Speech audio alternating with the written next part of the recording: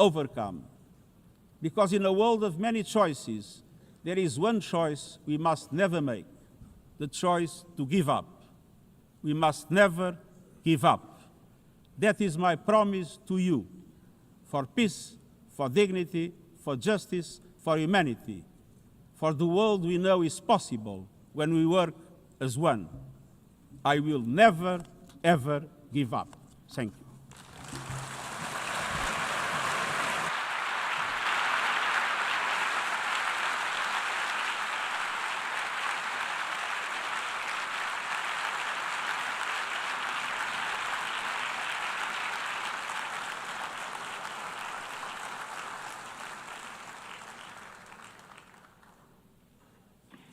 I thank the Secretary General. The Assembly will now turn to Agenda Item 8, entitled General Debate.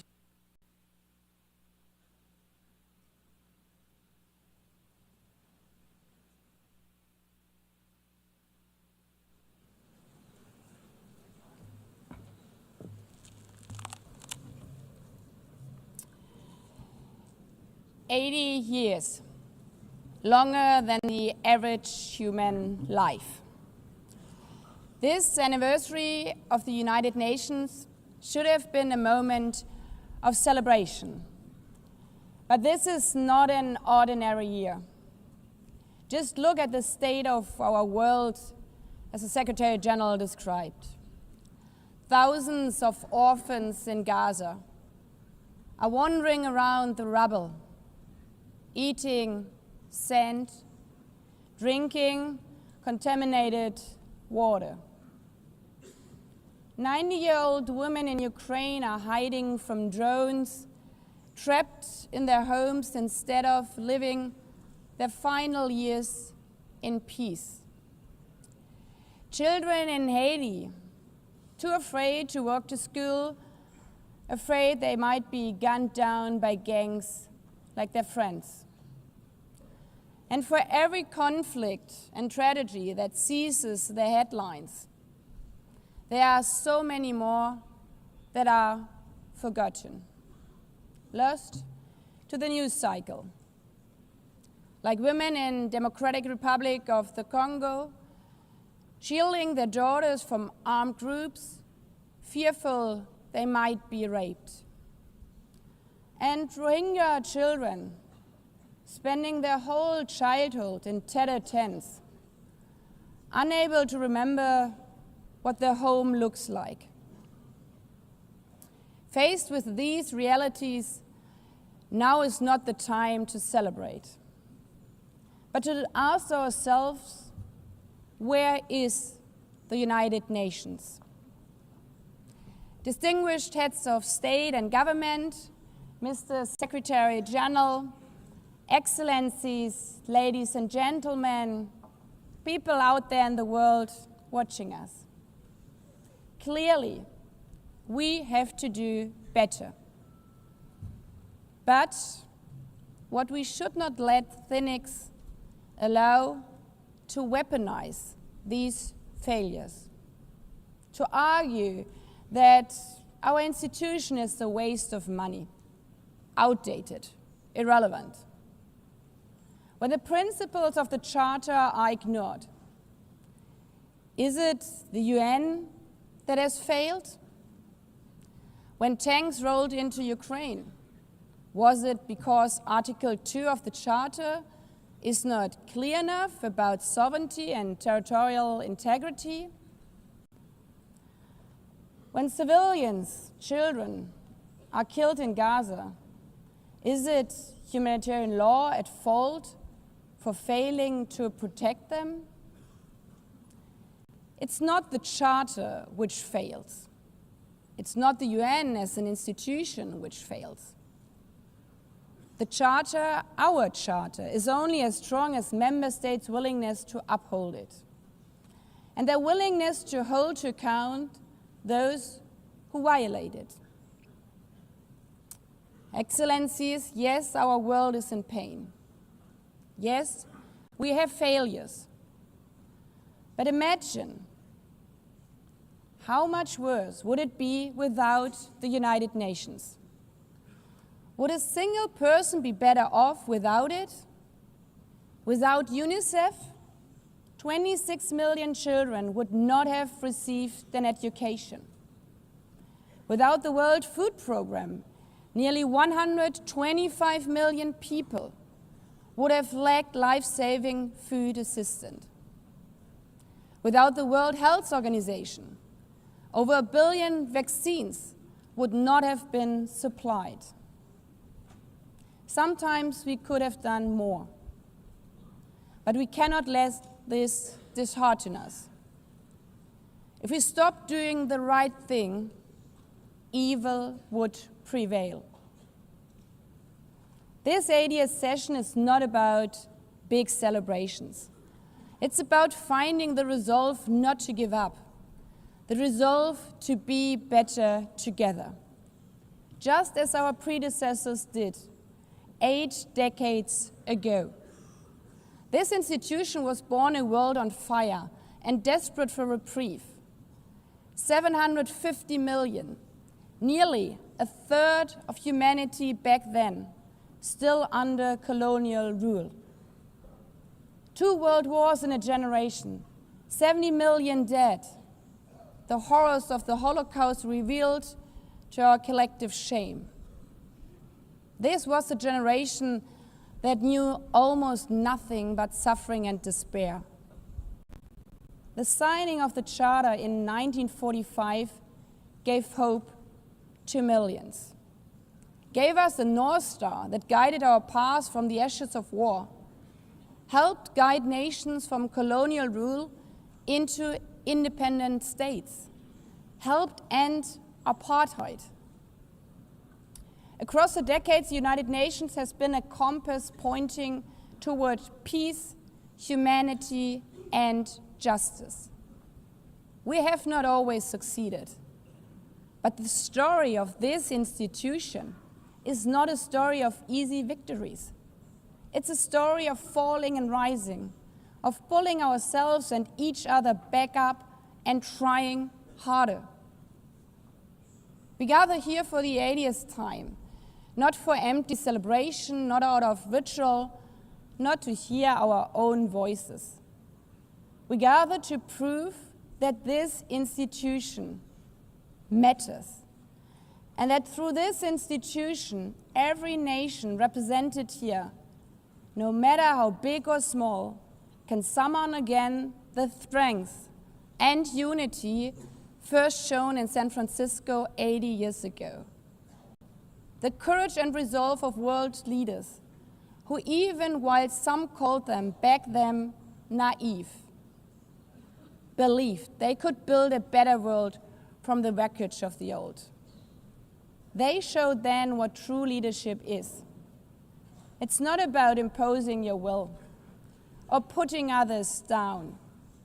True leadership is about lifting others up, not out of altruism, but for our mutual benefit, and even out of our self-interest.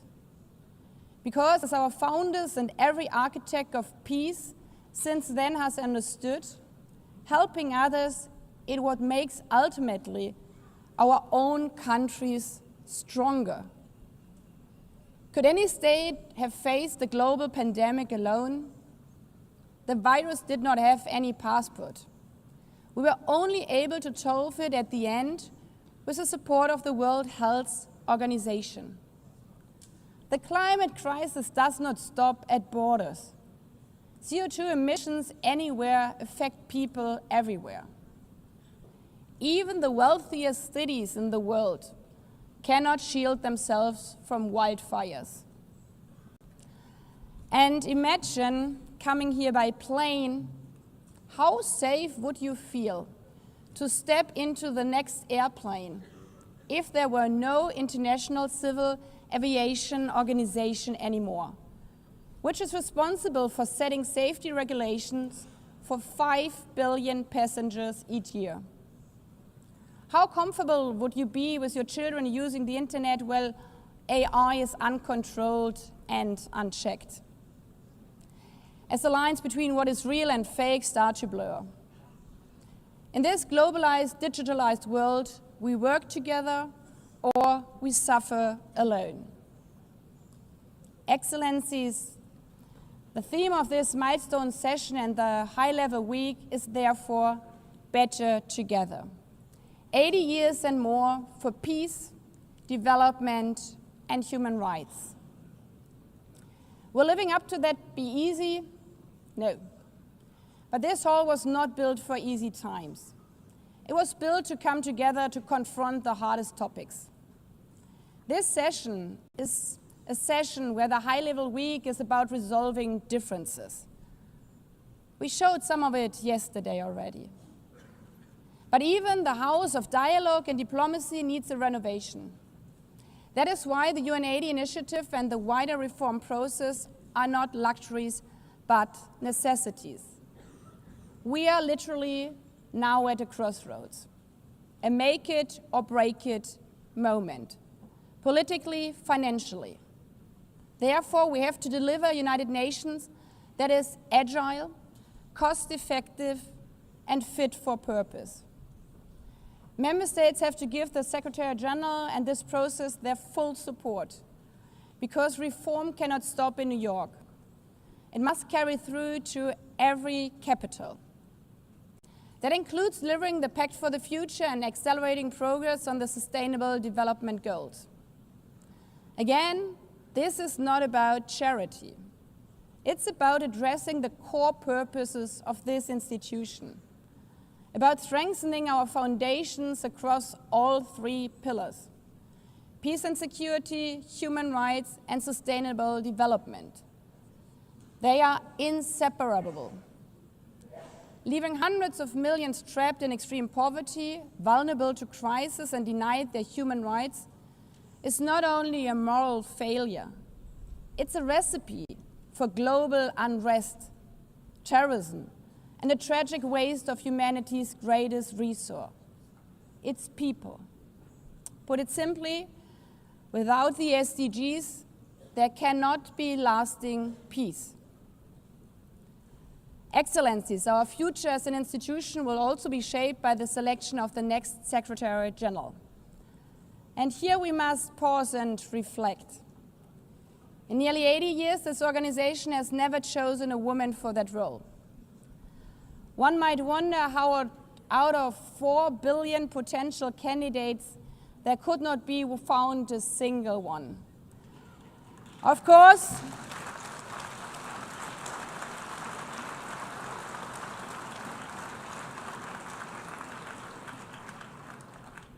course, the choice rests with member states.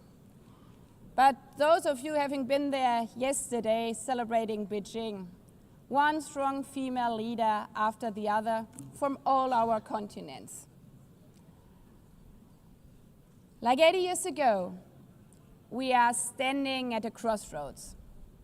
And it's up to us, to every single member state, to live up to the same leadership as your predecessors did, to act when action is needed, to uphold the principles of our charter, to be better together, to show the people around the world that this United Nation is there, today, tomorrow, and for the next 8 decades. Because, after all, it's the life insurance for every country.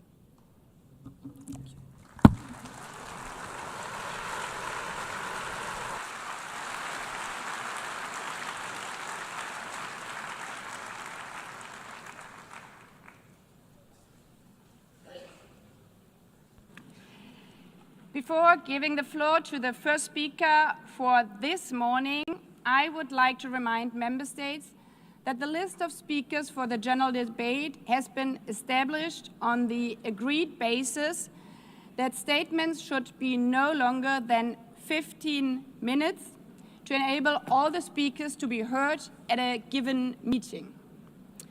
Within this time frame, I would like to appeal to speakers to deliver their statements at a reasonable pace so that interpretation into the other official languages may be provided properly.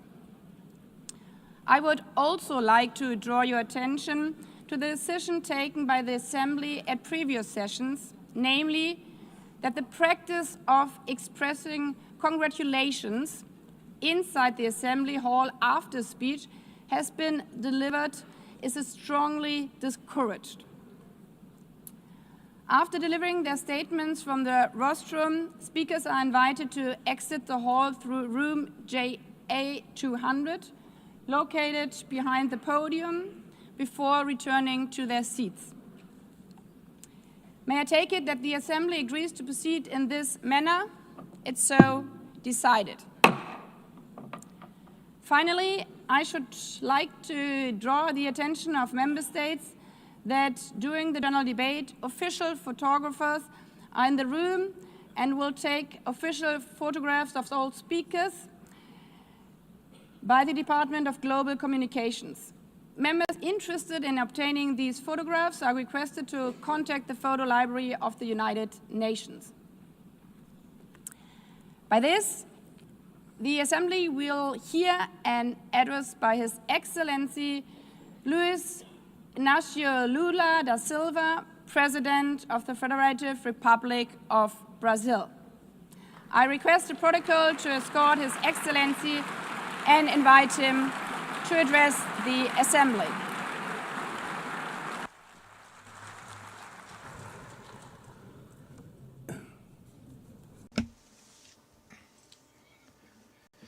Madam President of the General Assembly, Annalena Baerbock, Mr. Secretary General Antonio Guterres, dear heads of state and government, and representatives of the member states gathered here.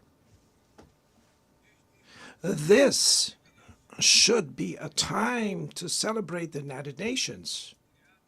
Created at the end of the war, the UN symbolizes the highest expression of the aspiration for peace and prosperity. Today, however, the ideals that inspired its founders in San Francisco are under threat as never before in their history. Multilateralism is at a new crossroads. The organization's authority is in check. We are witnessing the consolidation of an international order marked by repeated concessions to power play. Attacks on sovereignty, arbitrary sanctions, and unilateral interventions are becoming the rule.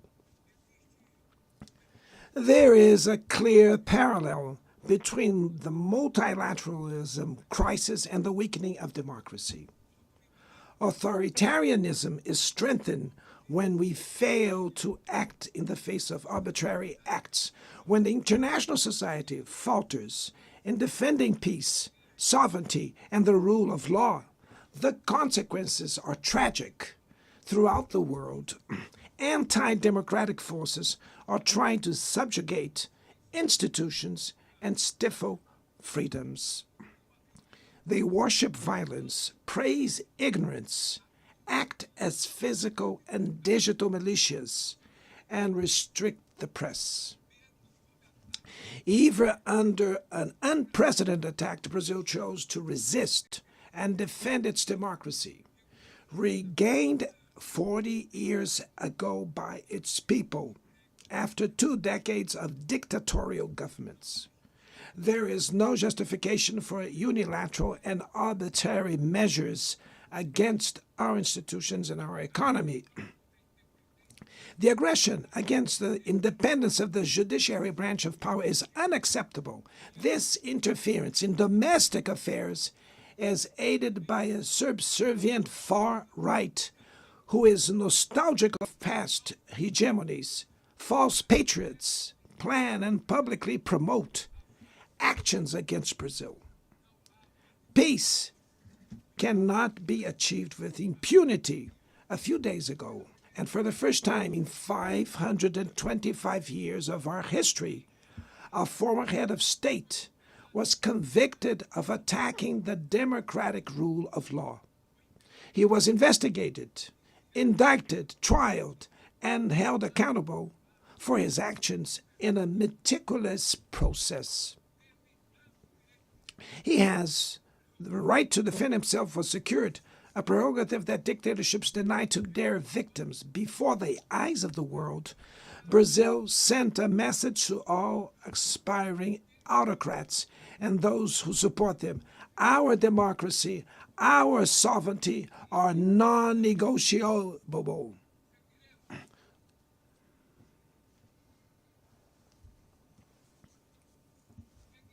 We will continue as an independent nation and as a people free from any type of guardianship. Sound democracies go beyond the electoral ritual. Its strength presupposes the reduction of inequalities, the guarantee of the most basic rights: food, safety, work, housing, education, and health. Democracy fails when women earn less than men or die at the hands of partners and family members. It loses when it closes its doors and blames migrants for the world's ills. Poverty is as much an enemy of democracy as extremism. Therefore, we were proud to receive confirmation from FAO that Brazil has once again left the hunger map in this year, 2025. But in the world, there are still 670 million hungry people, and about 2.3 billion face food insecurity. The only war of which everyone can emerge victorious is the one we wage against hunger and poverty. This is the goal of the global alliance we launched at the G20 and which has the support of 103 countries. The international community needs to revise its priorities, reduce arms spending, and increase development aid. Relieve the service of the foreign debt of the poorest countries, above all African nations, and set minimum global tax standards so that the super rich pay more taxes than workers. Democracy is also measured by the ability to protect families and the childhood.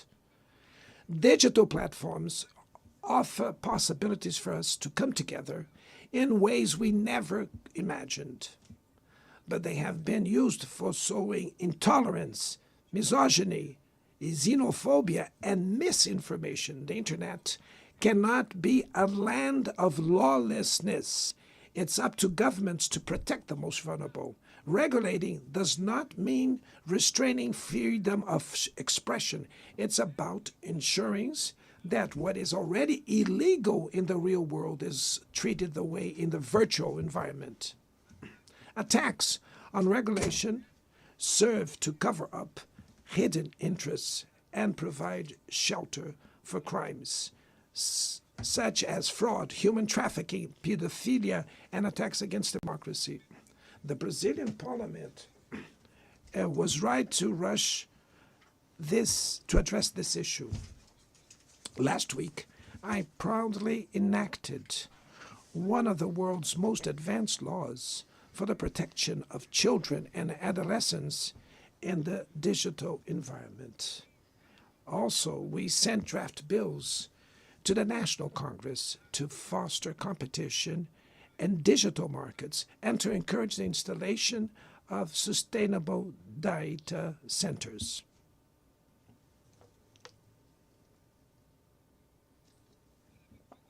To mitigate the risks of artificial intelligence, we are committed to building multilateral governance in line with the Global Digital Compact that was approved in this plenary last year. Ladies and gentlemen, Your Excellencies, in Latin America and the Caribbean, we are experiencing a time of growing polarization and instability. Maintaining the region as a zone of peace is and was our priority. We are a continent free of weapons of mass destruction, without ethnic or religious conflicts, The comparison between crime and terrorism is worrying. The most effective way to combat drug trafficking is to cooperate to suppress money laundering and limit arms trade. Using lethal force in situations that do not constitute armed conflict is tantamount to executing people without trial. Other parts of the planet have already witnessed interventions that cause greater damage than intended, with serious humanitarian consequences. The path to dialogue must not be closed in Venezuela. Haiti has the right to a violence-free future, and it is unacceptable that Cuba be listed as a country that sponsors terrorism. In the conflict in Ukraine,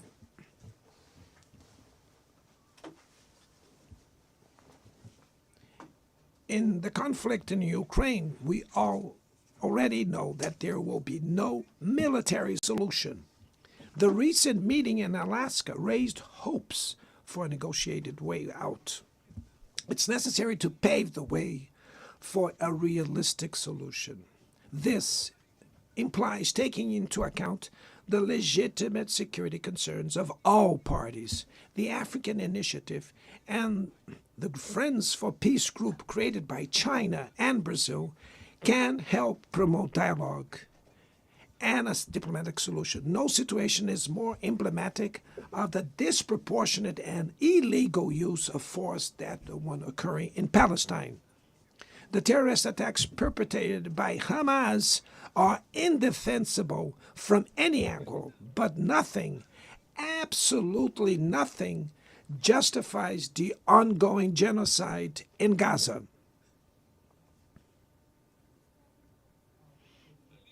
There, under tons of rubble, are buried tens of thousands of innocent women and children.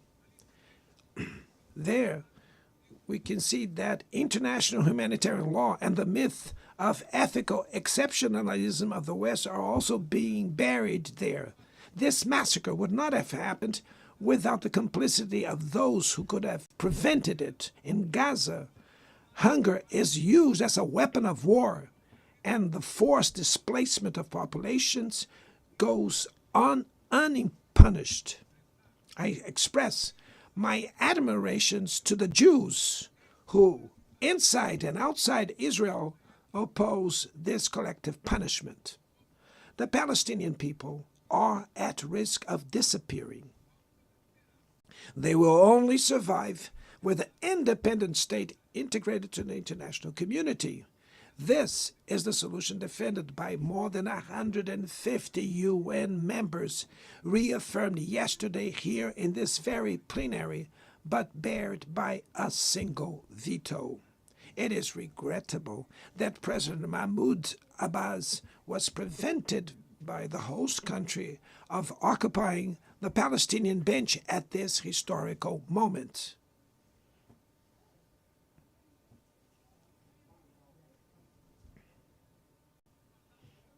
The spread of this conflict to Lebanon, Syria, Iran, Qatar is fueling an unprecedented arms build-up.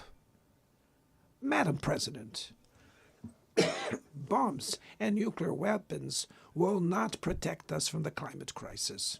The year of 24 was the warmest already registered. COP30 in the city of Belém, Brazil, will the cope of truth. It will be the time for world leaders to prove the seriousness of their commitment to the planet.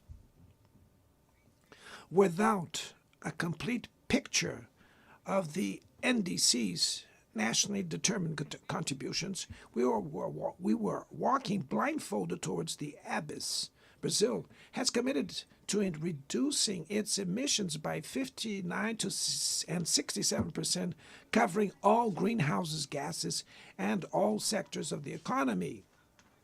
Developing nations face climate change while grappling with other challenges. Meanwhile, rich countries enjoy a standard of living reached at the expense of 200 years of greenhouse gas emissions, demanding greater ambition and greater access to resources and technology, is not a matter of charity, but of justice. The race for critical minerals essential for energy transition cannot reproduce the predatory and asymmetrical logic that has characterized recent centuries. In Belém City, the world will learn about the reality of the Amazon. Brazil has already reduced deforestation by half in the region in the last 2 years. Eradicating it requires ensuring decent living conditions for its millions of inhabitants. Promoting sustainable development is the objective of the Tropical Forest Forever facility, which Brazil intends to launch to compensate countries that keep their forests standing. But the time has come to move from the negotiation phase to the implementation stage. The world owes a lot to the regime created by the Climate Convention. Climate change needs to be brought to the heart of the UN so that it gets the attention it deserves. A council linked to the General Assembly with the power and legitimacy to monitor commitments provide coherence to climate action. This is a fundamental step towards a broader reform of the organization, which would also include an expanded Security Council in the 2 member categories. Few areas have worsened as much as the multilateral trading system.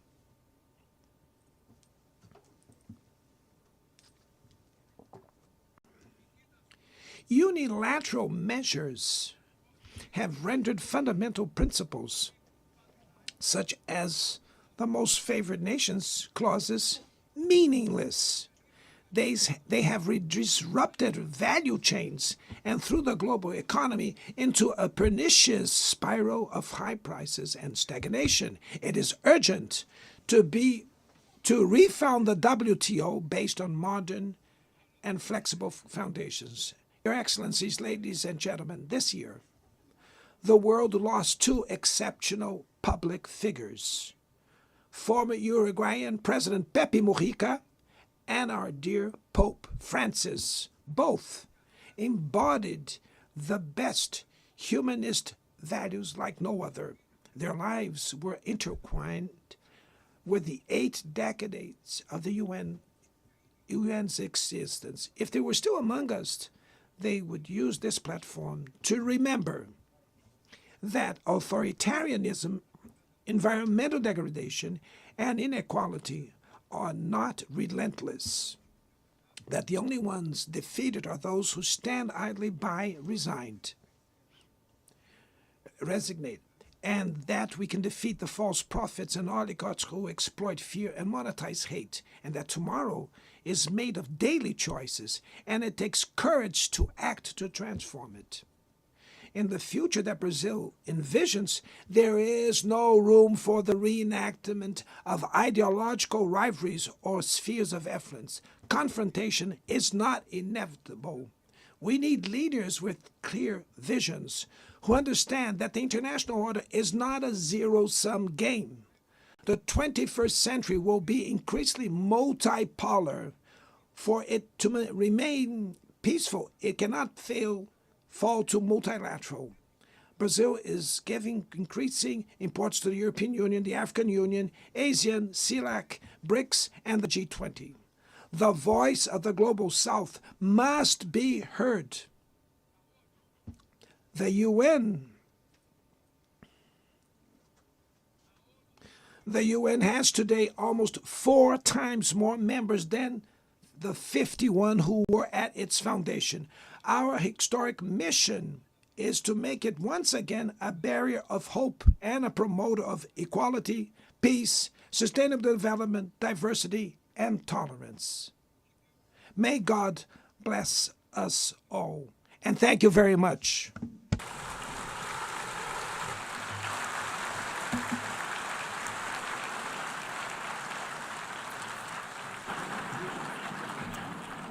On behalf of the Assembly, I wish to thank the President of the Federative Republic of Brazil,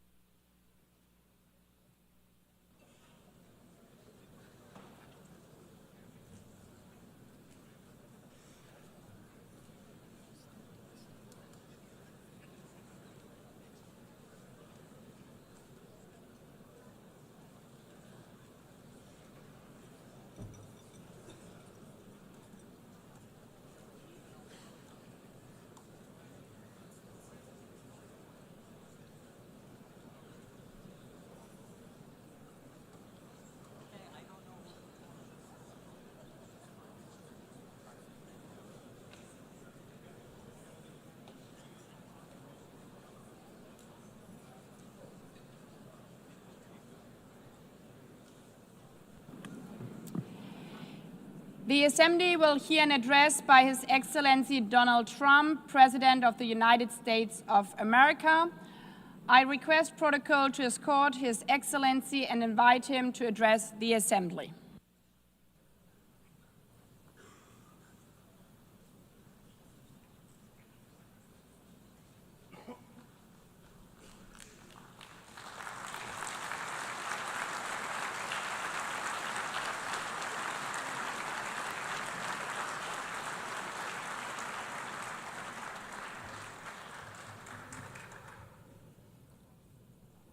Thank you very much. Very much appreciated.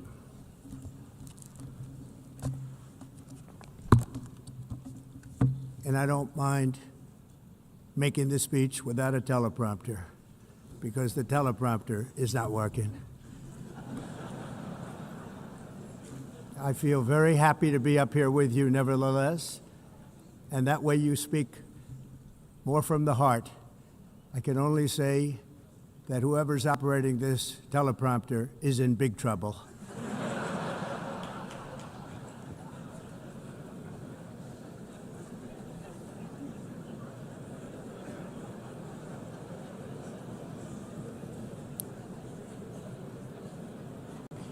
Hello, Madam First Lady.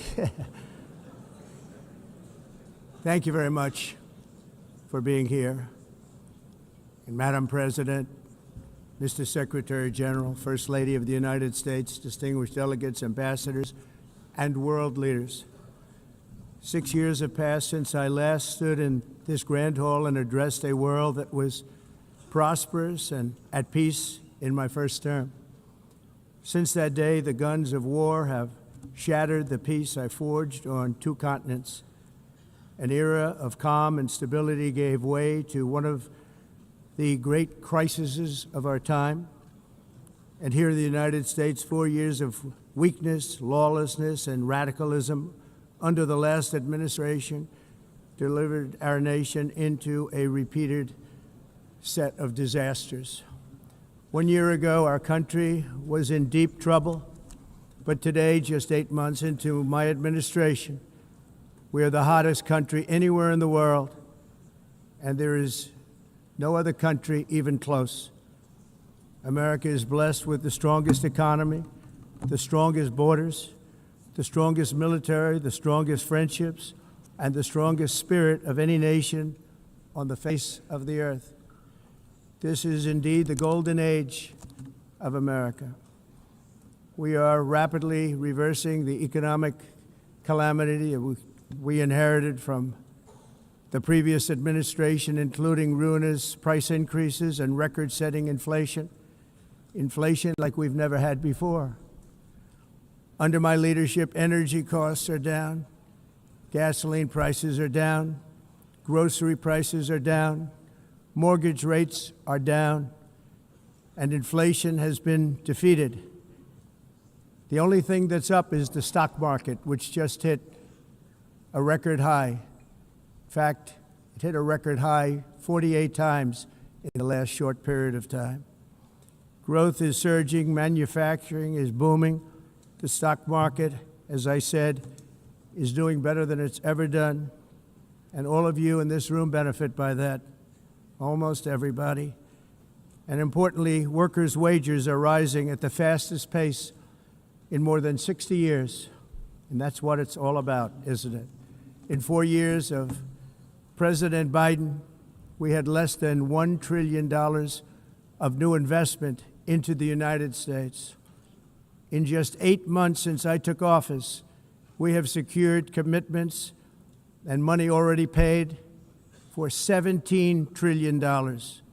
Think of it, 4 years, less than $1 trillion, 8 months, much more than $17 trillion is being invested in the United States, and it's now pouring in from all parts of the world.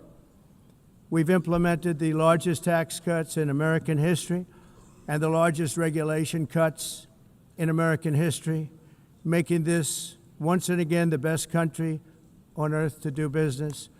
And many of the people in this room are investing in America, and it's turned out to be an awfully good investment during this 8-month period.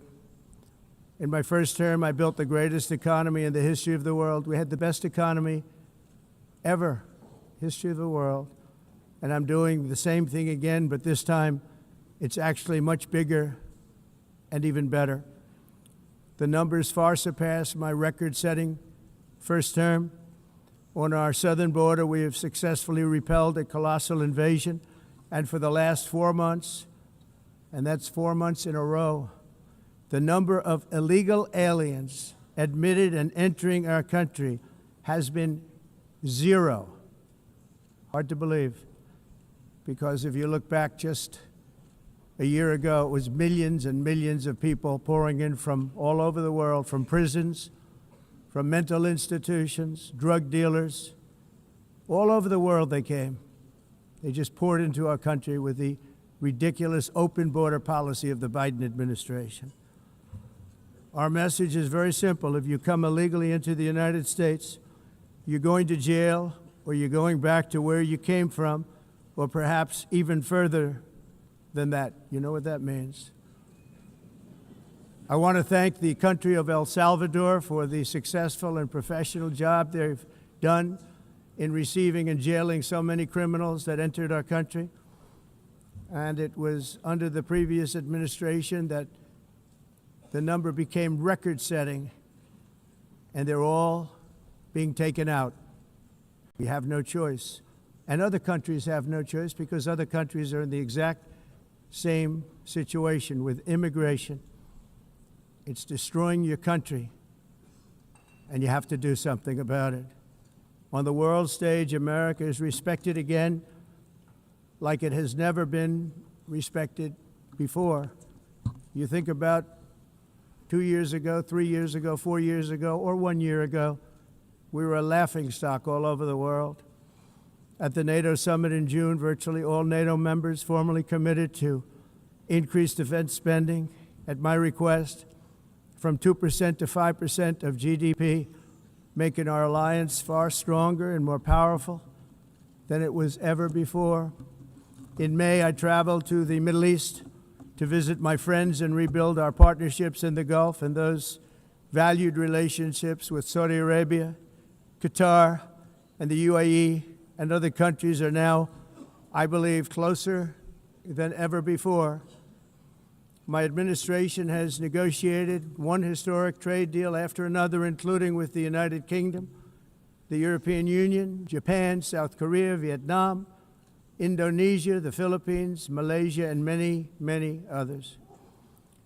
Likewise, in a period of just 7 months, I have ended 7 unendable wars. They said they were unendable. You're never going to get them solved. Some were going for 31 years, 2 of them, 31, think of it, 31 years. One was 36 years.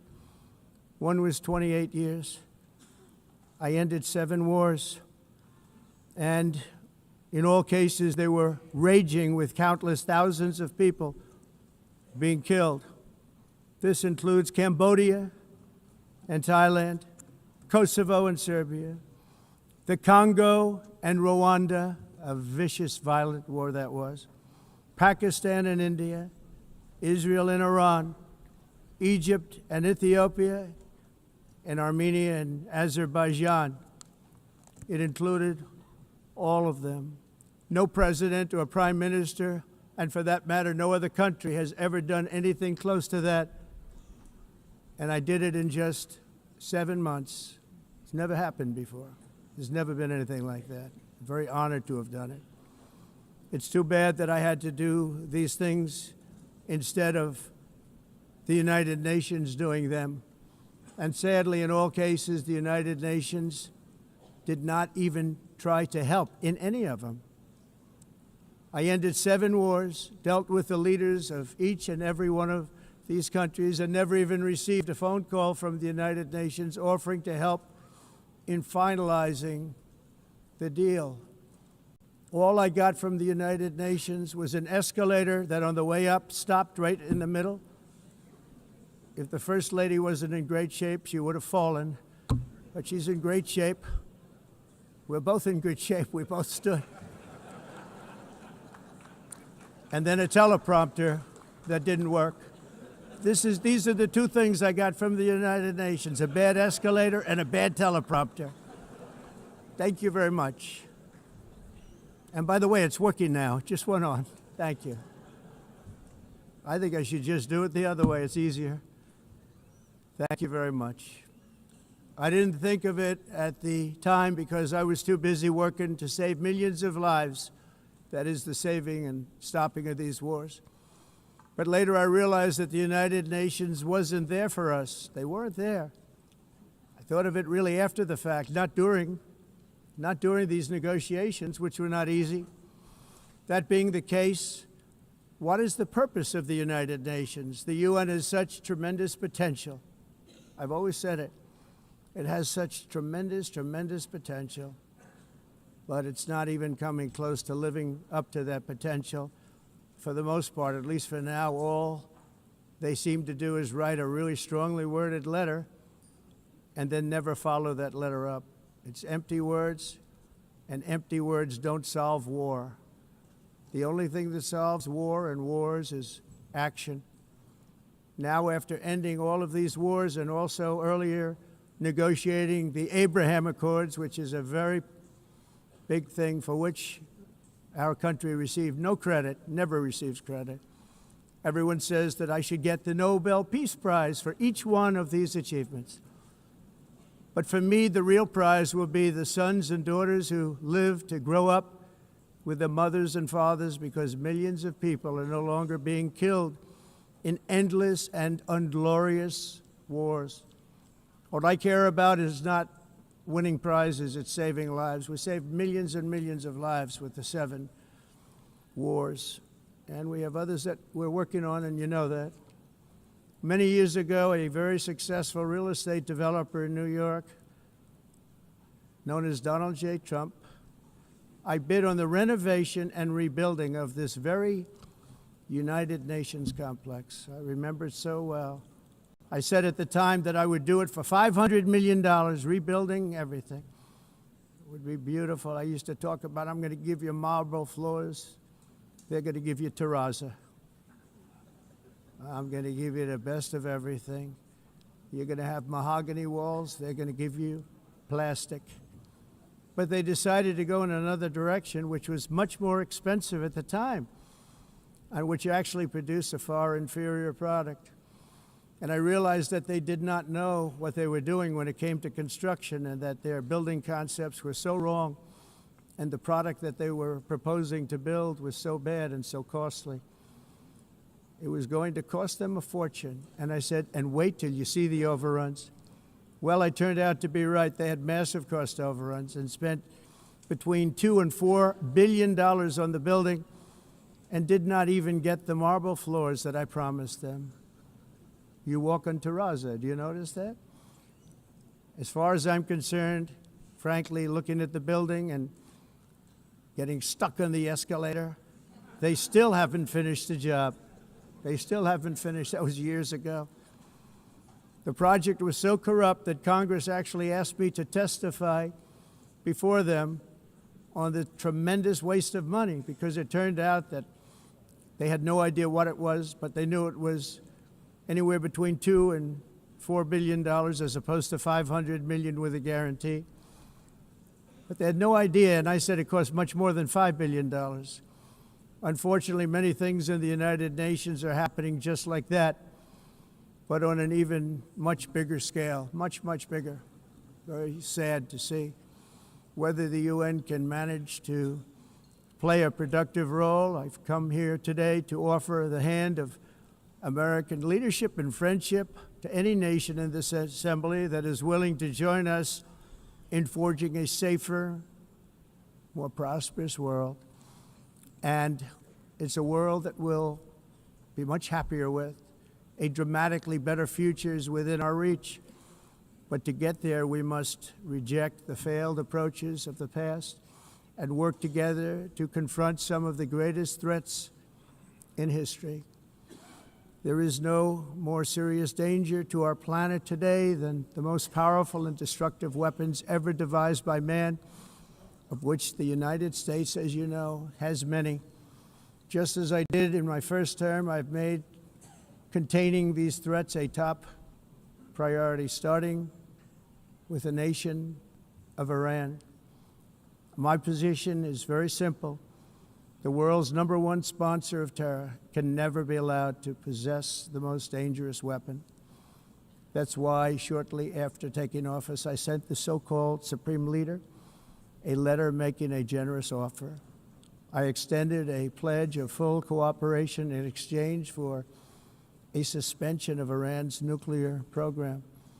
The regime's answer was to continue their constant threats to their neighbors and U.S. interests throughout the region and some great countries that are right nearby. Today, many of Iran's former military commanders, in fact, I can say almost all of them, are no longer with us. They're dead.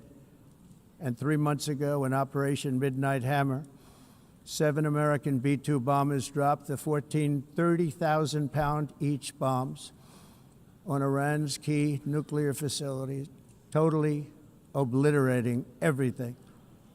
No other country on earth could have done what we did. No other country has the equipment to do what we did. We have the greatest weapons on earth. We hate to use them. But we did something that for 22 years people wanted to do. With Iran's nuclear enrichment capacity demolished, I immediately brokered an end to the 12-day war, as it's called, between Israel and Iran, with both sides agreeing to fight no longer. As everyone knows, I have also been deeply engaged in seeking a ceasefire in Gaza. Have to get that done. Have to get it done. Unfortunately, Hamas has repeatedly rejected reasonable offers to make peace.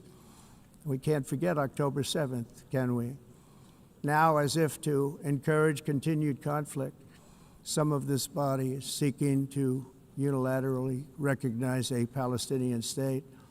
The rewards would be too great for Hamas terrorists for their atrocities. This would be a reward for these horrible atrocities, including October 7th, even while they refuse to release the hostages or accept a ceasefire.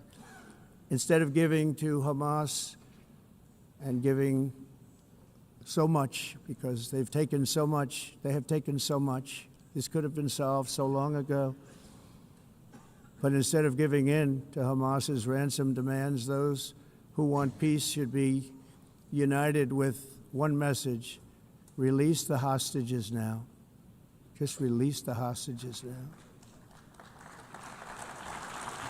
Thank you.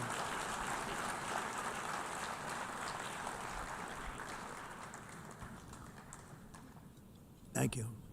As we have got to come together, and we will come together, going to get it done. We have to stop the war in Gaza immediately. We have to stop it. We have to get it done.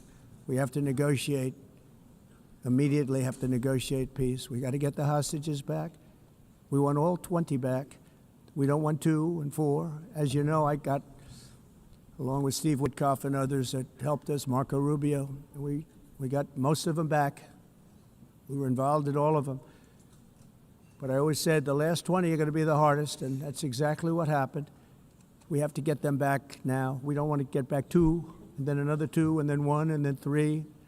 Have this process. No, we want them all back, and we want the actually 38 dead bodies back too. Those parents came to me, and they want them back, and they want them back very quickly and very badly, as though they were alive. They want them. They want them every bit as much as if their son or daughter were alive. I've also been working relentlessly, stopping the killing in Ukraine.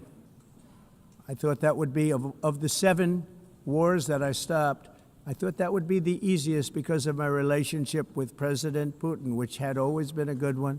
I thought that was going to be the easiest one. But you know, in war, you never know what's going to happen. There are always lots of surprises, both good and bad. Everyone thought Russia would win this war in 3 days, but it didn't work out that way. It was supposed to be just a quick little skirmish. It's not making Russia look good. It's making them look bad. No matter what happens from here on out, this was something that should have taken a matter of days, certainly less than a week. And they've been fighting for 3.5 years and killing anywhere from 5,000 to 7,000 young soldiers, mostly soldiers, on both sides, every single week, from 5,000 to 7,000 dead young people, and some in cities, much smaller numbers, where rockets are shot, where drones are dropped. This war would never have started if I were president. This was a war that should have never happened. It shows you what leadership is, what bad leadership can do to a country. Look what happened to the United States, and look where we are right now in just a short period of time. The only question now is how many more lives will be needlessly lost on both sides. China and India are the primary funders of the ongoing war by continuing to purchase Russian oil.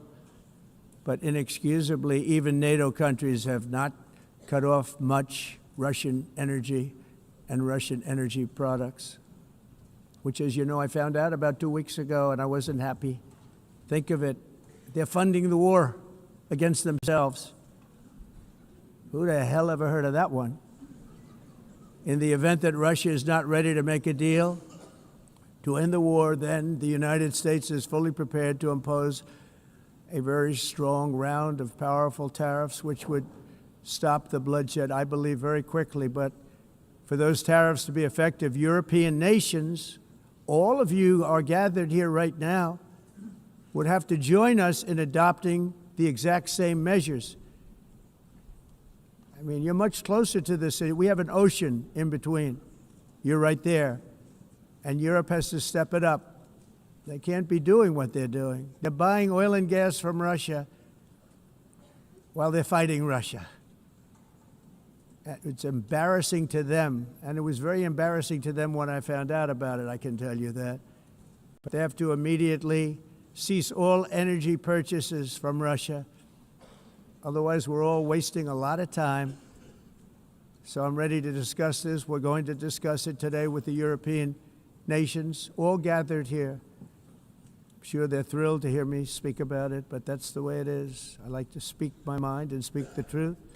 As we seek to reduce the threat of dangerous weapons today, I'm also calling on every nation to join us in ending the development of biological weapons once and for all. And biological is terrible, and nuclear is even beyond, and we include nuclear in that. We want to have a cessation of the development of nuclear weapons. We know, and I get to view it all the time. Sir, would you like to see? And I look at weapons that are so powerful that we just can't ever use them. If we ever use them, the world literally might come to an end. There would be no United Nations to be talking about. There would be no nothing. Just a few years ago, reckless experiments overseas gave us a devastating global pandemic. Yet despite that worldwide catastrophe, many countries are continuing extremely risky research into bioweapons and man-made pathogens. This is unbelievably dangerous. to prevent potential disasters, I'm announcing today that my administration will lead an international effort to enforce biological weapons convention, which is going to be meeting with the top leaders of the world by pioneering an AI verification system that everyone can trust. Hopefully the UN can play a constructive role, and it will also be one of the early projects under AI. Let's see how good it is, because a lot of people are saying it could be one of the great things ever, but it also can be dangerous, but it can be put to tremendous use and tremendous good, and this would be an example of that. Not only is the UN not solving the problems it should, too often, it's actually creating new problems for us to solve. The best example is the #1 political issue of our time, the crisis of uncontrolled migration. It's uncontrolled. Your countries are being ruined. The United Nations is funding an assault on Western countries and their borders. In 2024, the UN budgeted $372 million in cash assistance to support an estimated 624,000 migrants journeying into the United States. Think of that. The UN is supporting people that are illegally coming into the United States, and then we have to get them out. The UN also provided food, shelter, transportation, and debit cards to illegal aliens. Can you believe that? On the way to infiltrate our southern border. Millions of people came through that southern border. Just a year ago, millions and millions of people were pouring in, 25 million altogether over the 4 years of the incompetent Biden administration. And now we have it stopped, totally stopped. In fact, they're not even coming anymore because they know they can't get through. But what took place is totally unacceptable. The UN is supposed to stop invasions, not create them and not finance them. In the United States, we reject the idea that mass numbers of people from foreign lands can be permitted to travel halfway around the world, trample our borders, violate our sovereignty, cause unmitigated crime, and deplete our social safety net. We have reasserted that America belongs to the American people, and I encourage all countries to take their own stand in defense of their citizens as well. You have to do that because I see it. I'm not mentioning names. I see it, and I can call every single one of them out. You're destroying your countries. They're being destroyed. Europe is in serious trouble. They've been invaded by a force of illegal aliens like nobody's ever seen before. Illegal aliens are pouring into Europe. Nobody is ever, and nobody's doing anything to change it, to get them out. It's not sustainable. And because they choose to be politically correct, they're doing just absolutely nothing about it.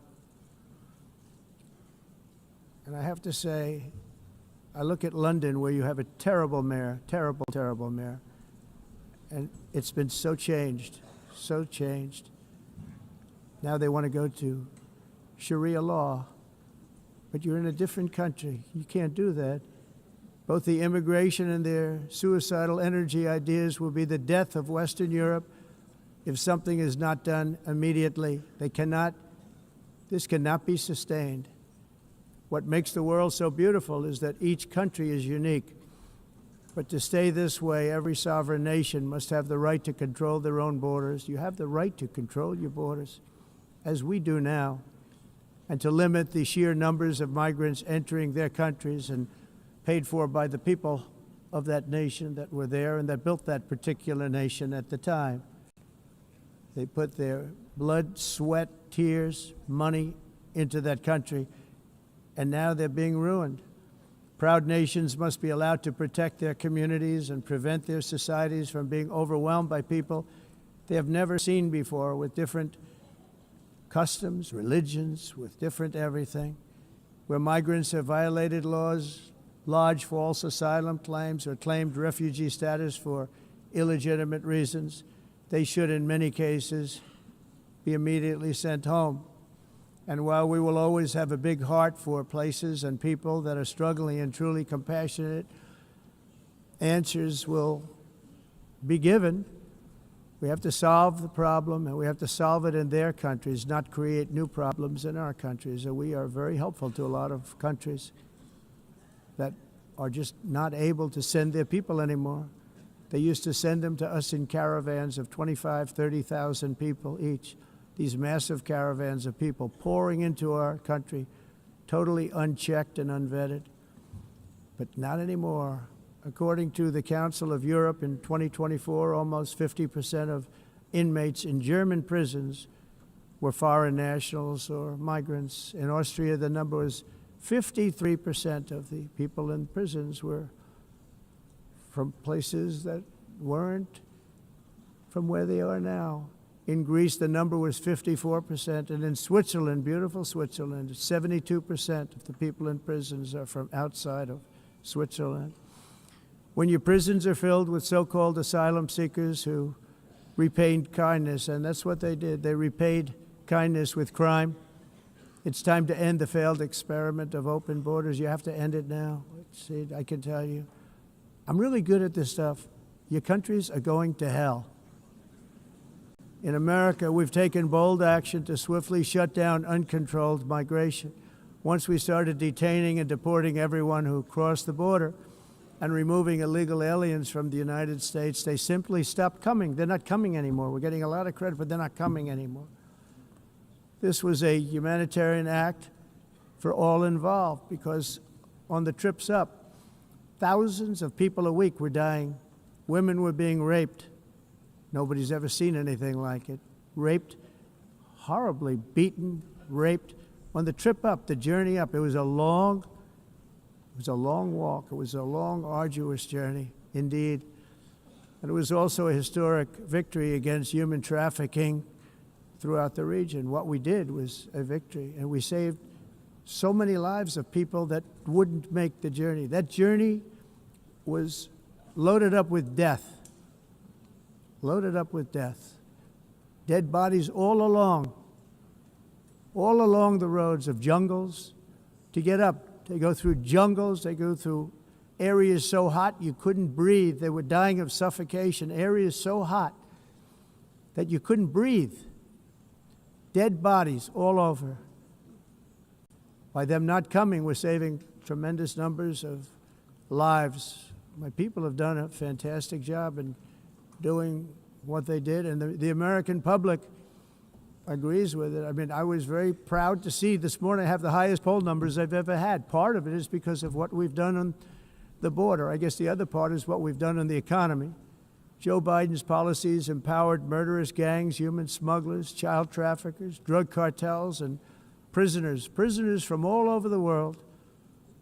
The previous administration also lost nearly 300,000 children. Think of that. They lost more than 300,000 children, little children, who were trafficked into the United States on the Biden watch, many of whom have been raped, exploited, and abused, and sold. Sold. Nobody talks about that. The fake news doesn't write about it.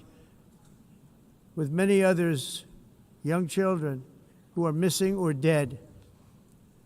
And we found a lot of these children, and we're sending them back, and we've been sending them back to their parents. They said, nobody knows who they are. They said, where do you come from? And they'll give us a country, and we'll find out, and we'll figure it out, and we'll bring them back to their homes. And the mother and father rush to the door, and their tears in their eyes. They can't believe that they're seeing their son or daughter, their little son or daughter again. We've done almost 30,000 of them so far. Any system that results in the mass trafficking of children is inherently evil. Yet that is exactly what the globalist migration agenda has done, and it's what it's all about. In America, those days, as you know, are over. The Trump administration is working, and we are continuing to work to track down the villains that are causing this problem, and also, as I said, to get back the 30,000 we've already returned. Now I think we're going to have another. We're going to find a lot. You're not going to find all of them. 300, more than 300,000. They're lost or they're dead. They're lost or they're dead because of the animals that did this. To protect our citizens, I've also designated multiple savage drug cartels as far as and you see this, and you see it happening right before your eyes. Let's put it this way, people don't like taking big loads of drugs in boats anymore. There aren't too many boats that are traveling on the seas by Venezuela. They tend not to want to travel very quickly anymore. And we've virtually stopped drugs coming into our country by sea. We call them the water drugs. They kill hundreds of thousands of people.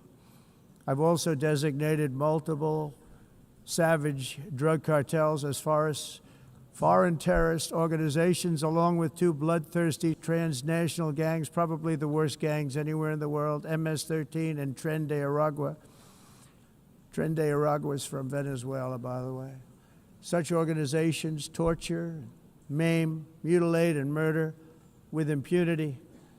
They're the enemies of all humanity. And for this reason, we've recently begun using the supreme power of the United States military to destroy Venezuelan terrorists and trafficking networks led by Nicolas Maduro. To every terrorist thug smuggling poisonous drugs into the United States of America, please be warned that we will blow you out of existence. That's what we're doing. We have no choice. Can't let it happen. They're destroying. I believe we lost 300,000 people last year to drugs, 300,000. Fentanyl and other drugs.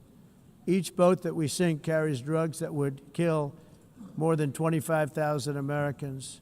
We will not let that happen. Energy is another area where the United States is now thriving like never before. We're getting rid of the falsely named renewables. By the way, they're a joke. They don't work. They're too expensive. They're not strong enough to fire up the plants that you need to make your country great. The wind doesn't blow. Those big windmills are so pathetic and so bad, so expensive to operate. And they have to be rebuilt all the time, and they start to rust and rot.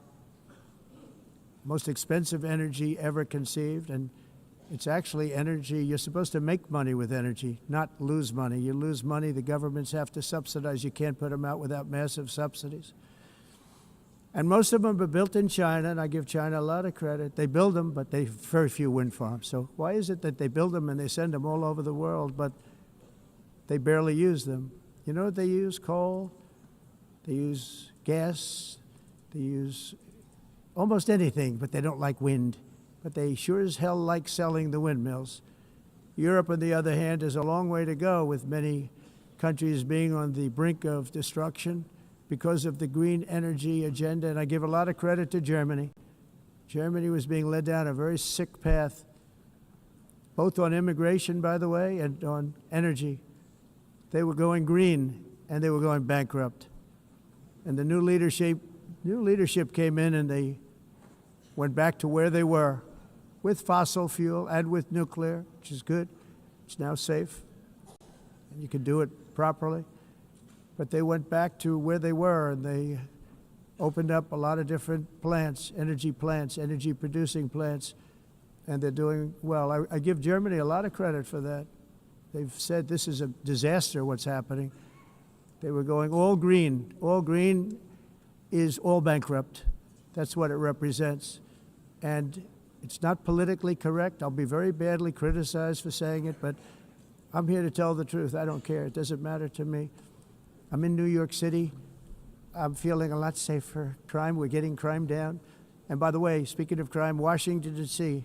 Washington, D.C. was the crime capital of America. Now it's after 12 days, it's a totally safe city. Everyone's going out to dinner. They're going out to restaurants. Your wife can walk down the middle of the street with or without you. Nothing's going to happen.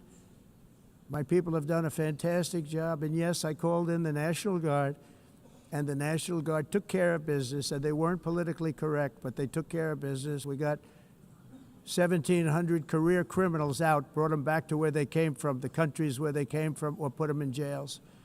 Washington, D.C. is now a totally safe city again, and I welcome you to come. In fact, we'll have dinner together at a local restaurant, and we'll be able to walk. We don't have to go by an armor-plated vehicle.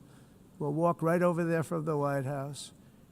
They've given up their powerful edge, a lot of the countries that we're talking about in oil and gas, such as essentially closing the great North Sea oil. Oh, the North Sea, I know it so well. Aberdeen was the oil capital of Europe, and there's tremendous oil that hasn't been found in the North Sea. Tremendous oil. And I was with the Prime Minister I respect and like a lot, and I said, you're sitting with the greatest asset. They essentially closed it by making it so highly taxed that no developer, no oil company can go there. They have tremendous oil left, and more importantly, they have tremendous oil that hasn't even been found yet. And what a tremendous asset for the United Kingdom. And I hope the Prime Minister is listening, because I told it to him 3 days in a row. That's all he heard. North Sea oil, North Sea, because I want to see them do well. I want to stop seeing them ruining that beautiful Scottish and English countryside with windmills and massive solar panels that go 7 miles by 7 miles, taking away farmland. But we're not letting this happen in America. In 1982, the executive director of the United Nations Environmental Program predicted that by the year 2000, climate change would cause a global catastrophe. He said that it will be irreversible, as any nuclear holocaust would be. This is what they said at the United Nations. What happened? Here we are. Another UN official stated in 1989 that within a decade, entire nations could be wiped off the map by global warming. Not happening. You know, it used to be global cooling. If you look back years ago in the 1920s and the 1930s, they said, global cooling will kill the world. We have to do something. Then they said global warming will kill the world. But then it started getting cooler, so now they could just call it climate change, because that way they can't miss. It's climate change. Because if it goes higher or lower, whatever the hell happens, there's climate change. It's the greatest con job ever perpetrated on the world, in my opinion. Climate change, no matter what happens, you're involved in that. No more global warming, no more global cooling. All of these predictions made by the United Nations and many others, often for bad reasons, were wrong. They were made by stupid people that have cost their countries fortunes and given those same countries no chance for success. If you don't get away from this green scam, your country is going to fail. And I'm really good at predicting things, you know. They actually said during the campaign they had a hat, the best-selling hat. Trump was right about everything. And I don't say that in a braggadocious way, but it's true. I've been right about everything. And I'm telling you that if you don't get away from the green energy scam, your country is going to fail. And if you don't stop people that you've never seen before, that you have nothing in common with, your country is going to fail. I'm the President of the United States, but I worry about Europe. I love Europe. I love the people of Europe. And I hate to see it being devastated by energy and immigration. This double-tailed monster destroys everything in its wake, and they cannot let that happen any longer. You're doing it because you want to be nice. You want to be politically correct, and you're destroying your heritage. They must take control strongly and immediately of the unmitigated immigration disaster and the fake energy catastrophe before it's too late. The carbon footprint is a hoax made up by people with evil intentions, and they're heading down a path of total destruction. You know, the carbon footprint, it was a big, big thing a few years ago. I remember hearing about the carbon footprint, and then President Obama would get into Air Force One, a massive Boeing 747, and not a new one, an old one with old engines that spew everything into the atmosphere. He'd talk about the carbon footprint, we must do so. Then he'd get in and he'd fly from Washington to Hawaii to play a round of golf. And then he'd get back onto that big, beautiful plane and he'd fly back and he'd talk about, again, global warming and the carbon footprint. It's a con job.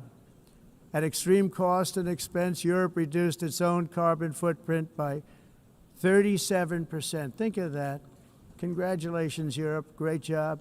You cost yourself a lot of jobs, a lot of factories closed, but you reduced the carbon footprint by 37%. However, for all of that sacrifice and much more, it's been totally wiped out and then some by a global increase of 54%.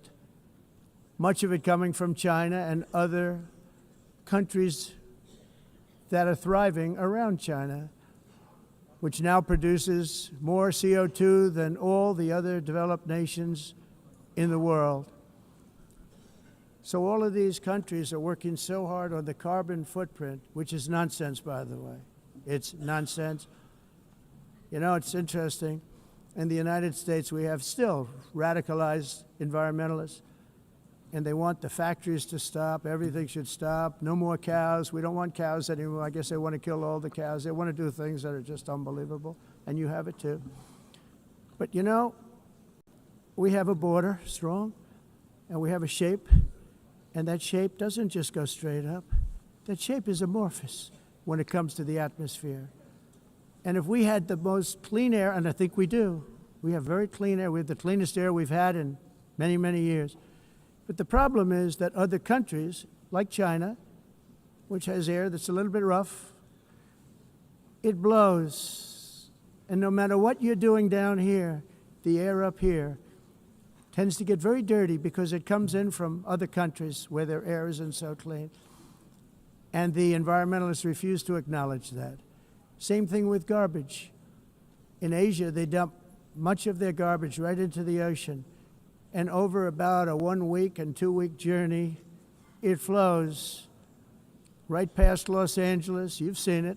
Massive amounts of garbage, almost too much to do anything about, flowing past Los Angeles, past San Francisco, and then somebody will get in trouble because he dropped a cigarette on the beach. The whole thing is crazy.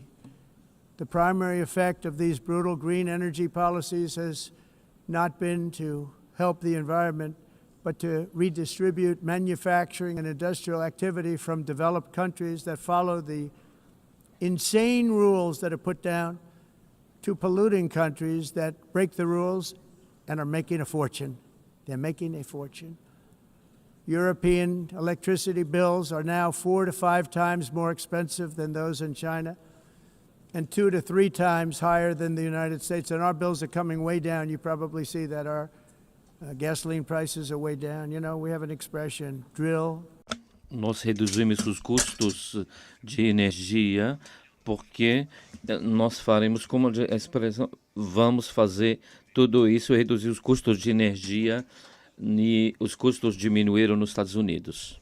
Common to see one. Por exemplo, se você olhar Electric costs nos países em approximately faturas de energia, 100 heat-related deaths nós não annually. mas nós nos Estados Unidos conseguimos usar eles e evitar aumento da temperatura, porque é muito caro também usar nada e ninguém usa Pretending to stop the global tudo isso hoax. The como a of asking mudança. industrialized nations, Esse agenda mundialista não tem nenhum sentido. entire societies must be rejected País and pre- it must be immediate. That's why in America I withdrew from the fake Paris Climate Accord, where, by the way, America was paying so much more than every country. Others weren't paying. China didn't have to pay until 2030. Russia was given an old standard that was easy to meet, a 1990 standard. But for the United States, we're supposed to pay like $1 trillion. And I said, this is another scam. The fact is, the United States has been taken advantage of by the world for many, many years, but not any longer, as you probably noticed. I unleashed massive energy production and signed historic executive orders to hunt for oil, but we don't have to do much hunting because we have the most oil of any nation anywhere, oil and gas in the world. And if you add coal, we have the most of any nation in the world. Clean, I call it clean, beautiful coal. You can do things today with coal that you couldn't have done 10 years ago, 15 years. So I have a little standing order in the White House Never use the word coal, only use the words clean, beautiful coal. Sounds much better, doesn't it? But we stand ready to provide any country with abundant, affordable energy supplies if you need them, when most of you do. We're proudly exporting energy all over the world. We're now the largest exporter.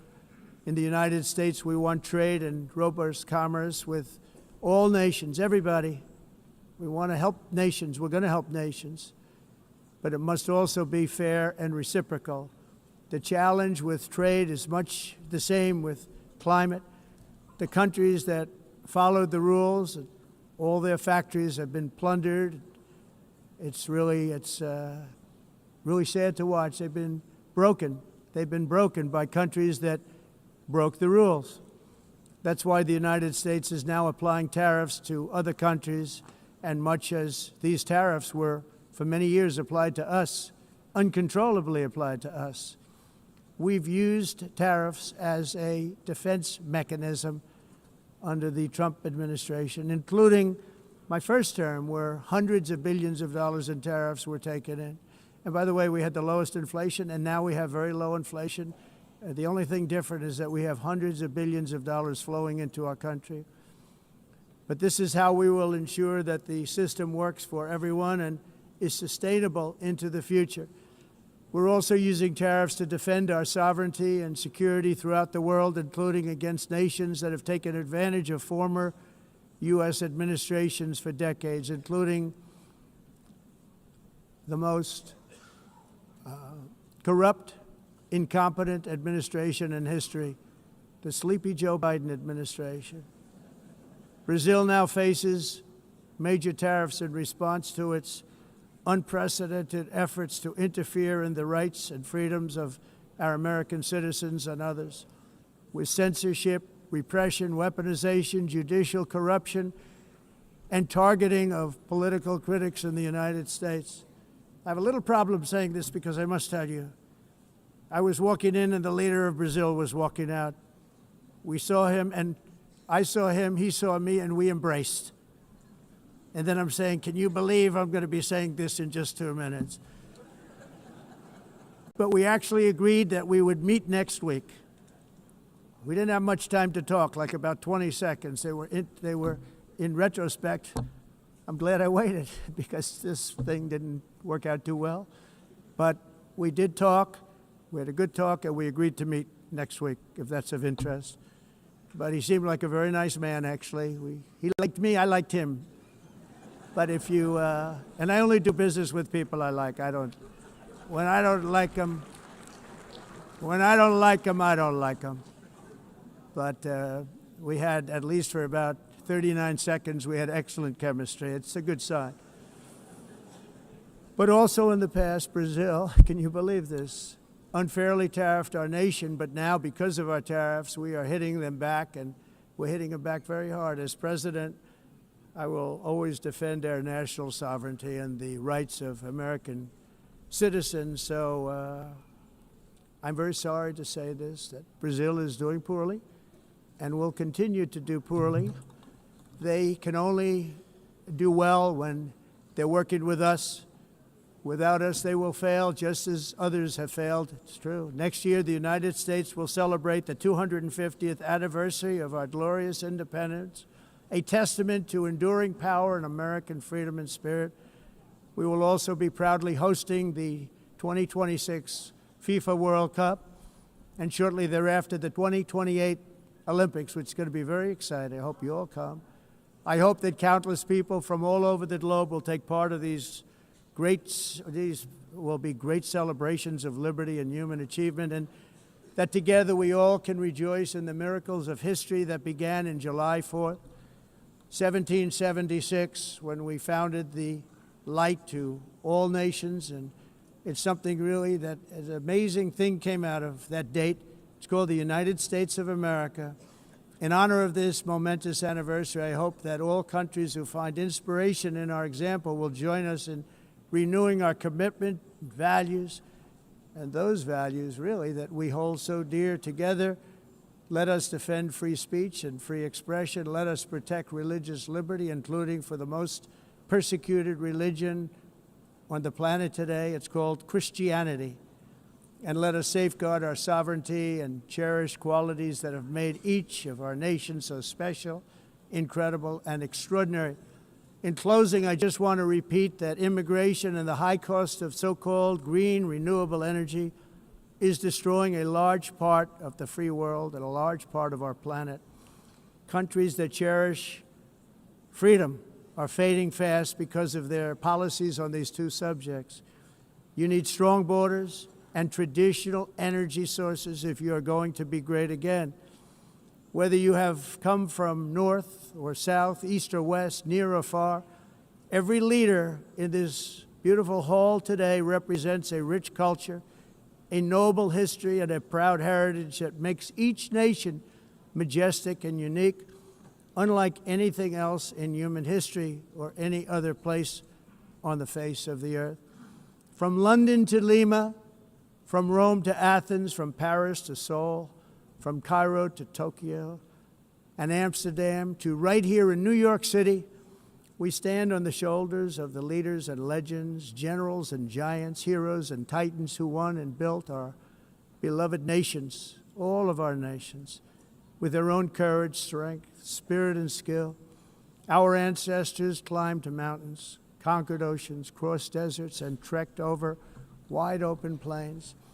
They charged into thunderous battles, plunged into grave dangers, and they were soldiers and farmers and workers and warriors and explorers and patriots. They built towns into cities, tribes into kingdoms, ideas into industries, and small islands into mighty empires. You're a part of all of that. They were champions for their people who never gave up and who never, ever gave in. Their values defined our national identities. Their visions forged our magnificent destiny. Everybody in this room is a part of it in your own way. Each of us inherits the deeds and the myths, the triumphs, the legacies of our own heroes and founders who so bravely showed us the way. Our ancestors gave everything for homelands that they defended with pride, with sweat, with blood, with life, and with death. Now the righteous task of protecting the nations that they built belongs to each and every one of us.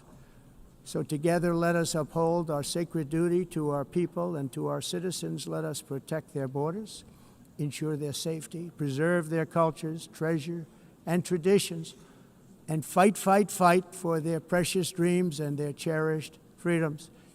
And in friendship and really a beautiful vision, let us all work together to build a bright, beautiful planet, a planet that we all share, a planet of peace and a world that is richer, better, and more beautiful than ever before. That can happen.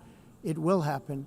It will happen, and I hope it can happen and start right now, right at this moment. We'll turn it around. We're going to make our countries better, safer, more beautiful. We're going to take care of our people. Thank you very much. It's been an honor. God bless the nations of the world. Thank you very much. Bye.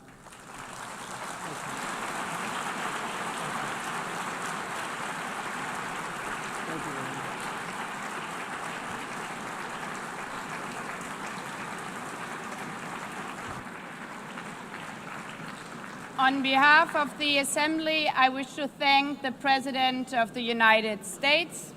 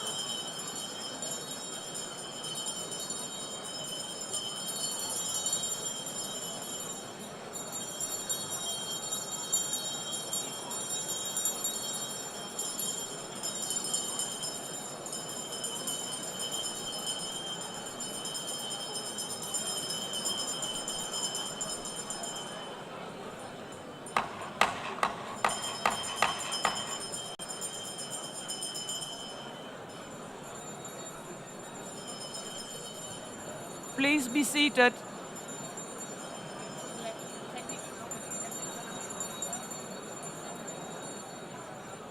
Please be seated.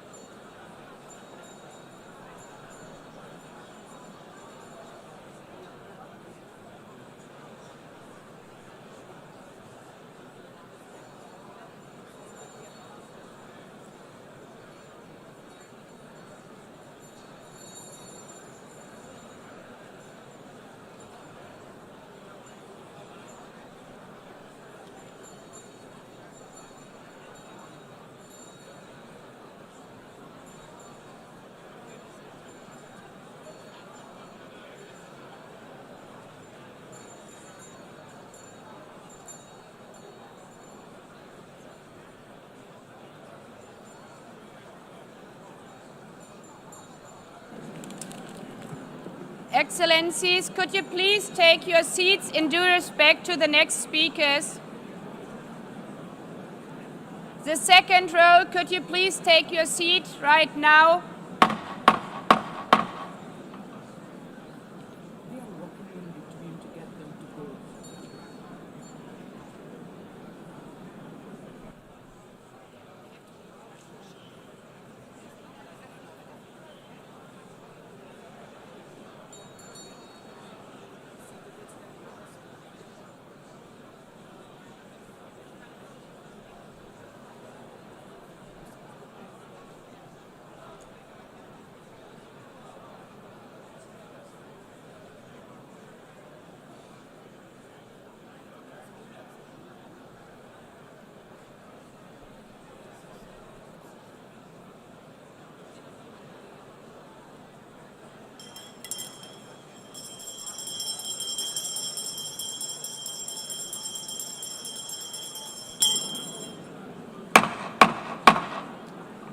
Please take a seat now. With due respect to the next speakers, I would kindly ask you, gentlemen in the left row, please take your seats. We will continue.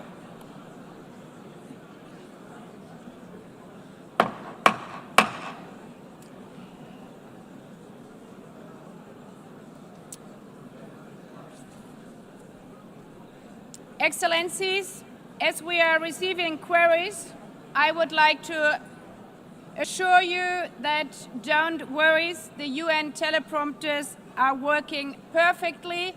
And by this technical note, I would like to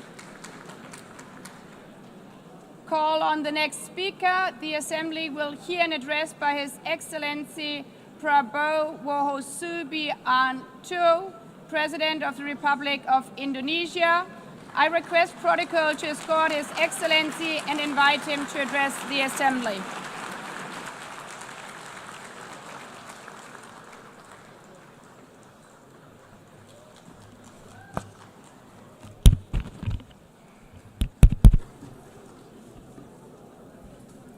His Excellency, Mr. Antonio Guterres, Secretary General of the United Nations, Her Excellency, Madame Annalena Baerbock, President of the United Nations General Assembly,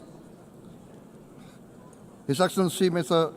Moses Abelian, Under-Secretary General for General Assembly and Management, Excellencies, Heads of States, Heads of Governments, distinguished delegates, ladies and gentlemen. It is indeed a great honor for me to stand in this august General Assembly Hall among leaders and representatives who represent almost all of humanity. We differ in race, religion, and nationality, yet we gather together today as one human family.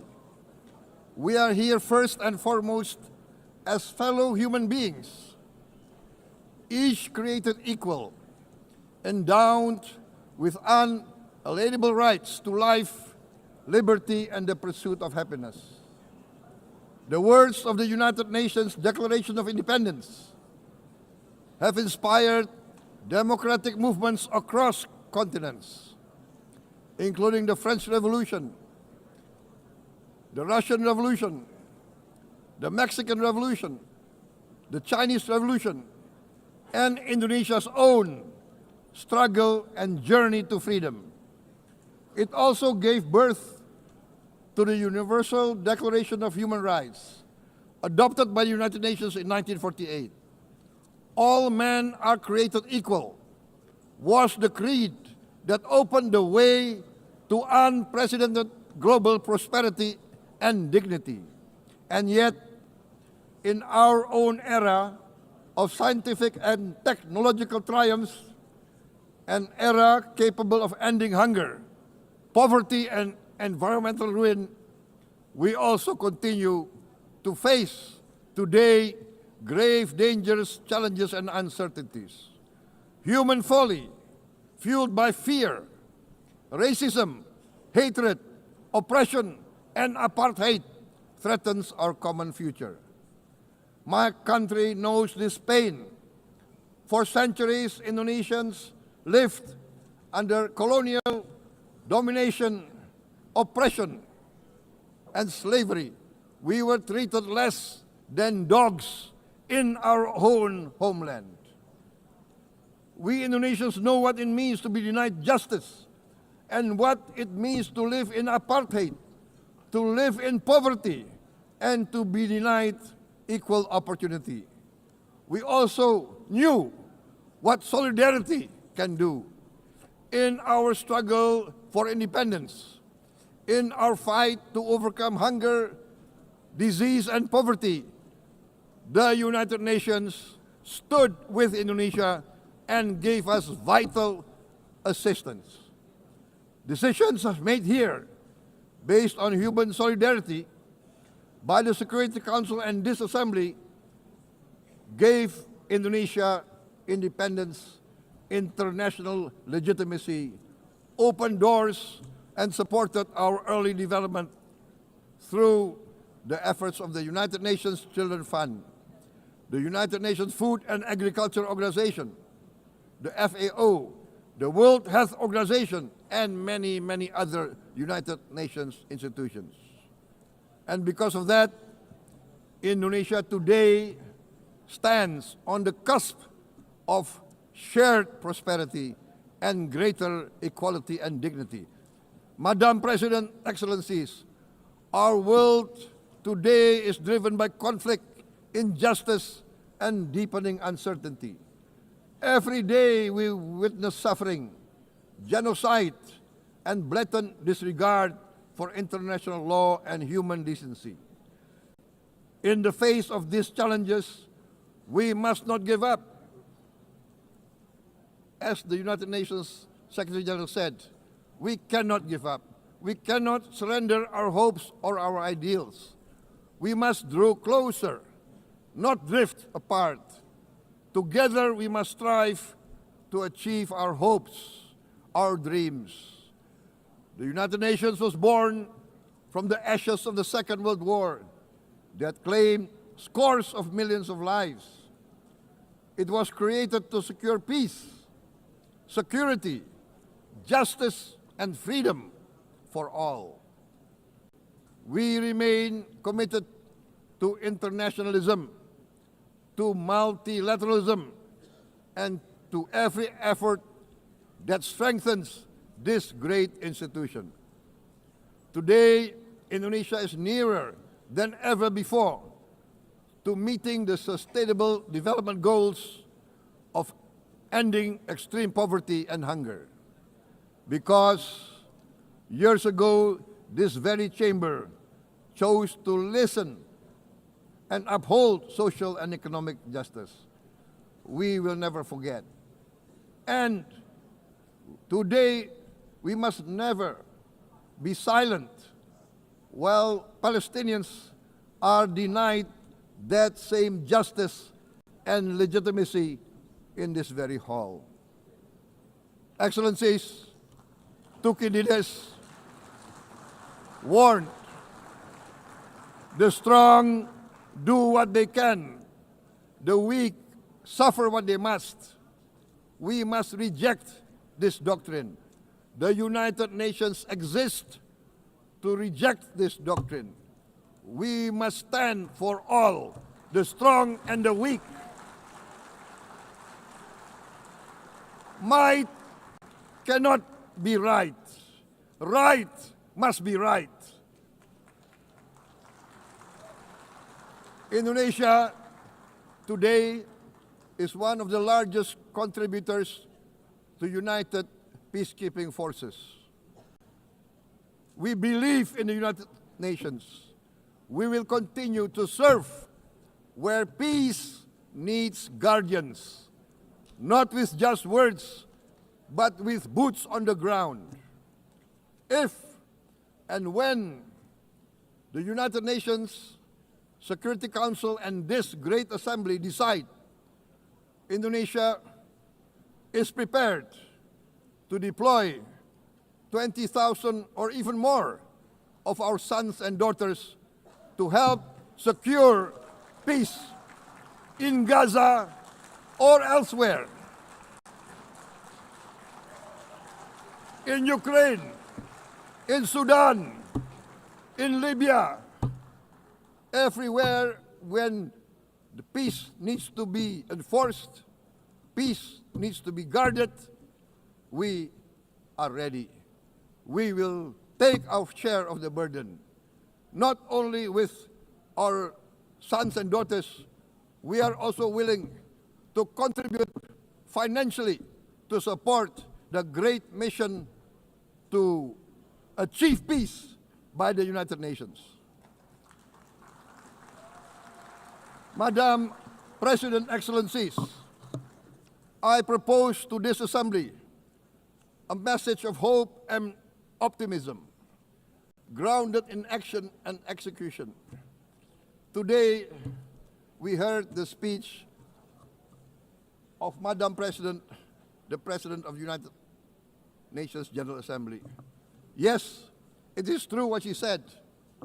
Without the International Civil Aviation Organization, will we be here today? Will we sit in this great hall? Without the United Nations, we cannot be safe. No country can feel secure. We need the United Nations, and Indonesia will continue to support the United Nations. Even though we still struggle, but we know the world needs a strong United Nations. The world's population is growing. Our planet is under strain. Food, energy, and water insecurity haunt many nations. We choose to answer these challenges directly at home and to help abroad wherever we can. This year, Indonesia recorded the highest rice production and grain reserves in our history. We are now self-sufficient in rice, and we are starting now to export rice to other nations in need, including providing rice for Palestine. We are building resilient food supply chains, strengthening farmer productivity, investing in climate-smart agriculture to ensure food security for our children and for the children of the world. We are confident in a few years' time, Indonesia will be the granary of the world. As the world's largest island state, we testify before you that we are already experiencing the direct consequences of climate change, particularly the threat of rising sea levels. The sea level on the north coast of our capital city is increasing by 5 centimeters every year. Can you imagine in 10 years? Can you imagine in 20 years? For this, we are forced to build a giant seawall, 480 kilometers in length. It will take us maybe 20 years, but we have no choice. We have to start now. Therefore, we choose to confront climate change not by slogans, but by immediate steps. We are committed to meeting our 2015 Paris Agreement obligations. We aim to achieve net zero emission by 2060, and we are very confident we can achieve net zero emission much earlier.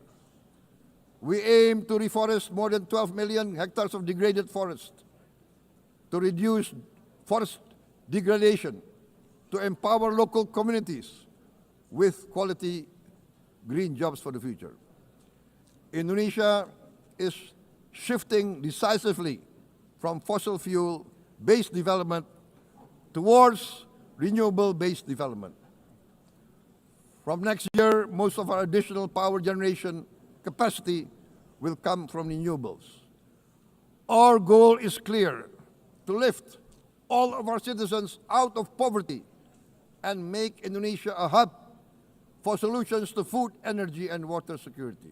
Madam President, Excellencies, we live in a time when hatred and violence can seem to be the loudest voices.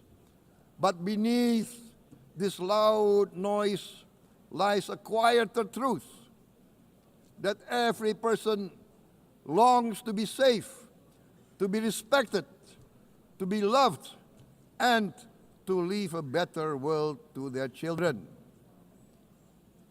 Our children are watching. They are learning leadership not from textbook, but from our choices. Today, still, a catastrophic situation in Gaza is unfolding before our eyes. At this very moment, the innocent are crying for help, are crying to be saved. Who will save them? Who will save the innocent? Who will save the old and women? Millions are facing danger at this very moment. As we sit here, they are facing trauma. They are facing irreparable damage to their bodies. They are dying of starvation. Can we remain silent? Will there be no answer to their screams? Will we teach them that the human family can rise to the challenge? Madam President, we must act now. Many speakers have said that. We must stand for a multilateral order where peace, prosperity, and progress are not the privilege of a few, but the right of all. With a strong United Nations, we can build a world where the weak do not suffer what they must, but live the justice that they deserve. Let us continue humanity's great journey of ideals, the selfless aspirations that created the United Nations. Let us use science to uplift, not use science to destroy. Let rising nations help others to lift themselves. I am convinced that the leaders of the great world civilizations of the West, of the East, of the North, of the South, leaders of America, Europe,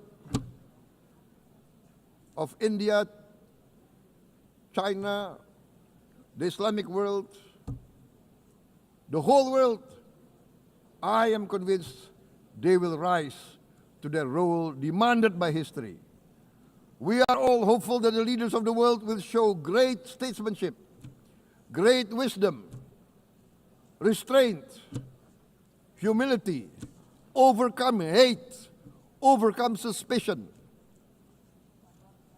Madam President, distinguished delegates, we are greatly heartened by the events of the last few days, where significant leading countries of the world have chosen to side with history, to choose the right side of history, the path of the moral high ground, the path of rectitude, the path of justice, the path of humanity, to shun hatred, to overcome suspicion, and to avoid the use of violence.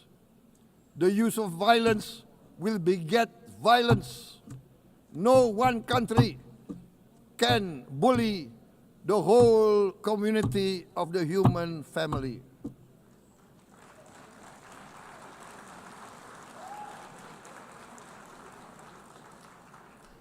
We may be weak individually, but the sense of oppression, the sense of injustice has proven in the history of mankind that this sense of injustice, this sense of oppression will unite into a strong force that will overcome this oppression, that will overcome this injustice. To close, I would like to reiterate again Indonesia's complete support for the two-state solution in Palestine. We must have an independent Palestine, but we must also recognize, we must also respect, and we must also guarantee the safety and security of Israel. Only then we can have real peace, and no longer hate and no longer suspicion. The only solution is this two-state solution. Two descendants of Abraham must live in reconciliation, peace, and harmony. Arabs, Jews, Muslims, Christians, Hindus, Buddhists, all religions, we must live as one human family. Indonesia is committed to being part of making this vision a reality. Is this a dream? Maybe, but this is the beautiful dream that we must work together towards. Let us work towards this noble goal. Let us continue humanity's journey of hope, a journey started by our forefathers, a journey that we must complete. Thank you. Wassalamualaikum warahmatullahi wabarakatuh.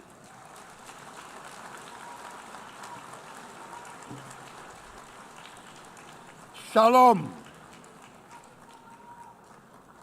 Om Santi, Santi, Santi Om.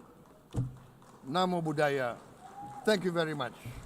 May God bless us all. May peace be upon us. Thank you very much. Thank you. On behalf of the Assembly, I wish to thank the President of the Republic of Indonesia.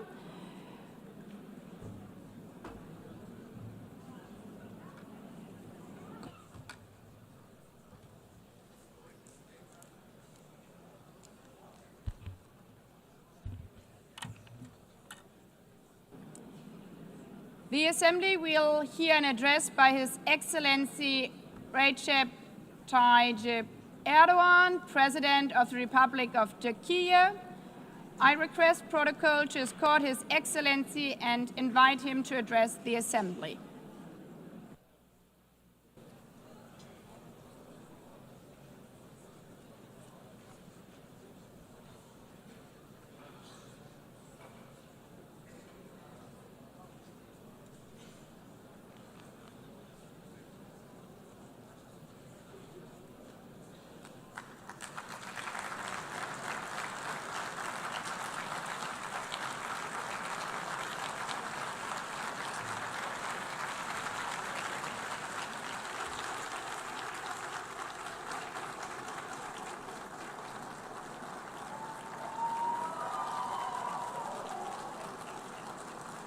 Sayın Başkan, Excellency President of UNGA, Excellencies Heads of State and Government, Distinguished Secretary General, distinguished delegation members, on behalf of myself and my nation, I greet you all with most heartfelt feelings.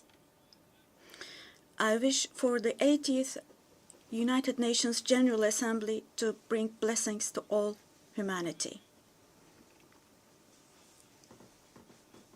I am deeply honored to address you once again from this podium, which represents the collective conscience of humanity. I congratulate Mr. Young, who has completed his term as President of the General Assembly, and I wish success to Ms. Baerbock, who has taken over this position. At the outset of my speech, I would like to first express my regret at the absence today of the President of the State of Palestine, Mahmoud Abbas, at a time when Palestine is being recognized by an increasing number of countries. Today, we stand here on this podium. I stand here on this podium alongside my 86 million citizens, also for our Palestinian brothers and sisters whose voices are being silenced. I'd like to thank all the countries who announced that they recognize the state of Palestine, and I call on all the other countries who have not done so yet to do so, to recognize the state of Palestine as soon as possible. Esteemed President, distinguished members, the United Nations Charter was signed in San Francisco 8 years ago, and it entered into force on October the 24th, 1945. I would like to recall here again the first words of the first article of the UN Charter. Quote, "The purpose of the United Nations is to maintain international peace and security," unquote. As we celebrate the 80th anniversary of the UN in this hall, grave events are unfolding in many parts of the world that cast a shadow over the very first words of the UN Charter's opening article.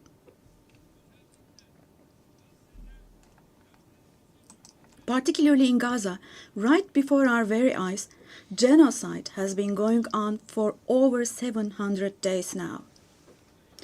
Even as we gather here, as we speak now, Israel is currently massacring civilians in Gaza. The number of civilian casualties in Gaza has surpassed 65,000. Unfortunately, the number of people who are still trapped under the rubble is not yet known, and more than 20,000 of those who died were children. For the last 23 months, a child has been murdered by Israel in Gaza every hour. Yes, every hour. These are not just figures, dear friends.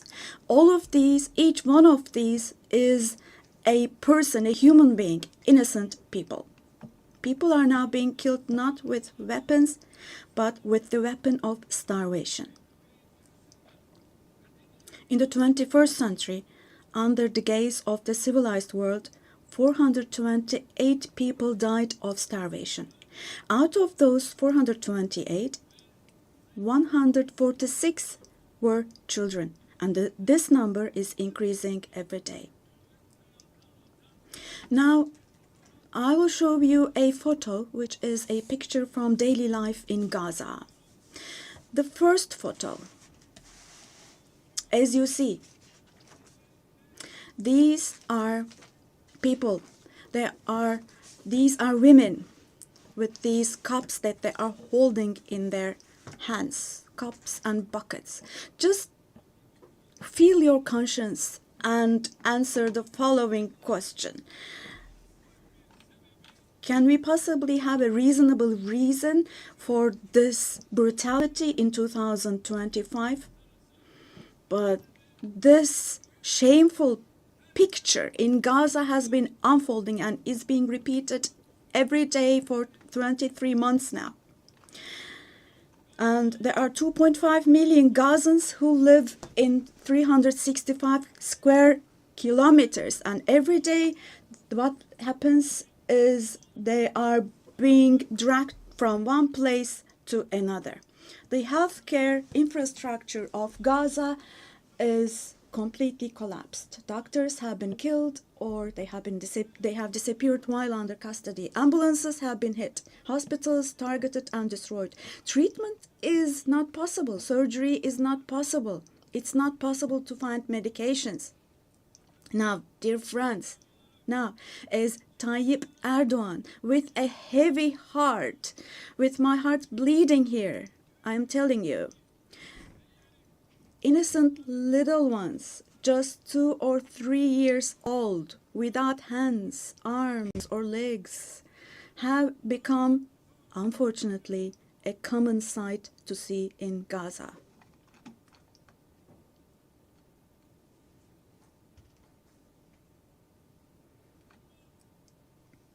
This one. What kind of a human conscience can possibly bear this? Possibly. How can one stay silent vis-a-vis this? Well, in a world where children are dying of starvation and lack of medication, can we possibly have calm and peace? We all are parents. We have children or grandchildren who we dearly cherish. Here, say in America or in Europe, anywhere in the world, when a small rose thorn hurts a child's hand, the hearts of parents break. But in Gaza, children's hands, arms, and legs are being amputated without anesthesia. Now, I'm extremely sorry to say, but this represents the lowest point of humanity. Human history has not witnessed such bloodshed within the last century. All of this is happening before our very eyes. The genocide in Gaza is being broadcast live every moment through the media and social media. So far, Israel has deliberately killed 250 journalists working in national and international media in Gaza.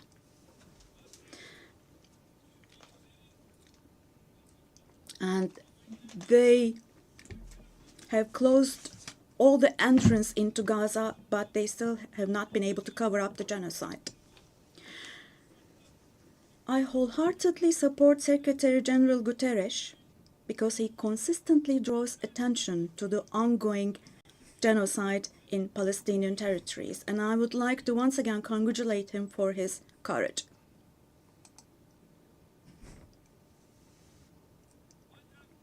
But the United Nations has not even been able to protect its own personnel in Gaza, unfortunately. In Gaza, 500 people rushing to help others have been killed. Out of those 500, 326 were UN staff members. Esteemed President, distinguished members, now, genocide, like the Holocaust, is a shameful concept which refers to the mass extermination of people. It's a barbaric concept. But today, it's not only people who are being killed in Gaza, mind you. Animals are being targeted and killed in Gaza. In Gaza, agricultural land, gardens, trees, grass, century-old olive trees are being destroyed. In Gaza, water supplies are being destroyed and polluted. Buildings, homes, libraries, hospitals, schools, mosques, churches, and historical structures in Gaza are being deliberately destroyed. The soil of Gaza is being rendered useless for humans, for animals, and for plants. So, Now, let me show you yet another photo. And let me ask you here. Look at this photo. What could this photo here possibly have to do with security concerns?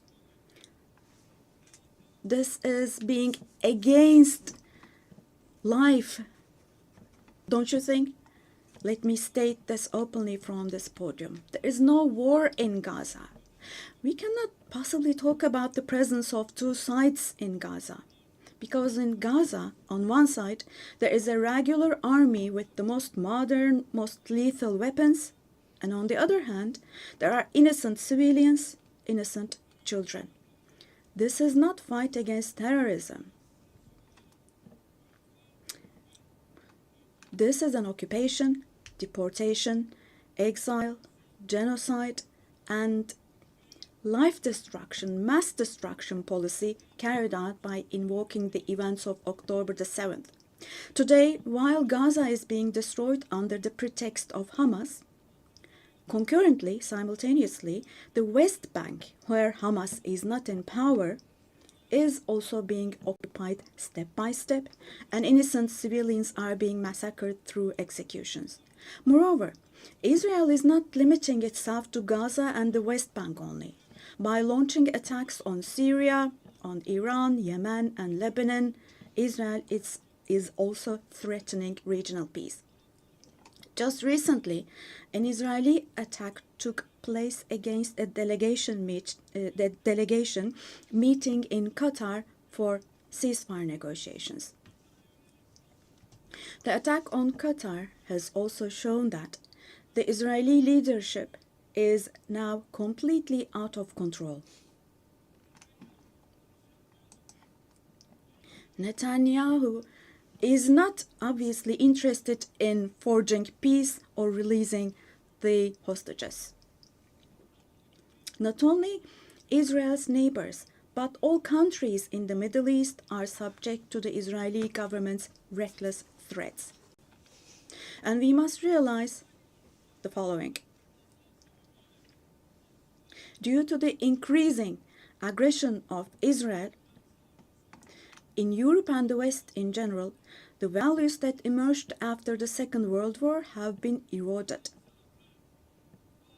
The most fundamental human rights, such as freedom of expression, freedom of the press, freedom of assembly and protest, women's rights, children's rights, democracy, equality, and justice, have been shelved away. At this point, we all have to see the following truth, my dear friends. The Israeli government, driven by an obsession with the promised lands, is openly threatening regional peace and the shared values of humanity.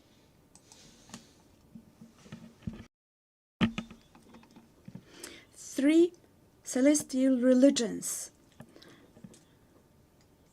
Jerusalem hosts all three celestial religions, and a common inherited holy place, Al-Quds, is holy for all three religions. This madness disturbs conscientious Jews. It fuels anti-Semitism around the world. We cannot continue with this madness anymore.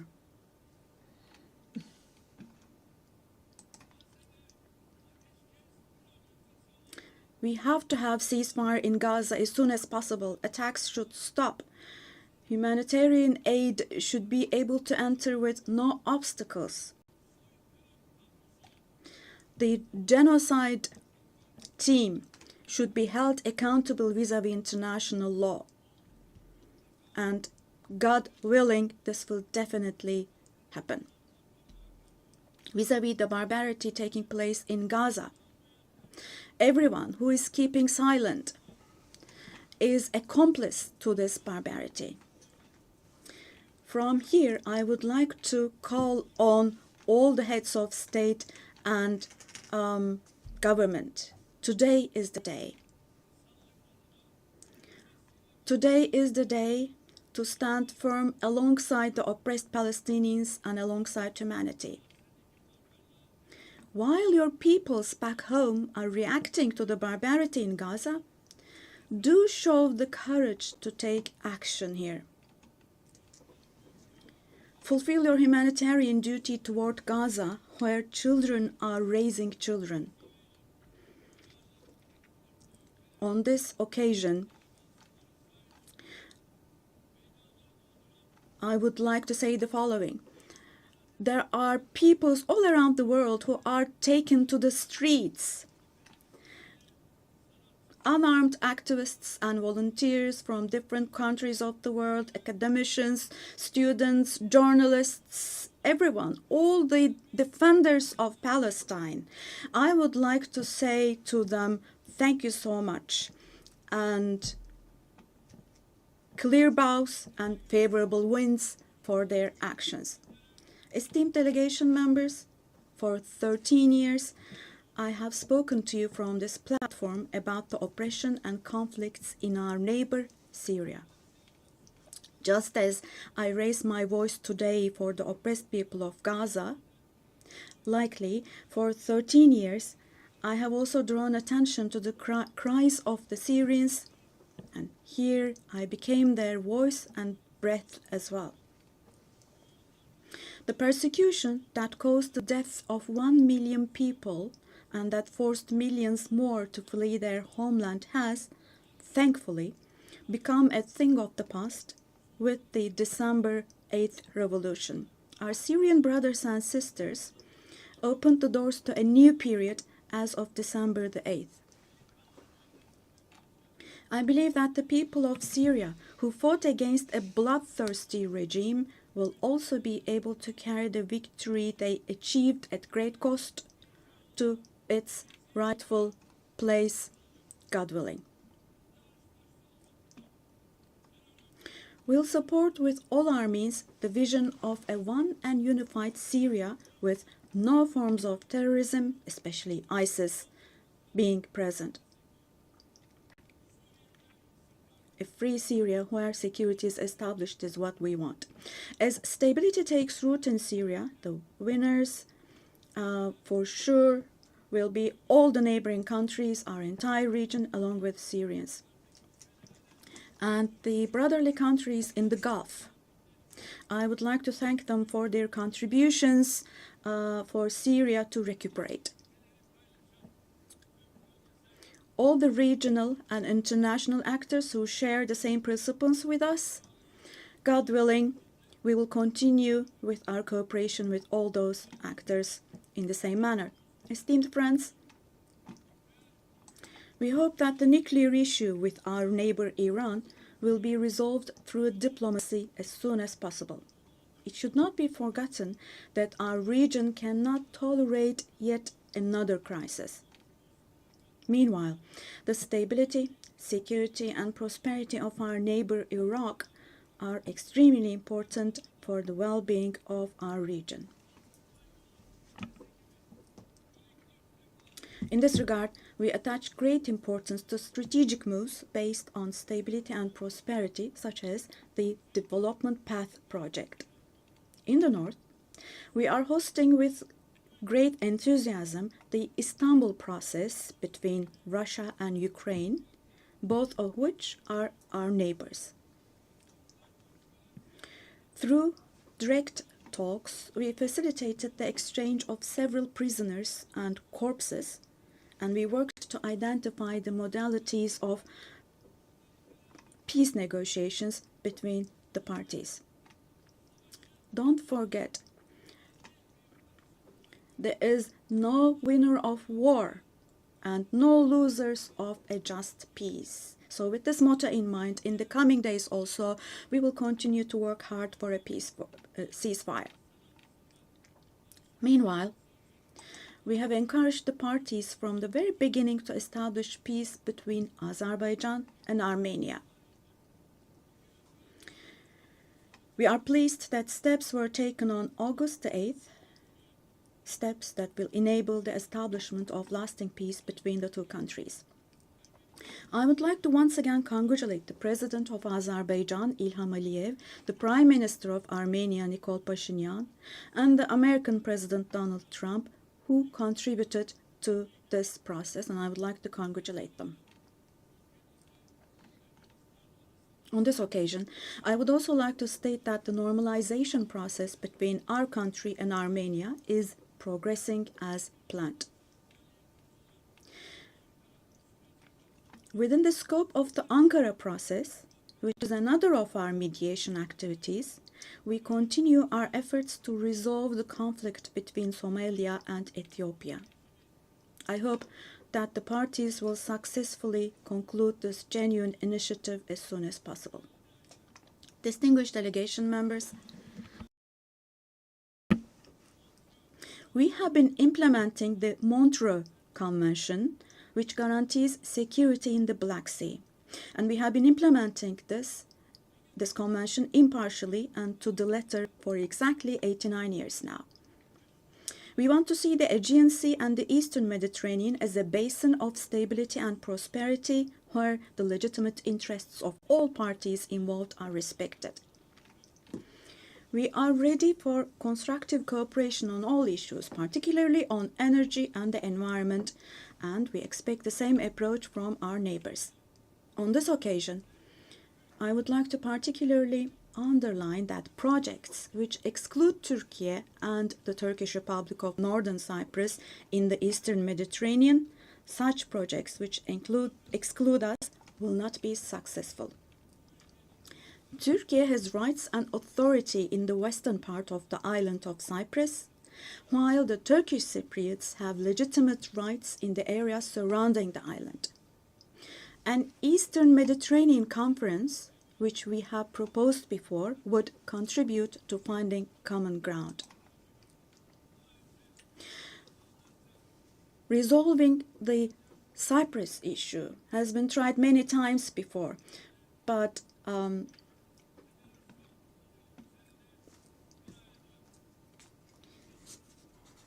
due to the rigid stance of the Greek Cypriot side, no resolution has been found. We cannot possibly have this as a foundation for a resolution of the issue. There are two separate states and two separate peoples on the island of Cyprus. Turkish Cypriots are equal owners of the island, and they will not accept being a minority. The international community must put an end to the unfair and inhumane isolation that the Turkish Cypriots have been subjected to for half a century now. I reiterate the call I made at the last 3 UN General Assemblies. Let me repeat. I call on the international community to recognize the Turkish Republic of Northern Cyprus and to establish diplomatic, political, and economic relations with it. Esteemed President, distinguished members, in the coming period, we desire a new beginning and vision in Turkey-European Union relations. This should not be a vision that just saves the day, but rather a vision that redefines the horizon and shapes our shared future. For this, it is of course important that the European Union is as willing and determined as we are. As a net security provider, we continue to contribute to the operations and missions of the United Nations, NATO, OSCE, and the European Union. The annual NATO summit next year will be held in Turkey, in Ankara.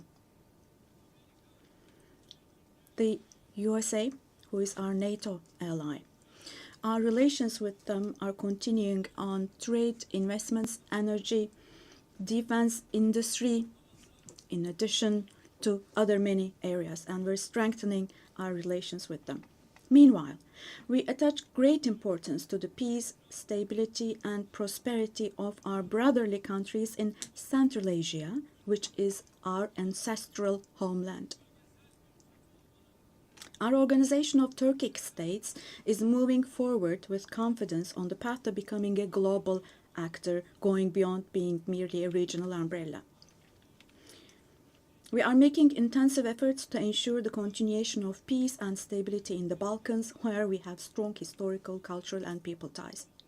The Balkan Peace Platform, which we established in July, is the newest and most concrete manifestation of our efforts in this direction. And this October, we'll once again assume the command of KFOR forces. In Afghanistan, our fundamental desire is that the current administration demonstrates an approach that embraces the society and that takes human values into consideration. In this process, it is essential that the international community does not leave Afghan people alone, and as Turkey and as the Turkish nation will stand by the Afghan people at all times. Esteemed friends, in South Asia, we consider the preservation of peace and stability to be of utmost importance. We are pleased with the ceasefire achieved following the tensions last April between Pakistan and India, the tension which had escalated into a conflict. It is important to see a cooperation between the two countries when it comes to counterterrorism. The issue of Kashmir should be resolved on the basis of resolutions of the UN for the best for our brothers and sisters in Kashmir through dialogue, we hope. In the continent of Africa, from education to health, from infrastructure to in other areas, our relations are improving annually. And while providing all possible support to Somalia, we are also continuing our humanitarian aid activities. In Sudan, the conflict that has been going on for over 2 years saddens us deeply. Stopping the bloodshed in Sudan and establishing sustainable peace is the shared responsibility of the international community. And Turkey's efforts in this direction will continue. The Great Lakes region has suffered greatly from years of ongoing instability and conflict. Our hope is that these conflicts in the east of the Democratic Republic of the Congo will give way to lasting peace and stability. We wholeheartedly support the efforts being carried out under the mediation of the US and the facilitation of Qatar. The increasing terrorist activities in West Africa, particularly in the Sahel Basin, are also of great concern to us. We will continue our unwavering efforts to ensure peace, tranquility, and stability for the peoples of this region with whom we share historical ties. Drawing inspiration from the historical double-headed Turkish Selçuk eagle, I would like to emphasize that our relations with Asian countries in Turkish foreign policy are of great strategic importance. We pursue a 360-degree approach in this policy. Within the framework of our Return to Asia initiative, we are deepening our engagement with regional organizations such as ASEAN, the Indian Ocean Rim Association, for example. We will continue to develop new partnerships with Asian countries, and we attach great importance to developing our relations with Latin America and the Caribbean region in a spirit of partnership and a win-win approach. We are determined to further strengthen the friendly ties we have established with all the countries in the region. Esteemed delegation members, increasing protectionist trends in international trade and disruptions in supply chains are leading to fundamental changes in the global economy. To successfully address current challenges, we support the reform of rules-based international trade, including the World Trade Organization. I believe access to affordable, safe, and sustainable energy is essential, particularly for developing countries, to be able to achieve their development goals.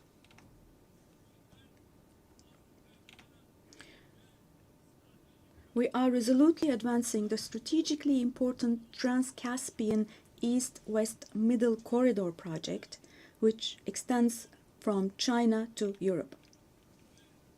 We contribute to the development of world trade with our modern transportation infrastructure and the Baku-Tbilisi Kars line. On our journey to build a future that respects nature, we are moving forward with determination towards the 2053 net zero emission target. We are pleased to observe that the zero waste movement, under the patronage of my wife Emine Erdoğan, has grown in waves around the world every year, reaching more people and hearts.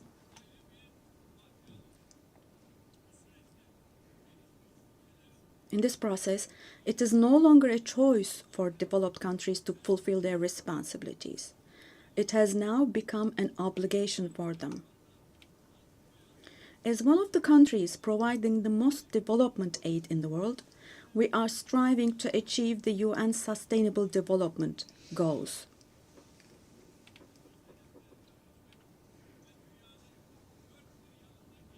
To achieve the 2030 goals and to enable hundreds of millions of people around the world to live with dignity, we advocate for aligning the global financial architecture with the principle of leaving no one behind. And here, let me also particularly draw your attention to the following. While we grapple with geopolitical challenges, humanity is also witnessing an extraordinary leap forward in artificial intelligence, AI. The transformative power and the benefits offered by these technologies, no society should be deprived of these benefits. AI technologies should be used for the benefit of humanity, not as a new tool of domination.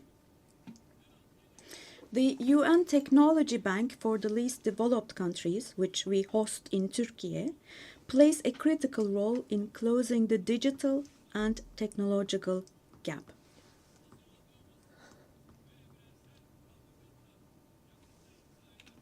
We have prepared a children's rights convention in the digital world, and we will soon open this up for ratification. I'm sure this will create a lot of awareness in this area, and we expect your support for this. On the other hand, in today's world, where racism, xenophobia, and particularly Islamophobia have reached alarming levels, combating these trends that directly threaten the culture of coexistence has now become an essential duty for humanity.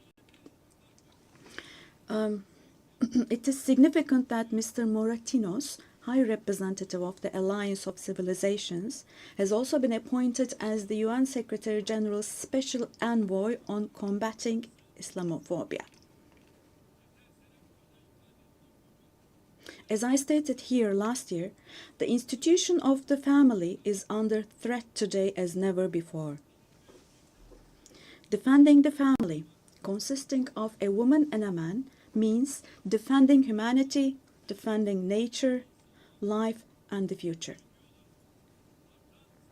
Turkey will continue to defend the family in the face of ever-increasing attacks. Distinguished delegation members, the roots of the UN, established to prevent humanity from experiencing the disaster of war again, are filled with values that will eliminate the dark era we are in. We fully support the UN 80 initiative launched by Secretary General Guterres to make our organization more effective and more efficient. I hope this initiative succeeds as a process that will further strengthen all the activities of the UN. I express our readiness to provide strong support to this process, also driven by our vision of making Istanbul a UN hub. I sincerely believe that it is our shared responsibility to take steps that will restore the founding spirit of the UN in its 80th year. We will continue to say, the world is bigger than 5 until a system is established where the righteous are powerful, not the powerful are righteous. Our duty is not to abandon the system, but rather to repair it and to make it work again. Without a doubt, a more just, a fairer world is possible. Turkey will patiently continue its fight for the construction of a more just world. So may God help and aid us all. Once again, let me greet you all with kind regards and thank you.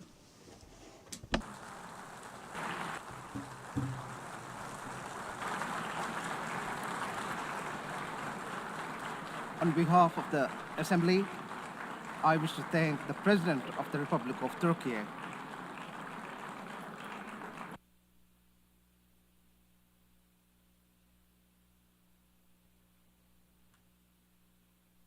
The Assembly will hear an address by Her Excellency Dina Ercilia Boluarte Segara, President of the Republic of Peru.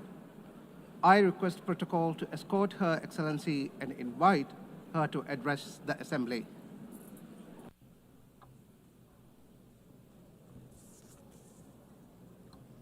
Señora. Madam President of the General Assembly, Annalena Baerbock. Secretary General of the United Nations, Antonio Guterres. Ladies and gentlemen, heads of state, ladies and gentlemen present here in this august forum. Peru is the center and cradle of great millennial civilizations, the last of which was the Inca Empire, which left us a legacy of greatness. We are also heirs of the Viceroyalty of Peru, which encompassed 2/3 of South America.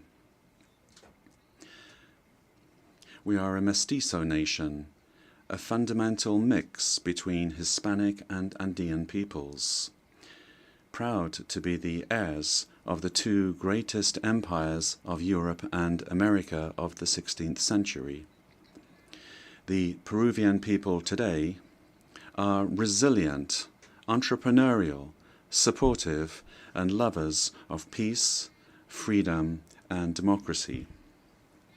Our great writers, Mario Vargas Llosa and José María Arguedas, shared the idea that Peru is a country of all bloods.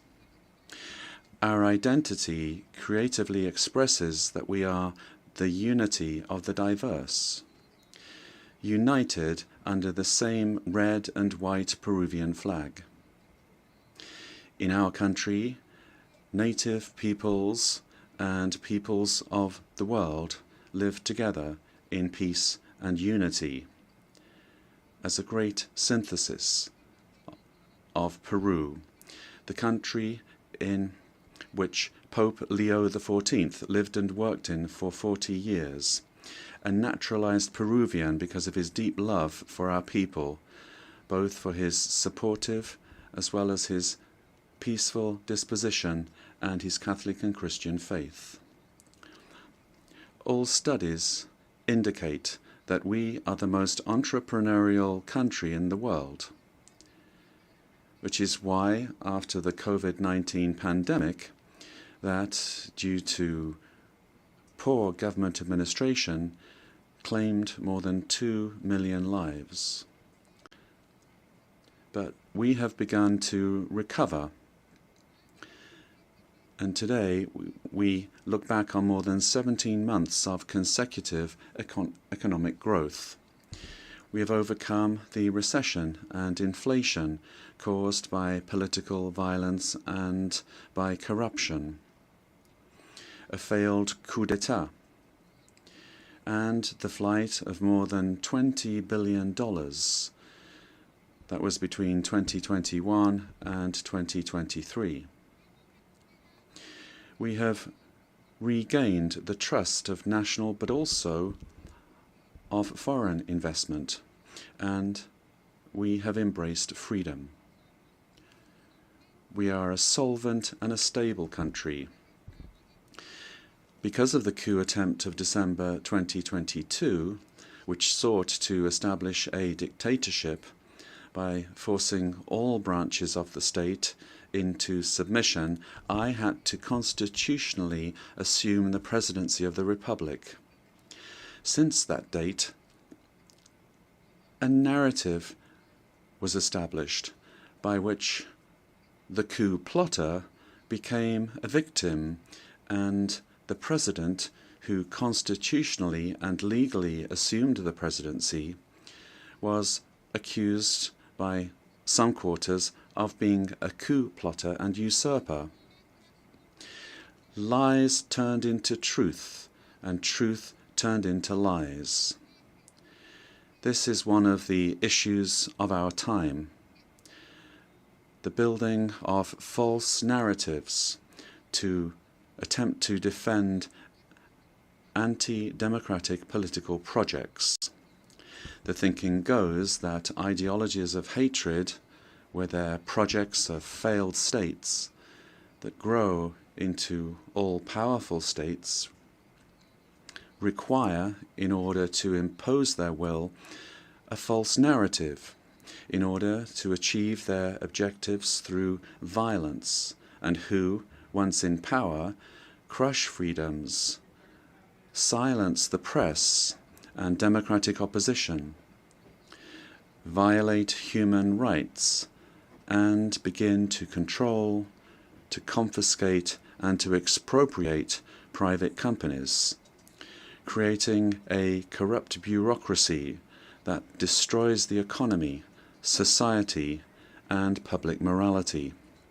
The first step for achieving all of this is to build a narrative in order to lie. The ideology of class hatred is very skillful at distorting reality and building false narratives, because it uses the totalitarian method of repeating a lie ad infinitum, as was done in the world before the Second World War, and as is happening again today, because totalitarianism renews itself, presents itself with other faces, but it remains a serious threat to countries and to the world. The cynical narrative is reinforced by interventionism in the internal affairs of countries, supporting and spreading falsehoods to destroy democracy and eliminate freedom. In Peru, we have overcome strong, organized and persistent political violence that sought the return of the coup plotters' government, and since 2024, progress has been made in restoring stability and confidence. And this is why the Peruvian economy managed to grow this year by 3.3%. And in the current year, 2025, is exceeding 3.5% growth, with forecasts that in 2026, the trend of economic growth will continue. The government guarantees 3 years of economic growth, being the leader in South America. Inflation is below 2% annually. International reserves amount to more than $88 billion, and our currency remains stable, and it's getting stronger every day. Our external debt is less than 32.2% of GDP, one of the lowest in the Americas and in the world. And our fiscal deficit this year will be 2.2% annually. Madam President of this magnificent General Assembly, on October 24th, the UN was created after World War II, when one of the greatest totalitarian political projects built on an ideology of hatred, leading to the most serious genocide in human history, the Holocaust, was defeated. And this is something that we must never, I say never, forget. That dreadful war caused the death of 60 million human beings. All ideologies of hate, class hatred, and its elevation as a principle and driver of history, racial hatred, nationalist hatred, religious hatred, ethnic hatred, hatred against women, amongst others, are the causes for the worst crimes committed in human history. Ideologies of hatred build narratives as absolute truths that instrumentalize people and nations. The political constitution of my homeland, Peru, affirms that the defense of the individual and their dignity is the supreme goal of society and of the state. Peru, therefore, rejects the two principal hate narratives in the world, namely class hatred and religious hatred. These are the origins of wars and inhumane violence. In Peru, we suffered for more than 20 years from a messianic, dogmatic, violent and genocidal terrorism that cost the lives of more than 70,000 Peruvians. The terrorist hates elections and the citizens' right to choose and to stand for election. When they participate, they do so to destroy democracy from within. However, the narrative that they wanted to impose is a flagrant lie.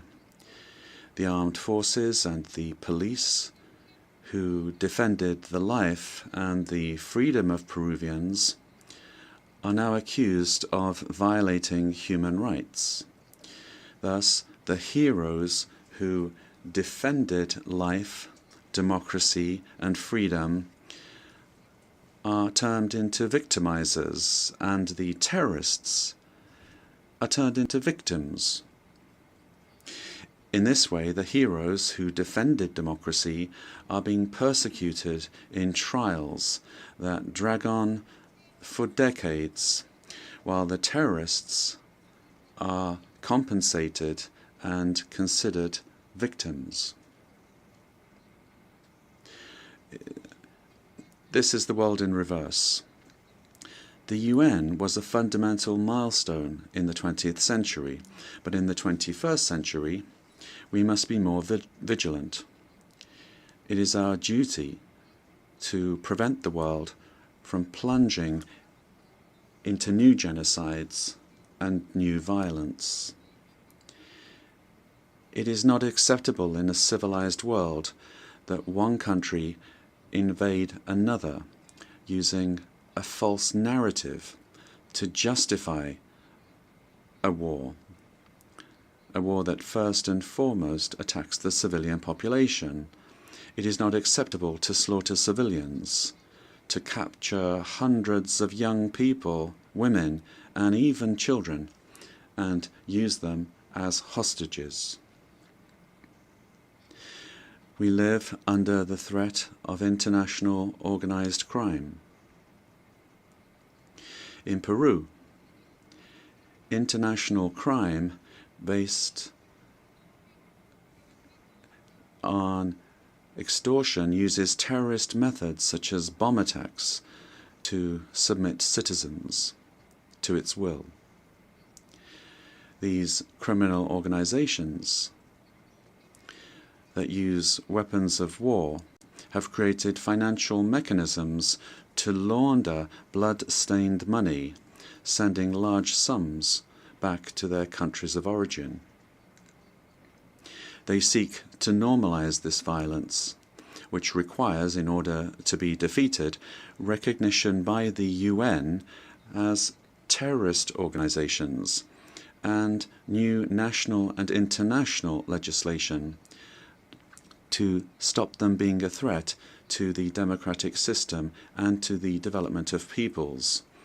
It is also imperative that we act against drug trafficking and illegal mining that destroys the environment, pollutes rivers, and condemns peoples and individuals to slavery. International crime has subjected thousands of women taken from their home countries through violence and deception and being exploited and deprived of their freedom. Ladies and gentlemen, we are living through times that recall the darkest chapters of our modern history, and Peru is convinced that the world does not need less UN, but more and a better UN, one that is in tune with the times. In times in which ideologies of hatred that cause and cause so much damage to humanity have taken refuge in lies, in misinformation, and which have penetrated democratic societies. Peru, as a founding member, is committed to an open multilateral system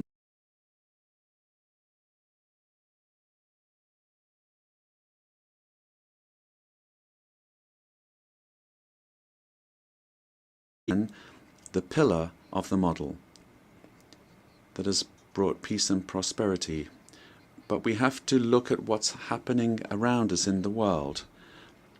At this time, as we're meeting here, in other parts of the world, they are killing children, girls, boys, innocent people.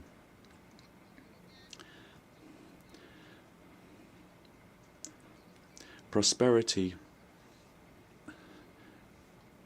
will only come if we are united and work together. And we have to adapt to new threats. Each of our countries has the duty to make their contribution towards finding solutions to the problems that we all face together. And my country is striving to do this. But the interconnection of our societies and economies means that it is only through international cooperation that we can resolve the crises which we face. If we do not reform the United Nations, our common home, to restore representativeness and effectiveness to its action, then we run the very serious risk of seeing one of the most precious instruments that the international community has for world stability disappearing.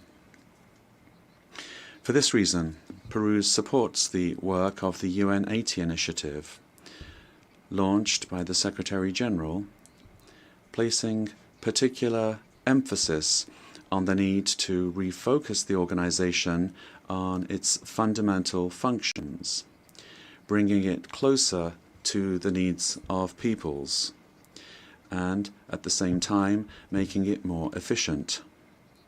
UN 80 must be an opportunity to strengthen multilateralism and ensure that the organization is better prepared to achieve its essential goals. This reform can only truly become fully effective if it is complemented by a transformation in UN governance that prevents institutional stalemates when it comes to decision-making, while ensuring its suitability. Ladies and gentlemen, in Peru, our government is working to meet its commitments, both to our citizens as well as to the international community, facing the threat of organized crime resulting from the collapse of tyrannical governments that led to migration to other countries. This is true of our country. From day one, my government has fought to restore governance in the country and to defeat polarization and violence. In Peru, there is full separation of powers, the rule of law, respect for freedom, and human rights. My government is the most stable of the last 5 years, during which 5 presidents have succeeded one another. We are fighting for citizen security, facing crime that takes advantage of the rise in the price of gold, and drug trafficking. We have achieved positive, verifiable results in these areas. We are working to strengthen human capital. We are fighting child malnutrition and anemia. And we are building schools and hospitals throughout the country, which has not been done in recent years. The priority is children, women, and the Peruvian family. We are modernizing the country's infrastructure, ports, airports, roads, bridges, designing an economy that is better connected to the world, as well as a firm policy for fighting corruption. Our goal is to guarantee free and impartial elections, defeating the attempt of a violent minority that seeks their failure. Ladies and gentlemen, the United Nations organization has always been present in the modern history of my country, particularly in its most difficult moments. Similarly to what is happening elsewhere in the world, and despite our efforts, Peru today finds its democratic institutions and the rule of law under attack by the polarization of politics, the cause and consequence of the return of extremist violence. We suffer from the scourge of transnational organized terrorist crime, which causes deaths, attacks, insecurity, and drug trafficking that destroys the social fabric. We face the threat of climate change that is destroying our Amazon, causing the melting of our glaciers, and putting our biodiversity at risk. We promote inclusive and sustainable growth in a context of opposing powers. But none of these problems is merely national, but global. This is why we need the United Nations to once again be a forum for dialogue and cooperation. I wish to recall the legacy of Ambassador Javier Pérez de Cuellar, who managed to do relevant work in the organization despite the Cold War. With that example in mind, and in view of our region's adherence to the purposes of the Charter, and in order to ensure better representation, we believe it is time for the next Secretary General to come from Latin America. Ladies and gentlemen, Peru is committed to ensuring that this General Assembly this year is not a mere commemoration, but the reaffirmation of our commitment to collective action, that will revitalize the United Nations as a tool that supports peace and global unity, as well as development. We must stand firm in the truth in the face of narratives that try to conceal it, pervert it, or openly lie in order to hide agendas that do not correspond to our time, much less to the destiny of humanity. For this reason, it is essential that we strengthen truth against narratives that are based on hatred, the lie repeated that seeks to impose itself and only leads to destruction. But despite all of these obstacles, truth will find a way, and truth will set us free. Peace and unity for Peru and for the world, for all those on the planet. Ama Lula Cuspa, buscando el desarrollo de nuestro. Let us seek the development of our peoples, presidents of the world. Together, let us work together without hating one another. Let us work for the development of our peoples. Yes to life, no to violence, and no to war. Thank you very much.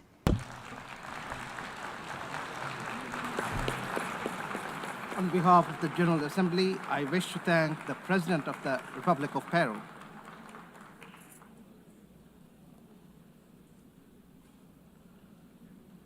The Assembly will hear an address by His Majesty King Abdullah II Ibn al-Hussein, King of the Hashemite Kingdom of Jordan.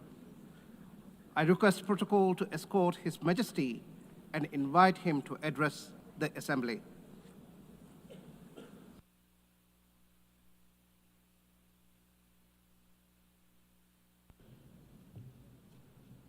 Bismillah ar-Rahman ar-Rahim. Mr. In the name of God, the compassionate, the merciful. General Assembly, and another occasion when I stand before you to address the same issue, the conflict in the Middle East. And not for the first time, developments on the ground have made me question the worth and utility of words in capturing the magnitude of the crisis. Yet not speaking about it would signal acceptance of the situation and abandonment of our humanity. And that I will not do. Our UN General Assembly was born 80 years ago, pledging to learn from, not repeat, history. The world vowed never again. However, for almost as long, Palestinians have been living through a cruel cycle of yet again, bombed indiscriminately, yet again, killed, injured, and maimed, yet again, displaced and dispossessed, yet again, denied rights, dignity, their basic humanity, yet again. So I must ask, how long? How long will it be before we find a resolution to this conflict, one that safeguards the rights of all sides and allows a level of normalcy in the lives of the families at its core? How long will it be before I stand before you and speak not of suffering and devastation in my region, but of prospect, prosperity, and potential? Sadly, this is not the only conflict in our world. And some may say that other wars are also devastating. But the Palestinian-Israeli conflict remains unique. It is the longest standing conflict in the world. An illegal occupation of a helpless population by a self-declared democratic nation, and a flagrant violation of repeated UN resolutions, international law, and human rights conventions. A failure that should have elicited outrage and action, especially from major democracies. Instead, it has been met with decades of inertia. My friends, the war in Gaza marks one of the darkest moments in this institution's history. But although it is today's horror, the injustice stretches back decades. The Palestinian-Israeli conflict has been on the UN agenda throughout its 8 decades of existence. How long will we be satisfied with condemnation after condemnation without concrete action? When it comes to the Palestinian-Israeli conflict, it seems that what unfolds in the halls of power is theory. The struggles and suffering on the ground is reality. For decades, we have seen several attempts to achieve a solution by interim agreements and temporary stopgaps, none that delivered on the end game. In fact, many would argue these processes served as a distraction as Israel grabbed more land, expanded illegal settlements, demolished homes, and displaced entire neighborhoods. Muslim and Christian holy sites in Jerusalem have been vandalized and desecrated by those under government protection. And throughout all these years, Israeli families too have not been able to live in true security because military action cannot bring the safety they need. Nowhere is that more evident than in Gaza.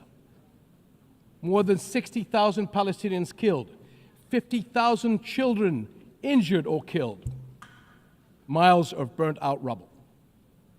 Neighborhoods, hospitals, schools, farms, even mosques and churches in ruins.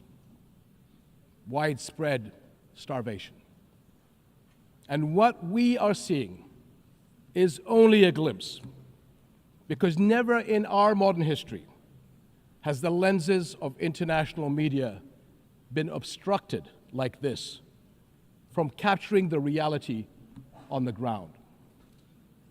Almost 2 years in, and the cruelty of this military campaign continues unabated. Furthermore, the current Israeli government's provocative calls for a so-called Greater Israel can only be realized through the blatant violation of the sovereignty and territorial integrity of its neighbors. And there is nothing great about that. I can't help but wonder if a similar outrageous call were made by an Arab leader, would it be met with the same global apathy? The international community must stop entertaining the illusion that this government is a willing partner for peace. Far from it. Its actions on the ground are dismantling the very foundations on which peace could stand, and intentionally burying the very idea of a Palestinian state.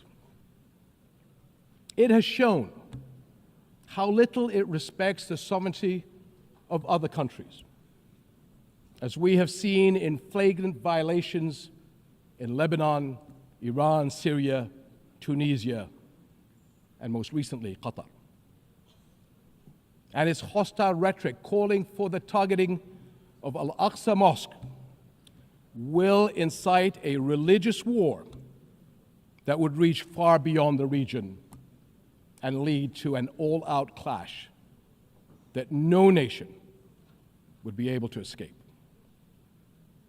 How long before we hold all nations to the same standards? How long before we recognize the Palestinians as people who aspire to the same things you and I do. And we act on that recognition. How long before we recognize that statehood is not something Palestinians need to earn? It is not a reward. It is an indisputable right.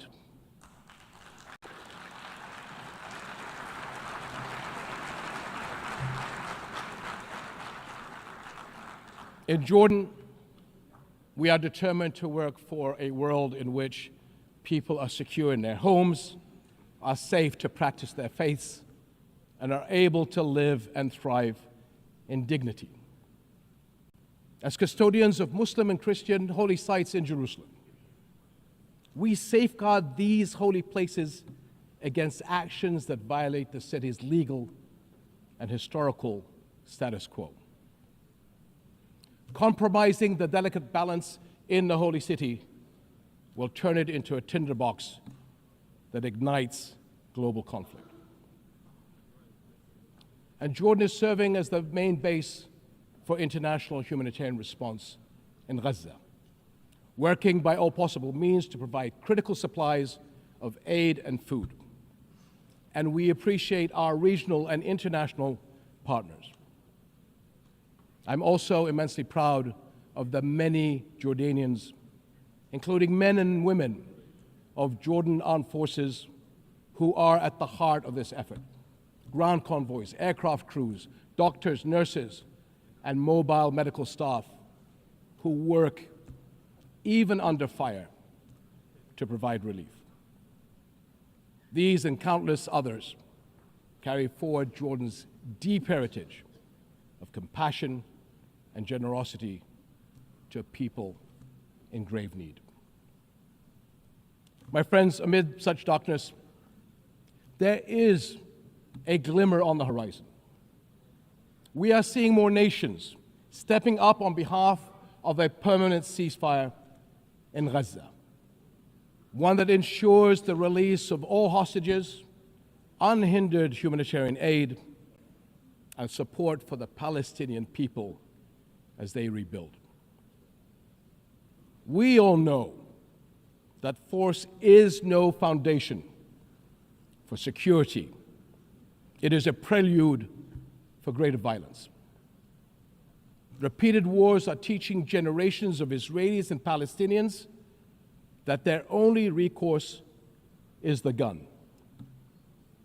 Security will only come when Palestine and Israel begin to coexist. Seems I have the same problem as President Trump. Begin to coexist side by side. This is the two-state solution, in line with international law and UN resolutions. An independent and viable Palestinian state with East Jerusalem as its capital, alongside a secure Israel living in peace with its neighbors. For almost a quarter of a century, this has been the promise of the Arab Peace Initiative, in which Arab and Muslim partners around the globe extended their hand. My friends, for the past 2 years, we have finally seen the world's conscience stirring in the courage of ordinary people from every walk of life and every corner of the globe, raising their voices as one and declaring, "It has been too long."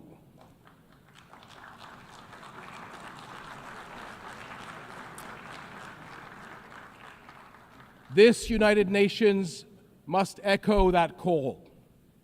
It has been too long, and it must act on that call until peace is a reality. Thank you.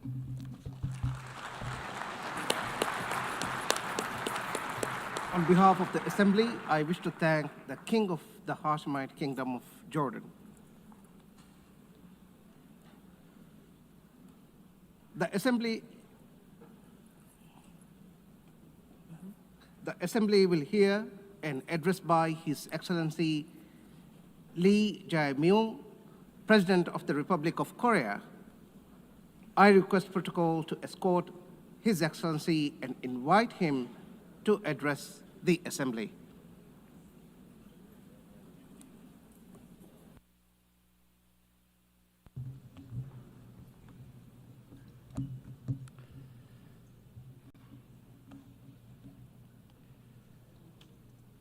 I would like to express my respect and gratitude to all members of the United Nations and staff of the UN Secretariat for their contribution to world peace and shared prosperity. I extend my sincere congratulations to Her Excellency Annalena Baerbock on assuming the presidency of the 18th session of the UN General Assembly. I also pay tribute to Secretary General Antonio Guterres for his unwavering dedication and hard work. I hope the 18th session of the UN General Assembly will achieve even more meaningful results under their outstanding leadership. Madam President, Mr. Secretary, and distinguished delegates, this year is a meaningful year marking the 80th anniversary of the founding of the United Nations. The past 80 years of the UN have been a valuable journey of protecting the dignity and values of humanity and at seeking a path forward for future generations. If someone asks what the UN has achieved, I would confidently reply, look at the 80-year history of the Republic of Korea. It is no exaggeration to say that the Republic of Korea's history, dotted with challenges and responses, is the history of the United Nations, which has constantly confronted enormous challenges facing humanity.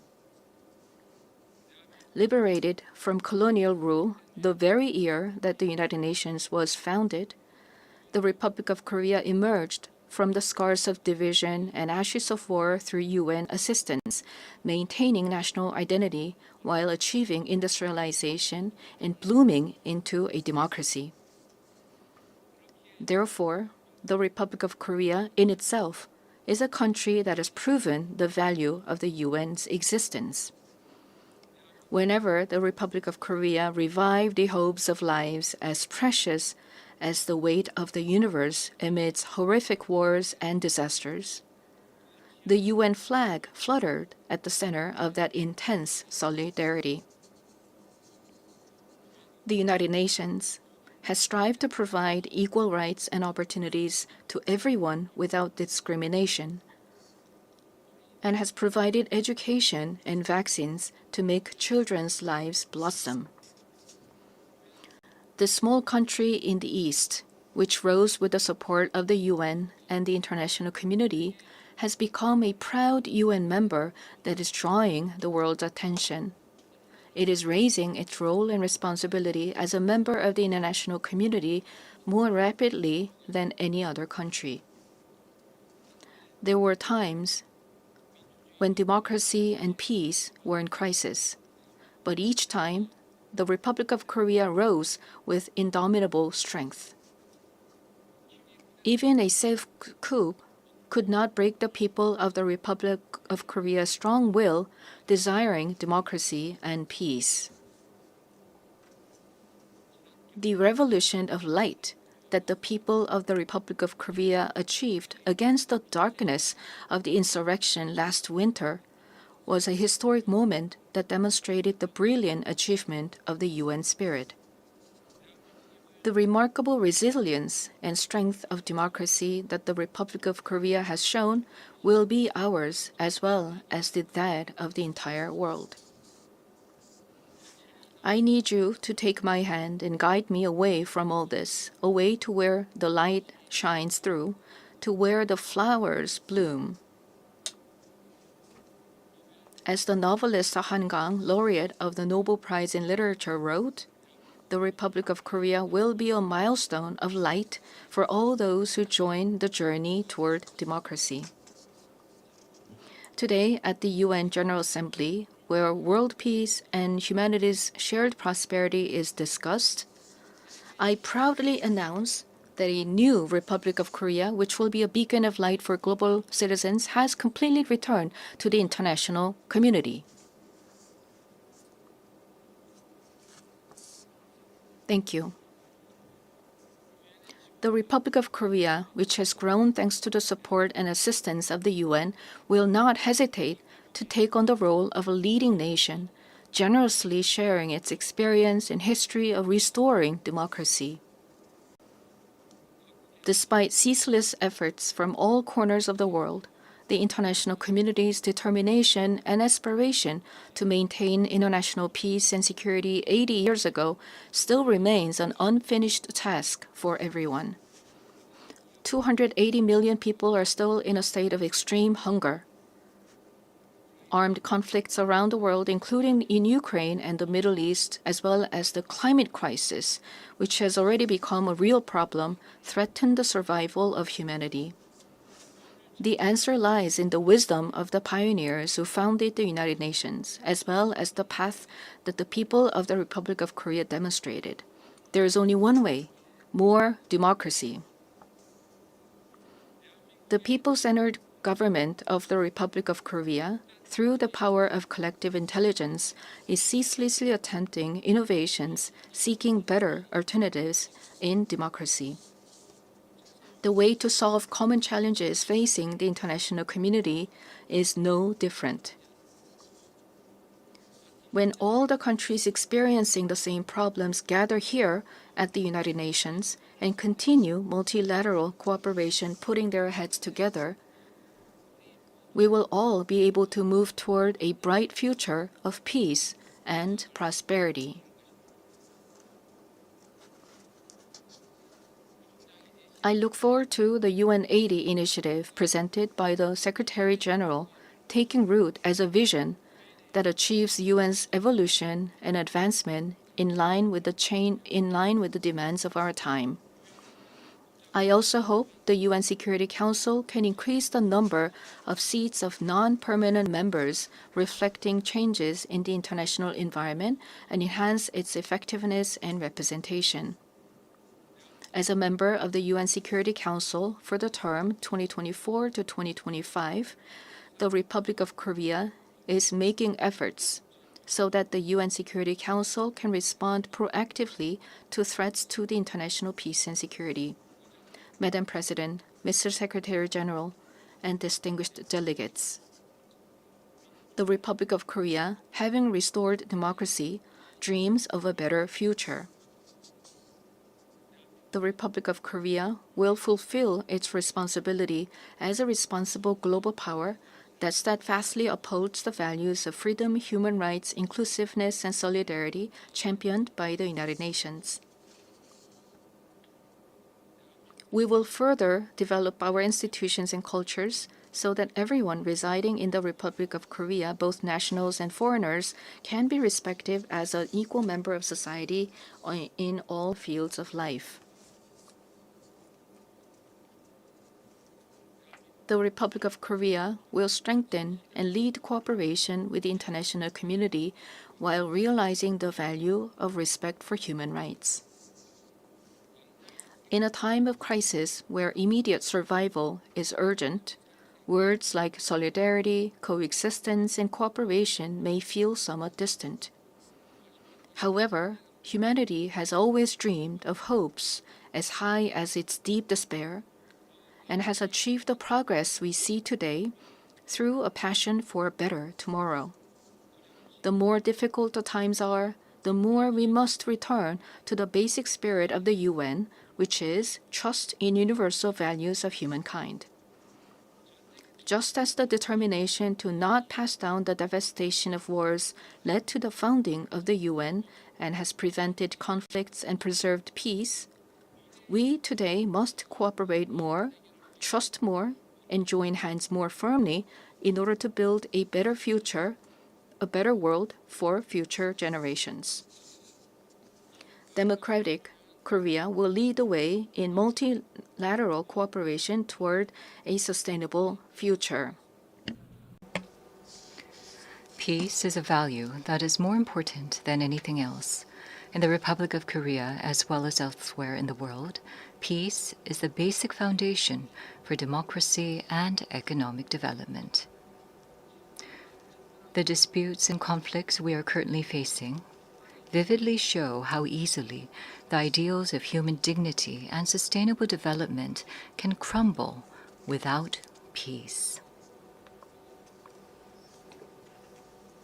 Today, the Republic of Korea is fulfilling its responsibility as a key contributor to the United Nations peacekeeping and peacebuilding activities. Our brave soldiers, who have steadfastly defended the Republic of Korea, a divided nation, are helping to pave the way towards sustainable peace led by the UN. Threats to peace are not only physical elements. In an era where artificial intelligence technology is critical to security capabilities and cyber attacks threaten national security, we must confront not only visible enemies, but also invisible enemies. If we passively let ourselves be dragged along by the changes of the AI era, we will meet a dystopia of deepening polarization and inequality, unable to shake off the dark shadows of human rights abuses caused by the misuse of technology. However, if we proactively respond to these changes, we can use the high productivity as a driving force to build a foundation for innovation and prosperity, and create a useful base for strengthening direct democracy. I hope the open debate that I will preside over as UN Security Council President tomorrow will significantly contribute to the international community's efforts to promote the responsible use of AI. Furthermore, we intend to share our vision for the future of AI through the APEC AI initiative at the APEC Economic Leaders Meeting, which will be held in Gyeongju, Korea next month. We will strive to ensure that the vision of AI for all, where advances in cutting-edge technology contribute to the universal values of humanity, becomes a new normal for the international community. AI-driven technological innovations will be an important new tool for solving global challenges like the climate crisis. Over the past 80 years, the United Nations has paved the way for sustainable development and spearheaded efforts to address climate crisis threatening the survival of humanity. Nations around the world must respond to these efforts. The Republic of Korea is pursuing a great energy transition, leveraging science and technology and digital innovation to increase energy efficiency and expand the share of renewable energy. We will submit a responsible, nationally determined contribution within this year, joining the united will of the international community. At the 4th UN Ocean Conference that will be co-hosted by the Republic of Korea and Chile in 2028, we will also work to build substantive solidarity for the sustainable development of oceans. Such efforts by the Republic of Korea to actively address global challenges are based on a firm commitment to fulfilling humanity's shared promise of sustainable development. Since the United Nations established the Sustainable Development Goals 10 years ago, the international community has made much progress in eradicating poverty and reducing inequality. However, the demand for development financing is continuously increasing, and the most vulnerable are still suffering. Let us squarely face this grave reality and create new momentum for change. We must move toward structurally reforming global development governance while enhancing the quality of financial resources. I trust that we will pull together in order to bring about more cases like the Republic of Korea growing and developing from an aid recipient country to an aid donor country. This year marks the 80th anniversary of the founding of the United Nations, as well as the 80th anniversary of the division of the Korean Peninsula. New challenges as well as unresolved tasks await us. Democratic Korea will begin a new journey toward peaceful coexistence and shared growth on the Korean Peninsula. The first step will be to restore broken inter-Korean trust and shift to a stance of mutual respect. The government of the Republic of Korea clearly reaffirms that it respects the North's current system, that it will not pursue any form of unification by absorption, and that it has no intention of engaging in hostile acts.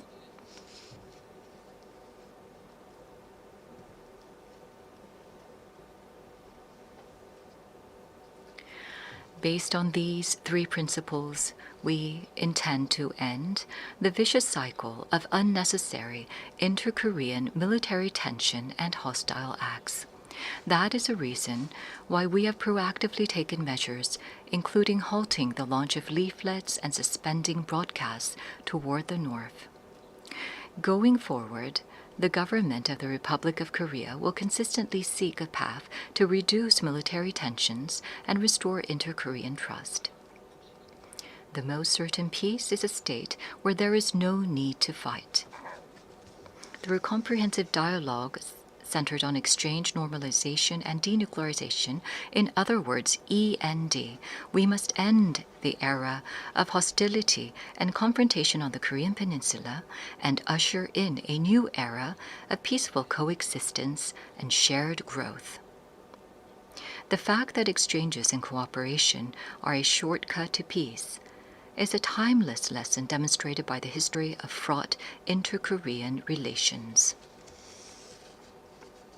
By gradually expanding inter-Korean exchanges and cooperation, we will pave the way for sustainable peace on the Korean Peninsula. It is crucial for both the ROK and the DPRK, as well as the international community, to work together to establish peace on the Korean Peninsula. While striving to advance inter-Korean relations, we will provide our active support and cooperation for efforts to normalize relations with the international community, including between the United States and the DPRK. Denuclearization is undoubtedly a grave task, but it is time to seek realistic and rational solutions based on a cool-headed perception that denuclearization cannot be achieved in the short term. The international community must gather its wisdom in a pragmatic and phased solution, beginning with a stop in the sophistication of nuclear and missile capabilities, going through a reduction process, and reaching dismantlement. Realizing lasting peace on the Korean Peninsula would present new hope and possibility to humanity suffering from conflict. The Republic of Korea will end the Cold War in the Korean Peninsula through the END initiative and fulfill its responsibility and role to contribute to world peace and prosperity. A future where people from different nations cooperate and overcome global challenges together may sound like a rosy, dream-like vision. However, this is by no means an impossible dream. Peace is not merely the absence of armed conflict, but the realization of a community where differences are respected and people coexist. As long as respect and aspiration for diversity is inside us, we can always unite and embrace one another. K-culture is connecting people all over the world beyond borders, language, and cultural differences. The success and spread of K-culture prove that universal empathy is possible, transcending differences in all backgrounds. Gathering the energy of solidarity, coexistence, and consideration, the Republic of Korea, having ushered in a new diplomatic republic, is ready to move toward a sustainable future and a new page in human history. Though a difficult journey is expected, humanity has been able to grow and come this far by not giving up on challenges, even in the face of adversity. As a people of the Republic of Korea, raised colorful cheering sticks in the face of a crisis in democracy. I call on the international community and the United Nations to lift the lantern of hope that will light the future of humanity. The Republic of Korea will boldly lead the way toward a new era of peaceful coexistence and shared growth on the Korean Peninsula toward a better future together. Thank you very much for your attention. On behalf of the Assembly, I wish to thank the President of the Republic of Korea.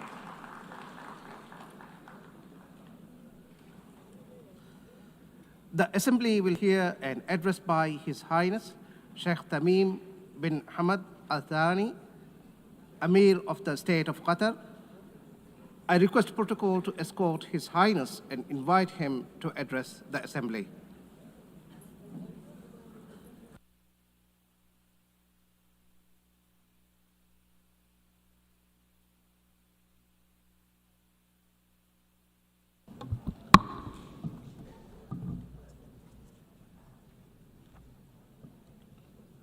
Bismillah ar-Rahman ar-Rahim. In the name of God, most compassionate, most merciful, Your Excellency, President of the General Assembly, Your Excellency, Mr. Secretary General, may the peace of God be upon you. The United Nations has been established 8 decades ago on the basis of principles that humanity has reached after 2 world wars. These rules are based on the maintenance of international peace and security and the respect for human dignity and state sovereignty and a non-interference in internal affairs, and to cooperate for the benefit of our peoples. This means if we allow violations to continue, it means allowing the rule of the jungle, where perpetrators and violators enjoy benefits just because they can.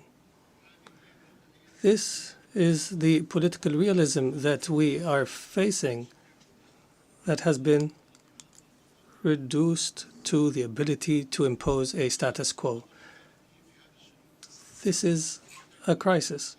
Such conduct finds that violators consider that tolerating them is a weakness.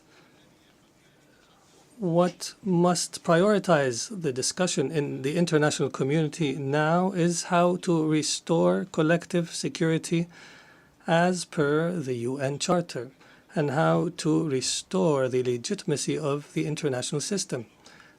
Your Excellencies, as you know, Doha on the 9th of September has suffered a treacherous attack that targeted the negotiating delegation of Hamas in a residential neighborhood that includes schools and diplomatic missions. As a result of this attack, 6 martyrs have fallen, including a Qatari national who serves in the internal security forces, and 18 people have been injured. This aggression was a violation against our sovereignty and a blatant violation that is unjustified of international law. But the whole world was shocked because of the circumstances of this heinous act, which we have classified as state terrorism. Unlike the claim of the Prime Minister of Israel, this attack is not a legitimate right to follow perpetrators of terrorism. It is an act of a diplomacy that is dedicated to political assassinations, and it undermines any diplomatic efforts aimed at ending the genocide against the people in Gaza. It is also an attempt to kill politicians who are members of a delegation that engages in negotiations with Israel while they were studying an American proposal. As you know, Qatar hosts, as a mediator during the negotiations, hosts delegations of Hamas and Israel. Qatari mediation has, in fact, achieved, in cooperation with Egypt and the USA, the release of hostages. And the last agreement was negated by Israel unilaterally, preventing an ability to reach a permanent ceasefire and the release of all hostages and the withdrawal of the occupying forces from the Gaza Strip and the humanitarian access and the release of Palestinian prisoners. They visit our country and plot to attack it. They negotiate with delegations and plot to assassinate the members of the negotiation teams. It is difficult to cooperate with such a mentality that does not respect the most minimum standards of cooperation. It is impossible. Is this not the definition of a rote government? The delegation, they consider negotiations a continuation of war in other means and a way to delude the Israeli public opinion. If the release of Israeli hostages is the end of war, the government of Israel is abandoning the notion of releasing the hostages. Their goal is to destroy Gaza so that it is unlivable and where no one can study or receive treatment. In other words, end the viability of the Gaza Strip to displace its population. Therefore, the Israeli leader wants to continue war. He believes in what is called Greater Israel. He believes that war is an opportunity to expand settlements and to change the status quo in the holy sites, in Al-Quds al-Sharif. He also plots for attacks in the West Bank and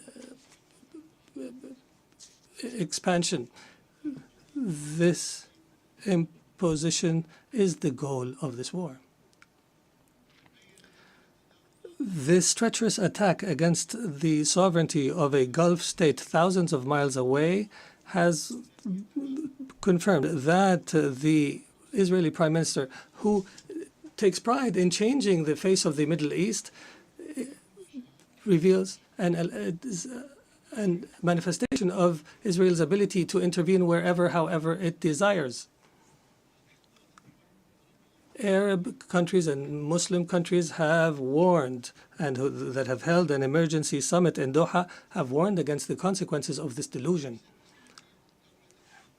Israel is not a democratic country surrounded by enemies, but in fact, it is an enemy to its surrounding neighbors, and it's engaged in a genocide, and its leader is proud of preventing the establishment of a Palestinian state, and he promises that such a state will never be established, and he takes pride in preventing peace with the Palestinians, and that he will prevent such peace in the future.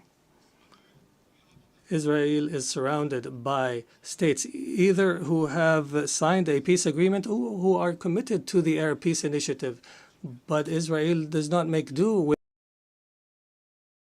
with truces and settlements.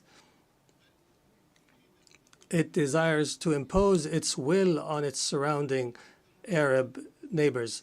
And everyone who believes its will is either anti-Semitic or and everyone who opposes its will is either anti-Semitic or a terrorist. Even Israel's allies realize this fact and reject it.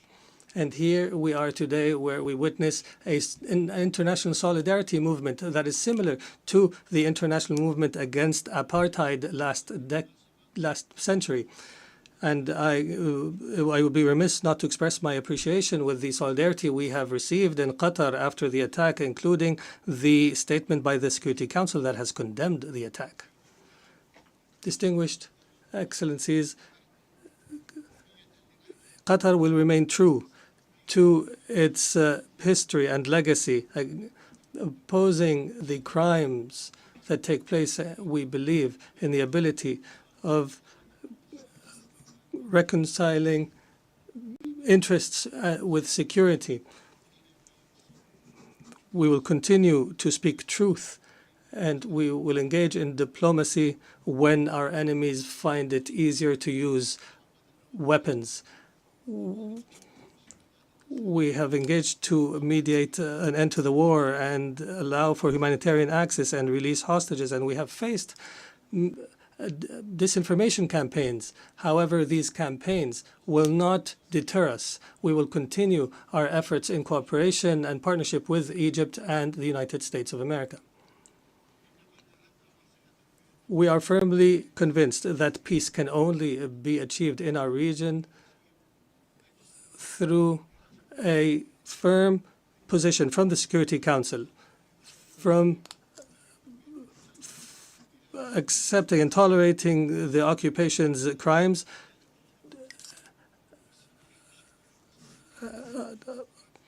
until allowing to the Palestinian people to enjoy their right to self-determination and establish their state with East Jerusalem as its capital on the borders of 1967 as per UN resolutions and the two-state solution that has been the consensus of the international community. We appreciate the role of states that have recognized the state of Palestine. There is no doubt that such recognition is morally important because it sends a message that violence and more violence will not succeed in liquidating a just cause such as the cause of Palestine, and we urge more states to recognize the state of Palestine. We believe that instability knows no border and that humanity's destiny is intertwined. Therefore, Qatar has continued its diplomatic efforts to contribute to the settlement of other crises, such as in Ukraine and wars in Africa. And our persistence have continued with partners in Africa in order to draft peace agreements. Most importantly was the signing of a declaration of principles in Doha between the DRC and the Congo River Alliance in March. Our efforts support the leadership of the U.S. to achieve a peace agreement in the east of the country, and Qatar will continue to engage as an international partner in order to achieve the peaceful settlement of conflicts and to seize opportunities to establish global peace. Your Excellencies, some states in our region still suffer the lack of security and stability. However, there is hope through some positive developments. In our dear Syria, since the end of last year, is going through a new phase that we hope will be a path towards achieving the aspirations of the Syrian people towards stability, development, and the rule of law after the end of a dark phase of the country's history. Egypt has stood by the Syrian people throughout the previous years. I recalled and urged to support Syria from this podium, even when it seemed to fall off the international agenda. The international community is called upon to assist Syria now in order to succeed through the transition phase after decades of suffering. Our experience in other Arab countries has taught us that building state institutions and establishing relations between a state and others is based on equality, and internal stability on the basis of respect for diversity are paramount issues at this stage. Qatar will not spare an effort to provide the necessary support to our brothers and sisters in Syria, and we have no doubt that the Syrians will be able to overcome this phase and to reject sectarianism in all its forms, and that they will reject external interference, especially the Israeli attempts to divide Syria and the conduct of Israel that is as though all areas south of Damascus are areas of Israeli influence. The Middle East has also witnessed positive developments through the election of President Ahmed Joseph Aoun in Lebanon and the appointment of Mr. Nawaf Salam as a prime minister, which is a step towards stability in the country. Qatar will continue to support Lebanon government and people and institutions and will continue to support the Lebanese army. We emphasize the need to implement Security Council Resolution 1701 and the withdrawal of Israeli forces from the areas it occupied during the last war and to end Israeli interference in internal Lebanese affairs.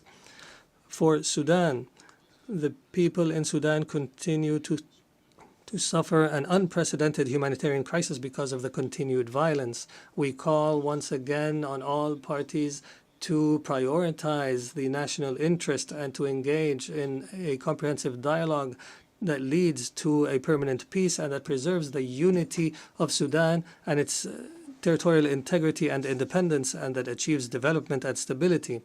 We declare our support for all international efforts that aim to achieve this goal.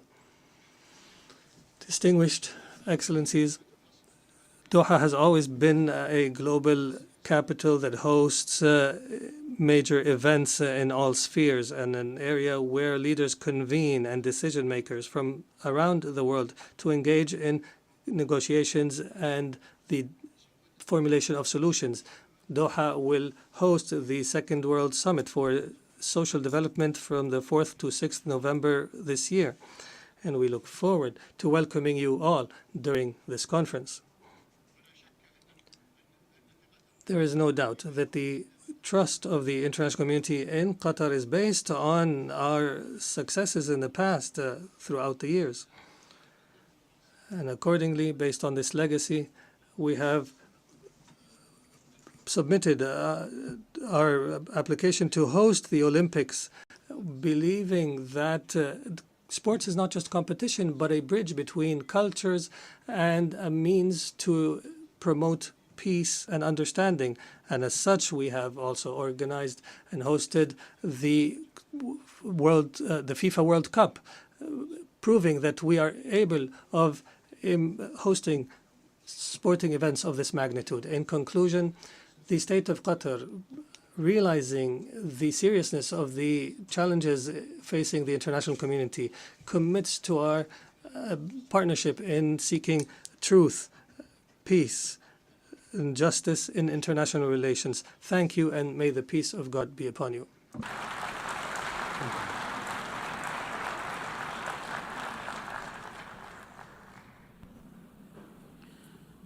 On behalf of the Assembly, I wish to thank the Emir of the State of Qatar.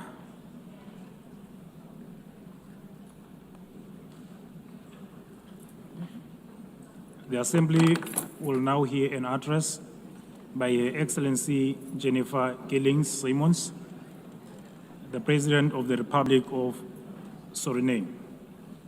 I request the protocol to escort Her Excellency and invite her to address the Assembly.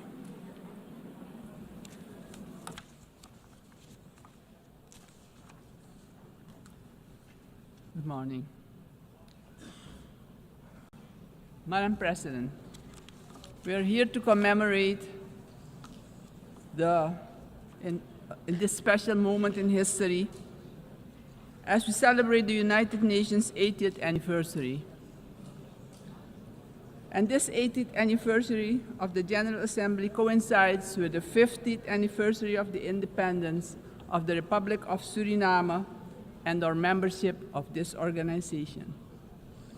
On behalf of the government and the people of the Republic of Suriname, I express sincere congratulations to the international community on this occasion.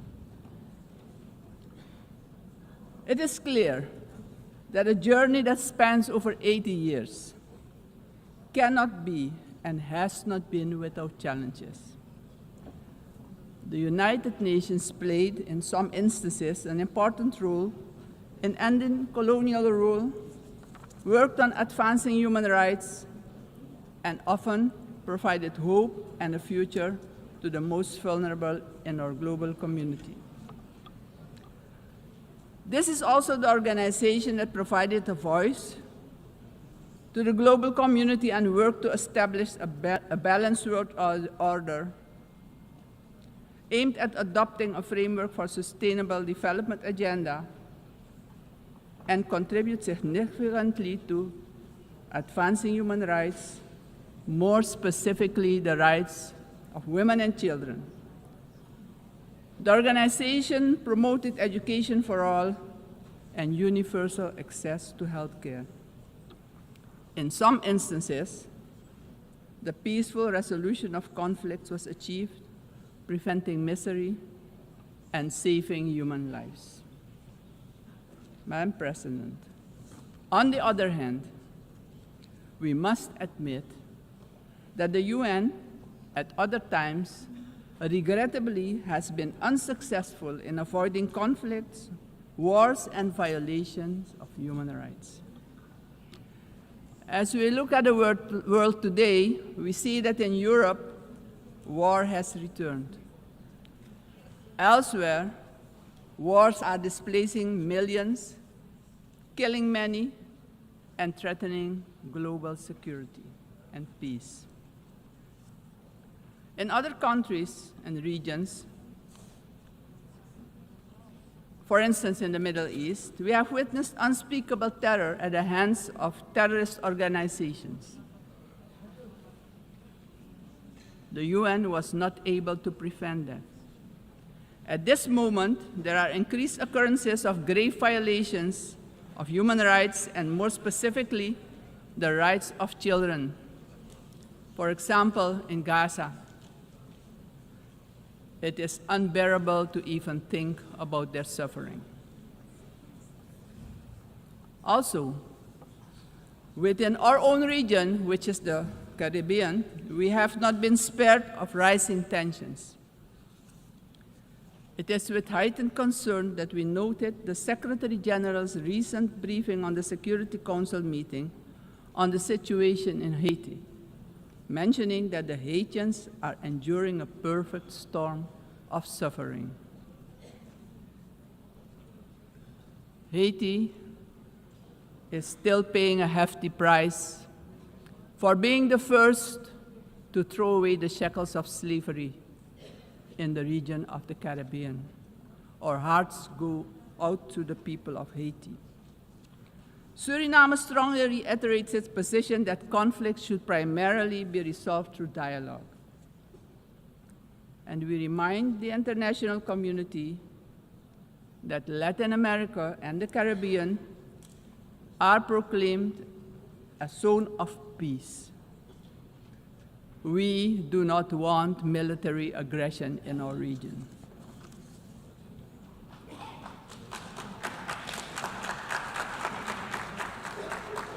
Madam President,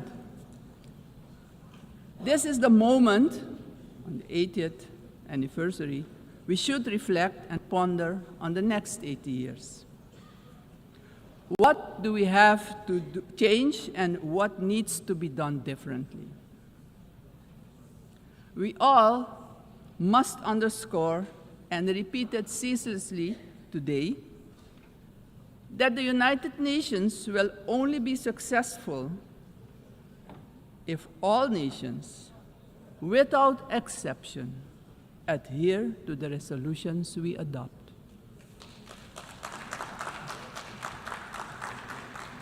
We can only keep the peace if we stop allowing that the votes of all the countries in the world can be nullified by one veto.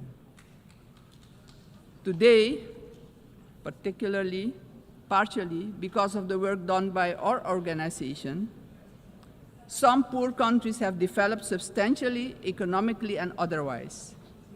They have become powers who can't be ignored any longer. We have to remind ourselves that the world in which the United Nations was established 80 years ago does no longer exist.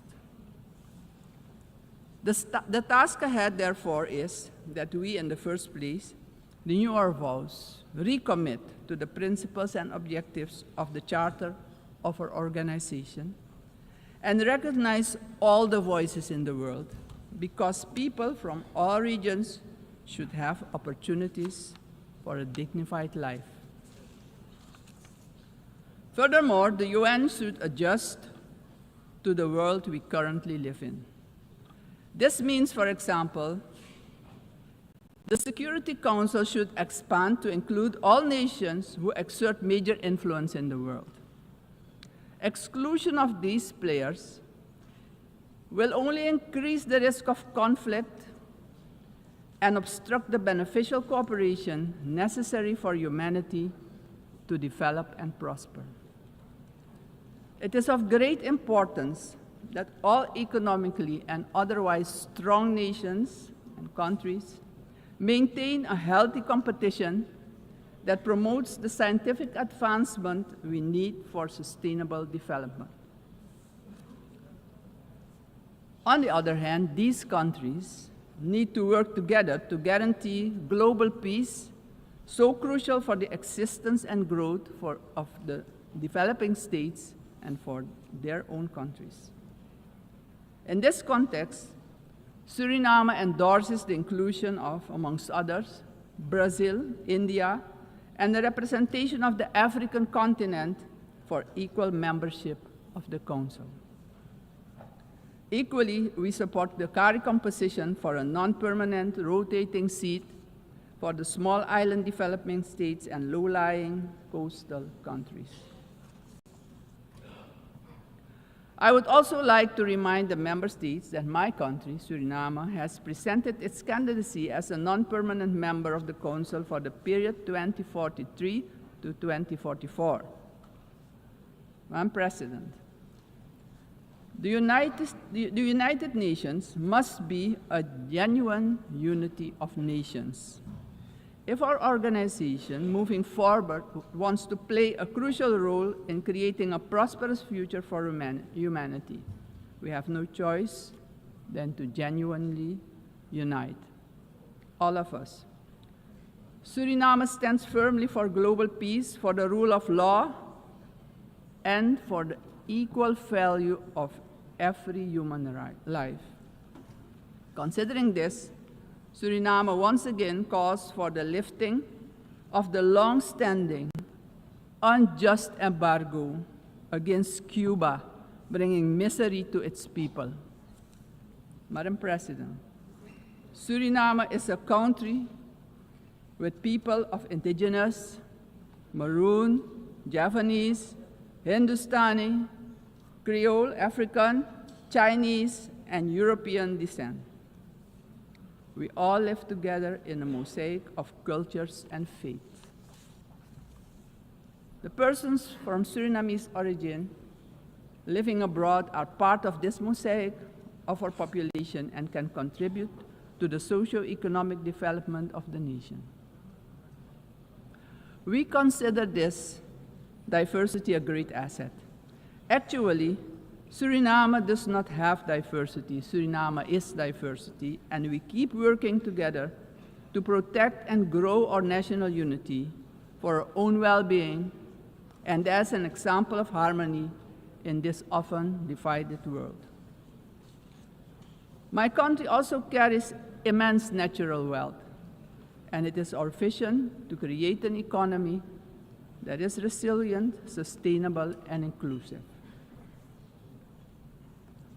Together, we strive to build this more diverse economy by developing, among others, our tourism and agricultural sectors, strengthen our educational system, and work towards universal access to basic health care.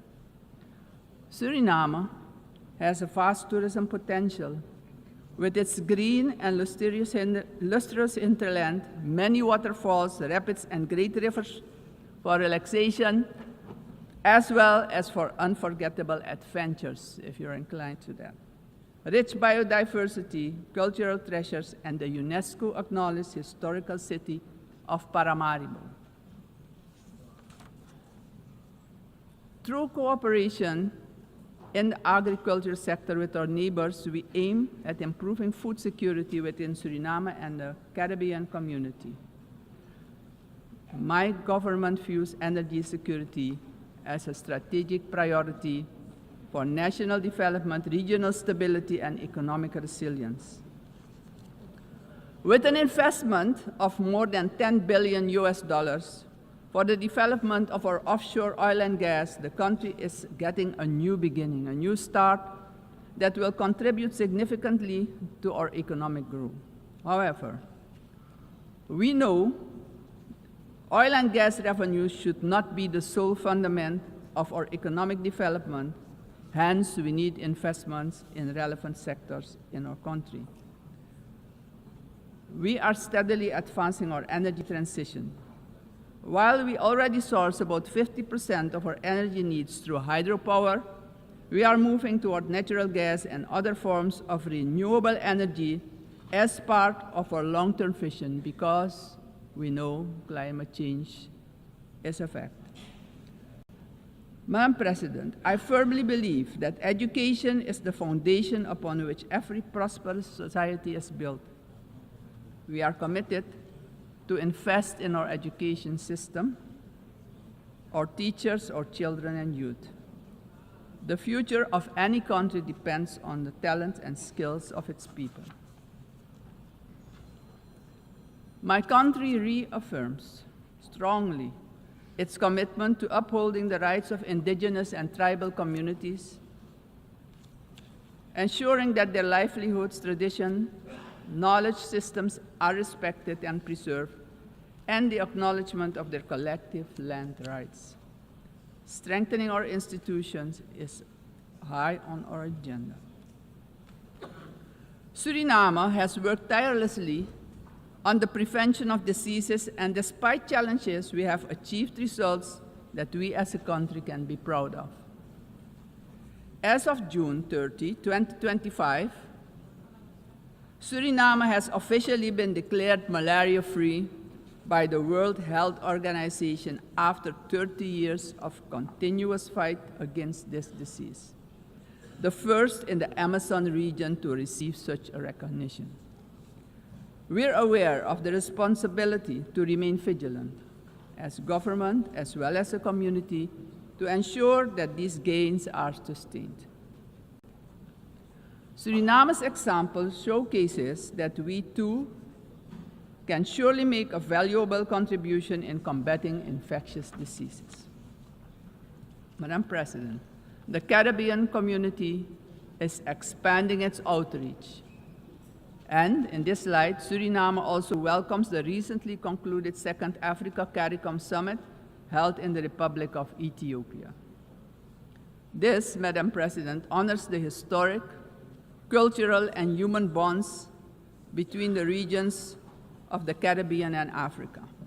Suriname also acknowledges the CARICOM 10-point plan for reparatory justice, which has our full and strong endorsement. Slavery was a crime, is a crime against humanity, and we're talking about reparations, yes. We will furthermore continue to contribute with CARICOM, aiming at enhancing the organization's geopolitical influence. Despite our commitment as a country to the Paris Agreement 10 years ago, we see that the climate crisis is worsening. It's worse than we feared. Our countries have least contributed to climate change and carbon emissions, but are hit the hardest by its effects, directly impacting the livelihood and economic growth of our peoples. Suriname calls for the urgent attention of the international community to address the detrimental impact of climate change facing the small island developing states and countries with low-lying coastal areas. Our forests stand strong.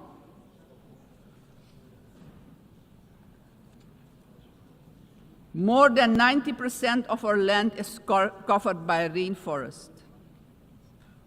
And this makes us the most forested country in the world. Your eyes have never seen so much green. Suriname is one of the 3 carbon-negative countries on Earth. Since 1992, our forest has absorbed nearly 290 million tons of carbon, and each year we capture more than we emit, and we want to keep it that way. The protection and conservation of our forest has been a priority. It doesn't stand by default, but by design. We have been logging sustainably for decades, and did so with the Sustainable Tropical Rainforest Management System developed in Suriname, an ecological approach to forestry. Also, the indigenous and tribal communities protect the forest by their continued stewardship. We are proud of the way we did it, but pride alone does not pay the bills and does not develop the indigenous and tribal communities. Madam President, we must not forget that these forests, our forests, are in competition with vast resources such as gold, diamond, bauxite, and more. We will need to make difficult choices. We want to keep our forest coverage at a minimum of 90%. But we cannot do it alone. The time has come for the world's largest emitters to share this responsibility, not only with words, but with action, justice, and finance. Suriname strongly calls for global action, predictable climate finance for high forested, low deforestation countries, fair recognition of real carbon removals, and direct support for the communities who live in and protect these forests. Suriname, Madam President, therefore endorses the initiative of the COP30 presidency to launch the Tropical Forest Forever facility and calls upon the international community to contribute to its success. Suriname, as mentioned previously, takes pride in being an example of peaceful coexistence, having different cultures, religions, and the traditions to live together in respect and solidarity. This is our gift to the world. The second gift, because we also have a forest that is delivering services to the whole world. This gift proves that harmony can prevail. As stated upon our admission to the United Nations in 1975, our republic indicated our willingness to engage with the international community.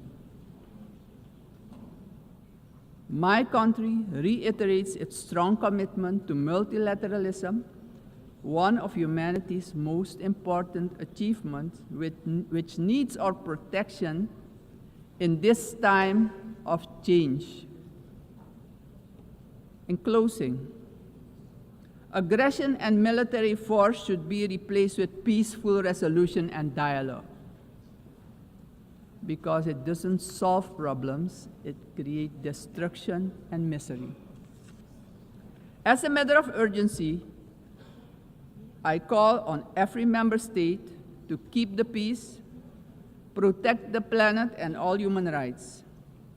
Suriname has shown the world that living sustainably together is possible. We are really better together.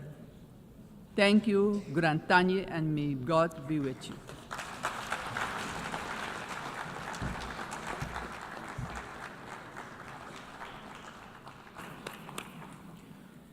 On behalf of the Assembly, I wish to thank the President of the Republic of Suriname. The Assembly will hear an address by His Excellency Katinas Nauseta, President of the Republic of Lithuania. I request protocol to escort His Excellency and invite him to address the Assembly.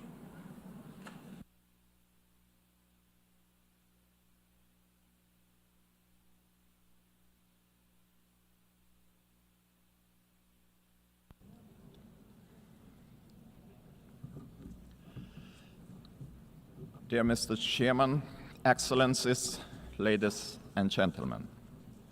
80 years ago, humanity, emerging from the Second World War, embarked on a long road towards peace.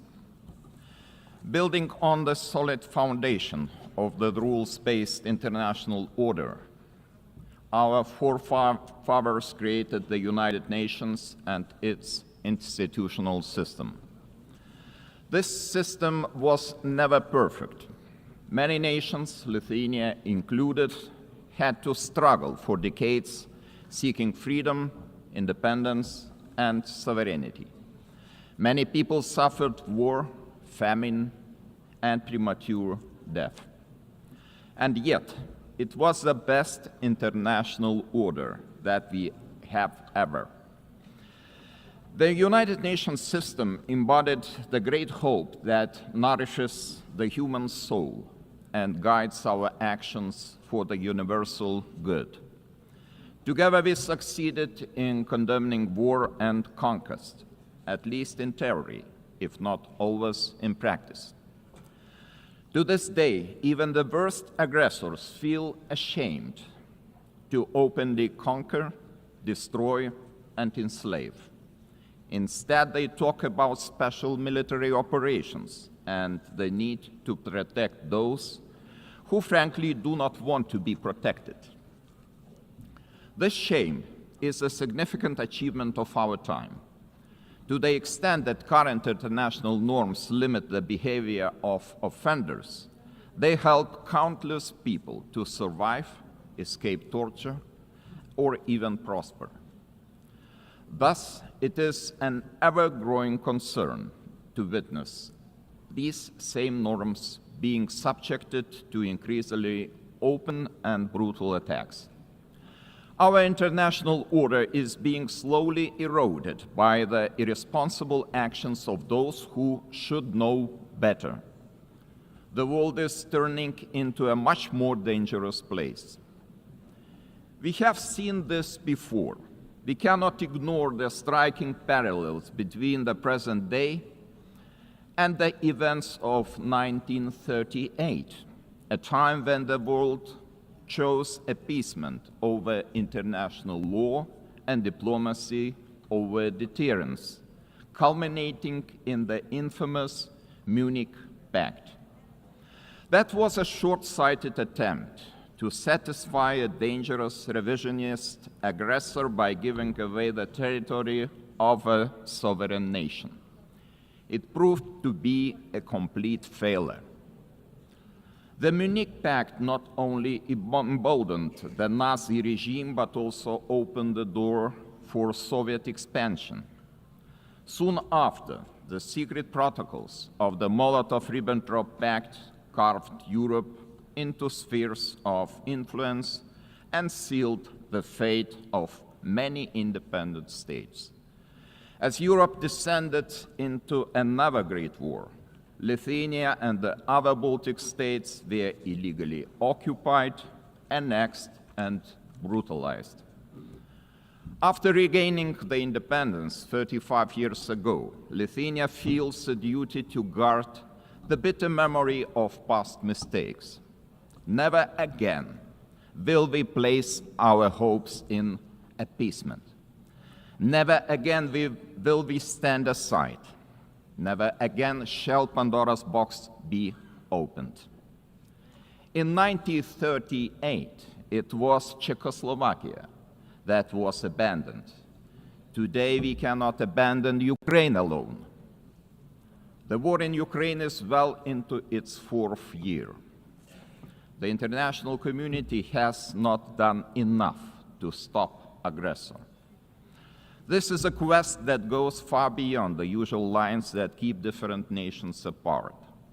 What matters is not the distinction between large and small, or between global North and global South nations, but the basic principles of the UN Charter, which guarantee peace and security across the globe. If one UN member is attacked with impunity year after year by a permanent member of the Security Council, what does that mean for the rest of us?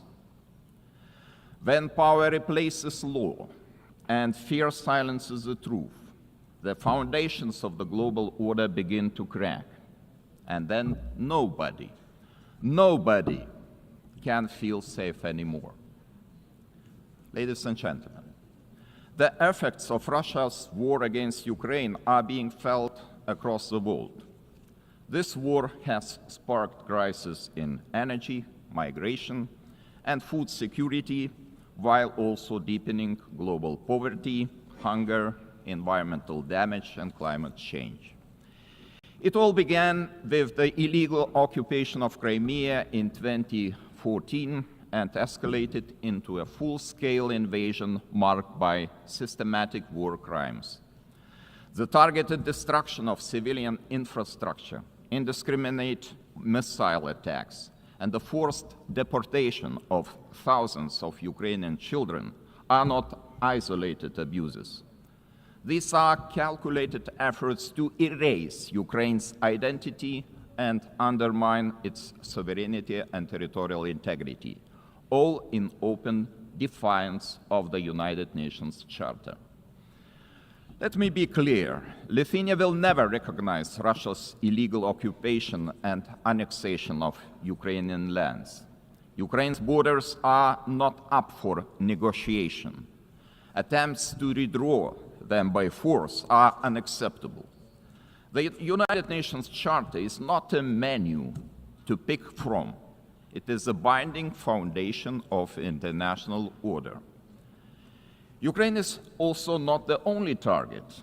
Russia continues to occupy two Georgian regions, destabilizes Moldova, and uses proxies and mercenaries to spread instability across the Sahel, the Middle East, and beyond.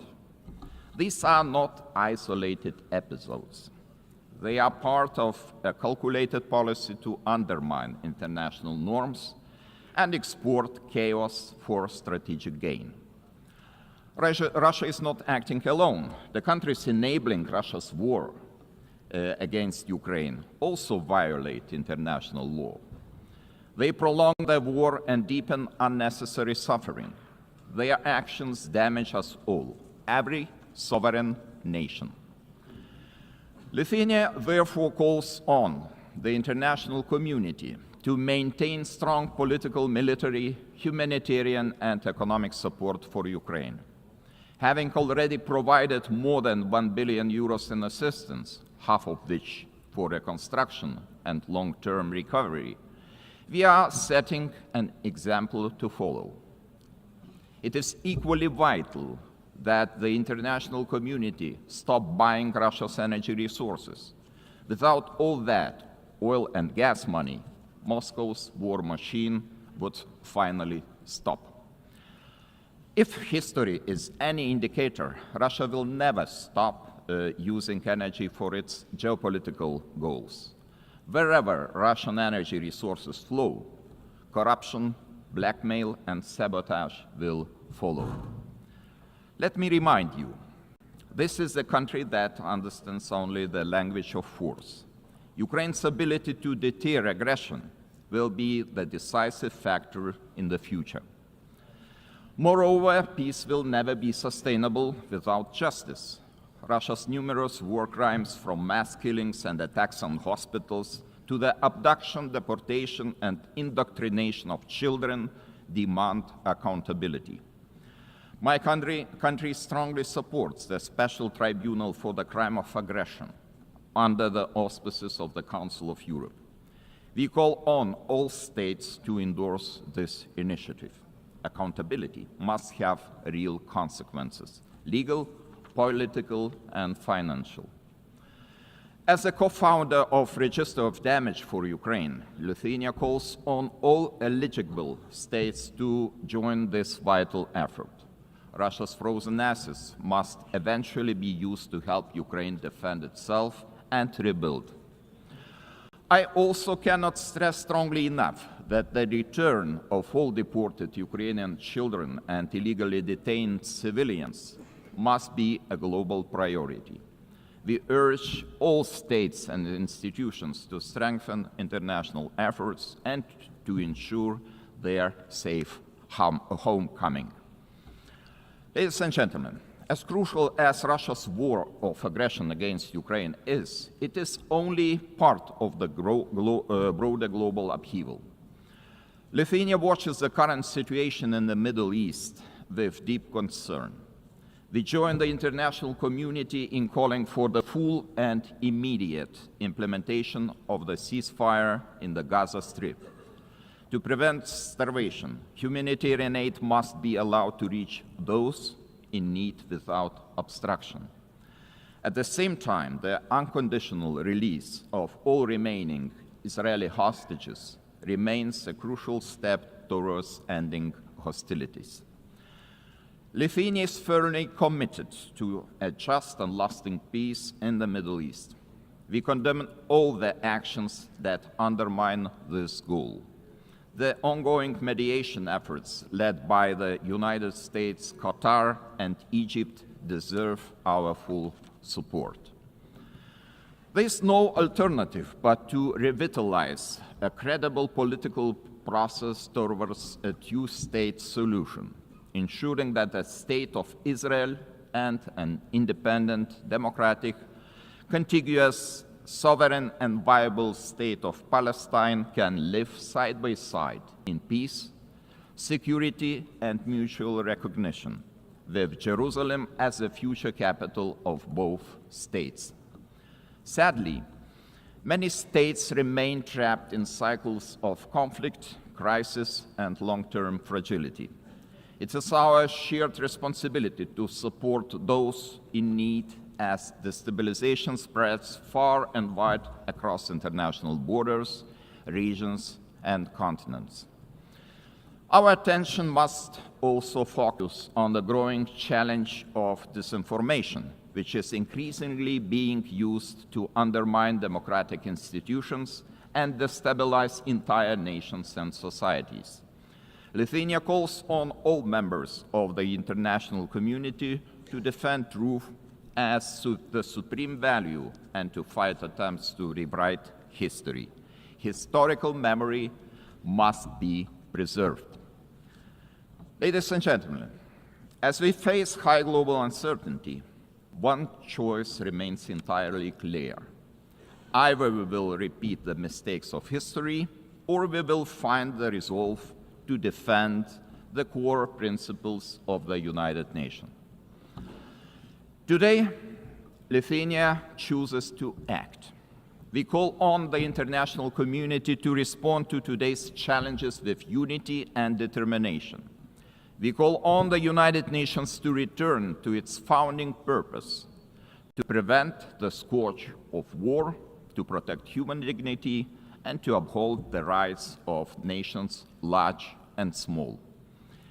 Together, we must ensure that no permanent seat on the Security Council grants any state permanent impunity. We must support those who defend the very principles of the UN Charter. In this spirit, I welcome the Secretary General's UNAT reform agenda, a timely blueprint for adapting this institution to the realities of today's world. His call for a more inclusive, effective, and accountable United Nations deserves our broad support. Lithuania stands firmly behind these efforts to reimagine multilateralism. We call on all states to strengthen our collective ability to act across all three pillars: peace and security, human rights, and development. Our message must be simple and straightforward. Aggression cannot win, and the principles of the UN Charter must prevail. Let us rise to the demands of this moment. Thank you very much.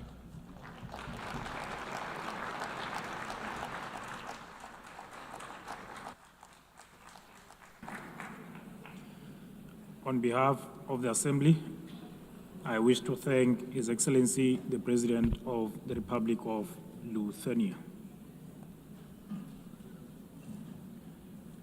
The Assembly will hear an address by His Excellency Marcelo Rebelo da Sousa, the President of the Portuguese Republic. I request protocol to escort His Excellency and invite him to address the Assembly.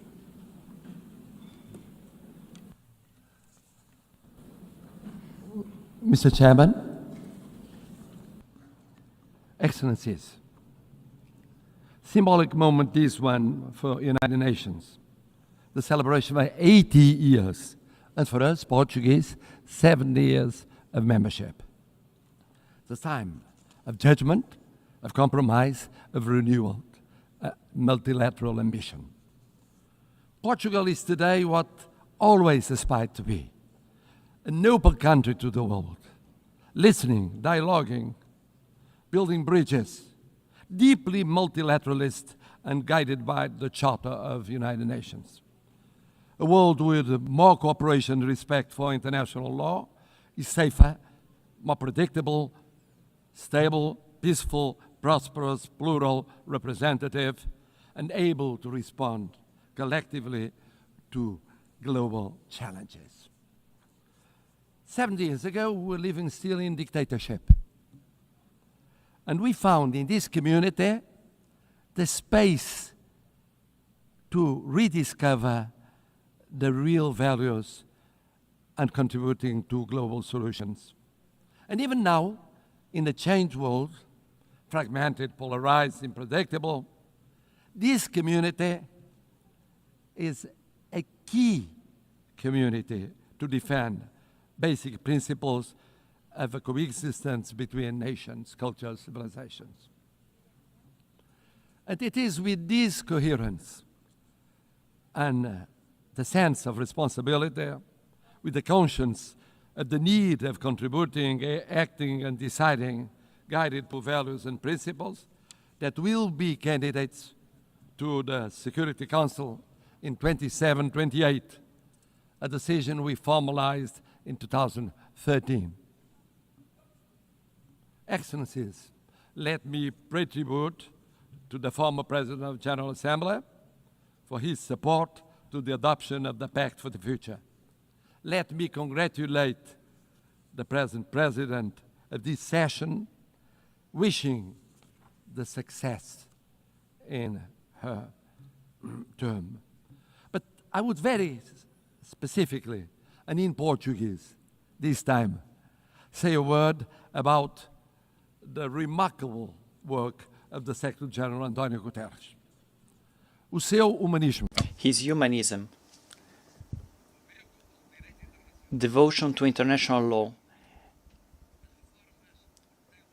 the reforms he has championed. 2017, que inclui agora, now including UNGA and the Pact for the Future, are testaments to his work and will be his legacy. É orgulho para mim, having a Portuguese as Secretary-General of the United Nations, ter português como Secretário-Geral das Nações Unidas. Someone is projecting a Portuguese way of acting in international relations, uma forma portuguesa de estar nas relações internacionais. He will always be supported by Portugal. Contará sempre com o apoio de Portugal. And I must congratulate him for his speech, because he said, I will never give up. I know him ever since we were teenagers. He never gave up, ever. And he's right. It's true we live at a time of multiple crises and persistent crises. Division, polarization, violations of international law, cleavage between power exercise and responsibility, technology and ethics, urgency of crisis and capacity of response and action. United Nations faces an existential moment. Without change, without renewal, the United Nations will be marginalized, and we could be left to the law of force.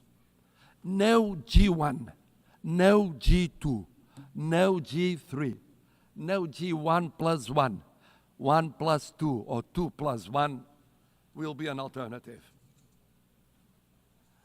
No absence of multilateralism will avoid the need of multilateralism. The world is multipolar, will be multipolar. Just think of the situation in Ukraine or the situation in Middle East. In Ukraine, for years, and now for months, for 8 months, one is waiting the mediation of the most powerful in the world. Do we have a ceasefire?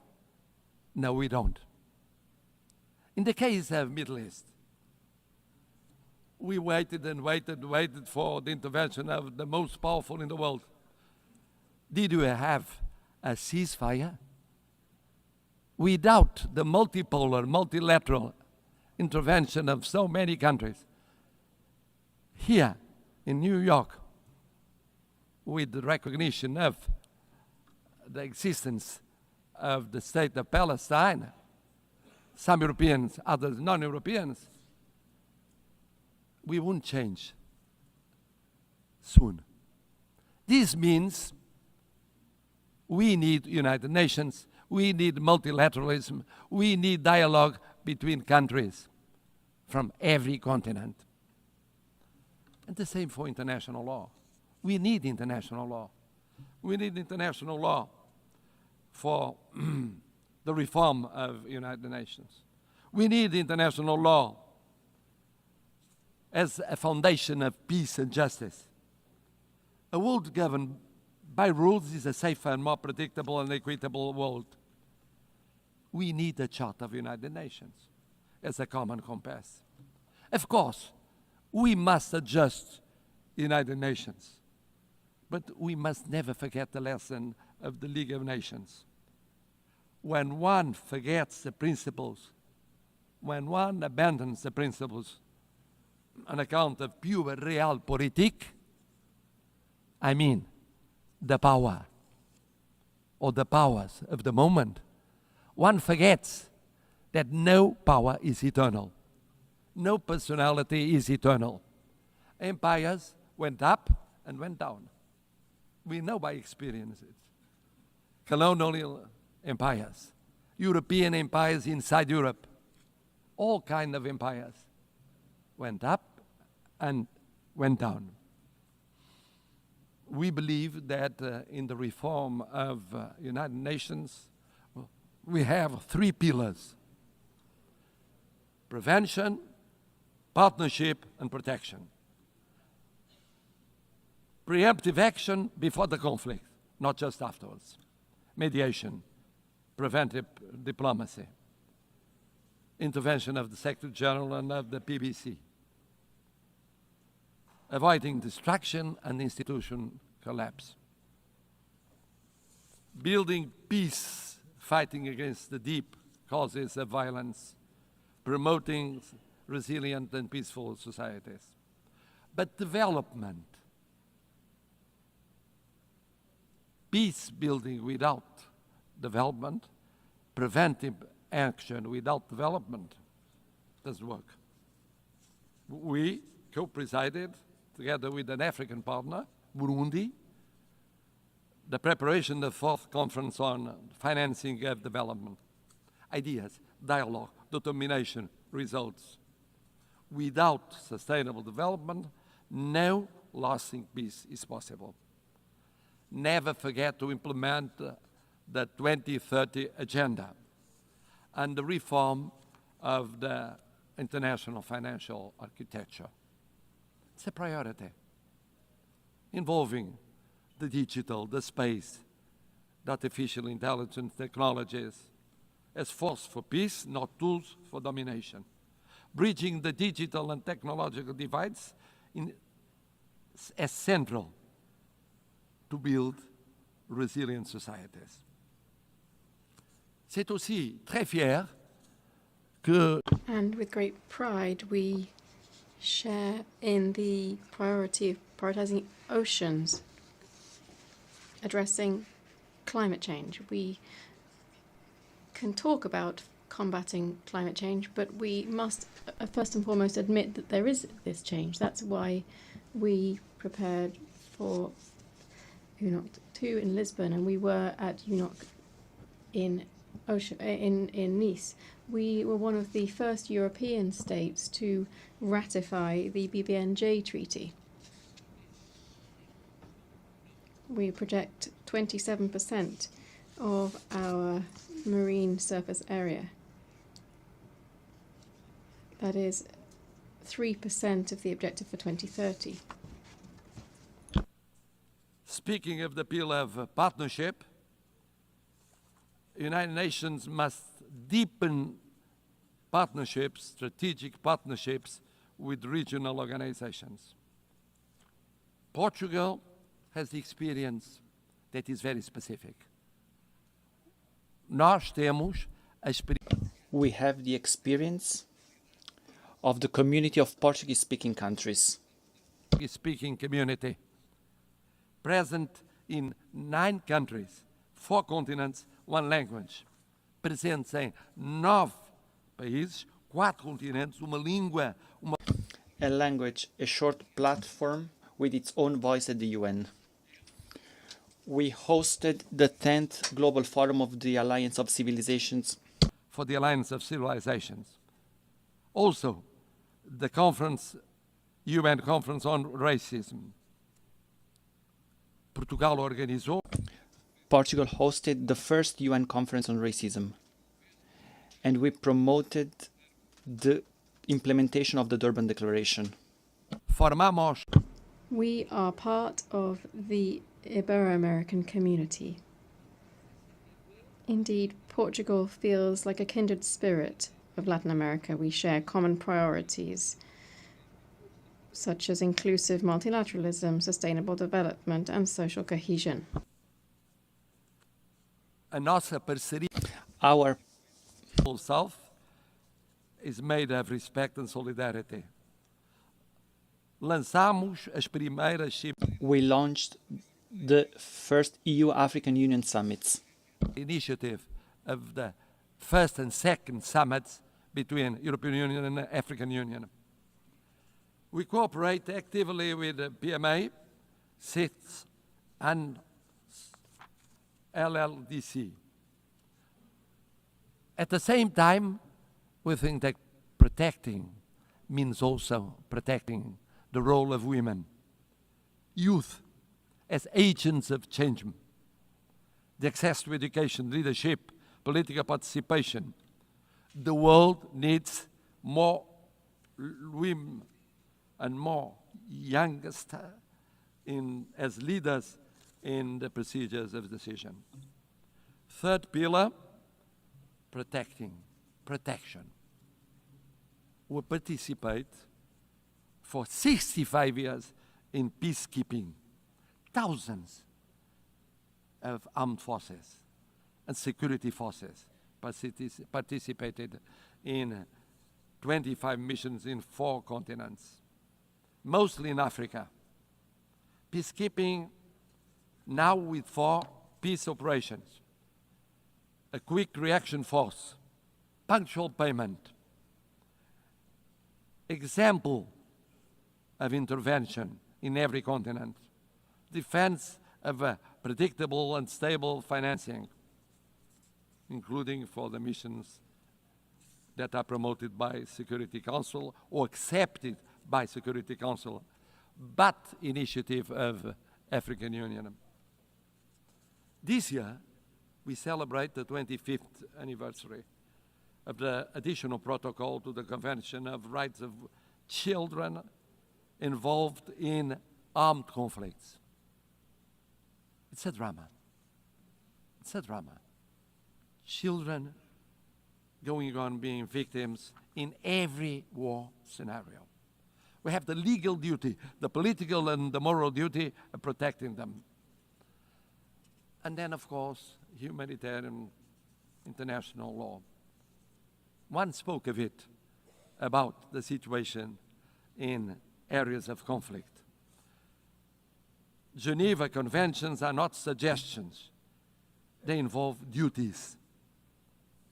We participated in the 6th Commission preparing the Convention on Crimes Against Humanity. Human rights. Human rights. Human rights mean personal rights, political rights, freedom of expression, economic rights, social, cultural rights, universal, interdependent, and inseparable. Não podemos ficar. We cannot remain indifferent concerning major crises. We just declared our decision of recognizing the state of Palestine. In the Middle East, now we think that the following step is creating conditions for a ceasefire, immediately releasing the hostages, humanitarian assistance, but also creating political, economic, and social conditions to strengthen the solution of 2 sovereign states, rebuilding economies and societies, giving an opportunity to peace, to the daily life of Israelis and Palestinians, so that they can live, not die. Live, not die. In Ukraine, sovereignty, independence, and integrity with global total ceasefire, immediate and unconditional, first step for a fair peace, respecting international law and respecting the Charter of the United Nations. In Sudan, intervening to react much more quickly to perhaps the greatest humanitarian catastrophe in Africa. On Haiti, In Haiti, where the suffering of the population is no longer tenable, this in light of the barbaric atrocities committed by criminal gangs and the recruitment of child soldiers, decisive UN assistance to the multinational security support mission is required before it is too late.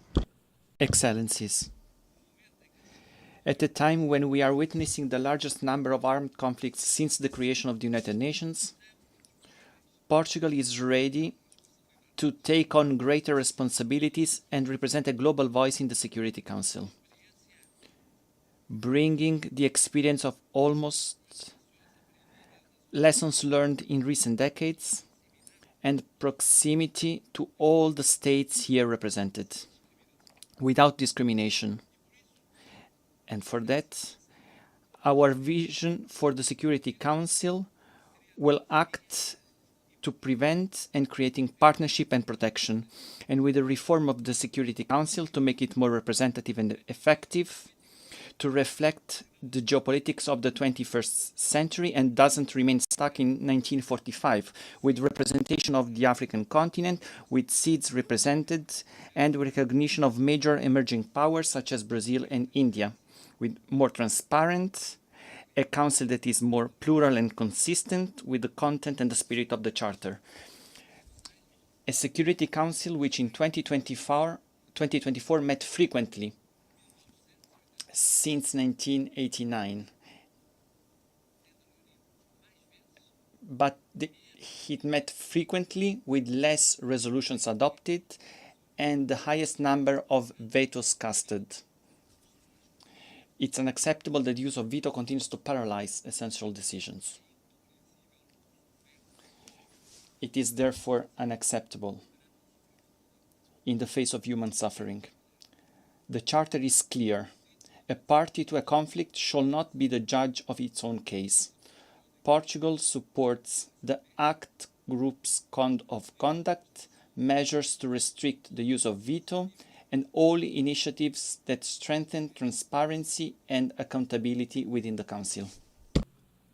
A last word. Portugal is presenting itself to the Security Council without hidden agendas.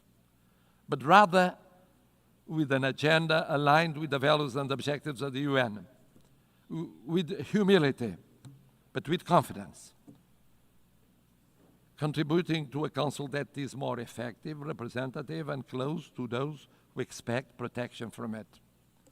We are a predictable country, a bridge builder, a reliable partner, an uncompromising defender of the UN Charter. It is in this spirit that we want to serve, that we reaffirm our commitment to be United Nations today, and that we hope will earn your trust for the future of the United Nations, but mostly for the future of the world, more peaceful, more just, more respectful of dignity, human dignity, in so many conflicts that represent a shame for all of us. Thank you.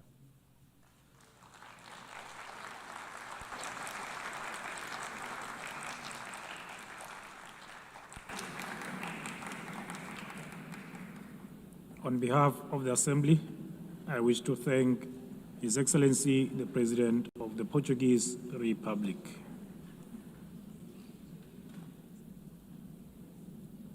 The Assembly will hear an address by His Excellency Yomandu Usi, President of the Eastern Republic of Uruguay.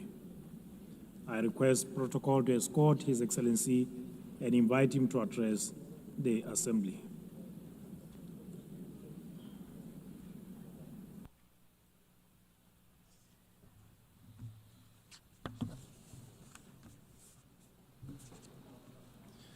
Señora Presidenta. President of the General Assembly, Secretary General, heads of state and government, representatives of international organizations, official delegations, ladies and gentlemen. I come from a republic that lies to the east of the Uruguay River, one which on maps, in history and in culture occupies a small corner of the southernmost tip of the world. This is a country of grasslands overlooking the ocean, which stands out for the tranquility and hospitality of its people. I come from a country where it is now common practice for a president to visit neighboring countries accompanied by his predecessors from other political parties. This is a country where the handover between governing parties does not trigger an institutional crisis. On the contrary, this handover represents business as usual. I come from a country whose president can walk among the people without security, can enjoy a football match standing in the stands like any other supporter. I come from a country whose political parties, almost all of them, more than half a century old, are always willing to agree on national solutions to national emergencies. Uruguayan solutions, as we call them. In saying this, I'm trying to express how Uruguay lives its profound vocation for peace and respect every day. I live in a country, of course, that does not stand on the threshold of paradise, since we are also facing fresh challenges in child poverty, public security, and social inequality. And on these issues also, there is, generally speaking, national consensus. Our historically robust institutions and political system have allowed Uruguay to continue to stand out in the region for its high level of human development and its income distribution policies. It has allowed us to be a country with stable rules, where contracts are honored, where international commitments are respected, and where macroeconomic stability is a state policy. But this impressive record can also be seen beyond our borders. because Uruguay is recognized worldwide for its commitment to peace, its tireless pursuit of the peaceful resolution of conflicts, its unfettered respect for international law as the greatest guarantee of the sovereignty of peoples, and for being a fraternal and hospitable land for migrants from all latitudes. From that small country which breeds tolerance, dialogue, and agreement as the historical key to coexistence, and which lies on a continent free of conflict and interstate wars, we come to this assembly to join efforts to contribute to stability and peace in an increasingly tumultuous and challenging world. The growing geopolitical tension and increase in conflicts, together with the underfunding of efforts for a peaceful and rules-based global order, are posing enormous challenges on a planetary scale. A few facts suffice to illustrate this. According to the 2025 Global Peace Index, in 2023 there were 59 interstate conflicts. This is the highest number since the end of the Second World War. In 2024, global military expenditure rose by almost 10% in real terms when compared to 2023. This represents the largest annual increase since the end of the Cold War. We're talking about military expenditure of $2.7 trillion. We're not only talking about increased conflict between nations, nor of rapidly growing military expenditures to sustain this, but we're also talking about new forms of cruelty and death that wars now bear. We are well aware that since the very birth of civilization, the absence of violence or war has perhaps been nothing more than a pipe dream. But in our time, technological progress has unleashed other, much more perverse means of waging war, such as the use of military practices aimed at sowing fear, terror, and death among the civilian population. Let it be very clear. We condemn all forms of terrorism, since it constitutes, among other things, a despicable act of cowardice. There is another perspective, a current perspective, one that leads us to believe that the main objective of current wars seems to be the systematic practice of extermination. The end has never justified the means. We must banish that old precept that war is the continuation of politics by other means. All war is criminal, irrespective of where it occurs, irrespective of the God invoked to justify it, and it will always deserve our most visceral condemnation.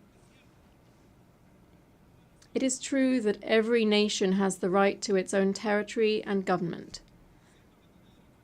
It's true that they have the right to establish a level of self-determination that allows a nation to coexist with other peoples. And the value of the United Nations is precisely to ensure that these principles are realized in a peaceful and civilized manner. No state that claims to be democratic and to live under the rule of international law can, even under the legitimate right to defend itself against terrorism, exercise barbarity against any civilian population, least of all against especially vulnerable and defenseless persons. Since 1948, Uruguay has maintained a consistent and steadfast position in line with the principles of self-determination and peaceful coexistence. Our historic stances on the main global conflicts, especially that currently underway in the Middle East, are well known. In this regard, the Uruguay has always maintained the position of two states, two peoples. The Uruguayan government hence takes very seriously the reports produced by the international community concerning the Palestinian territories and urges the implementation of the recommendations made by the United Nations. At the same time, we urge the immediate suspension of military operations of death. We urge the suspension of death of innocent civilians. And we request the release of the hostages. In our world, at the same time, there are other persistent and worsening, more widespread and permanent tragedies. To such an extent that the Universal Declaration of Human Rights, adopted in this very assembly 77 years ago, stands as a revolutionary manifesto in the times that we are living through. Beginning with its first article, which proclaims all human beings are born free and equal in dignity and rights, and, endowed as they are with reason and conscience, should act towards one another in a spirit of brotherhood. How far we are from our own principles and commitments when we see that the gap between those who have the most and those who suffer the most is ever greater. How far we are when we see that the principles of freedom and equality are increasingly estranged, and we hear much more talk of a supposedly free individual than of egalitarian societies in terms of income or the enjoyment of rights. How far we are from human sensibility when we forget that our main calling must be to stand with the majority, listening to every problem or anguish of our people and understanding even and fundamentally those who think differently. Madam President, I come from a country with a long, faithfully documented tradition in international politics. This tradition includes staunch support for multilateralism in all of its facets, political, economic, cultural, as the best and only way to face the challenges to which I have referred.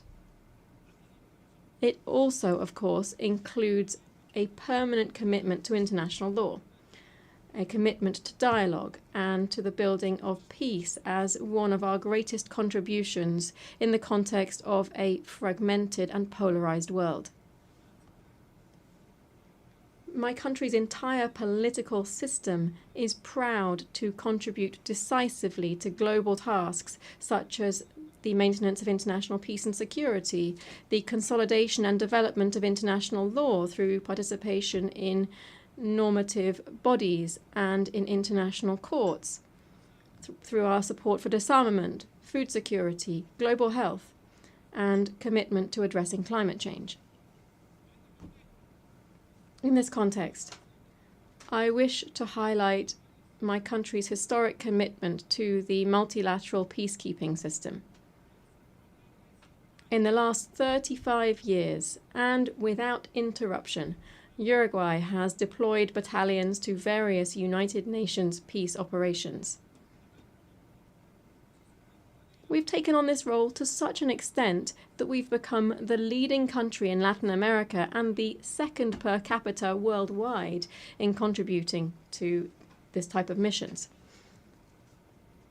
Moreover, we have done this with particular distinction because our troops have been specialized in the most emblematic role of these peace operations, that is, the protection of civilians in armed conflicts. The nations represented in this assembly are well aware that my small country is very far from standing out for its military might or its economic dominance. And it is there, paradoxically, that our strength lies. Because we are incapable of standing in anyone's way. On the contrary, our strength lies in intangible capacities that this world greatly needs, because we are a country that can be relied upon to promote dialogue and peace. Firstly, because those principles define us as a republic and are evident in our respect for the separation of powers and the rule of law. the strengthening of our democratic system, and our respect and promotion of human rights and social equity, among other things. Secondly, because this is how we have historically conducted ourselves on the international stage. As early as in 1907, for instance, my country took a firm stance at the Hague Conference on Arbitration, seeing it as an essential and obligatory mechanism for resolving conflicts between states. Just a few years later, in 1921, Uruguay was the first state in the world to accept the jurisdiction of the Permanent Court of International Justice, the predecessor of the International Court of Justice. On the basis of these and other historical precedents, I hereby reaffirm that Uruguay is in an excellent position to be able to offer itself to the world as a host for negotiations, as a promoter of networks of dialogue and mediation, leading to the construction of peace and the prevention of conflicts. Believe me, we are prepared for this ever more urgent and necessary challenge. Among other reasons, because we have learned, as my country's former president, José Pepe Mujica, said, that tolerance is the foundation for peaceful coexistence. Thank you.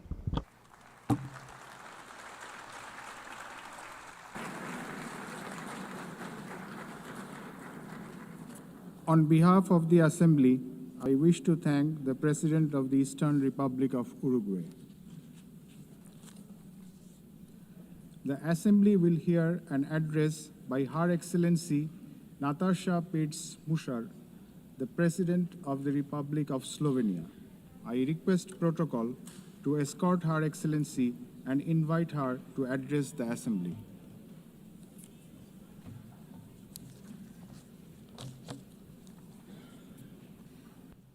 Madam President, please accept my warmest congratulations on your election at this historic 80th anniversary of the United Nations.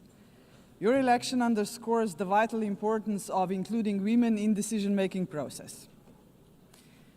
Ladies and gentlemen, Excellencies, in 1945, the end of the Second World War was greeted with celebrations, and hopes were placed in a new era of peace and cooperation, embodied by the creation of the United Nations.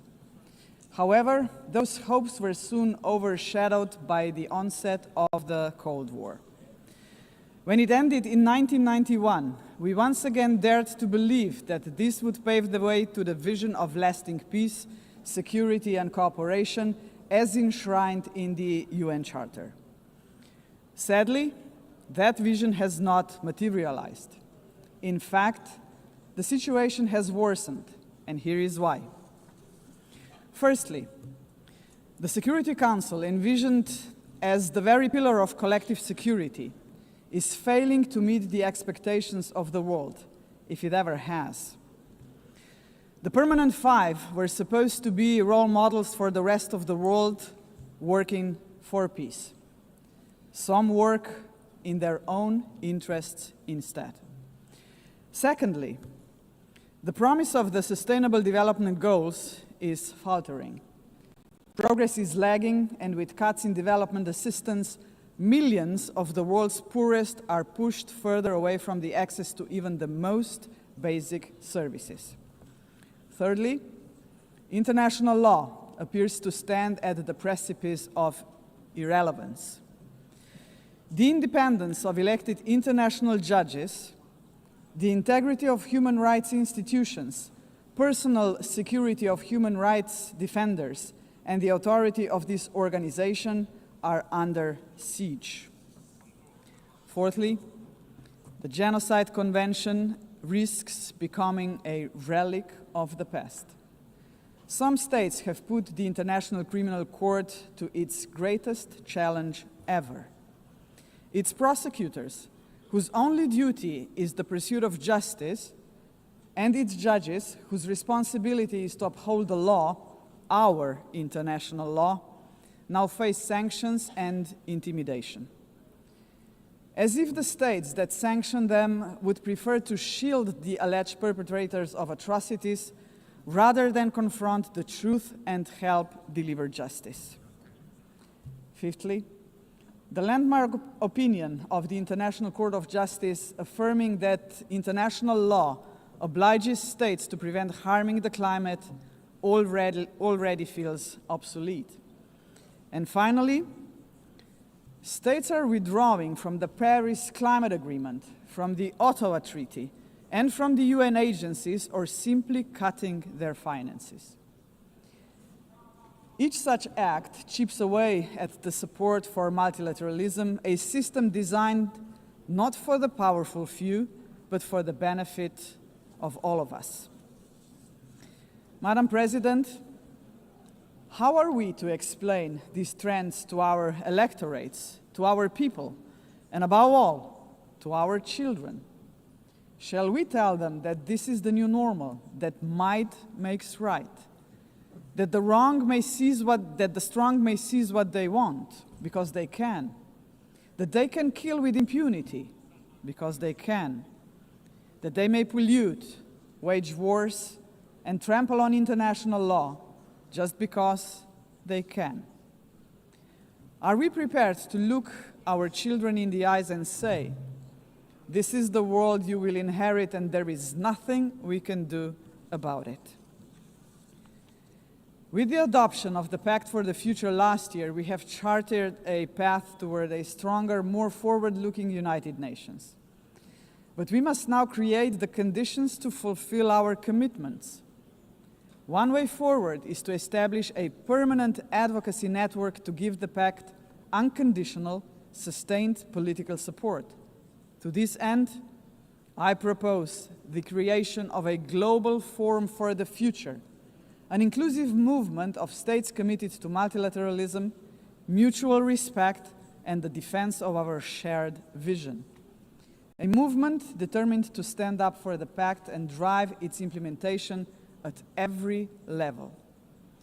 As states consider how to implement the Pact for the future, some solutions may be seen as inconvenient today, but in the long run, ladies and gentlemen, they are not optional. They are systemically necessary. The first example is the reform of the Security Council. We all recognize that it is the principal organ entrusted with the maintenance of international peace and security. But what it is not, and must never be, is a body that stands above international law to defend the interests of some at the expense of others. Jus cogens norms must be safeguarded as a matter of principle. If the prohibitions against genocide and crimes against humanity are accepted as jus cogens norms, can any permanent member claim a legitimate veto right in such circumstances? Member states have attempted to address this question through many reform proposals, but with minimal progress. This is why we must dare to go further now. We, the General Assembly, must take a bold step and request an advisory opinion from the International Court of Justice on this very question. Second, we must confront the gap between our words and actions on gender equity. Progress has been made, but far too modestly. Over the past 80 years, 13% of leaders in multilateral organizations have been women. And no woman has ever served as Secretary General of the United Nations. And this, ladies and gentlemen, must change. So, Excellencies, ladies and gentlemen, let us make history. Today, the 80th session of the General Assembly is led by only the 5th woman to hold the presidency.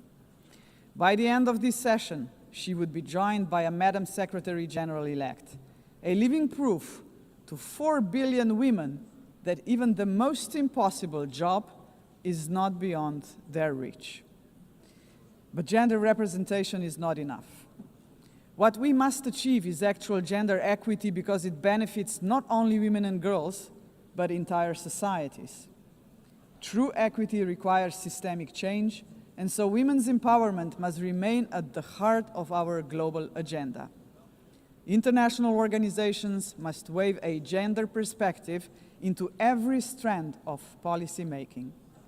And that should be a result of effective participation of women and girls themselves. Electing a Madam Secretary General would be historic, but it must only be the beginning of a much deeper transformation. Madam President, the Pact for the Future sets out clearly what must be done to change our world for the better. I have mentioned only two of the many challenges we must confront decisively. But we can only succeed as a community if we accept that there is no future for humanity without a fundamental change. The mandate of the Global Forum for the Future would be to push towards such a change. This is why it must be inclusive. It must not be merely a coalition of countries. It must inspire hundreds of millions of people. For when it comes to human dignity, the constituency of like-minded individuals is vast, diverse, and knows no borders. Human dignity is indivisible. We must fight for it no matter how great the obstacles are. And there are many, we know that. Think of hunger. Time and again, humanity rose across continents to confront the scourge of hunger, to no avail. Worse still, hunger is now being weaponized, turned into a tool of war. We receive reports on a daily basis of how women and children are starved because they are marked as legitimate targets, as enemies. How cruel, how inhumane is that, ladies and gentlemen? We cannot allow this to happen any longer. 40 years ago, musicians stood against hunger. Instead of guns, they, the Band 8, used music. The world heard them, but they were not loud enough, as hunger has not been eradicated. Today, we have science. We can address on a scale beyond imagination not only hunger, but every act of violence against human beings and all human fears. Granted, science, technology, and global connectivity are too often twisted by cynical leaders and warmongering regimes. But they can also be harnessed for the common good.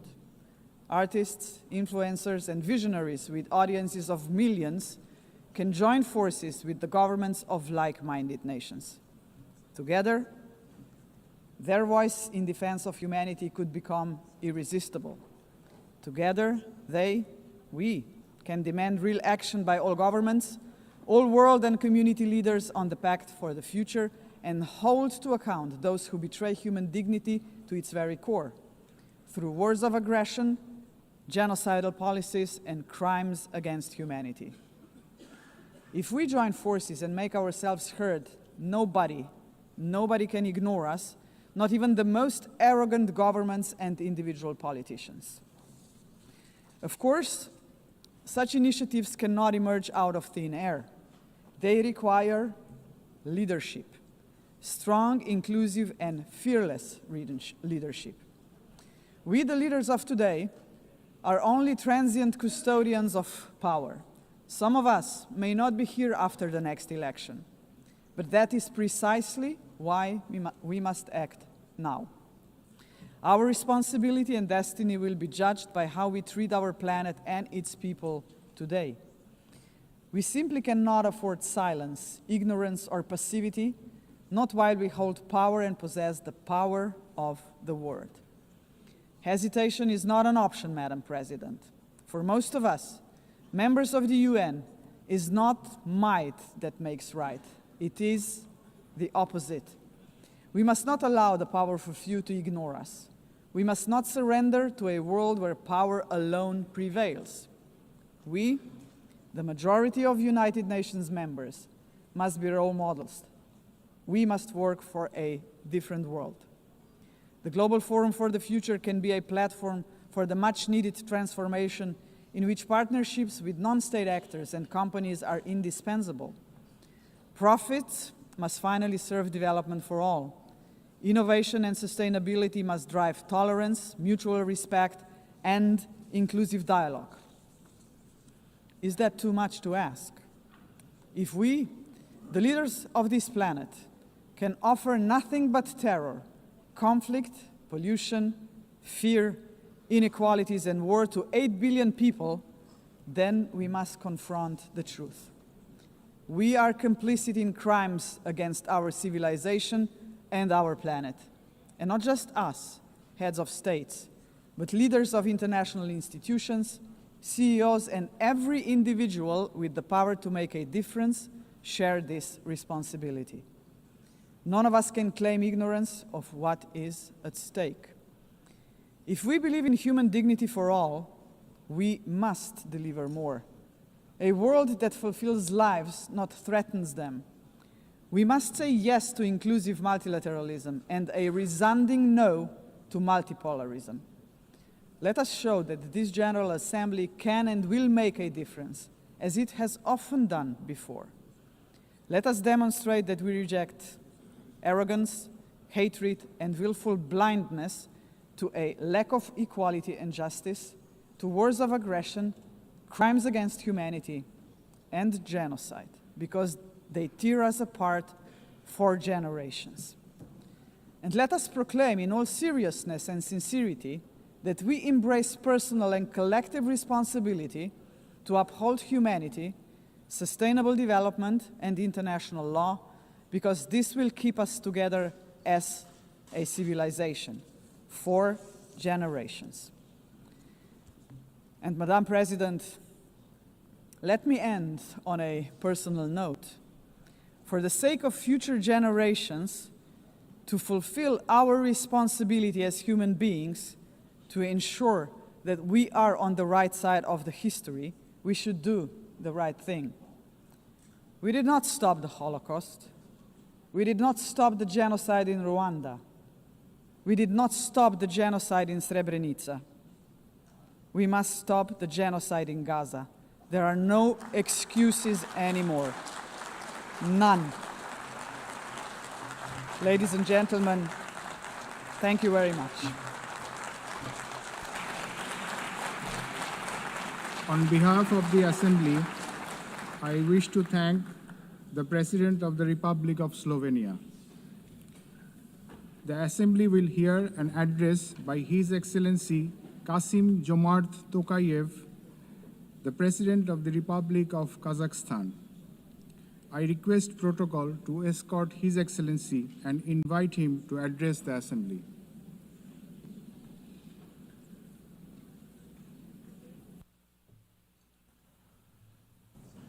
Madam President, Mr. Secretary General, distinguished delegates, for 8 decades, the United Nations has played a pivotal role in combating humanity's global challenges. Over that time, it has led our common efforts on collective security, nuclear non-proliferation, peacekeeping, development, poverty reduction, sustainability, and human rights.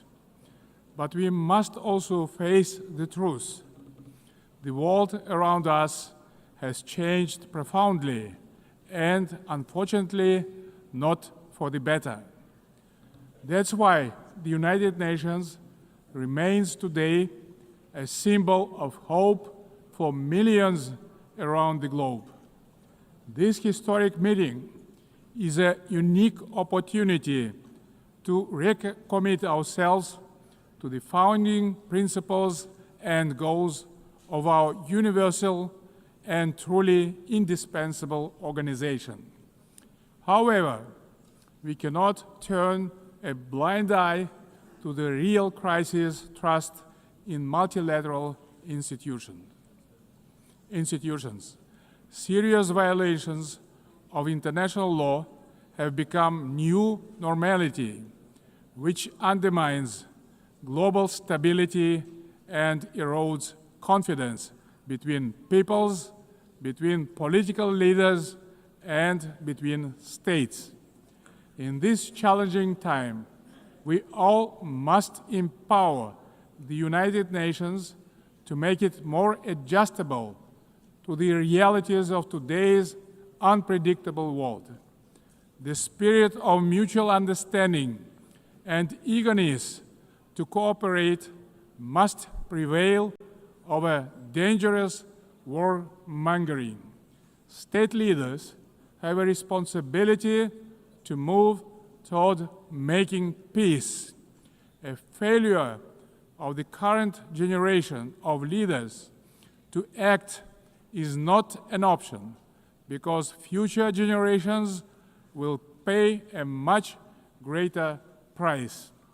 In this regard, comprehensive reform of the United Nations is a strategic necessity, not a subject for endless contemplations. We need to establish a new group of truly dedicated people who will highly professionally and without any hesitations make concrete proposals for reforming the United Nations to make it better suited to the challenges of today and objectives of tomorrow. A central pillar of this bold effort to renew the United Nations should be a reform of the Security Council. Major powers of Asia, Africa, and Latin America should be represented in the Security Council on the rotational basis. In addition, Kazakhstan strongly believes that the voices of responsible middle powers also need to be seriously amplified in the Security Council. In fact, they have already started to play a larger positive role in international relations, bringing balance and building trust. They can act as bridges within the United Nations when major powers are divided or failing to resolve pressing issues of common concern. Above all, a credible United Nations for the 21st century requires member states to take concrete steps toward durable peace and security. Otherwise, the United Nations is doomed to forever mitigate consequences while root causes forever proliferate. We can begin this process already today by reaffirming our steadfast commitment to the Charter of the United Nations. The founding principles of sovereignty, territorial integrity, and peaceful resolution of disputes must be upheld without exception. Selective application of the Charter undermines its credibility. The world needs a new consensus based on trust, inclusiveness, and shared responsibility. For example, the enemy state clauses of the Charter, historical remnants of the Second World War, have already been recognized by the overwhelming majority of the international community is obsolete.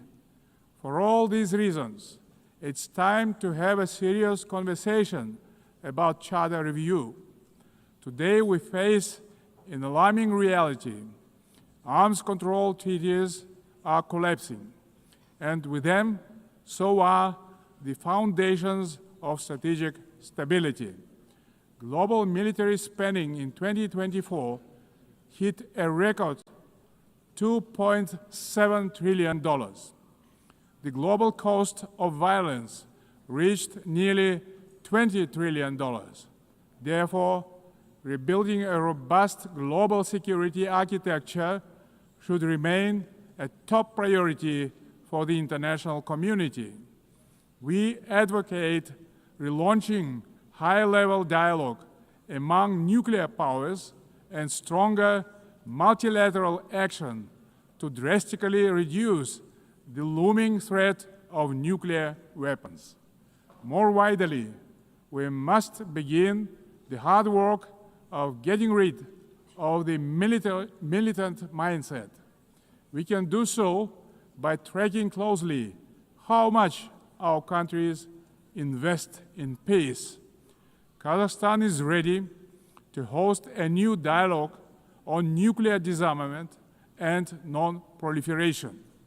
We can focus on informal, inclusive exchanges that reinforce the NPT and support progress toward the CTBT. We also call to advance our proposal to establish international agency for biological safety and security. Kazakhstan remains concerned by the Ukrainian crisis, which continues to seriously harm civilians, damage global trust, and undermine international security. Nonetheless, bilateral and international diplomatic efforts on this conflict should continue along with political flexibility to meet the long-term interests of both states. Territorial disputes are never easy to resolve and require mutual restraint and responsibility for the sake of future generations. The psychology of animosity drags all involved in conflicts to the abyss, leaving no chance to reach peace. The humanitarian crisis in Gaza has reached a disastrous scale that cannot be ignored. This conflict stems from a complex historical background. We cannot ignore the root cause of this belligerence. Kazakhstan calls for full protection of all civilians and unhindered humanitarian access in strict compliance with international humanitarian law. We reaffirm our support of the two-state solution, with the United Nations playing a central role. Kazakhstan acknowledges diplomatic initiatives aimed at regional reconciliation in the Middle East, including the Arab Peace Initiative, the New York Declaration, and the Abraham Accords, and others.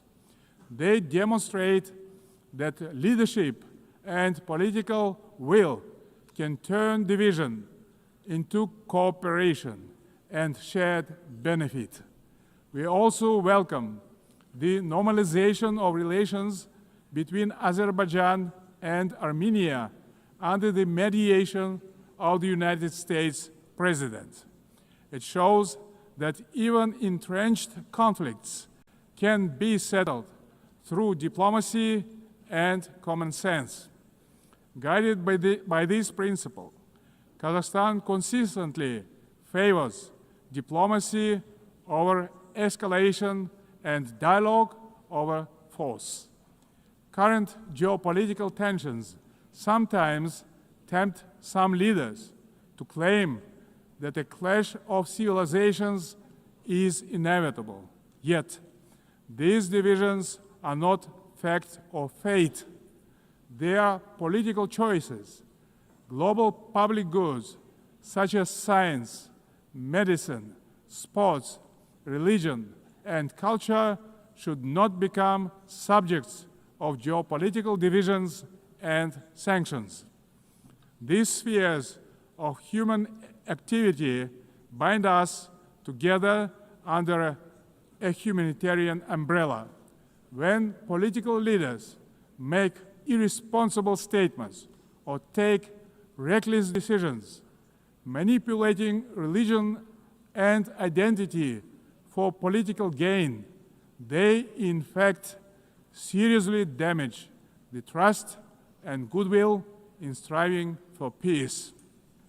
Political leadership must be rooted in mutual understanding and respect, not mutual suspicion and arrogance.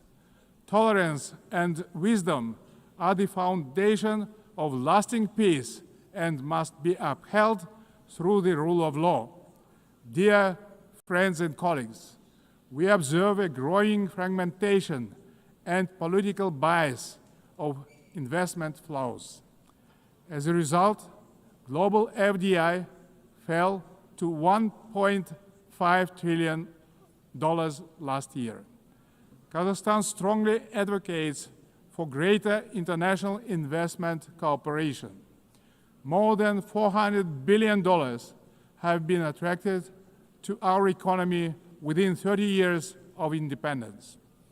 Our commitment to open market principles is absolutely firm and will remain a cornerstone of our state policy. Located in the very center of Eurasia, Kazakhstan is poised to play a crucial role as a logistic hub, handling 80% of all overland transit between Asia and Europe. We are investing tens of billions of dollars in our transport and transit infrastructure, including the Belt and Road Initiative, the North-South and Trans-Caspian transit corridors. Kazakhstan will continue to develop regional supply chains that are the heart of the emerging global transport network. By 2029, we plan to build 5,000 kilometers of new railway lines.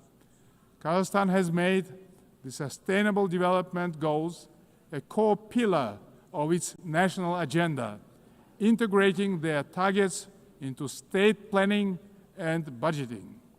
With the support of the United Nations Secretary General and partner states, Kazakhstan now hosts the new United Nations Regional Center for SDGs for Central Asia and Afghanistan in Almaty.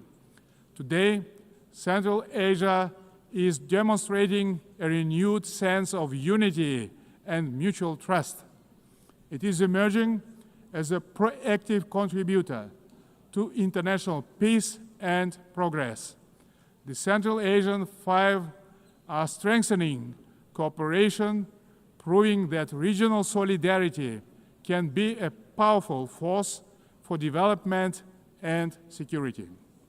This has enabled our region to engage key global partners in the unique Central Asia Plus dialogue format. Kazakhstan believes that inclusive development in Afghanistan is a basis for long-term regional peace and stability. We continue to support the Afghan people through humanitarian assistance and cooperation in trade, food security, infrastructure, and transport connectivity. Distinguished delegates, last year was the hottest year in human history, and Central Asia is warming at twice the global rate. The melting of glaciers in the Alatau Mountains is accelerating, multiplying threats to water and food security for millions. Kazakhstan has drawn profound lessons from the tragedy of the Aral Sea. Thanks to our consistent efforts, including at the international level, we succeeded in preserving the northern part of the sea. As the current chair of the International Fund for Saving the Aral Sea, Kazakhstan will continue to play a proactive role in this common priority. Meanwhile, the Caspian Sea is rapidly shrinking. It is no longer just a regional concern. It is a global warning signal. Therefore, we call for urgent steps to preserve the Caspian water resources with our partners across the region and the wider international community. Last year, Kazakhstan co-organized the One Water Summit with France, Saudi Arabia, and the World Bank. Looking forward, stronger coordination, investments, and sustainable solutions are urgently needed to prevent future water crises. To help advance this agenda, Kazakhstan will host a regional Ecological Summit in Astana in April next year, to be convened in partnership with the United Nations and other international organizations. As part of our broader environmental commitment, Kazakhstan is implementing a nationwide Clean Kazakhstan campaign. This national movement mobilizes millions of volunteers in cleanup actions, waste reduction, and eco-education. At this initiative of Kazakhstan, the United Nations declared 2026 the International Year of Volunteers for Sustainable Development. We invite all member states to collaborate on this important endeavor. In this spirit, I propose that the General Assembly adopt a resolution proclaiming April 22 as the International Day of Greening the Planet. Dear friends, Kazakhstan views artificial intelligence not as one more technological advancement, but as a major breakthrough that can be a true engine of human progress. Yet, as artificial intelligence accelerates, so do the related risks, specifically deepening technological, economic, and geopolitical divides. At the same time, we should not let ethical norms fall behind this rapid evolution. Pressing questions of fairness, accountability, and individual rights must be addressed with clarity and urgency. We must act collectively to ensure that every country can benefit from AI. Kazakhstan welcomes the establishment under UN auspices of the Global Dialogue on AI Governance. We stand ready to actively contribute to this platform to help ensure that AI remains safe, inclusive, and human-centered. In Kazakhstan, artificial intelligence will be integrated across all sectors of economy and public services. The basic infrastructure to deliver this plan is being built, and our bright young people are getting ready to turn this vision into reality. Our strategic goal is to transform Kazakhstan into a fully digital power within the next 3 years. Large-scale digitalization and widespread use of AI have become a national priority in Kazakhstan. E-government is an important pillar of our national development strategy. Around 90% of public services are already digitalized. Kazakhstan has recently launched its fastest national supercomputer ever. But AI and automation are expected to threaten jobs in many countries. That's why digital progress must go hand in hand with professional education.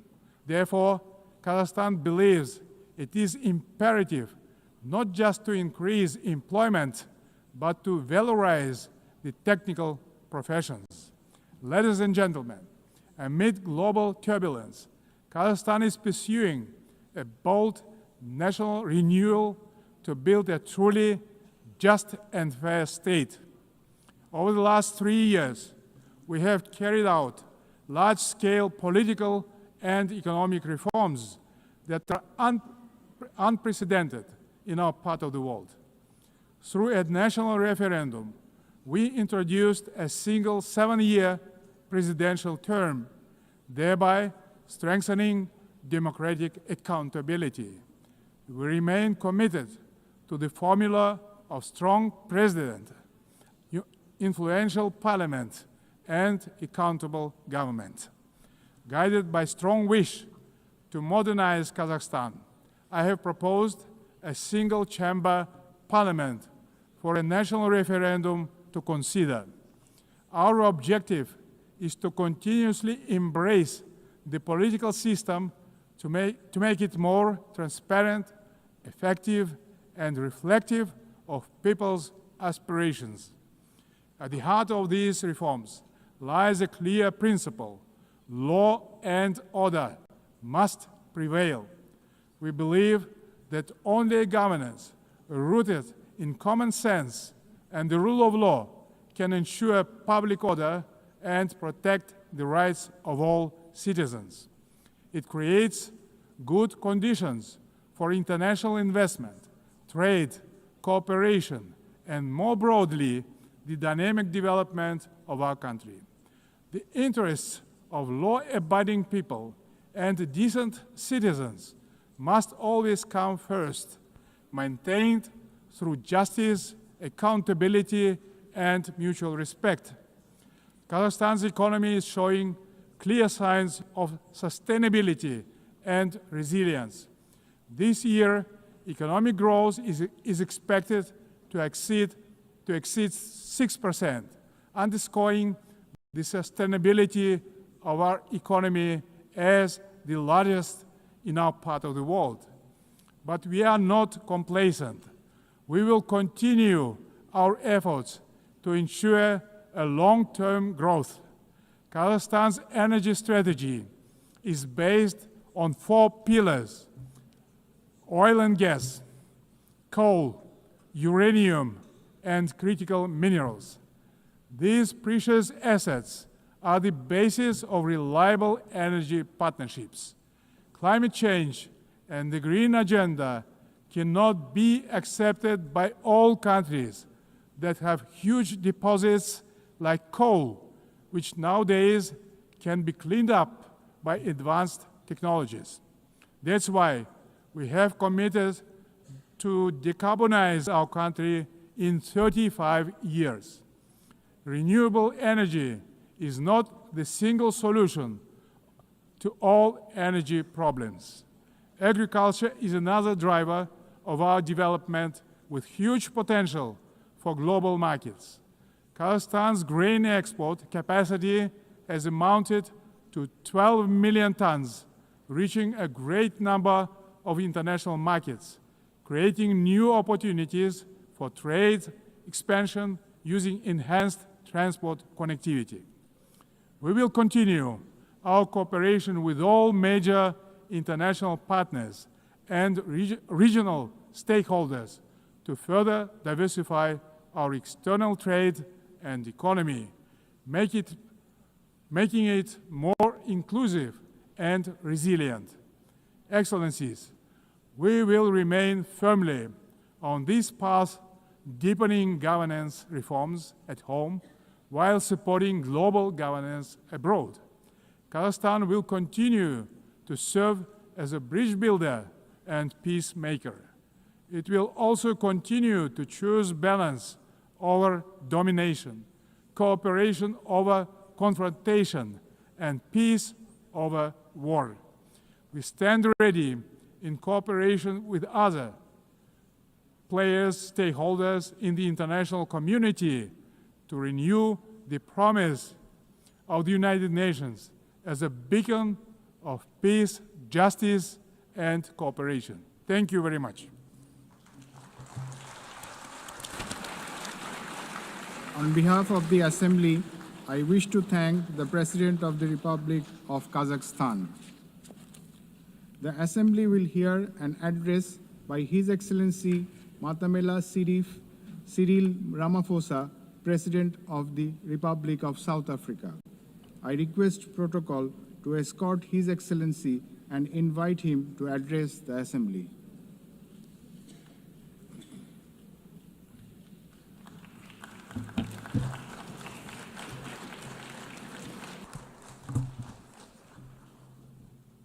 Thank you, President of the 80th session of the UN General Assembly,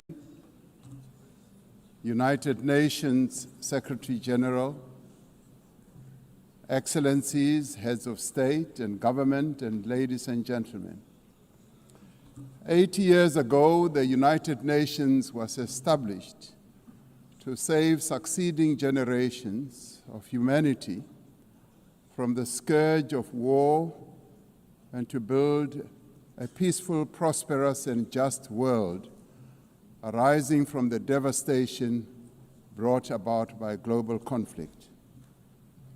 Through the UN Charter, the nations of the world pledge to uphold peace, development, and human rights, which would be underpinned by international law. Now more than ever, we are called upon to uphold the values and advance the purpose of the United Nations. We are also called upon to advance cooperation and solidarity between nations. We are called upon to promote multilateralism and safeguard the institutions that enable it. South Africa's engagement in the international sphere echoes our domestic imperatives of eradicating poverty, reducing unemployment, and addressing the root causes of inequality. Our foreign policy is guided not only by the needs of our people, but also those of the continent of Africa and the global South. Inspired by our own history, South Africa strives to maintain world peace and also the settlement of all international disputes through negotiation and dialogue and not through war. We therefore welcome the strong partnership between the African Union and the United Nations in promoting peace, security, and stability on the African continent. This year, South Africa is honored to preside over the G20. This is the first time that G20 Leaders Summit will be held on the African continent, the cradle of humanity. South Africa's G20 presidency is guided by the theme equality, solidarity, and sustainability. To give full meaning to our theme of equality, solidarity, and sustainability, we have invited the G20 countries to join us in prioritizing the following areas. Firstly, in discussion to strengthen disaster resilience and response by addressing the increasing frequency and impact of climate-induced natural disasters. Secondly, to ensure that we have debt sustainability for low-income countries by crafting innovative ways to support countries to have low levels of debt to maintain economic stability. Thirdly, to discuss how to mobilize finance for a just energy transition by encouraging investments in renewable energy and sustainable technologies without foregoing what we would call baseload energy sources. Fourthly, by harnessing critical minerals for inclusive growth and sustainable development through the value addition processes, that is, beneficiation of these minerals at the source where the minerals are extracted to foster the development of communities where these minerals are found. These priorities reflect South Africa's commitment to addressing global challenges and promoting inclusive growth and sustainable development. Our country's G20 presidency is a significant opportunity for South Africa to advocate for Africa's development agenda and to amplify African voices in global economic governance for a continent that is irreversibly on the rise. As member states of the United Nations, we have all adopted the Sustainable Development Goals. However, many of these goals remain elusive. There are many reasons that hold many countries back from fulfilling and implementing these development goals. Some of these reasons are lack of sufficient financial resources that can finance the advance that these countries need to make to fulfill those goals. Many countries with developing economies, especially in Africa and the global South, do not have adequate capital to finance their development goals. They are indebted and are paying much more on debt servicing than they do on health and education. In fact, these countries pay much more than countries in the North for their debt. Yet through global solidarity, by having fairer lending rules, especially for several of the global South countries, we can achieve our shared commitment. Through the G20 process, we are working towards building consensus on how this problem can be tackled, including the reform of international financial institutions, particularly multilateral development banks, to better tackle global challenges that many countries face. The multilateral trading system needs to be reformed as we reconfirm that the World Trade Organization remains the only multilateral body that is capable of managing differences and coordinating positions in global trade. Trade is one of the most important instruments to mobilize domestic resources for development.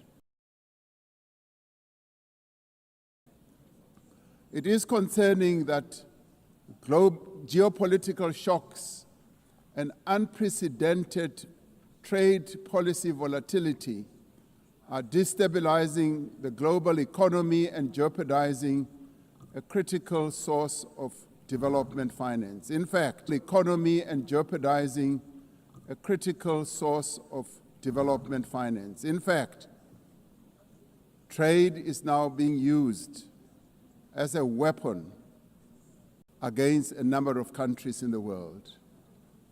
We must redouble our efforts to strengthen the link between trade and development. Unilateral trade practices and economic cohesion have a detrimental impact on many nations. This includes the economic embargo against Cuba, which has caused untold damage to the country's economy over the years. This unfair embargo must be lifted, and we want it lifted sooner rather than later.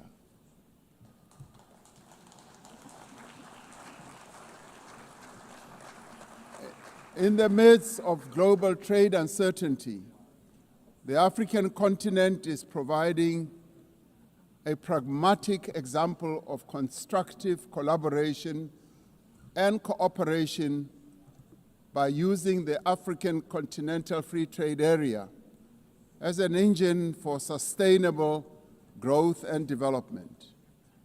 This will, with commitment, become the central pillar of economic cooperation and integration for our continent.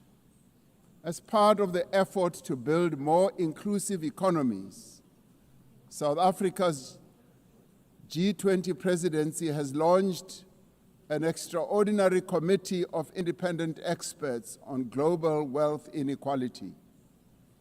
This committee, chaired by Professor Joseph Stiglitz, a Nobel laureate, will deliver the first ever report on global inequality to G20 leaders when they meet in November in Johannesburg in South Africa.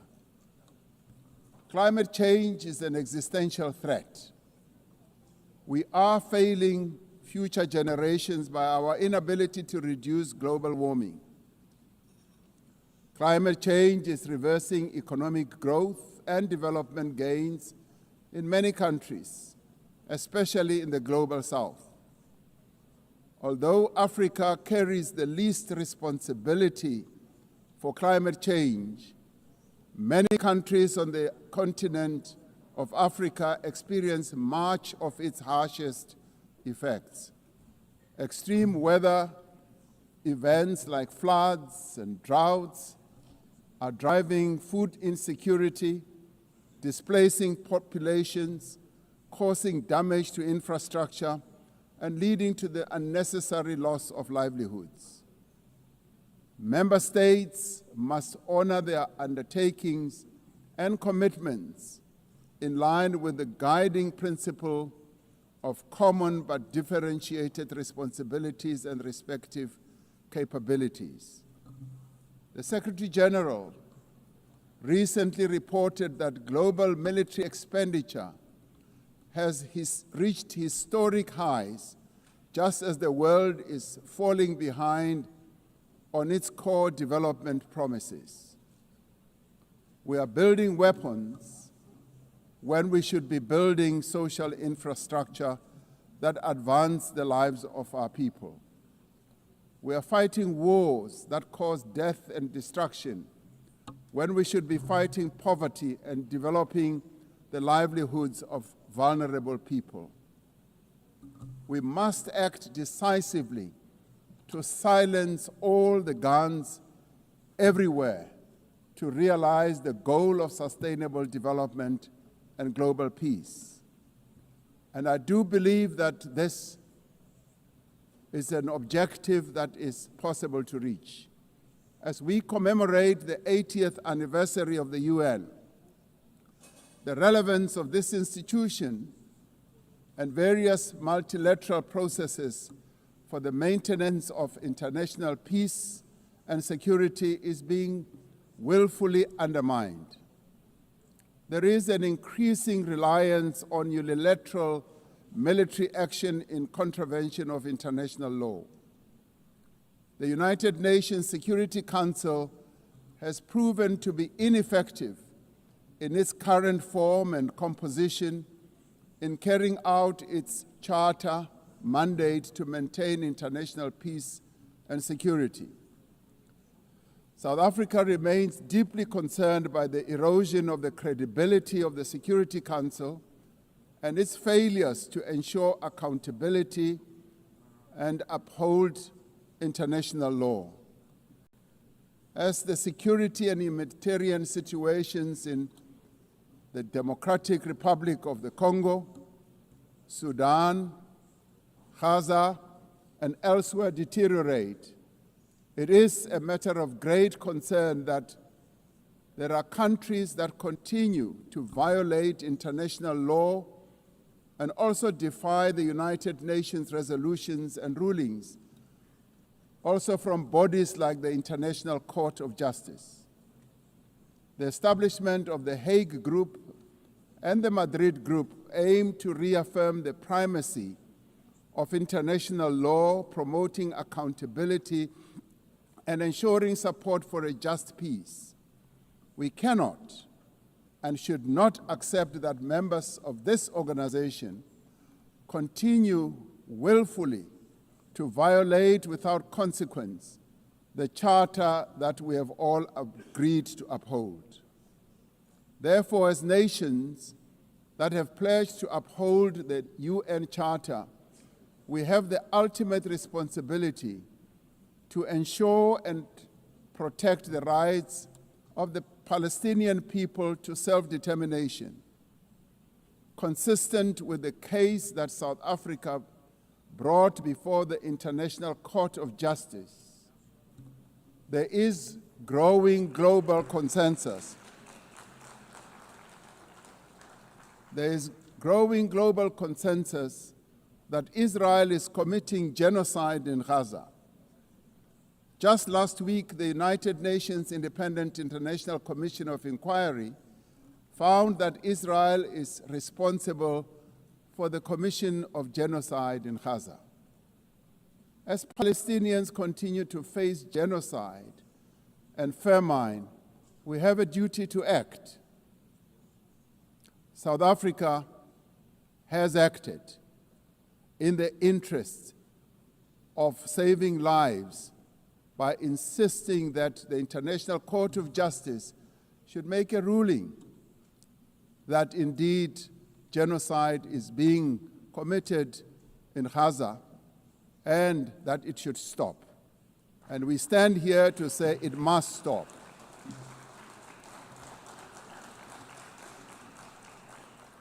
We welcome the historic high-level meeting held yesterday on the two-state solution yesterday in this very chamber.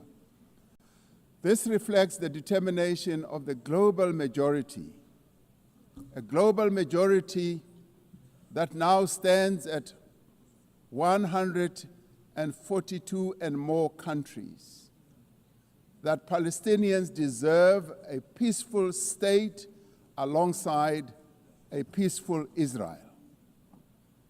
Many nations in the world are calling for that, and that is the voice that we believe that Israel should heed, and those powerful nations that can make a two-state solution viable and possible and implementable should act in that regard. The long overdue announcement by increasing number of countries to recognize the state of Palestine is testament to this determination. We have a responsibility as the member states of the United Nations to reaffirm the right also of self-determination of the people of Western Sahara.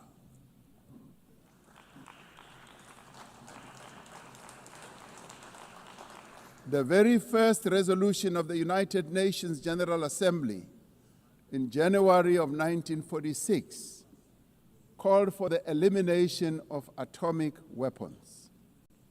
The resolution was passed shortly after the catastrophic use of atomic bombs on Hiroshima and Nagasaki that killed thousands of people. Decades later, we have not made significant progress in the fulfillment of the commitment to nuclear disarmament. In 2026, next year, South Africa will be presiding over the first review conference of the Treaty on the Prohibition of Nuclear Weapons. This treaty reaffirms that there is no greater assurance of non-proliferation than the complete prohibition of nuclear weapons. I was glad to hear that a number of leaders stood here to speak against nuclear weapons and the use thereof. This year we celebrate the 30th anniversary of the Beijing Declaration and Platform for Action as a roadmap for the achievement of gender equality, the empowerment of the women and girls of the world. South Africa reaffirms its unwavering commitment to the empowerment of women and their full, equal, and meaningful participation in all spheres of life. Yes, we would support also the election of a female Secretary General of the United Nations. The Beijing conference milestone reminds us of our shared responsibility to advance human rights, dignity, and justice for all. We are all equal, men and women, and there is no reason that we continue to hold the women of the world backwards. The right to development must be central to the policies and operational activities of the United Nations and its specialized agencies, programs, as well as funds. It must be at the core of the policies and strategies of the international financial and multilateral trading systems, As we celebrate 80 years of the United Nations, we must seize the opportunity to build a better United Nations for the next 80 years. What is needed now is a stronger and more capable United Nations, a United Nations that is based on the renewed commitment to its founding principles. We must invigorate the negotiations on the Security Council reform at the intergovernmental negotiations in the General Assembly, including by initiating text-based negotiations. The Security Council must be accountable. It must also be representative. It must be democratic and effective in executing its mandate. We can no longer accept that a large portion of the world's population is not represented in the United Nations Security Council.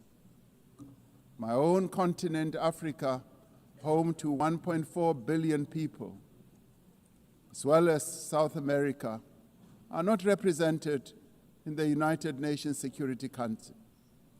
This is unjust, this is unacceptable, and it must end. We want representation in the Security Council. We look forward to working with the Secretary General on the UN 80 initiative to ensure that our organization works more effectively and efficiently. Mandates given by member states must be implemented, and the necessary structural changes and program realignment must be implemented across the UN system. In the face of the decrease in funding to the United Nations to fulfill its mandate, the UN 80 initiative is important to maintain the integrity of the multilateral system and to uphold international law. Lastly, I am reminded that our collective membership of the United Nations is our shared humanity in action. The United Nations at 80 compels us to reflect on our collective achievements and to chart a way forward, building an organization that is able to address our common challenges. We must rise to the occasion and do our utmost together to ensure the political, economic, and social freedom of all humanity.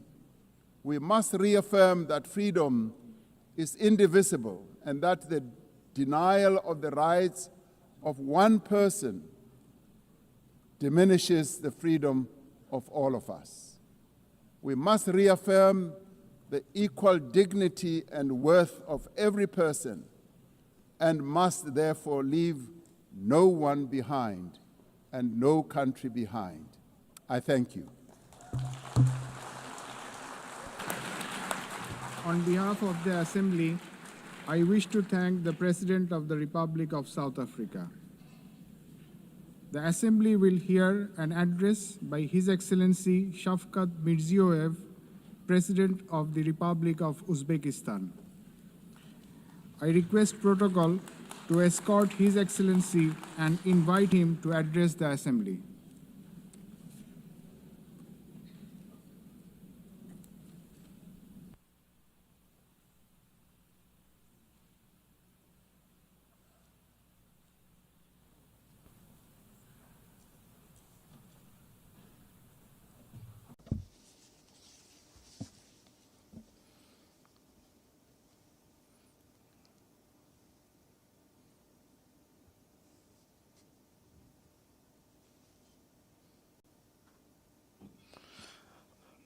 Distinguished Madam President, distinguished Secretary General, heads of delegations, ladies and gentlemen.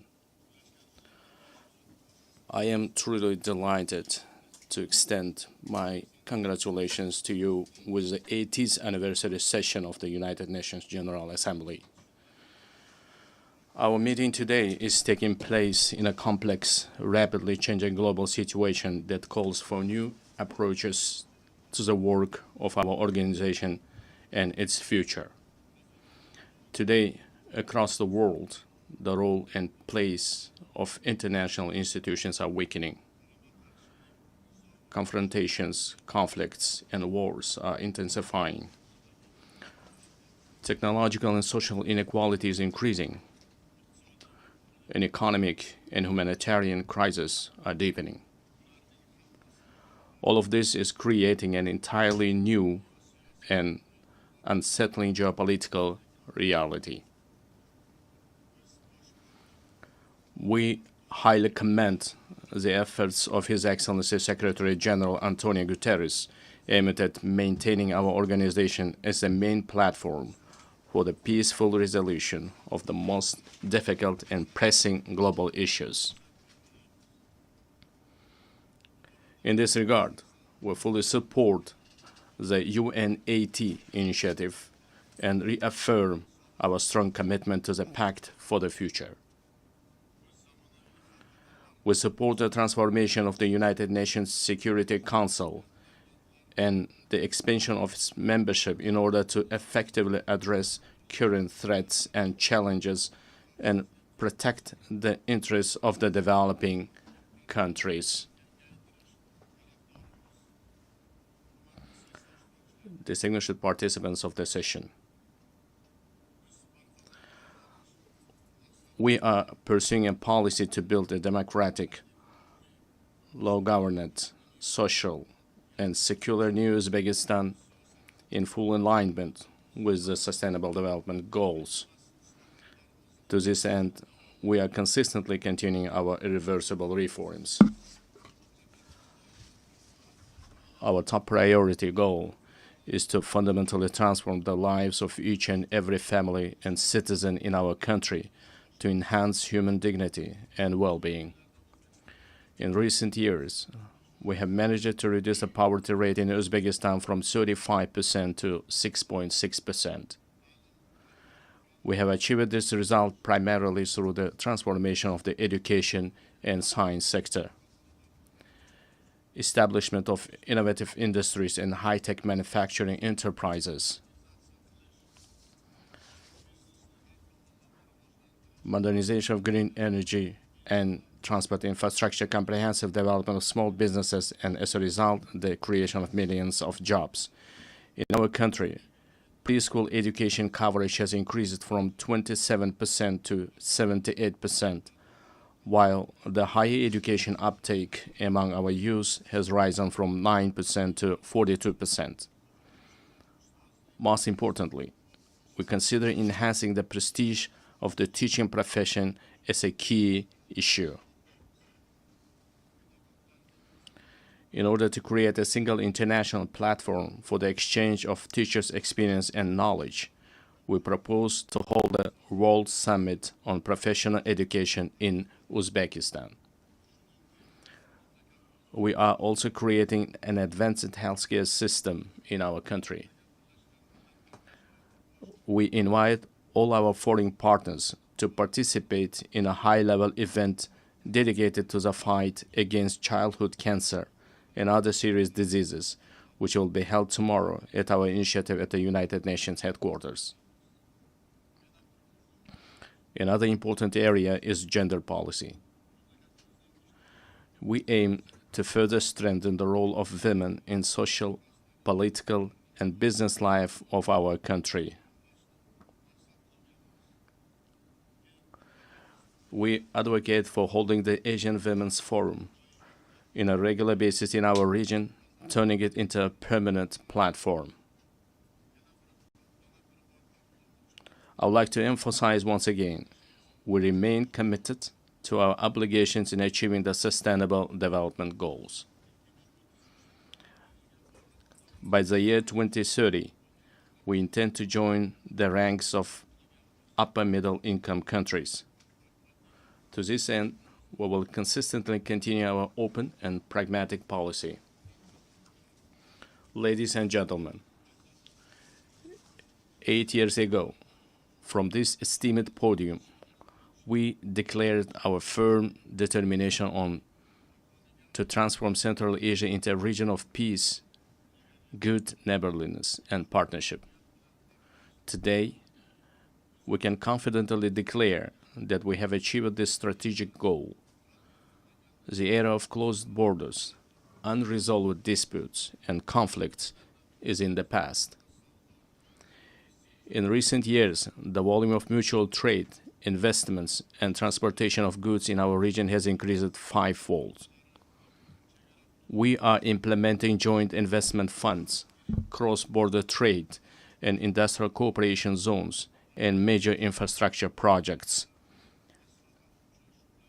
We also recognize as a common achievement that the consultative meeting of the heads of the state of Central Asia have become an effective mechanism for deepening regional integration. I can confidently affirm that as of now, we are at the beginning stage of the forming a new Central Asia. Our region, thanks to its unity, stability, and distinct identity, is steadily securing a stronger position in the system of international relations as an independent actor. In order to achieve our goals, we intend to give top priority to expanding mutually beneficial ties with all our foreign partners. In this regard, together with UN structures, we propose to implement a number of new projects and programs in our region. In particular, we propose holding an international forum under the auspices of ECOSOC and UNCTAD, dedicated to the economic development of the Central Asian states, establishing a regional hub for green technologies in industry jointly with UNIDO, adopting program on the rational use of water resources, the creation of green spaces, and the achievement of demographic resilience in our region.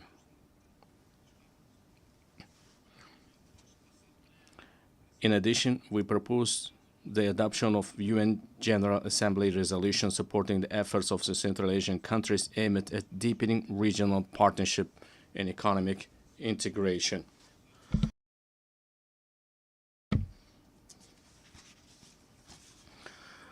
Distinguished heads of delegations, speaking about global and regional security and sustainable development, it is impossible to overlook the issue of Afghanistan. Supporting the aspirations of Afghan people for a peaceful and stable life requires the united efforts of the international community. I would like to emphasize that it is of utmost importance to prevent this country's isolation. We intend to implement large-scale economic and infrastructure projects in that country. We propose to adopt a dedicated UN resolution on the development of transport and energy corridors of international significance through the territory of Afghanistan. At the same time, we cannot turn a blind eye to the deeply worsening humanitarian crisis in the Gaza Strip. We call for an immediate cessation of hostility and the continuation of political negotiations. In line with the UN resolutions, we remain steadfast supporters of the two-state solution principle. We are also deeply concerned by the situation around Ukraine. We welcome the start of the high-level dialogue aimed at resolving the crisis through diplomatic means. Distinguished participants of the event, effective measures are being undertaken to implement the global counterterrorism strategy in Central Asia. In cooperation with the UN Office of Counterterrorism, a regional council on rehabilitation and reintegration was established. We propose to transform this council into an international competence center. This very body will serve as an important platform for exchanging experiences on adapting to peaceful life for those repatriated from conflict zones. Furthermore, we stand ready to provide all the necessary conditions for the establishment of the Regional Office of Counterterrorism in Uzbekistan. Dear ladies and gentlemen, in today's world full of threats, we are witnessing how vulnerable the global transport system is. These challenges primarily have a negative impact on the stability of landlocked developing countries. It is of utmost importance to ensure the security of international transit corridors and to establish efficient logistics networks. In this regard, we believe the time has come to introduce a global mechanism on strengthening transport connectivity to achieve sustainable development goals. I would also like to draw special attention to the increasingly acute challenges of climate change. For instance, the consequences of the RLC desiccation must remain at the constant focus of the international community. We are consistently continuing our work to restore the RLC ecosystem.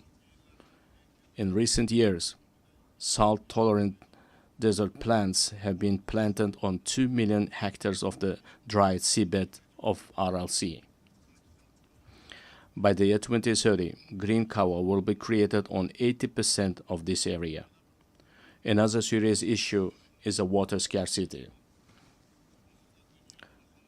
As of now, more than 2 billion people in the world do not have access to clean drinking water. We are planning to hold a World Forum on Water Saving in our country. The outcomes of this conference are expected to recognize the water crisis as a serious threat to sustainable development. We intend to adopt a special roadmap for the wide introduction of innovation technologies in a global level. Another adverse consequence of climate change is the intensifying trend of climate migration. Unfortunately, clear international mechanisms and the legal framework in this direction have not yet been created. We advocate for the adoption of the Global Pact for a broad international partnership and coordinated policy on this serious issue. Dear participants of the meeting, it is of great importance to prevent inequalities in digital development and the use of artificial intelligence between countries. We propose to create an international cooperation mechanism aimed at the gratis exchange of practical solutions and models of artificial intelligence in healthcare, education, and culture. I would like to emphasize another priority issue. Our future, the destiny, and the prosperity of the world are in the hands of the younger generation. It is our urgent task to instill in the hearts and minds of our sons and daughters the most noble ideas, such as peace, humanism, and friendship, mutual trust, and respect. In this regard, we put forward a proposal to establish the World Youth Movement for Peace and to locate its headquarters in Uzbekistan. We are consistently implementing a policy of tolerance in our society. At the same time, we will actively continue our efforts to deeply study the ideas of Islamic enlightenment and promote them to the world. In the coming months, we will open the Center of Islamic Civilization, which is unique for our wider region. We intend to hold a special presentation at the United Nations of the rich spiritual and scientific heritage of our great ancestors, thinkers and scholars such as Imam Bukhari, Imam Tirmizi, and Imam Maturidi. Dear ladies and gentlemen, the new Uzbekistan is a supporter of mutual solidarity, open dialogue, and close partnership with all countries. We are always ready to contribute to strengthening dialogue among peoples, cultures, and civilizations, and to achieving universal human goals.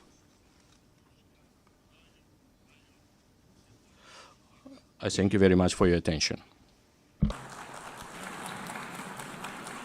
On behalf of the Assembly, I wish to thank the President of Republic of Uzbekistan. We have heard the last speaker in the general debate for this meeting. The next plenary meeting to continue with the general debate will be held immediately following the adjournment of this meeting. The meeting is adjourned.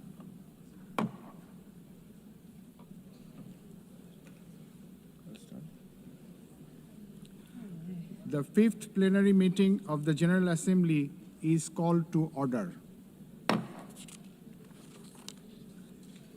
The Assembly will hear an address by His Excellency Hurel Suk Ukna, President of Mongolia. I request protocol to escort His Excellency and invite him to address the Assembly.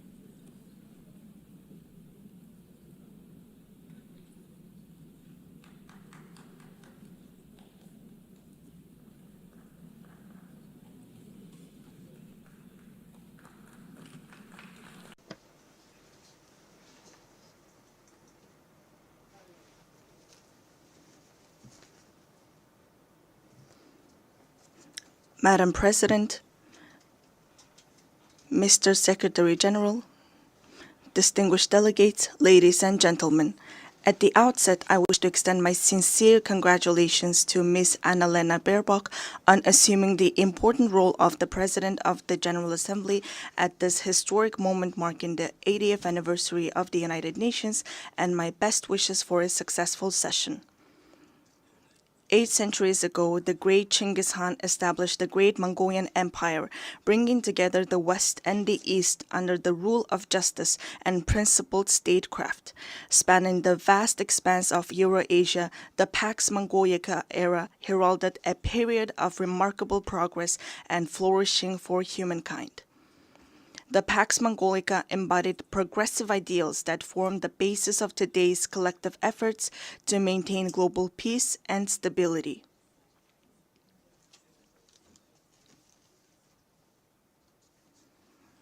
Then, 8 decades ago, when the dust and ashes of the World War had not cleared yet and humanity had not healed yet from fear and anxiety, the United Nations, a great family of nations, rose to prominence as a guarantor of world peace and security and a sanctuary of hope and trust. Since its establishment, the United Nations has illuminated humanity's path, serving as a steadfast beacon of hope and trust for nations to maintain peaceful coexistence and share a prosperous future. In today's volatile and challenging international environment, we welcome Better Together, 80 years and more for peace, development, and human rights as the theme for the 80th session of the General Assembly and the General Debate.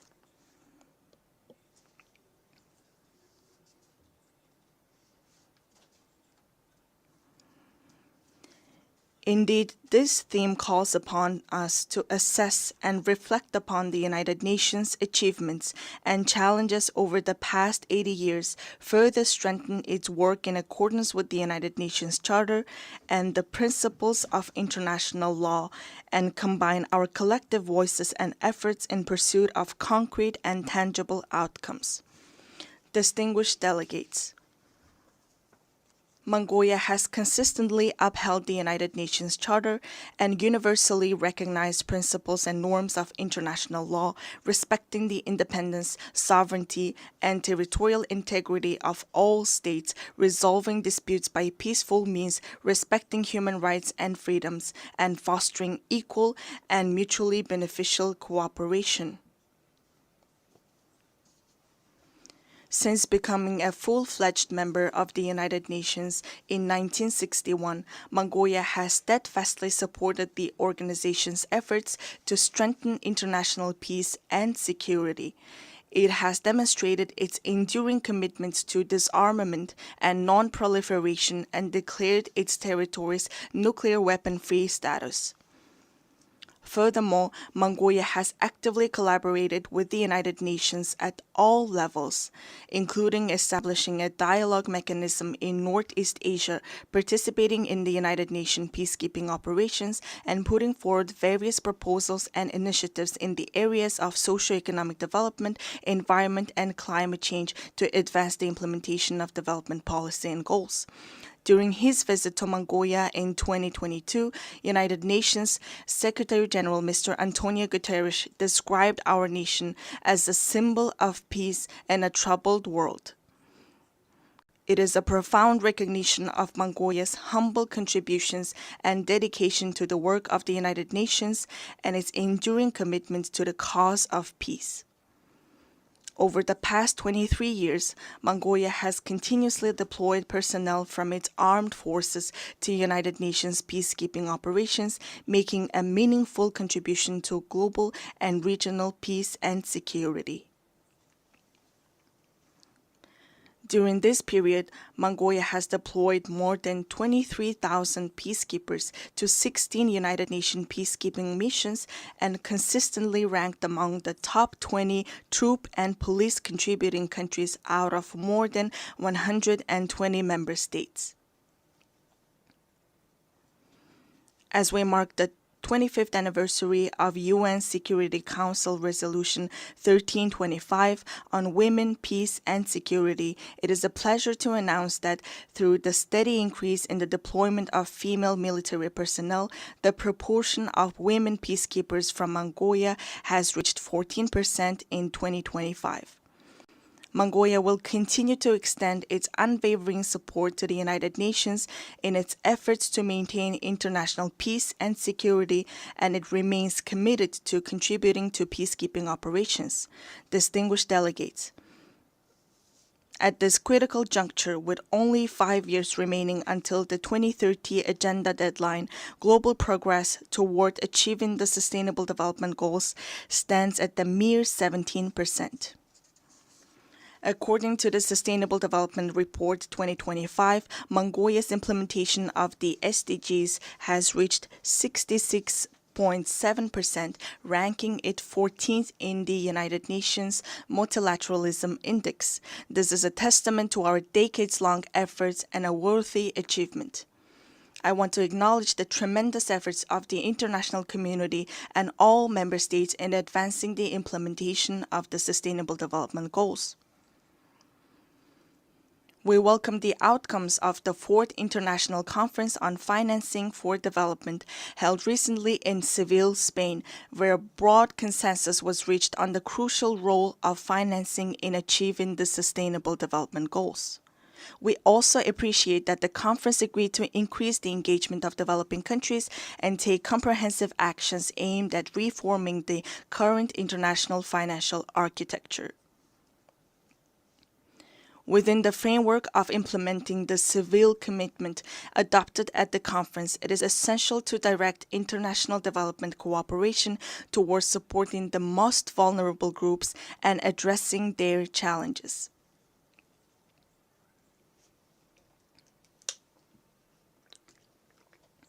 It is my pleasure to note that Mongolia has been playing an active role within the United Nations in advocating the interests of landlocked developing countries, in raising awareness of their special needs and unique circumstances, and closely collaborating with them to ensure their voices are heard on the global stage.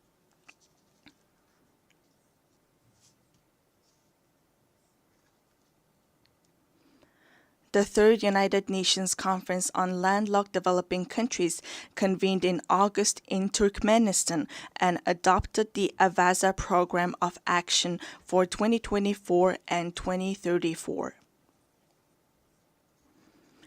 Landlocked developing countries have long faced trade and economic development challenges due to their geographic location. Member states have committed to implementing the program to advance the development of landlocked developing countries over the next decade and bring positive improvements to the livelihoods of more than 600 million people living in these countries. To ensure the effective implementation of the Avaza Program of Action, it is crucial for landlocked developing countries to align their national development plans with the program while mobilizing all available resources to strengthen regional integration and cooperation. Furthermore, we call upon the international community, financial institutions, and development partners to provide concrete support and cooperation with landlocked developing countries. Distinguished delegates, Mother Earth is our one and only home. However, as a result of humanity's careless behavior towards the environment, Mother Earth, with her very existence under threat, is sending a distress call like a patient in critical condition. If we do not take resolute action to preserve our Mother Earth now, she will inevitably find her own way to survive, with or without us. Since ancient times, we Mongols have believed that all beneath the sky is alive. We have revered mountains, rivers, plants, and animals, understanding that the harmony of the earth and the living world is inseparably intertwined with humanity's inner life and conscious actions. 2 millennia ago, the great Han Modon of the Huns, the Mongols' ancestors, proclaimed that the very foundation of the state is the land. Thus, UNESCO recognized this time-honored tradition of revering nature by inscribing the Mongolian traditional ritual of worshipping sacred sites on the last of the intangible cultural heritage in need of urgent safeguarding. We Mongols are a people blessed with the beautiful tradition of living in harmony with Mother Nature, preserving her pristine purity, and nurturing our children from an early age with the mindset and spirit to cherish her. Accordingly, the United Nations General Assembly resolution entitled 800 Years of Mongolian Statehood, adopted in 2005, highly appreciated the contribution of Mongols to humankind's history and recognized the ever-increasing significance and relevance of a culture of living in harmony with nature, which is inherent in nomadic civilization in today's world.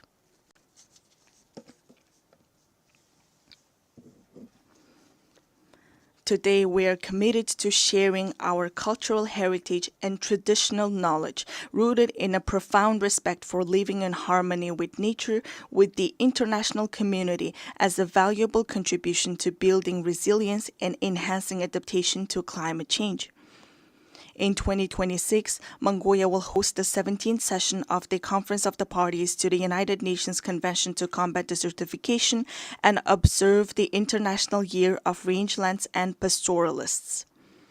In this spirit, our country, in partnership with the United Nations, spearheads the International 10-Year Rangeland Flagship Initiative.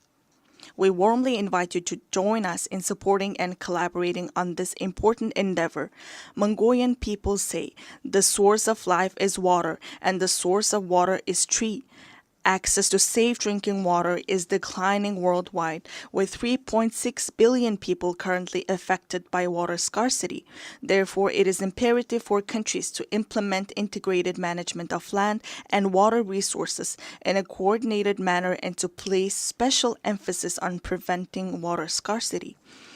I cordially invite you all to participate at the highest level with broad participation in the 17th session of the Conference of the Party to the United Nations Convention to Combat Desertification, scheduled from August 17 to 28, 2026 in Ulaanbaatar. This conference seeks comprehensive solutions to adapt to climate change, protect and enhance water resources, and combat desertification and land degradation. Distinguished delegates, from the moment of birth, we Mongols have grown up on horseback, carrying our glory across the world on noble steeds and contributing to the writing of humanity's proud and enduring history. We Mongols are a nation steeped in a unique cultural heritage.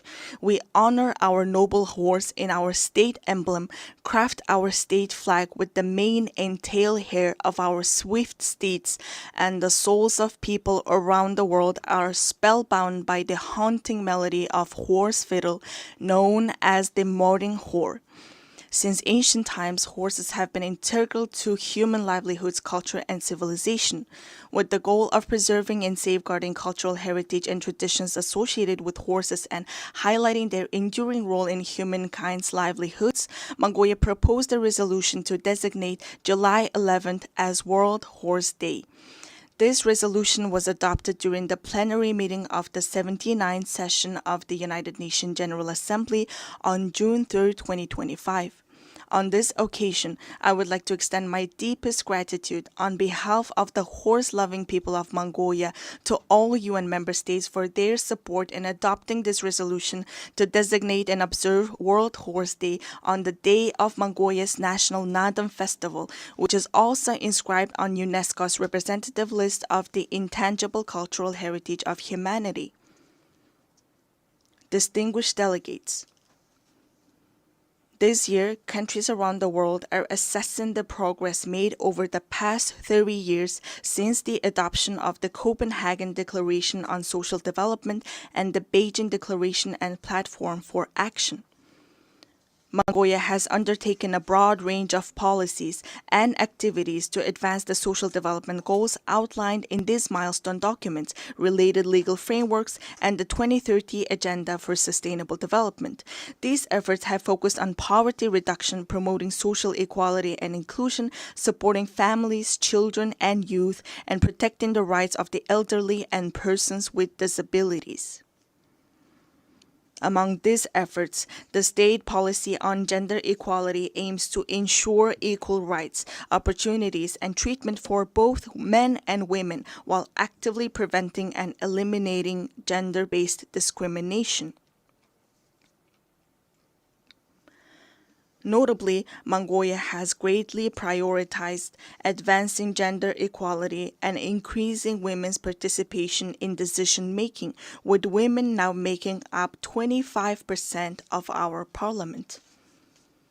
We are pleased to underscore that, according to the Global Gender Gap Report 2025 by the World Economic Forum, Mongolia ranked 65th globally, improving by 20 places from the previous year and securing 5th place in the Asia-Pacific region. In recent years, Mongolia has regularly hosted international events dedicated to women and gender equality, including the International Conference on Strengthening the Role of Women in Peacekeeping in 2022, the Female Foreign Ministers Meeting in 2023, and the World Women's Forum in 2024 in cooperation with the United Nations. Last month, we successfully hosted the World Women Entrepreneurs Forum under the theme Inspire, Impact, Invest in Ulaanbaatar. I wish to extend my heartfelt gratitude to all countries that supported and participated in the forum. Mongolia will continue to serve as a strong bridge of partnership, cooperation, and solidarity in advancing women's leadership and participation at all levels of social and political life. Distinguished delegates, the ancient Greek philosopher Heraclitus once said, "The only constant in life is change." Supported by its member states, successive UN leadership have consistently pursued reforms to refine the organization's structure and operations across all aspects. In this context, Mongolia welcomes and supports the UN80 initiative that the United Nations Secretary-General Antonio Guterres presented. We are confident that ensuring gender equality in senior leadership positions within the United Nations will undoubtedly have a positive impact on fostering more transparent, balanced, and inclusive decision-making processes. Therefore, we support initiatives to nominate women candidates for the UN Secretary-General and the Rotation for Equality initiative, which calls for gender rotation in the UN General Assembly President's position.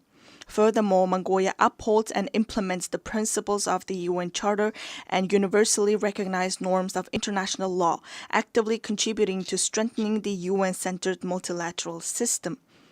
Mongolia reaffirms its commitment to the UN reform, particularly of the Security Council, to ensure it reflects current realities and embodies equitable and fair representation, inclusivity, transparency, effectiveness, democracy, and accountability.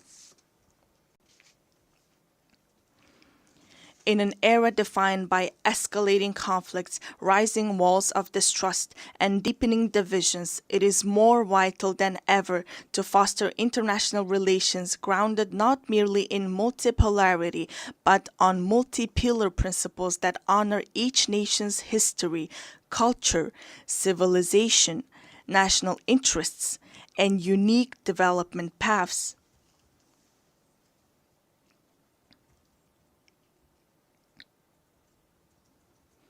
The United Nations was established 80 years ago with the noble goals of saving humanity from the scourge of war and maintaining international peace and security.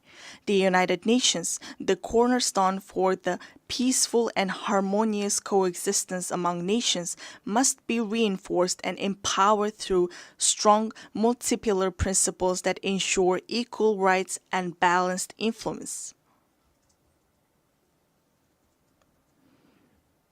Therefore, let us reflect solemnly on whether the mission entrusted to the United Nations 8 decades ago has been fully realized, and let all member states join hands in a shared commitment to revitalize the organization into a powerful institution strong enough to usher in Pax Globalica, a lasting world peace, by embodying the ideals of the Pax Mongolica, which laid the foundation for peaceful coexistence among nations and human progress 8 centuries ago.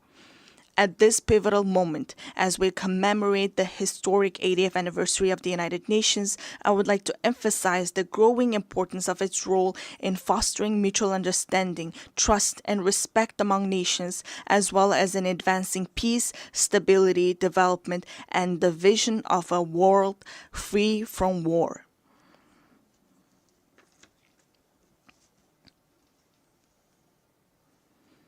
Mongolia has consistently pursued a peace-loving and multi-pillar foreign policy, made tangible contributions to international peace and sustainable development, and remains committed to fulfilling this responsibility with honor.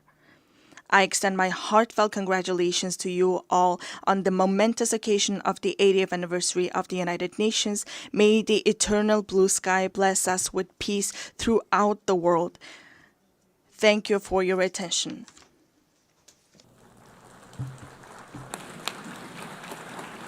On behalf of the Assembly, I wish to thank the President of Mongolia. The Assembly will hear an address by His Excellency Sardar Bardi Muhammadov, President of Turkmenistan. I request protocol to escort His Excellency and invite him to address the Assembly.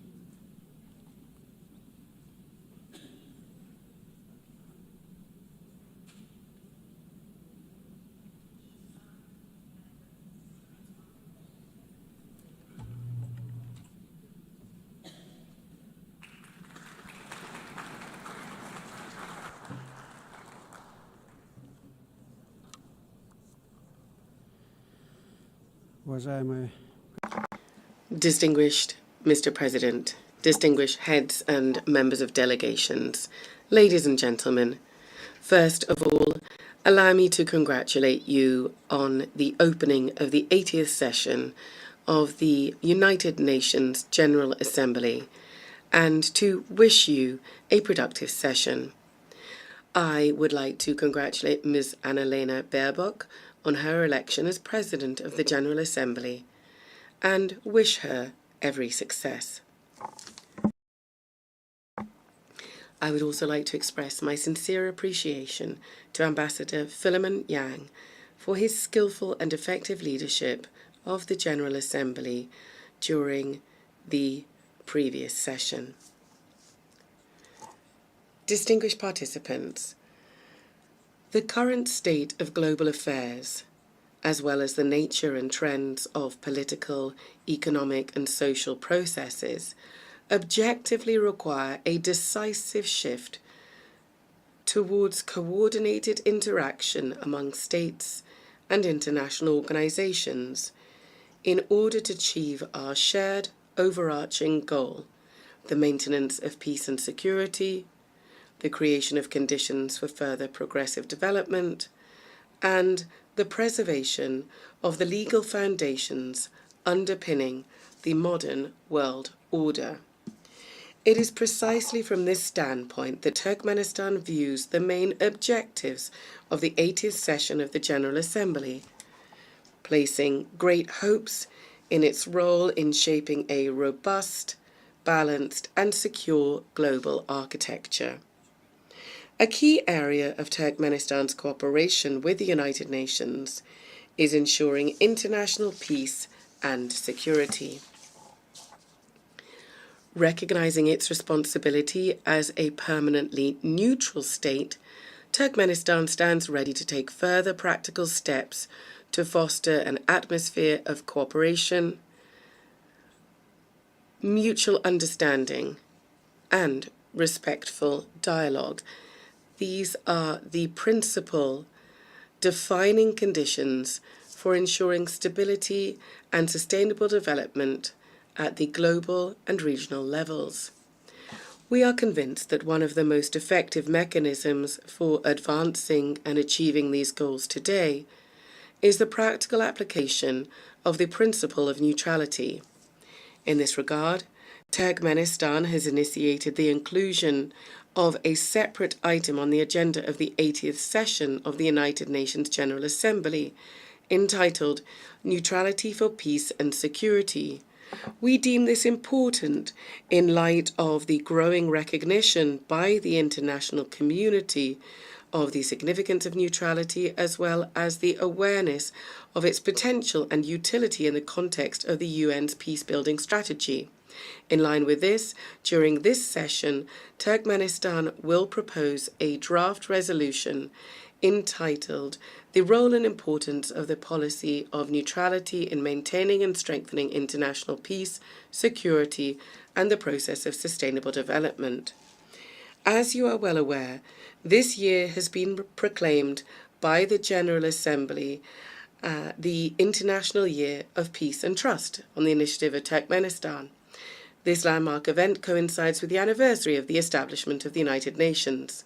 In December this year, Turkmenistan will host a major high-level international forum on the Year of Peace and Trust. We see this as a tangible contribution to achieving the strategic goals of the United Nations, and we look forward to broad and representative international participation.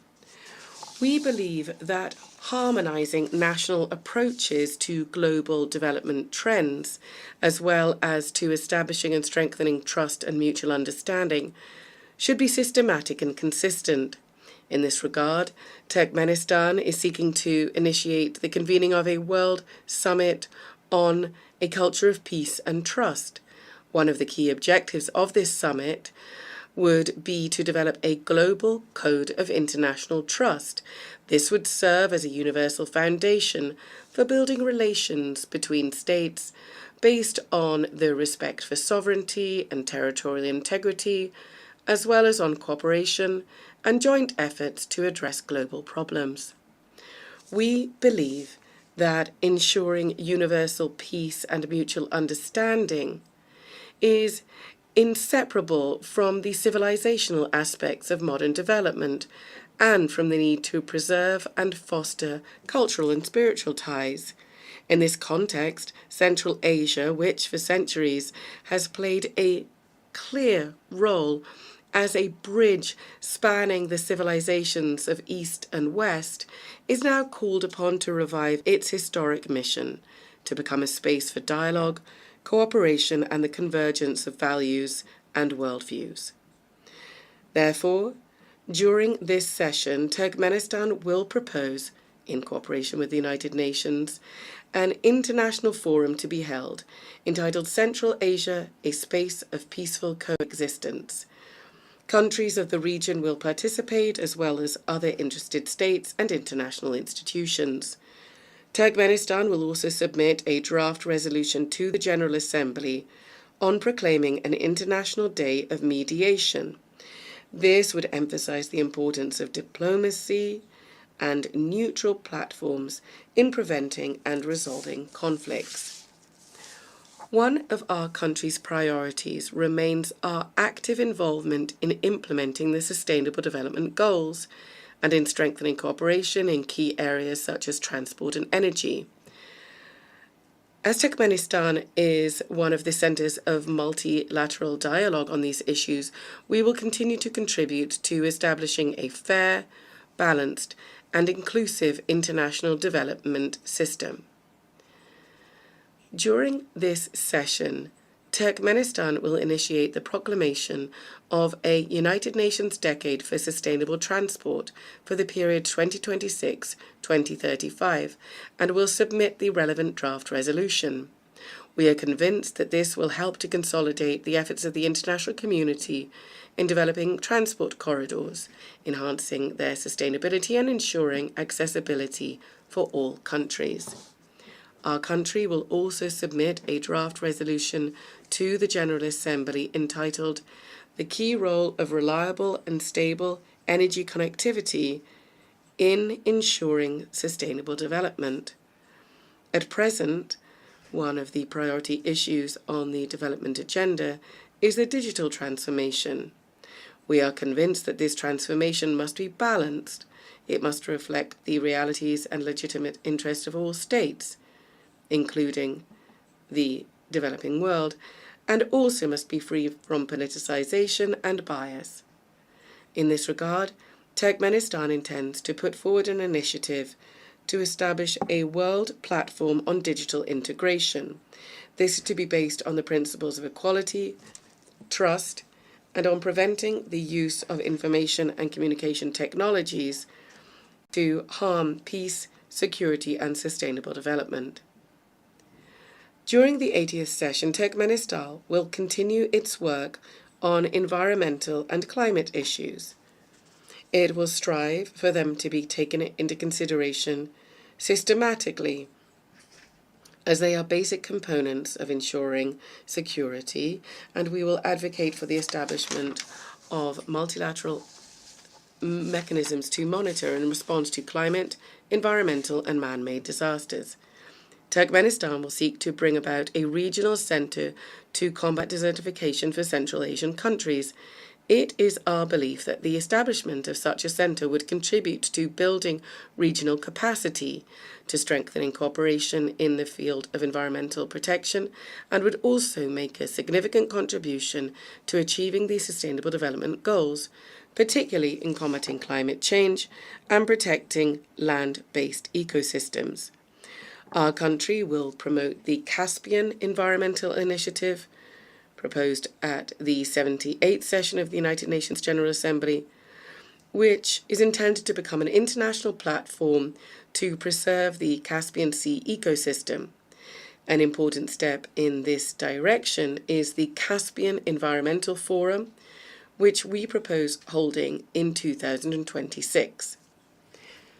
We are convinced that now it is especially important to strengthen the role of the UN in fostering broad humanitarian cooperation, in promoting rapprochement and mutual understanding among peoples, and in overcoming value and spiritual barriers, as well as engaging effective channels of cultural diplomacy. To develop intercultural dialogue and to lend practical support to General Assembly resolutions on multilingualism in international relations, we are proposing proclaiming an International Day of Multilingual Diplomacy as well. Distinguished heads and members of delegations, all of Turkmenistan's international initiatives and actions are always measured against and aligned with the UN Charter and its founding documents, as well as with its long-term goals. It is no coincidence that we always emphasize that cooperation with the UN is a strategic priority for Turkmenistan. We say this with a conviction that the UN is the only international organization endowed with universal legitimacy. In this regard, it must remain the guarantor of peace and development, and be the backbone of global security and stability. Turkmenistan will continue to advocate consistently for strengthening the central role of the UN in international affairs. We consider strengthening the primacy of international law and in improving the international legal framework and increasing the effectiveness of the implementation of UN conventions, treaties, agreements, and other multilateral documents as key factors in this regard. In this context, Turkmenistan is initiating the proclamation of the Year of International Law in 2028. This will become an important step in strengthening the international legal foundations of peace and cooperation. Ladies and gentlemen, this session holds special significance for Turkmenistan. 30 years ago, within these very walls, the United Nations General Assembly unanimously adopted the resolution on the permanent neutrality of Turkmenistan. For our country, this was a momentous, historic event. In essence, it determined the entire subsequent course of Turkmenistan's foreign and international policy. International recognition of our neutrality also contributed to boosting the country's domestic development by providing favourable external conditions for this. I would like to take this opportunity on behalf of the people of Turkmenistan to express my gratitude to the United Nations member states and the entire international community for the decision adopted in December 1995 to recognise the permanent neutrality of Turkmenistan, a decision reaffirmed by 2 subsequent UN General Assembly resolutions. Turkmenistan will always remember the trust placed in it and will steadfastly and unswervingly uphold its international commitments. Once again, I would like to congratulate all delegations on the opening of the 80th anniversary session of the United Nations General Assembly and wish you every success in strengthening our cooperation and mutual understanding. Thank you very much indeed.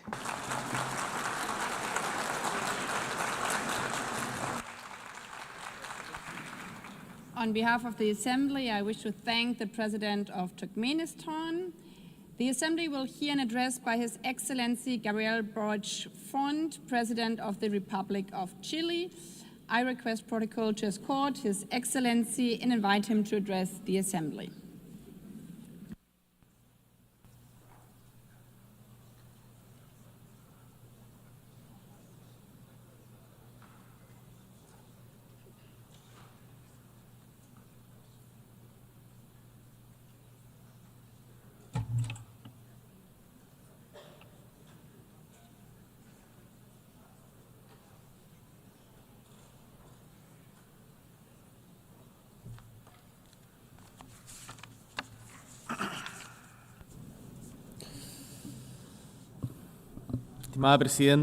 Distinguished President, members of the United Nations General Assembly, guests, peoples of the world, residents of New York.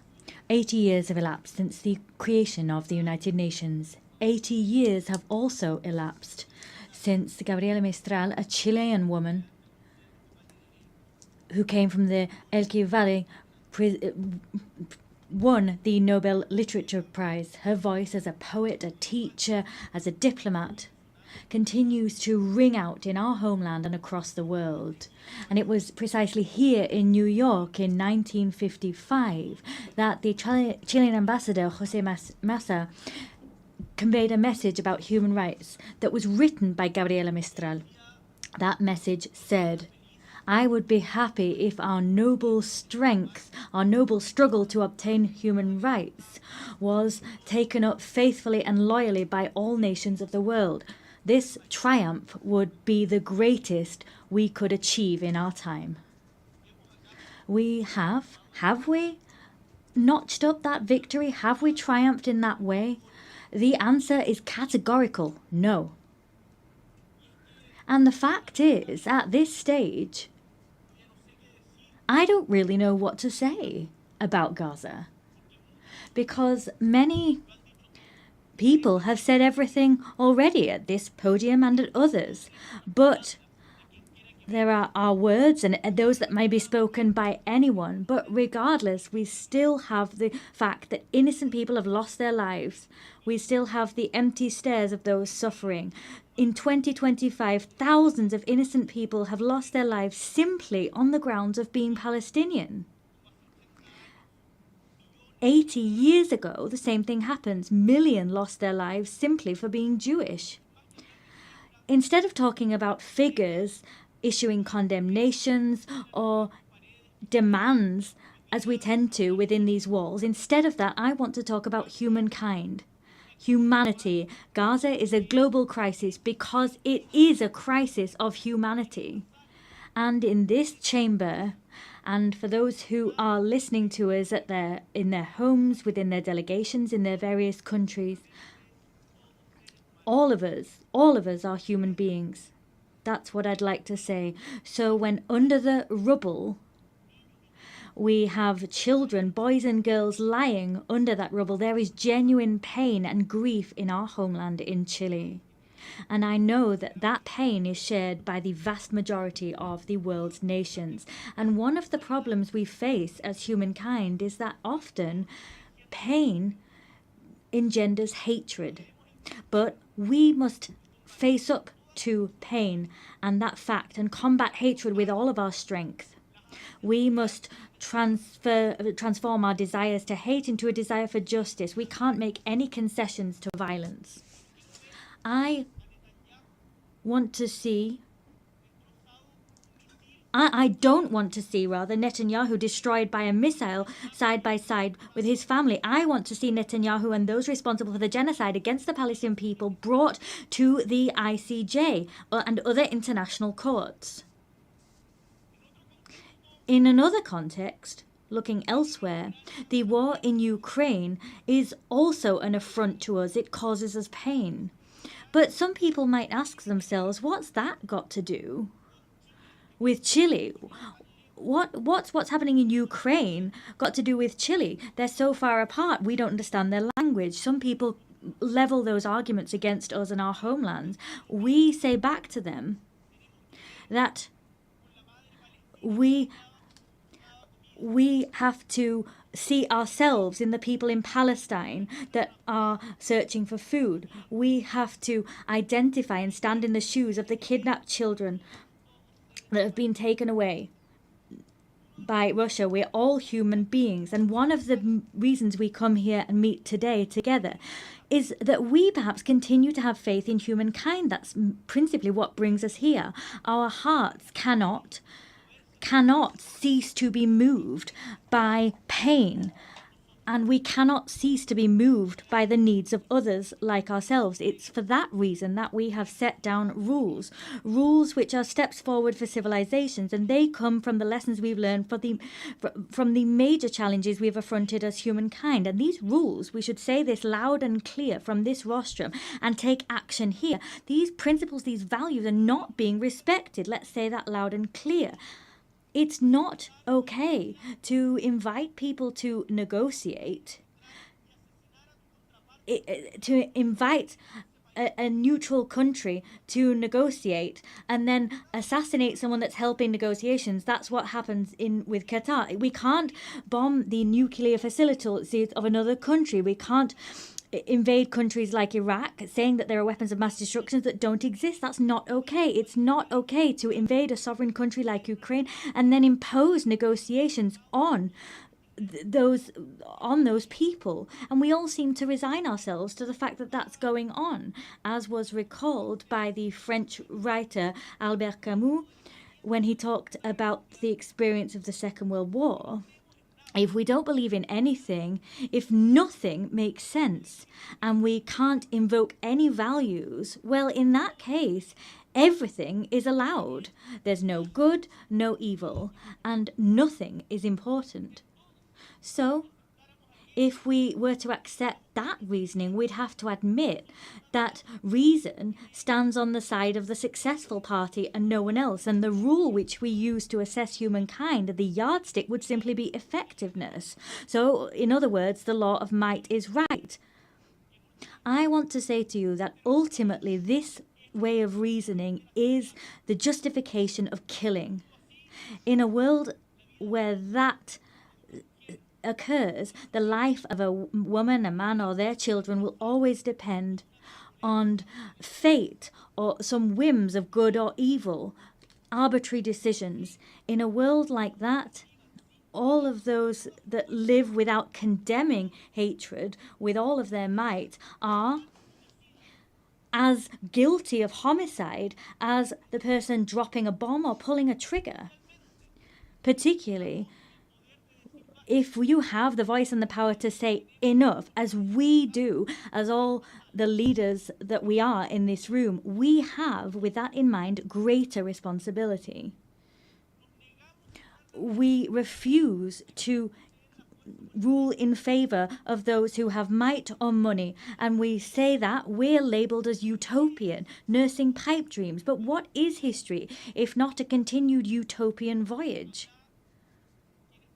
There will be people who simply want to do things that produce short-term results. But in general terms, shortcuts lead us to the edge of precipices, to the abyss. And the fact is, we don't need to be successful in the way we understand success today in the Western world to continue fighting for a fairer world, because we know that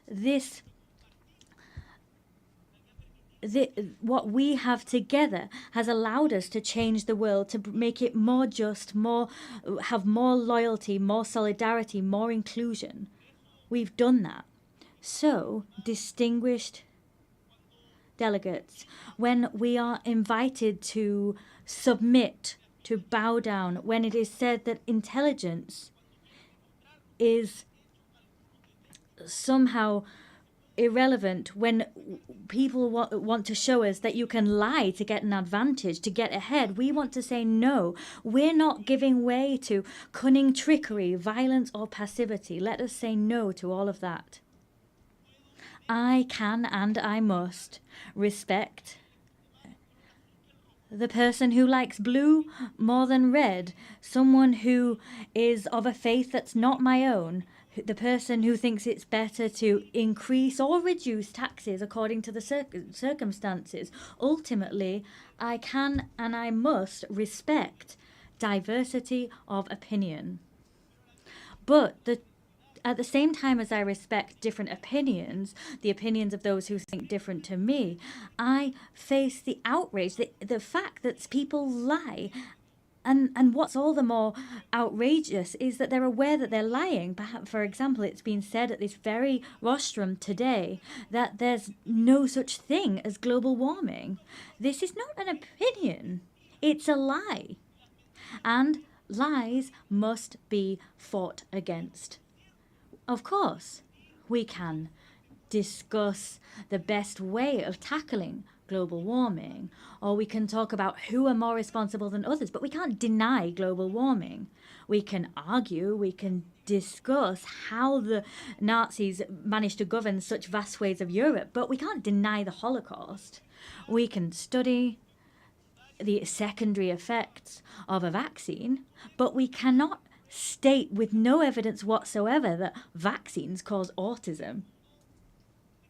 The world needs a true, genuine dialogue between those of us who think differently, between people who have different visions of the world.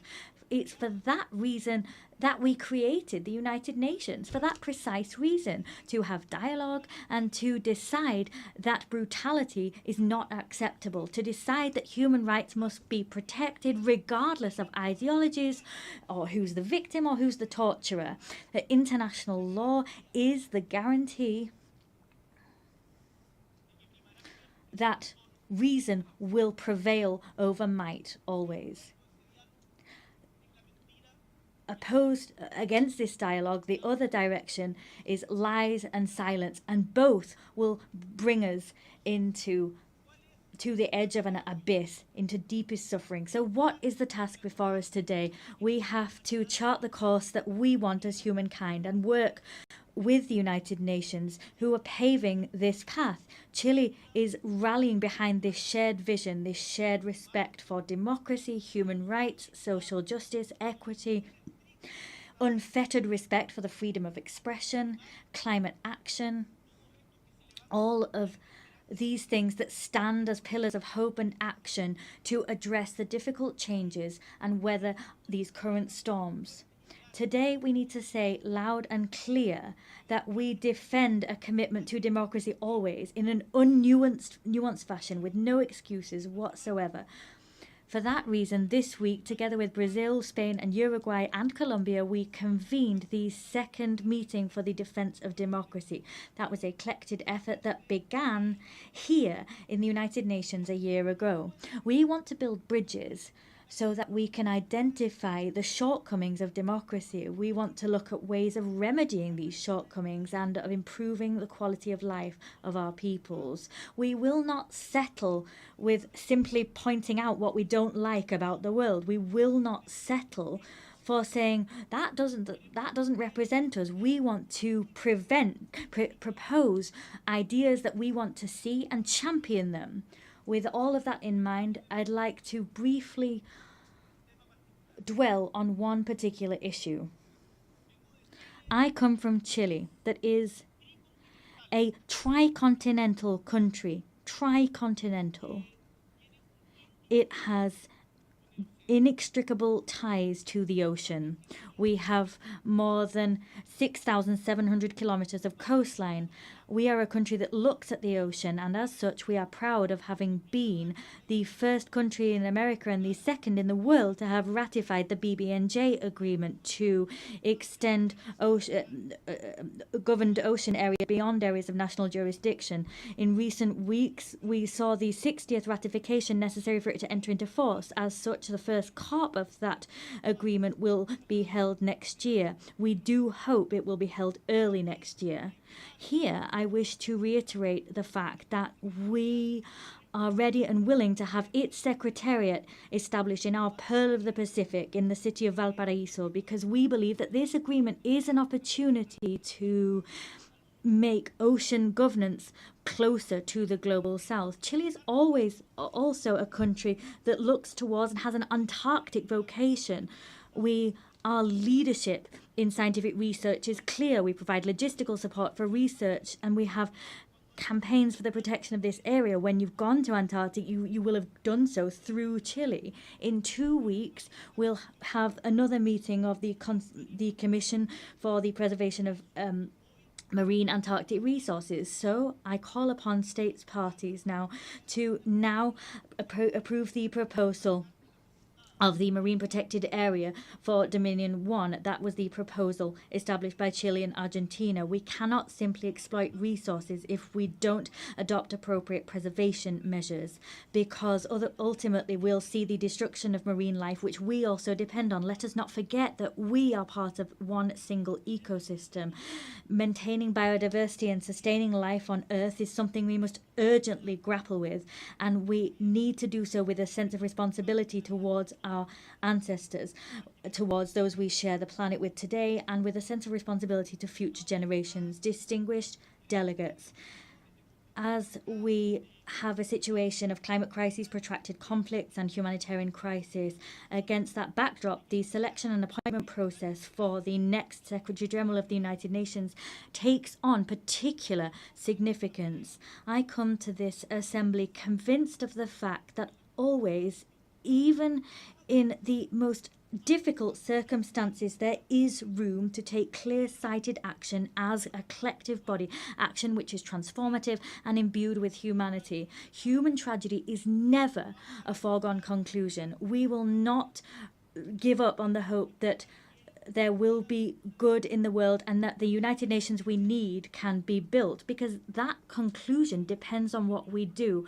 I want to say to you that regional balance must be respected in the Secretary General appointment process. It's time for Latin America and the Caribbean to have their moment. We are a war-free region with a rich diplomatic tradition. We forge consensus. We are unwaveringly committed to the UN Charter and have been since its very inception. Tackling The historic gender imbalance within the United Nations is important. We've never had a woman Secretary General, and that is something we must remedy. 80 years of history without a woman having been appointed Secretary General. The UN must reflect the progress made by the world and recognise that a woman at the helm is not just a symbol of equity, but also represents and reflects the fact that women are half of the population, and appointing a woman as Secretary General will send out the clear signal that women can occupy all parts of the world and nothing's closed off to them. Chile wants to actively contribute to that collective effort, and for that reason it is for me a great honour to announce from this rostrum that Chile will nominate our former President Michelle Bachelet Gerie as candidate to the post of Secretary General of the United Nations. Que además nos está acompañando. She is here with us at this session. Michelle Bachelet is not only someone known to all of you on the global stage, she is a woman whose own trajectory is fully in line with the values that inspired this organization. She was head of state of Chile twice. Incidentally, she was also the first female head of state. She was also the Minister for Health and Defense. She was the Executive Director of UN Women and also High Commissioner for Human Rights at the United Nations. Michelle Bachelet has governed, has negotiated, has solved problems and has listened. Her trajectory, what she's done throughout her life, combines empathy with strength and resolve, experience with openness, and she combines all of these with a proven ability to make decisions and to take action. In times of mistrust and fragmentation, I firmly believe, and I know that this conviction is shared by my nation, that Michelle Bachelet is someone able to build bridges between the North and the South, between the East and the West, between urgent needs to find solutions and the urgent need to defend principles. With her leadership, the United Nations will be able to restore credibility, effectiveness and a sense of purpose in the face of current challenges. She will build on the legacy of Antonio Guterres that I can say has given the best of himself from the good of humankind within this institution. With humility and a sense of conviction, Chile presents this candidacy with the conviction, the certainty that Michelle Bachelet will be able to make a decisive contribution to making the United Nations once more a place for meetings, place for solutions and active hope for the world as a whole. Distinguished delegates, 80 years. Let us look back at those decades and let us take stock of the strides forward seen in international governance. In spite of the challenges we're facing, we can also say that we have made progress. But we are eaten away at by the feeling that that progress is under threat. Who will draw the maps of the future? We want to believe that those cartographers will not be those waging assaults on multilateral institutions and eroding their credibility. We don't want them to be those who humiliate the weak. We want all peoples together to draw the maps of the future. Together we represent all of those people, and together we will trace out clear maps so that we have not only a possible and viable future, but one that is full of dignity for everyone and respects them. And to achieve that goal, this organization, let us remember the organization that was built on the ashes of the Second World War after the failure of the League of Nations, this organization is crucial. And renewing it, changing it, reforming it is an urgent need. So, as a renewed organization, but one with the same purpose, it will be an organization that everyone works together in. The words of Victor Jara, that great Chilean great Chilean artist, he talked about this great love of earth which has helped us to live. He loved peace, to enjoy life, love and freedom for everybody. He talked about those things so that his children could exist, his city could exist, and his people could exist. Let us, distinguished colleagues, move together, free and equal, similar and different. Let us walk along this shared path of seeking truth, justice, happiness, and justice. I thank you.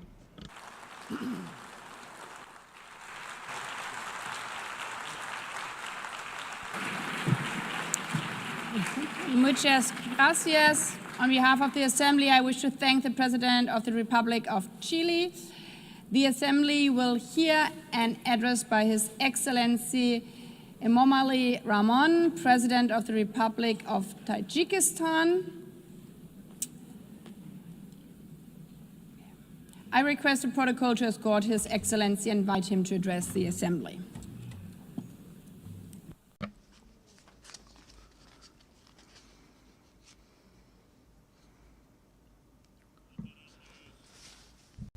Your Excellency, Madam President, Excellency, ladies and gentlemen. Today, as we commemorate the 80th anniversary of the adoption of the United Nations Charter, I extend to all member states my heartfelt congratulations and best wishes on this occasion. The contemporary world is undeniably experiencing a period of instability, turbulence, unpredictability, and escalating complexity.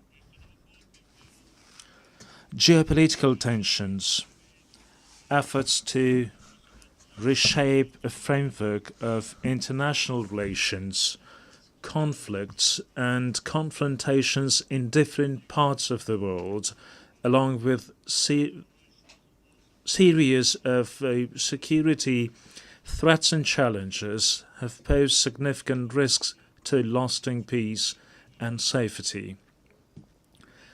At the same time, the consequences of climate change and growing social inequality impose restrictions on the process of sustainable development and sustainable global development. In such a complex and turbulent circumstances, the role of the United Nations as a platform for inclusive dialogue, cooperation and the promotion of peace and security worldwide becomes more important than ever. In this regard, our countries should make joint and consistent efforts in international practice to protect this principle, return to full compliance with international law. In this process, strengthening equal cooperation among small and large states is also considered to be an important and timely step. Madam President, Tajikistan's National Development Strategy 2030 is fully aligned with the Sustainable Development Goals, and we support a full and timely implementation of this item of global agenda. Unfortunately, developing countries, particularly those mountainous and landlocked, face multiple challenges and difficulties in achieving these goals. Particularly vulnerable countries feel the need to take serious measures to ensure sustainable development, financing, and improve access to financial resources. Despite significant attempts in this field, the amount of funding for sustainable development offered by the international community continues to be insufficient to address their current need. This situation necessitates timely response the allocation of additional funds and a review of approach to the international financial architecture and system. Tajikistan advocates for effective and fair reforms of international financial instruments.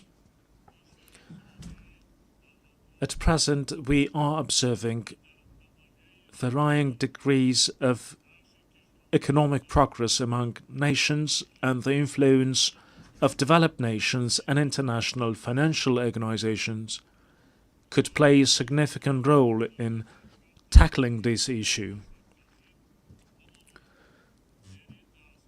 Many developing and less developed countries remain vulnerable to the impacts of economic and financial crisis, poverty, infectious diseases, including COVID, natural disasters, and food insecurity.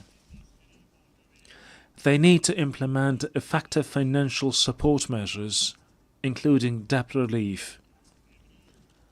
In our view, now is the high time to seriously consider this important item. Ladies and gentlemen, today, climate change-related issues in various countries around the world, including Tajikistan, pose serious obstacles towards achieving the Sustainable Development Goals. Our country, with 93% of its land covered by mountains, is deeply concerned of an adverse effect of this situation. Changes in the hydrological cycle, a series of floods and droughts, and severe dust storms over the past decades have had a direct impact on Tajikistan's water and energy resources and food security.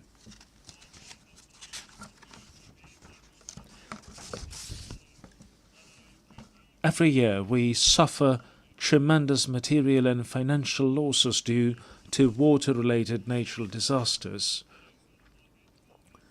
Regrettably, these phenomena often result in loss of life and the destruction of vital infrastructure. The impacts of climate change and rising temperatures have led to accelerated melting of glaciers and the deterioration of marine and ocean ecosystems. I would like to recall that Tajikistan hosted the high-level International Conference on Glaciers Preservation this summer in Dushanbe. This meeting brought the international community together to intensely deliberate on issues related to the cryosphere. It is worth noting that of Tajikistan's 14,000 glaciers, which are one of the region's main sources of drinking water, more than 1,300 have completely melted, and the rate of melting of these ices is accelerating. This is even though Tajikistan's glaciers and other water sources account for up to 60% of Central Asia's water resources. We must not remain indifferent to the matter of addressing issues related to the source of human life, water. Distinguished delegates, ladies and gentlemen, Tajikistan plays a proactive role in water diplomacy. Our country is taking practical steps in cooperation with its international partners as a part of its latest initiative, the International Decade for Action Water for Sustainable Development 2018-2028.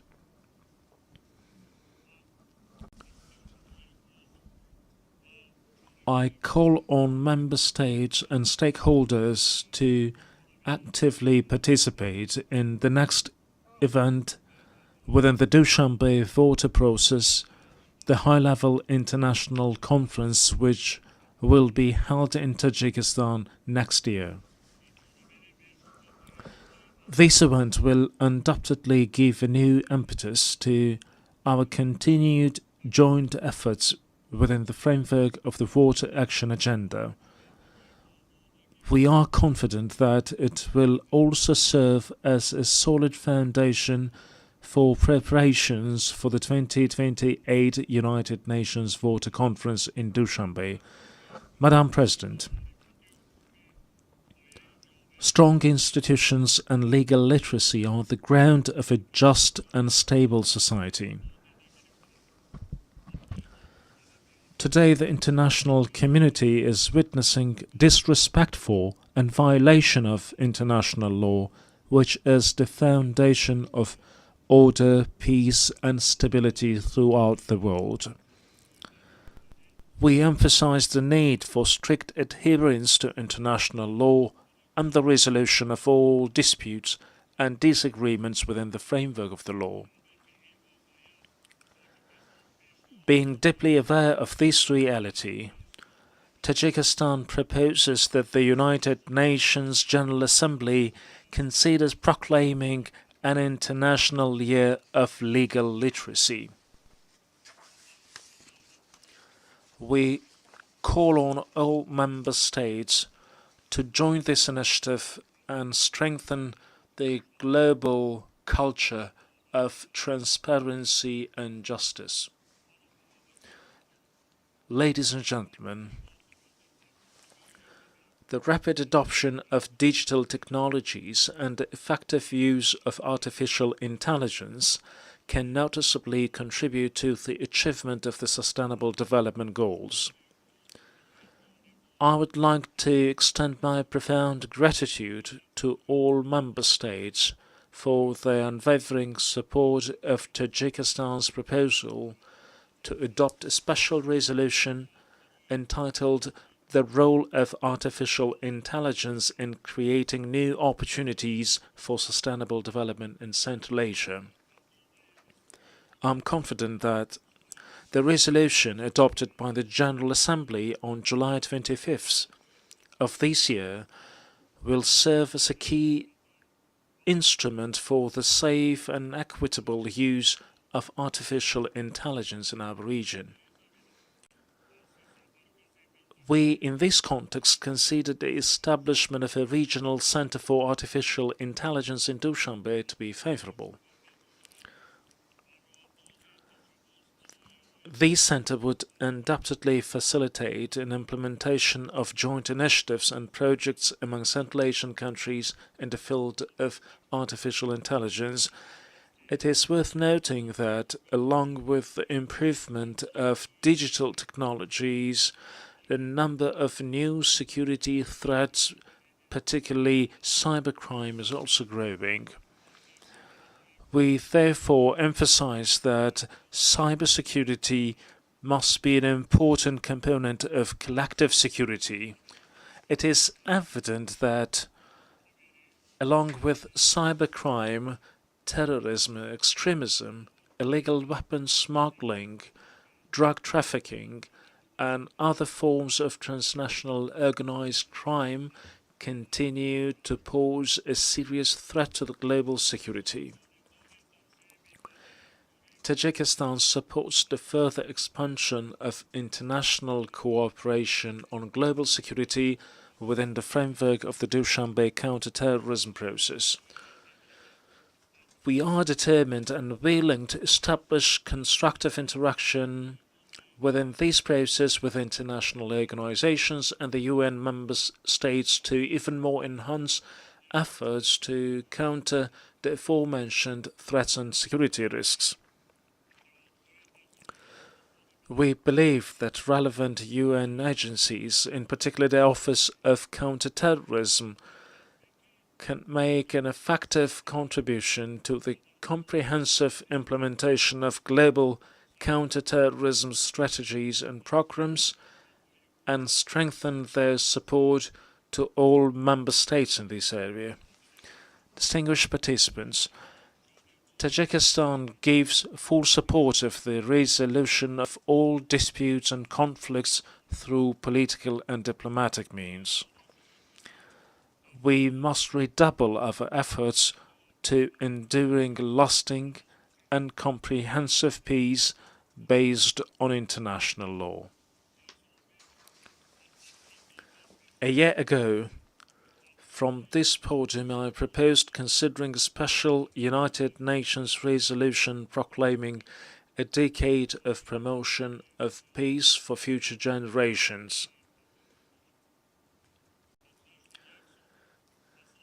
A year later, the adoption of such a resolution has become even more pressing. In today's complex and volatile world, this initiative will create conditions for international cooperation to achieve lasting peace. I call on all UN member states to support this proposal for the sake of our current stability and a better and prosperous life for the generations to come. Ladies and gentlemen, we emphasize our principled, invariable position on the Palestinian issue. We believe that lasting peace in the Middle East is possible only through the implementation of the United Nations resolutions and the principle of the two-state solution. In this regard, we recall the need to resolve this issue exclusively through negotiations and diplomatic means in accordance with the international law, particularly the Charter of the United Nations. We call for a lasting ceasefire in Gaza and access to humanitarian aid. Tajikistan also supports peace and stability, overall security and socio-economic development in neighboring Afghanistan. We are ready to render our full assistance in these processes and in this regard call on the international community to provide humanitarian assistance, especially to regions affected by drought and recent severe earthquakes. Distinguished participants, Tajikistan supports the comprehensive reform of the United Nations system within the framework of the UN80 initiative, UN 2.0 and the UN Secretary General's vision for a modernized United Nations. At the same time, we welcome the Pact for the Future as an important collective initiative to promote peace and sustainable development. These initiatives embody the shared aspirations and will of the international community to respond to modern threats and challenges and build a solid foundation for future generations. We reiterate the need to strengthen the key and coordinating role of the United Nations in ensuring inclusive peace and security. Only with trust, cooperation and unwavering determination we can build a just, peaceful and sustainable future for all humanity. Tajikistan stands ready to cooperate with partner countries and all United Nations member states in achieving these noble goals and addressing other pressing issues on the global agenda. I thank you for your attention.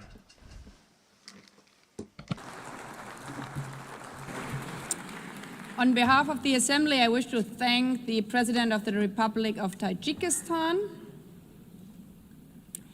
The Assembly will hear an address by His Excellency Joseph Aoun, President of the Lebanese Republic. I request protocol to escort His Excellency and invite him to address the Assembly.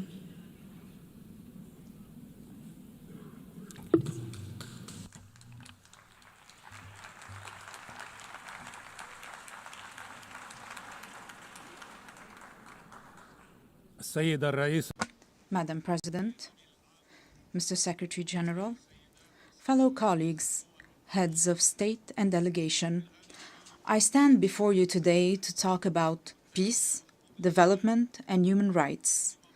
At a time when some of my fellow citizens are facing death, parts of my country are under occupation, and while my homeland and my people live in uncertainty. This situation takes me back some 77 years ago to the drafting committee of the Universal Declaration of Human Rights in 1948. During one of the debates, the late, great Eleanor Roosevelt stepped in to support one member's opinion so that he is not left alone, as she said to those in attendance. The dissenting member respectfully responded, "Honorable lady, my concern is not to side with the majority or the minority, but to align with the truth."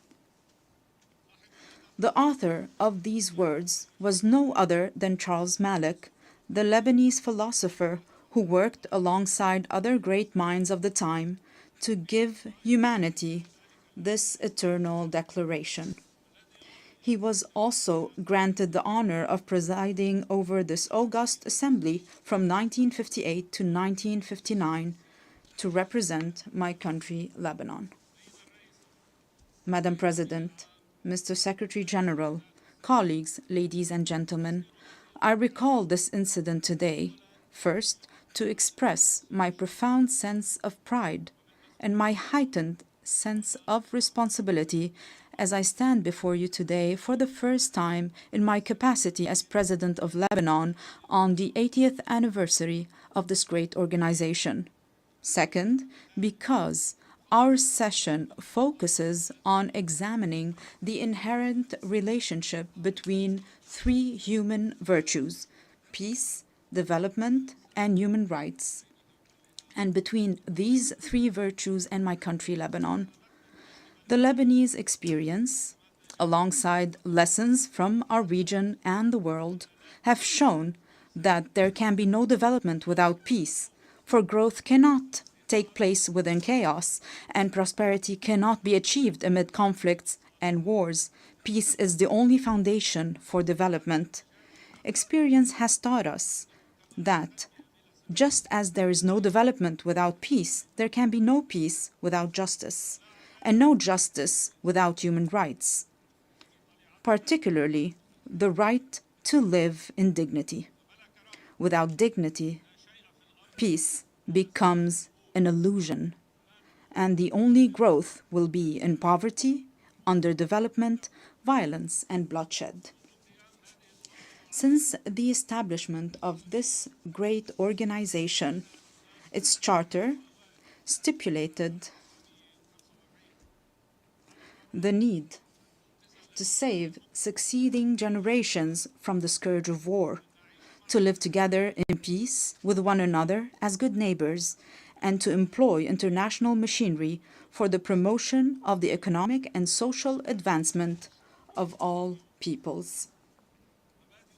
These noble principles remained on paper for 80 years, as the blood of our people was spilled on the ground. The reasons might be numerous. One can attribute them to the authoritarian nature of man, the nature of relations between countries based on power struggle, hegemony, and the race for absolute dominance in all fields. However, another reason has stirred this tragedy. At least 30 years ago, since talk began in this very chamber about a new world order. The reason is related to the issue of identity and plurality within any society or within societies and countries, especially in the era of globalization. On the one hand, people need one another. On the other hand, they fear for their identity. This led to an emerging issue that drove humanity back to the path of conflict. Let us acknowledge here that religion remains a primary factor in defining the identities of human groups.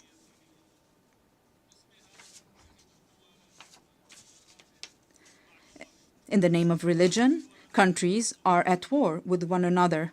In the name of religion, many countries have imploded from within. Furthermore, religion continues to shape the world in profound ways. While Islamophobia and xenophobia grow in the West, the East is still haunted by the memory of colonialism and the remnants of old religious wars. Despite remarkable scientific progress, the world finds itself trapped in a bygone era.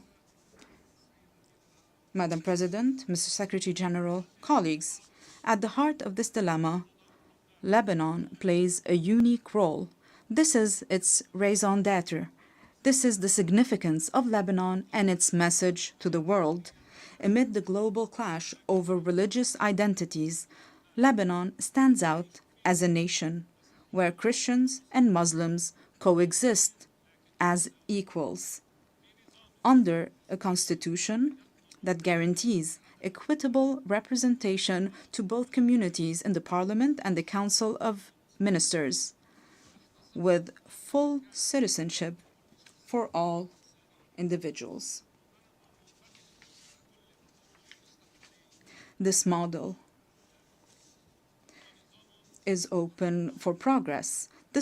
This model was criticized by some.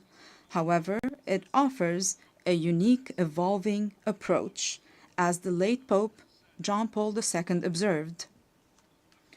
Lebanon is more than a country. It is a message of freedom and plurality for the East and the West. End of the quote. I reiterate and emphasize a message of freedom and plurality. In a region where people are killed or kill over their religious belief, or even for displaying a symbol of faith. In a weary world torn between those who want to impose religious attire and others intent on banning it, Lebanon offers a unique, unmatched, and irreplaceable model. A model that deserves to live, that must exist for the region and for the world. A model that allowed me, as an Arab Lebanese, to serve as the only Christian head of state from East Asia to the coast of Europe. My country, Lebanon, the land of human secularism with profound faith, without any imposition or prohibition of any kind. A model that requires all those who are committed to a better future for humanity to ask the following two questions. First, why would there be an international and UN obligation to preserve Lebanon? And second, how can we achieve this goal? First, indeed, there is a human obligation to preserve Lebanon. If this model falls, this model of coexistence between two different religious communities that are completely equal, where else around the world can we replicate this experience? If Christians were to disappear from Lebanon, this equation, this delicate balance will fall, and with it, justice. If the Muslim community in Lebanon no longer exists, this balance will also fall. And this will also undermine justice. The fall of Lebanon, precipitated by the loss of any of its integral components, would foster the rise of extremism, violence, and bloodshed, both in our region and in the world.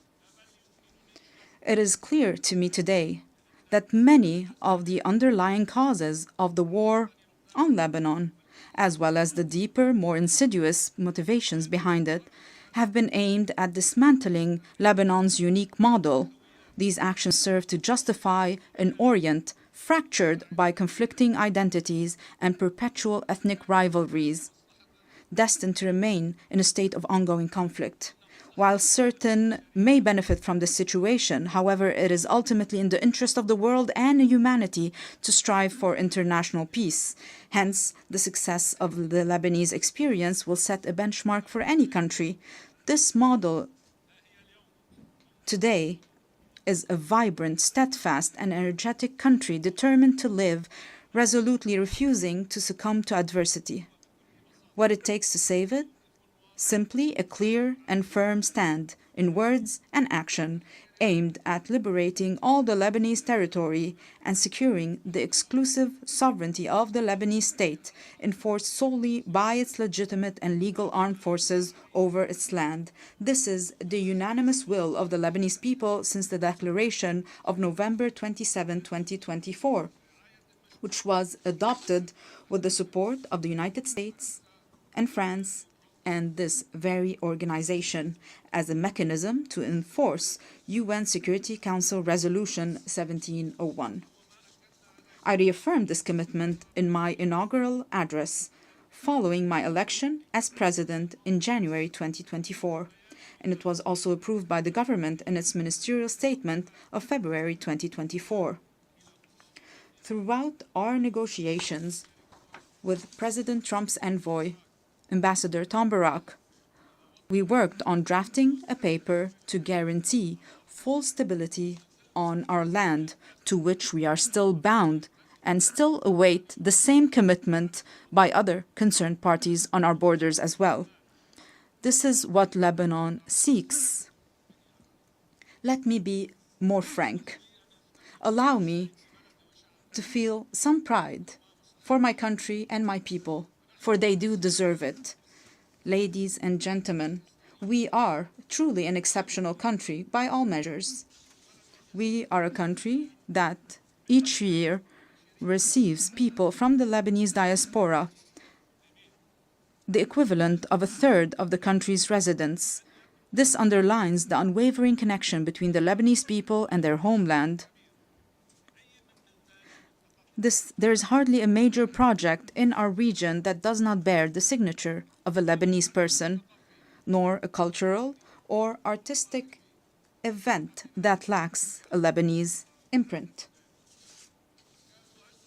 In fact, it is almost certain that Lebanese contributions can be found in every significant endeavor. Among the member states of this distinguished organization, one could scarcely find a nation that does not have within its borders a member of the Lebanese diaspora who is engaged, productive, and creative. These individuals integrate harmoniously with their host societies. We, ladies and gentlemen, are a country capable of embracing modernization, and we have started already implementing a gradual program of financial and economic recovery. Together with an independent financial audit, a fair restructuring of the banking sector, and the modernization of the administration, we have also taken on the fight against corruption and organized crime to rebuild the trust of the Lebanese people in their state and the world's confidence in Lebanon. Simultaneously, we have launched legislative and institutional reforms consecrating the independence of the regulatory bodies of the state's productive sectors and enhanced the independence of the judiciary, aligned with international standards in the fight against money laundering and the financing of terrorism. Our government has also recently joined the United Nations Convention on Biological Diversity, in line with our history of commitment to the principles of international legitimacy. We are also set on advancing public freedom, combating hate speech, and empowering young men and women in the decision-making process. We can only be prosperous if our citizens, all our citizens, live in dignity. Ladies and gentlemen, our country is dedicated to investing in quality education and we are expanding today this investment to encompass a knowledge economy. Lebanon is also an essential crossroad for global trade corridors.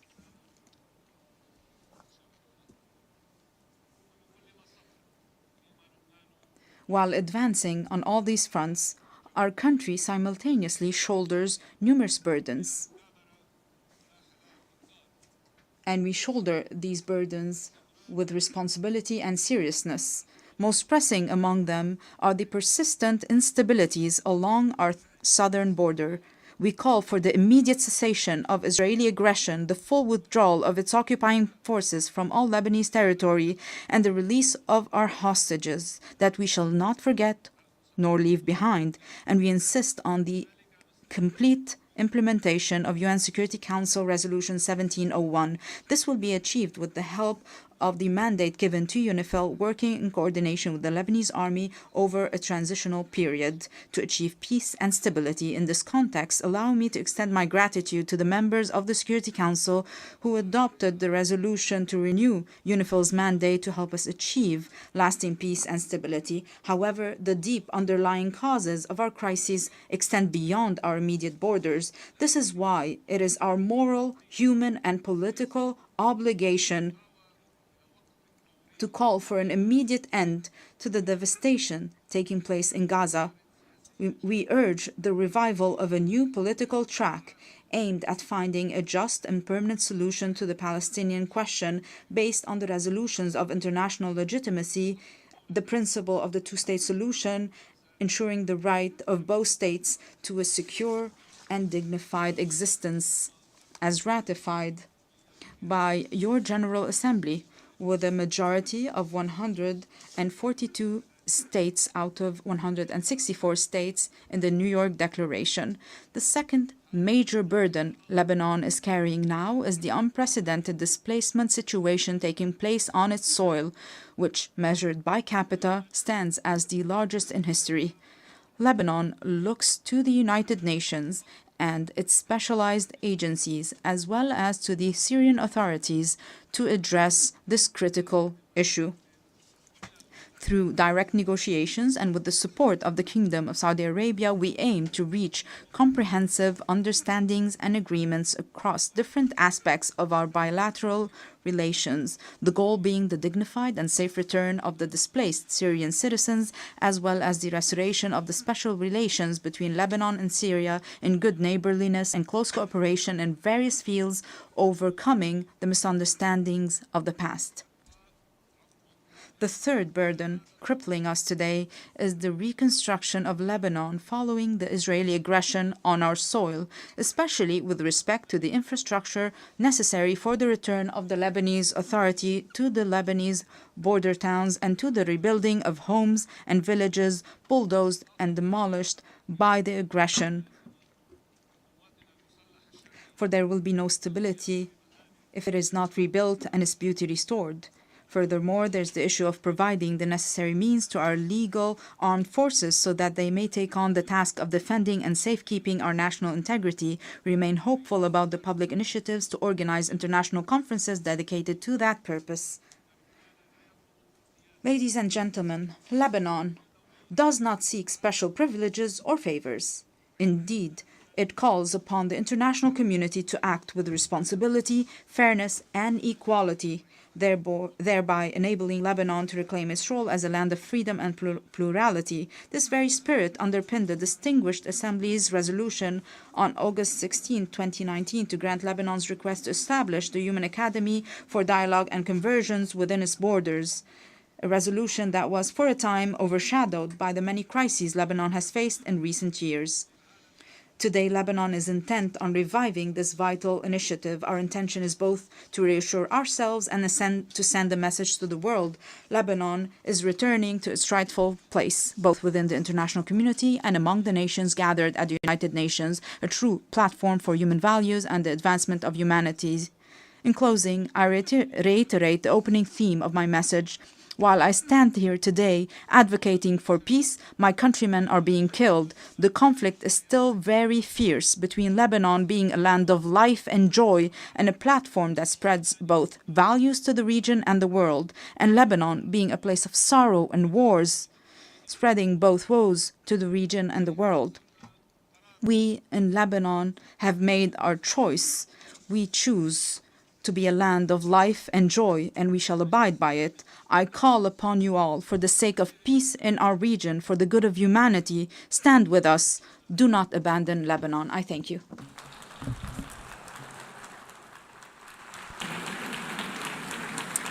On behalf of the Assembly, I wish to thank the President of the Lebanese Republic.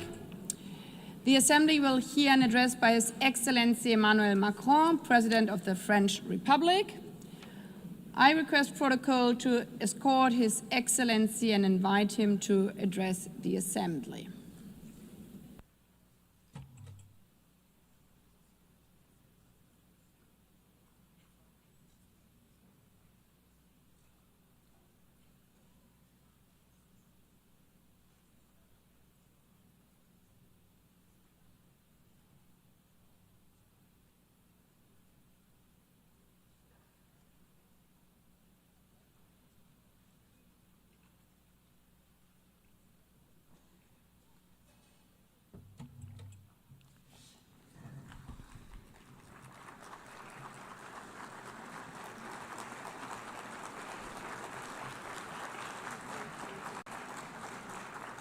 Madame la Présidente de l'Assemblée.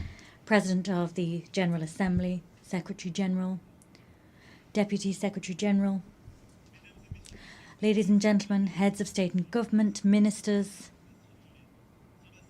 ambassadors and delegates. I am delighted to once again stand before you to issue an address at the 80th session of the United Nations General Assembly. 8 decades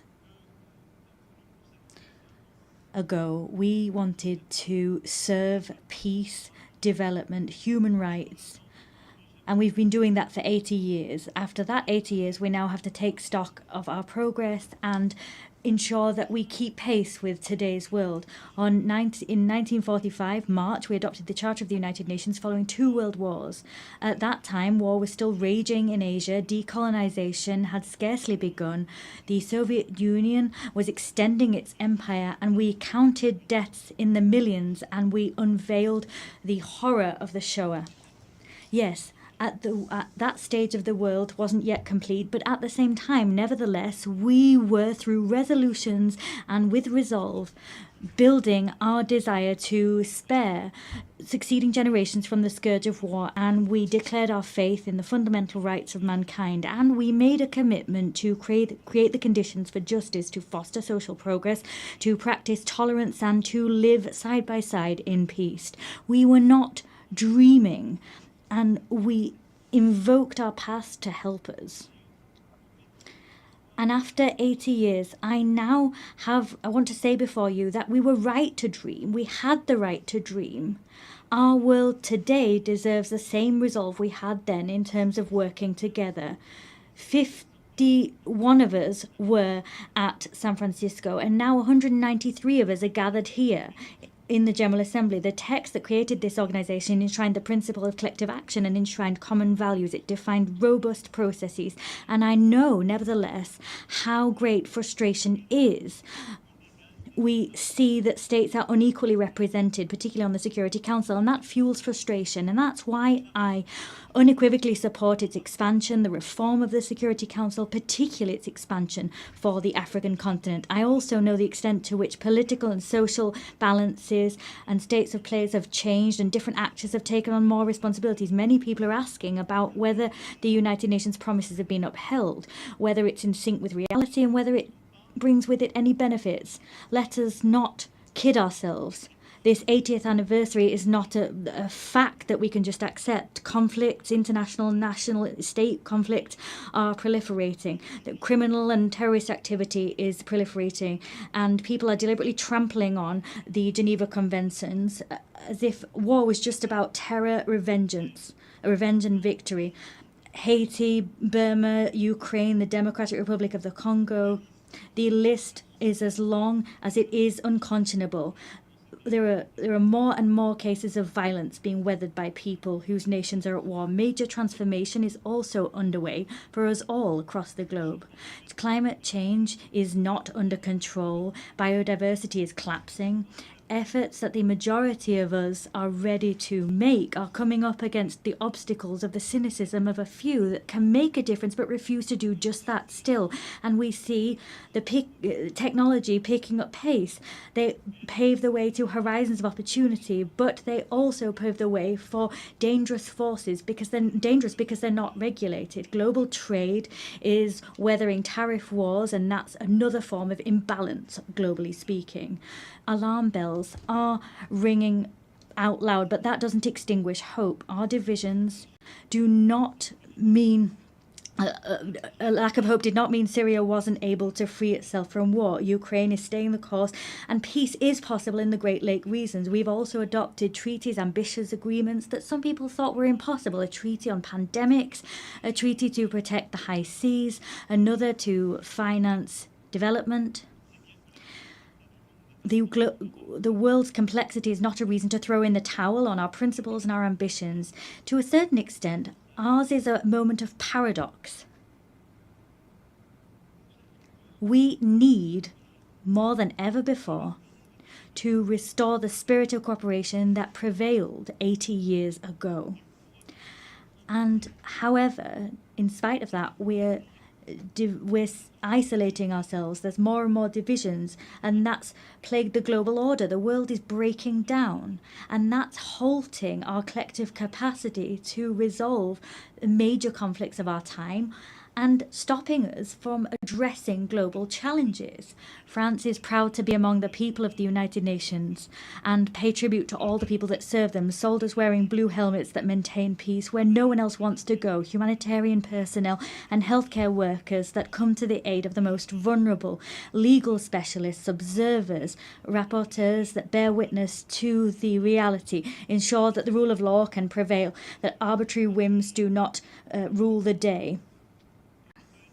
I'm talking, of course, about our NGOs, our nurses, our journalists, and many other people who bear witness to the fact that this organisation cannot be replaced. It is for this reason that those that are its harshest critics are also those that want to change the rule of the game because they want to exert domination. And these are people that do not want the common good to prevail. They want to serve their interests, and that is the major risk of our time. The risk of seeing the facts as they are just become the ongoing state of play. We don't want to see might is right prevail, but that's the risk. We don't want to see the selfishness of some people win the day. That's the risk. The risk is that some people, an elite, will decide the course that the world will run, and that they will forget that there's an international community. There needs to be respectful relations between peers. There needs to be cooperation between peers. That alone makes peace possible. That alone makes it possible to address climate change, to have a successful digital transformation, or to fight against military proliferation. It is for this reason that 80 years later, our priority is to really find the crux of effective multilateralism, to get back to that gem, collective effectiveness. We need to be clear here. The anti-game of some people makes it almost impossible for our organisation to be collectively effective. They're playing against us. We need to work together to get back to that collective multilateralism. There's no point here in dividing the North from the South to think that there can be a united West in the face of a global South. That's a pipe dream. That's a vestige of an era where we wanted to isolate ourselves in blocks, pitting ourselves against each other. Here at this forum, there are only men and women that don't share the same religion. They have different visions. Their civilizations sometimes differ, but they have decided one fine day that building peace, rising up to challenges, particularly the challenge of inequality or the major transitions of the world, they forgot their differences to cooperate together. It is for that reason we need to consolidate existing rules and the institutions that guarantee our collective authority and our collective effectiveness. Human rights remain the very fundamental pillar of the United Nations House, and they give coherence to all of the action we undertake. And at a time when conflicts spread and increase in number, we also have mass human rights crises that we're facing at the same time. Our duty is to ensure that there is a respect for international humanitarian law. We proposed ensuring that as part of the global initiative that we champion alongside a number of counterparts: South Africa, Brazil, China, Jordan, Kazakhstan, and the ICRC. Let us support the ICC in its fight against impunity. Let us allow the orders of the ICJ to be implemented, their rulings be upheld. The authority, the force of law is our best chance in stopping the rule of might is right from prevailing. Upholding our values is the only way of throwing out a double standards principle. We've always called out that principle since we came together as a global parliament. Peace and security are everything. For that reason, it's so important for Ukraine to resist Russia and have peace. They need to get their territory, their children, their wealth, and their future back. The Russian aggression is not a problem of Europe, but rather a problem which plagues us all. It's our problem. It poses the eternal question of the force of law against might is right, freedom against imperialism. Ukraine didn't want war. Ukraine wants peace. France too wants peace. The Europeans want peace. The United States of America want peace. As such, Ukraine has a fundamental right, that is to live in security and to no longer fear that Russia will attack once more. It is for this reason France, with the United Kingdom, built a coalition of the willing, bringing together 35 nations to give Ukraine crucial security guarantees for the long term. As such, we're creating the conditions for a robust, just peace which will allow the Ukrainian people to really be masters of their own fate. And what happened in recent weeks in Poland's airspace, Mr. President, Romania, the provocations that we saw in Estonia and elsewhere are the proof that all European people are also challenged by threats of Russian destabilization. And unity can thwart those. Ukraine has often said it's ready for a ceasefire and can agree to negotiations. It accepts them. It's now up to Russia to prove that it can choose peace, even at a time it's stepping up attacks against Ukrainian civilians and the provocations to which I've just referred. France is ready as we wait to stand shoulder to shoulder with Ukraine alongside our European partners and all those that understand that we need to hold Russia back to preserve the global order. And I welcome the proposal we saw a few hours ago from the President of the United States, recalling the gradual weakening of the Russian economy. I welcome what he said, the on-the-ground failures of Russia. In more than 1,000 days, Russia's hardly gained 1% of Ukrainian territory. There have been so much loss, so many civilian victims, and few territorial gains. I welcome the fact that the President of the USA believes in Ukraine's ability not only to hold the course, but to uphold and ensure its rights prevail with us. It's because there is this refusal of double standards that France will stand side by side with Ukraine as we do for peace in the Middle East. Yesterday, we adopted a credible plan to put an end to the war in Gaza, to preserve a two-state solution, Israel and Palestine, to allow the release of all hostages and to save so many lives. We've charted a course towards peace, which requires first and foremost that hostages still in Hamas's hands are released, that strikes on Gaza cease. And I am delighted that Saudi Arabia and France have convinced a large number of the members of this assembly to sign the New York Declaration. 142 members of this assembly have signed that declaration. We've held out our hands to forge the path towards peace, immediate peace, release of hostages, ceasefire, stabilization of Gaza, the demilitarization and the dismantling of Hamas, and a reciprocal recognition of two states and a Palestinian state which is demilitarized, which recognizes Israel, an Israeli state which recognizes the state of Palestine, and all the states of the region that have not yet done so, we hope will recognize the state of Israel. Through this mutual recognition, that is in fact a path towards peace. It's also the stability of the region as a whole that we seek to build. There cannot be any security or stability for Israel if we have a permanent war being waged with its neighbours, peace with Palestine, in the West Bank and in Gaza, and throughout Jerusalem, peace in Lebanon. There, the struggle against terrorism cannot be waged to the detriment of sovereignty of the Lebanese people. And it's for that reason I am delighted at the work that we have undertaken hand in hand with the United States of America, with the United Nations and UNIFIL to build this path that will make it possible to restore Lebanese sovereignty, to make the Lebanese armed forces once again able, with UNIFIL, to really anchor their sovereignty and to build this monopoly over weapons, a monopoly that can only be held by the Lebanese armed forces. Lebanon breathes easier when Hezbollah is weaker, and the rest of Lebanon will breathe even better when all of armed caches, when all of the arms held by Hezbollah are back in the hands of the Lebanese armed forces. There's no other choice. We'll soon hold a support conference for the reconstruction of Lebanon. And we'll also support the conference that our Saudi friends will hold, supporting the Lebanese armed forces. In the same vein, Syria must recover its unity and its sovereignty. Syria is freer since Assad's regime fell. I received the transitional president in Paris. I welcomed him there. I'll see him again tomorrow. And with several states of the region, we are striving so that Syria can respect all components of its civil society, because that's where its strength lies. At the same time, it's in finding that unity once more, they will be able to also fully recover their sovereignty.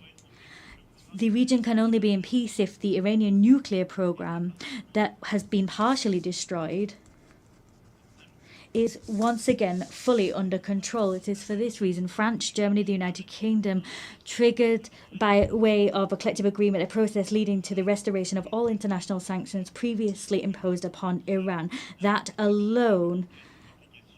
Iran alone is responsible for being in breach of its obligations, but they have decided to open the doors to the IAEA and allow them to inspect HEU stocks and to conduct inspections. The next steps to come will be decisive. Either Iran makes a gesture and goes back to the path of peace and accountability that make it possible to get back on course and for the IAEA to do its work and for stockpiles to be transferred, or sanctions will have to be imposed.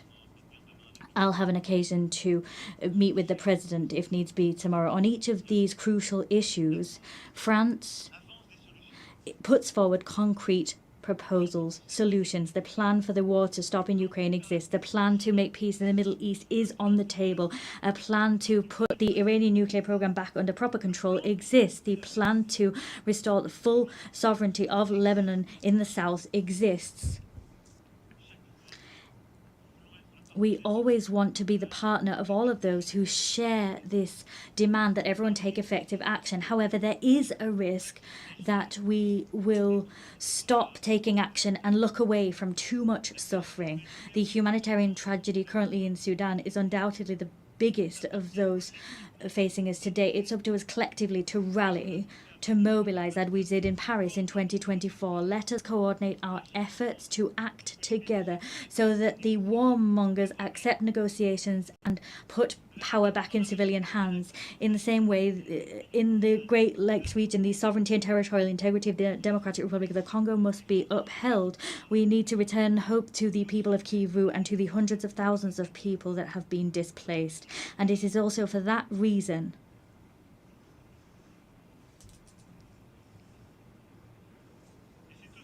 and it's also for that reason that we will meet next month in Paris, all of those able to respond to the humanitarian urgency and bring together initiatives of peace. And I'm delighted at what's been done by the African Union, by so many neighbours, Qatar, USA, but the humanitarian emergency needs to be addressed. We cannot forget any of these conflicts. We have no right at any time to lose heart. This capacity to take a leap of action is our source of strength. That's what brought us together 80 years ago. We have no right to get tired, to show fatigue.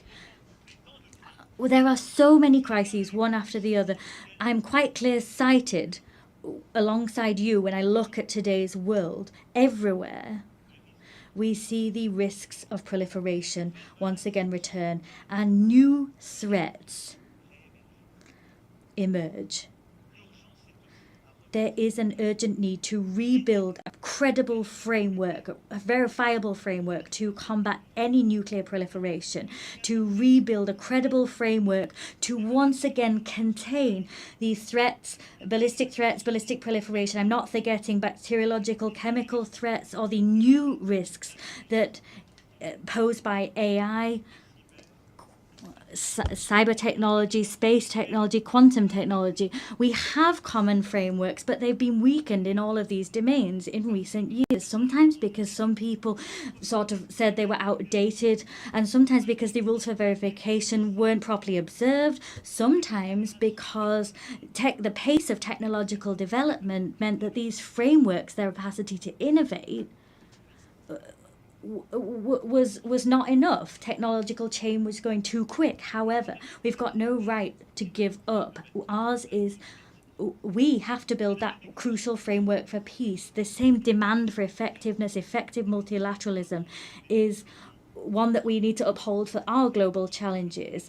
The Secretary General attaches great importance to our organisation, and he has ambition for it, and that's shown through his initiative UN 80, and I share his concerns about our organisation. Yes, we need, at this time of disarray that I talked about as a result of these major issues of war and conflict, we can't forget there are so many global challenges that mean that we must all come together.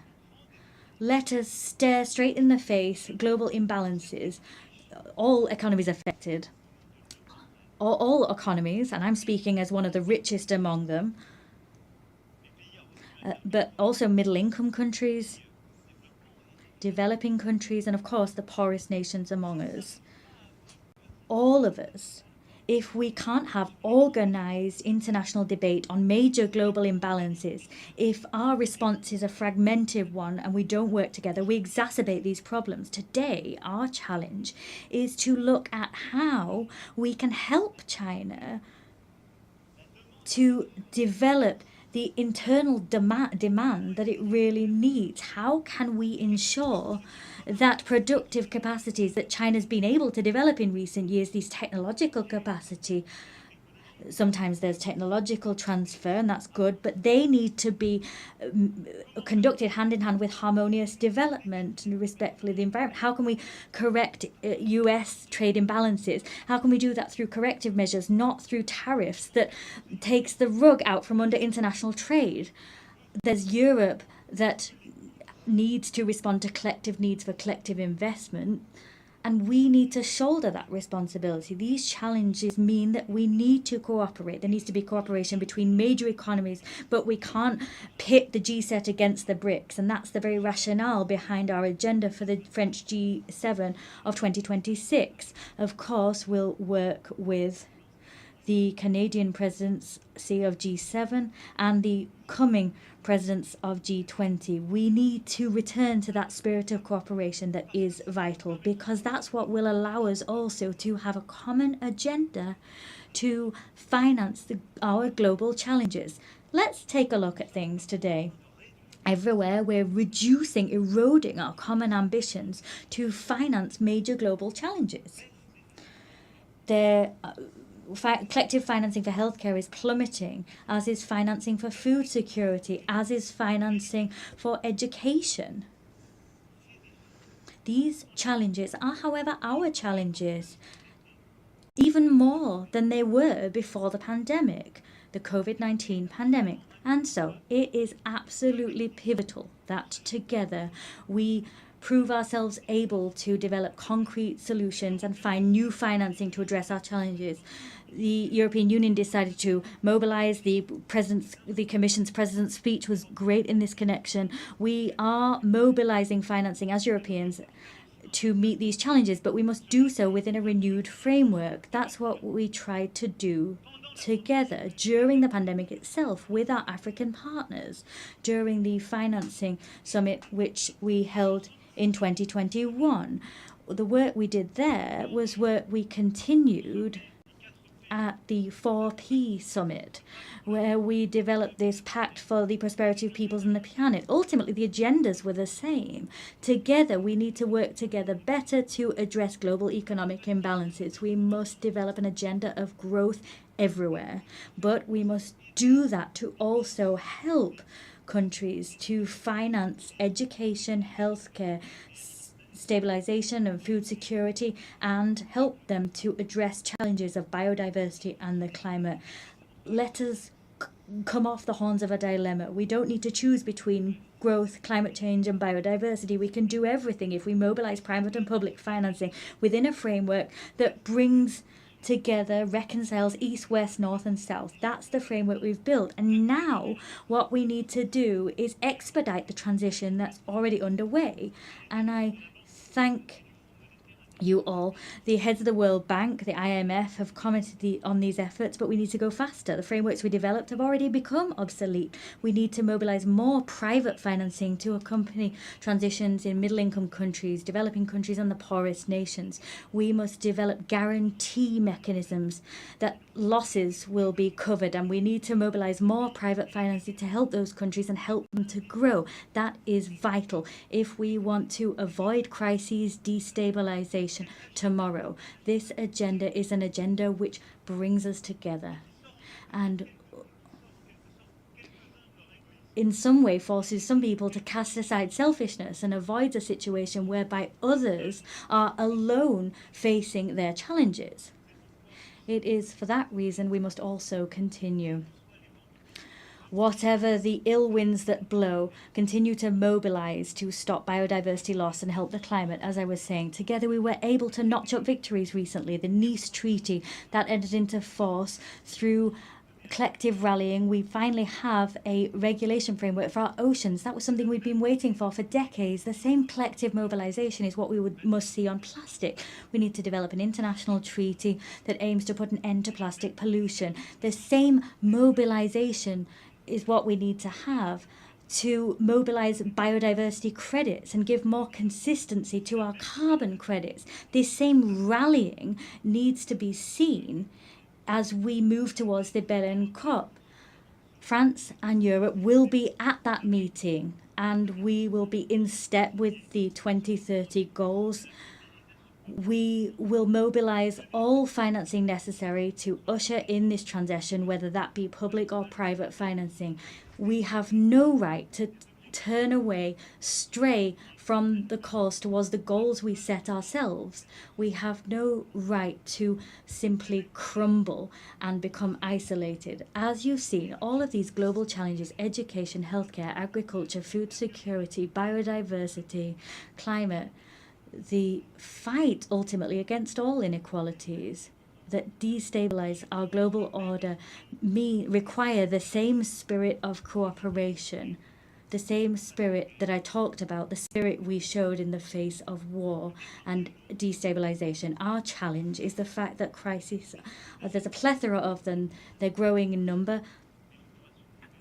My speech was long and quite comprehensive, but I do reassure you I'm coming to an end. But I forcefully say to you once more, in spite of all that, in spite of the long list that sometimes gives the impression that we might be overwhelmed, our duty is to remain on our feet and to continue to act together. 80 years ago, those that preceded us were facing collapse. The war hadn't finished. The worst had just come to pass. A world already divided was kind of stuttering, and it was up to them to build the treasure that is the United Nations. We could overwhelm our assembly, level criticism against it, reproach it for everything. Not all reproaches are fair, some are. This assembly is us. If it's ineffective, it's because some people are blocking it. Sometimes it's the most powerful. If it's not going fast enough, it's because people don't have enough resolve to make things move forward. The United Nations is all of us. There's one thing. It's that we don't have a right to be cynical. We don't have the right to get fatigued. We can't have this defeated heart, because our world is here before us, and our risk, the risk that we face, is that of fragmentation, that the law might is right will prevail, the status quo prevailing, cynicism, and to some extent that we will lose control. Yes, the loss of control. That's what all of our peoples are experiencing. Fear in the face of a future they no longer control. The fear before in the face of migrations that they're weathering, a climate that we can no longer control, fear of inequalities that we can't bring under control, a fear in the face of a war we can't stop. This fear has one friend, the strongest friend, the mightiest person that was able to prevail, the cynic that was allowed to prevail. We have one responsibility, that is to act together, build this multilateralism once again with the same faith, with the same resolve as the founding fathers of this assembly. We need to do that with even more effectiveness, but with the same will. We cannot give ground to injustice. We can give nothing to fatality or the sense of the inevitable. We need to act, act, and act. So it's up to us to do just that together. I thank you.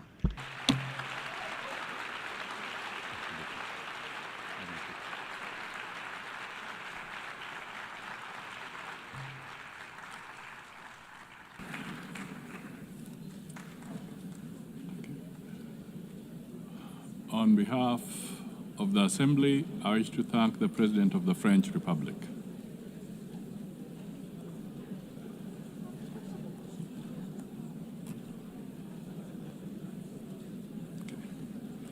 The Assembly will now hear an address by His Excellency Shadia Zaparov, President of the Kyrgyz Republic.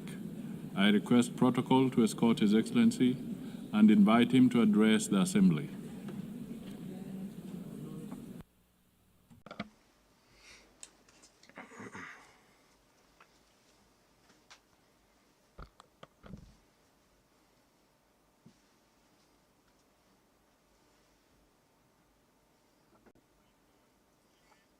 Madam President, Mr. Secretary General, distinguished heads of delegations, ladies and gentlemen, allow me to sincerely congratulate Ms. Annalena Baerbock on her election as the President of the 80th session of the United Nations General Assembly and to wish her every success in her work. This year, we mark the 80th anniversary of the UN, a unique institution that has stood guard over peace, security, and development for nearly a century. Over these 80 years, despite numerous conflicts, the world has fortunately been spared the outbreak of a third world war. The United Nations has undoubtedly played a key role in this achievement. The organization has become not only an international platform for dialogue, but also played a special role in preventing global conflicts. Today, the trend of regionalism in world politics is strengthening. We are witnessing continued price hikes, a shortage of liquidity, and a war of sanctions in the global economy. The threat of terrorism and extremism has spread across all countries. Despite criticism, the UN remains the only truly universal organization endowed with both moral authority and institutional capacity. Today, Kyrgyzstan takes pride in the political stability it has achieved and in the ongoing social and economic transformation. These achievements did not come easily to us. For us, the price of attaining freedom and independence was very high. But I can state one thing with confidence. We have been able to establish Kyrgyzstan as a state. This achievement allows us to set ambitious goals for the future. International organizations, including the UN, recognize Kyrgyzstan as one of the freest and most stable states on the Eurasian continent with a strong civil society. A large-scale and irreversible fight against corruption and crime is considered a priority area of state policy in Kyrgyzstan. Today, our task is to pursue political modernization and economic development in line with the demands of tomorrow.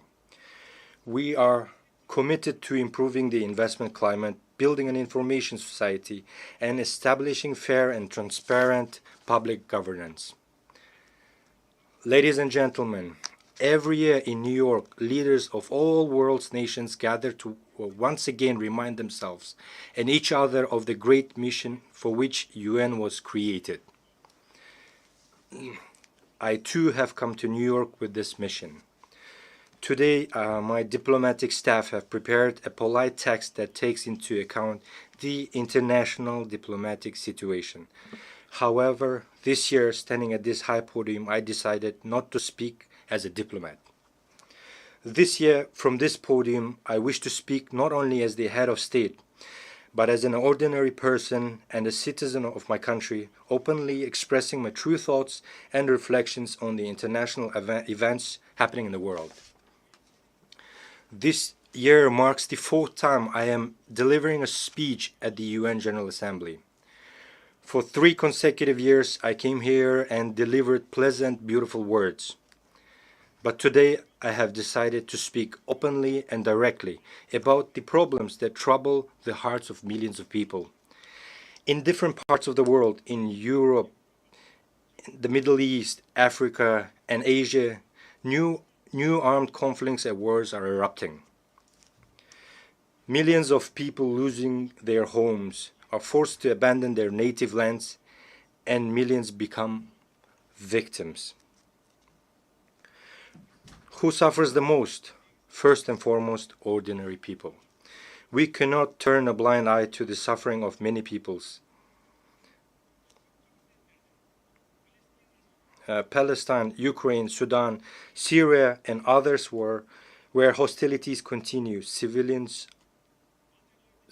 are dying and human rights are being violated. The world community, applying double standards, prioritizes these conflicts as more or less important, depending on its own geopolitical interests.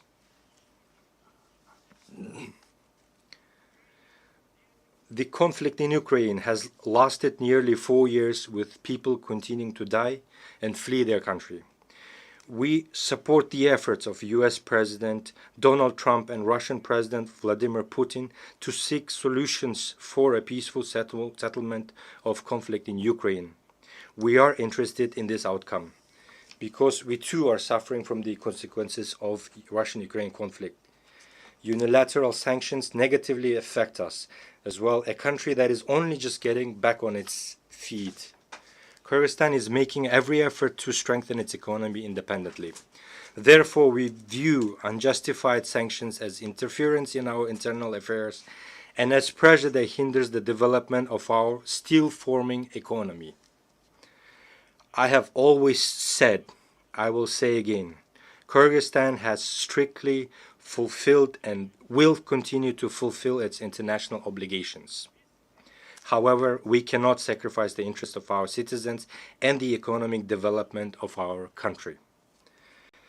The sanctions imposed on Kyrgyzstan are based on false information spread by certain non-governmental organizations and dishonest people. We are ready to accept independent international audits to thoroughly review the activities of Kyrgyzstan's banks. In 2024, EU countries traded with Russia to the amount of $141 billion, of which $36 billion was Russian imports.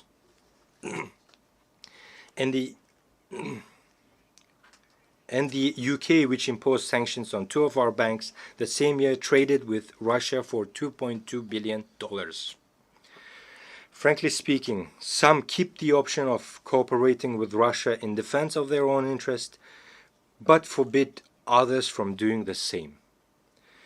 How should this phenomenon be called? Before demanding something from others, be an example to yourself. You demand from us not to cooperate with Russia, yet you yourselves are cooperating extensively. We, in fact, have far deeper economic relations with Russia than you do. Therefore, economically speaking, we cannot refuse cooperation with Russia.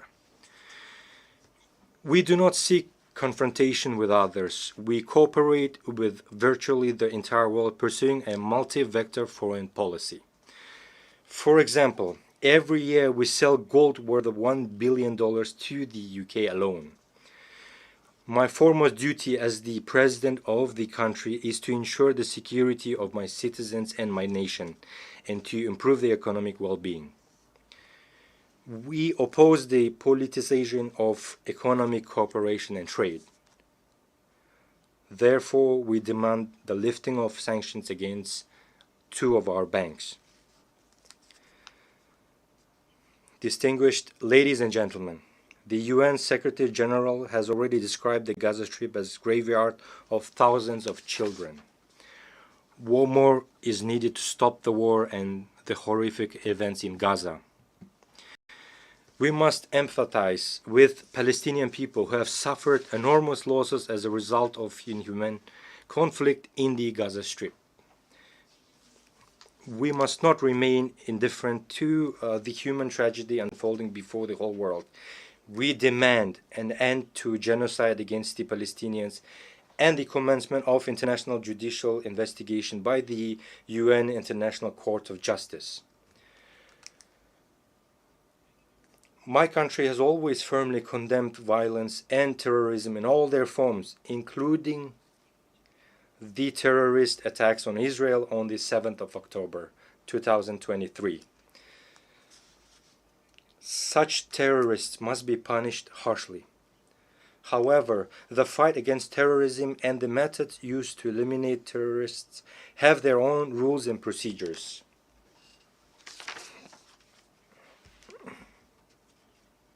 Those methods must be used. Because of actions of such terrorists, millions of ordinary civilians should not perish.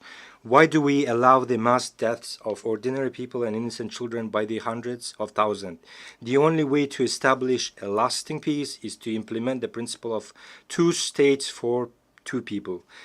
Palestine must gain independence based on 1967 borders.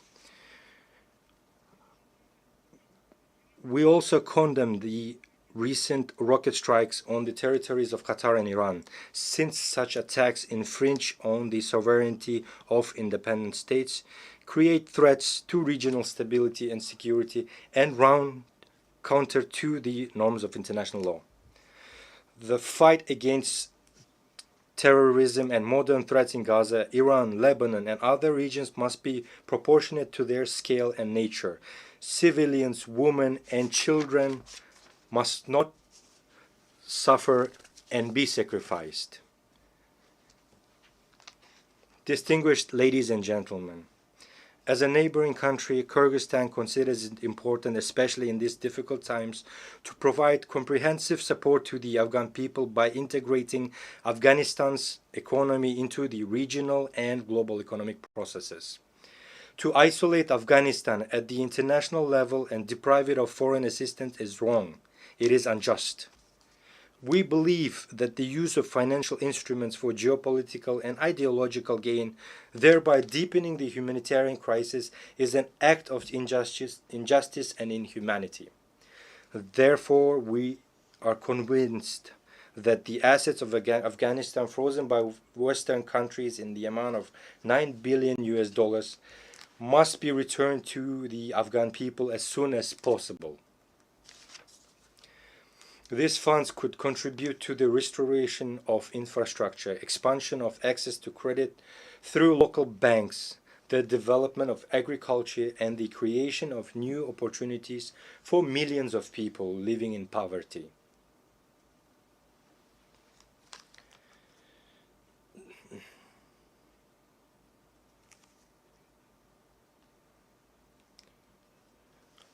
According to the UN data, in 2025, 15 million people in Afghanistan faced hunger and 24 million required humanitarian assistance. As we all know, at the beginning of September, more than 2,000 of our Afghan brothers lost their lives as a result of an earthquake.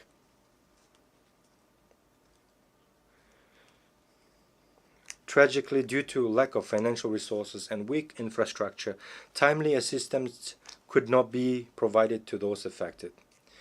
We call upon the leaders of Western countries to immediately return these assets for the sake of future of the Afghan people.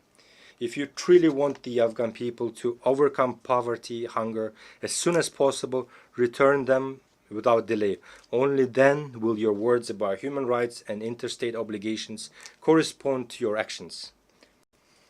Distinguished participants, today's challenges in African countries, from conflicts to food insecurity, require not sympathy in words, but solidarity in action. Africa is 54 countries with a population of more than 1.5 billion people.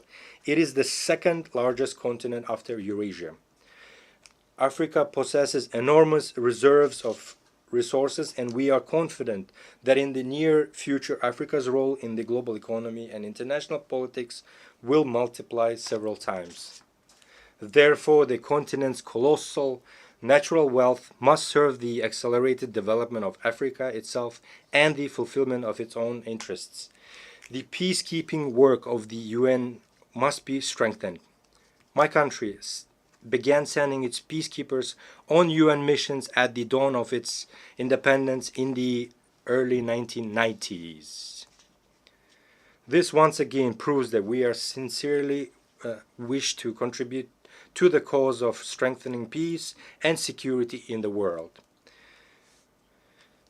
The contribution of a state should not be determined by its size, but by the depth of its commitment and sincere desire for peace and solidarity. We support the strengthening of international treaties, including the Treaty on Non-Proliferation of Nuclear Weapons. It is important to educate the younger generation to perceive a world without nuclear weapons. It is essential to raise awareness among young people about the devastating consequences of weapons of mass destruction. The International Day for Disarmament and Non-Proliferation Awareness, initiated by Kyrgyzstan and supported by the UN member states, is an excellent platform for implementing this concept. Kyrgyzstan is one of the initiators and the depository of Treaty on Nuclear Weapon-Free Zones in Central Asia. We have acceded to all fundamental international instruments on disarmament and non-proliferation, including the Treaty on Non-Proliferation of Nuclear Weapons and the Comprehensive Nuclear Test Ban Treaty. In line with the principles of consistency, this year the Kyrgyz Republic made the political decision to sign the Treaty on Prohibition of Nuclear Weapons. We firmly believe that our planet must exist without nuclear weapons. This human invention must be used solely for peaceful purposes.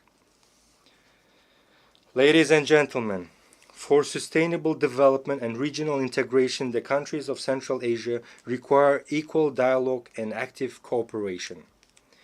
Despite complex historical and geographic factors, Kyrgyzstan has peacefully resolved its border issues with neighboring countries, in particular Tajikistan and Uzbekistan. This process involved lengthy negotiations and at high political levels, expert levels, and was resolved with due respect for the interests of all sides.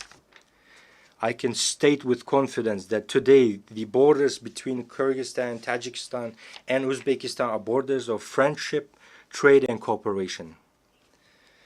This experience confirms that peace is possible where there is political will, respect, and dialogue, which enabled us to resolve existing contradictions and embark on a path of creation and development.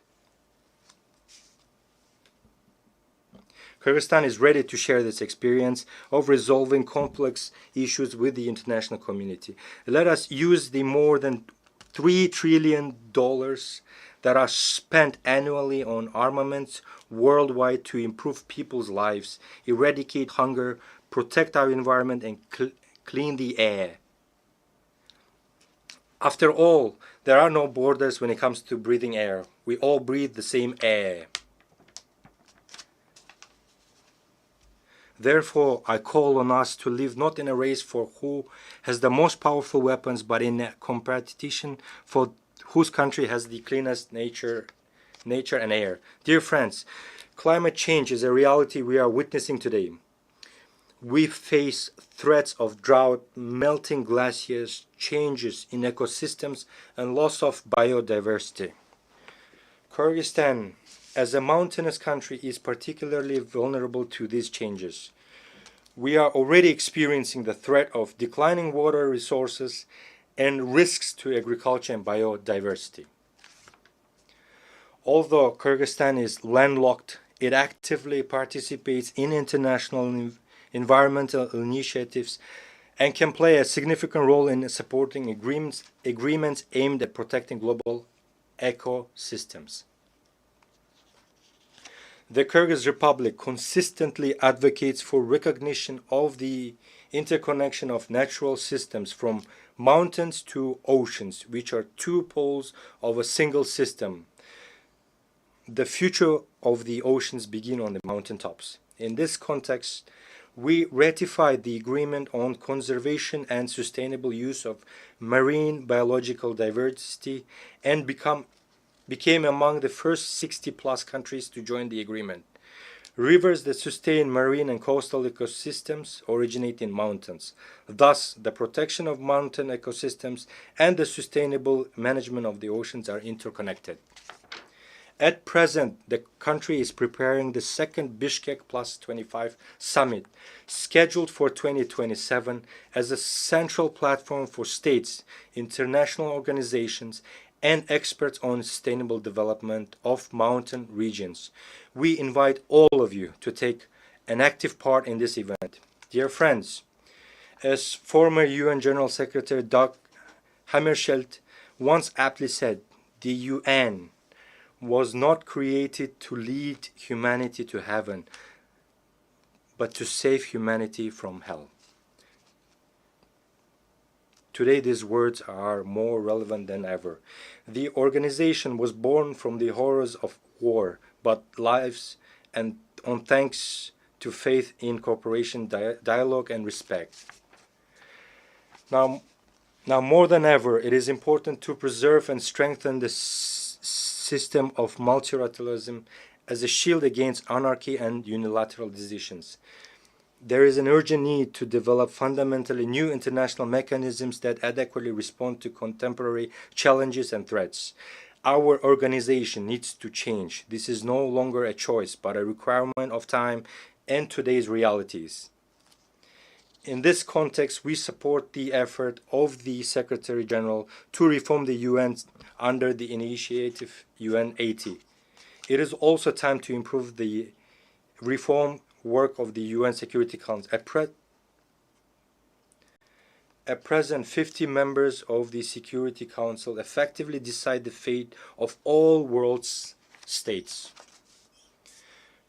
Questions of war and peace, security and stability depend on whether they can reach a consolidated position. Moreover, the 5 permanent members of the Security Council can always block any decision. Kyrgyzstan advocates for a necessary measure to improve the UN Security Council in a way that takes into account the interests of majority of states. In this regard, it is important to achieve a compromise on all aspects of Security Council reform as soon as possible. This reform must be based on principles of universality, broad geographical representation, and wide support among UN member states. Kyrgyzstan considers it legitimate and fair to expand the rights of African states to membership in the Security Council and to eliminate historical imbalances. More than 60 member states, including Kyrgyzstan, have never been elected to the Security Council, while some countries have been elected 5 or 6 times. We think it's not fair. Distinguished delegates, Kyrgyzstan strives to make its contribution to peace, global security, and sustainable development. In order to draw the attention of the UN and the world to the challenges faced by small states, Kyrgyzstan has put forward its candidacy for non-permanent membership in the UN Security Council for the period 2027-2028. The support of countries that have never been elected to this Security Council will strengthen confidence in equality among members and thereby raise the authority of organization and reinforce trust in it. We sincerely believe in the principle of justice, and I ask UN member states to support us in the elections in June next year.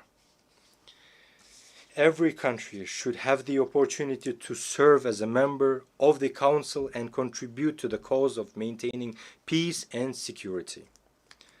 I can confidently say that Kyrgyzstan is among those states with the experience needed to raise meaningful issues in the Security Council. We will firmly uphold international law, justice, the protection of human rights, and support the multilateral system based on mutual respect, balance of interest, and responsibility to future generations.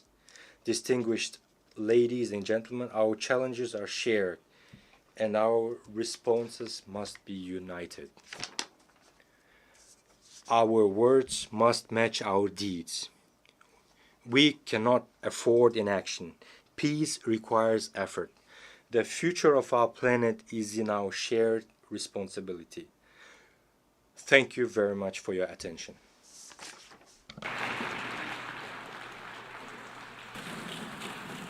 On behalf of the Assembly, I wish to thank the President of the Kyrgyz Republic.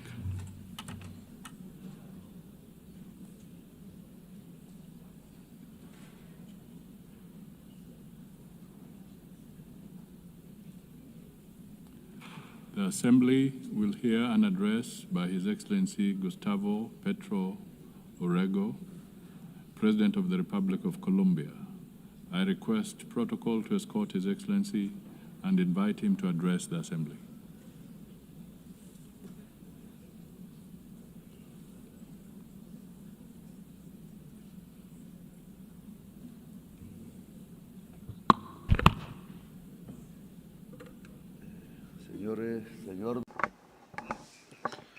President of the General Assembly, this is my last statement as president here. It's the fourth time. In my first speech, I announced that it was very likely that there would be conflicts in Ukraine and Gaza and in Palestine, and that I suggested that there be a peace conference, but those who don't have bombs or large budgets are not heeded here. Well, 4 years later, the horrific situation in Palestine did not lead me to think that almost the same thing could happen in the Colombian Caribbean area, where unarmed young people are being shot at with missiles in the open seas. And now we are in a different situation. Perhaps it's more global, a kind of Stone Age that has descended on all of humankind. Missiles against 17 unarmed young people in the Caribbean Sea, some of them Colombians. The persecution, imprisonment, and expulsion of millions of migrants, missiles that have killed some 70,000 people in Gaza, the lack of action on the climate crisis. All this is linked, and all this has the same cause.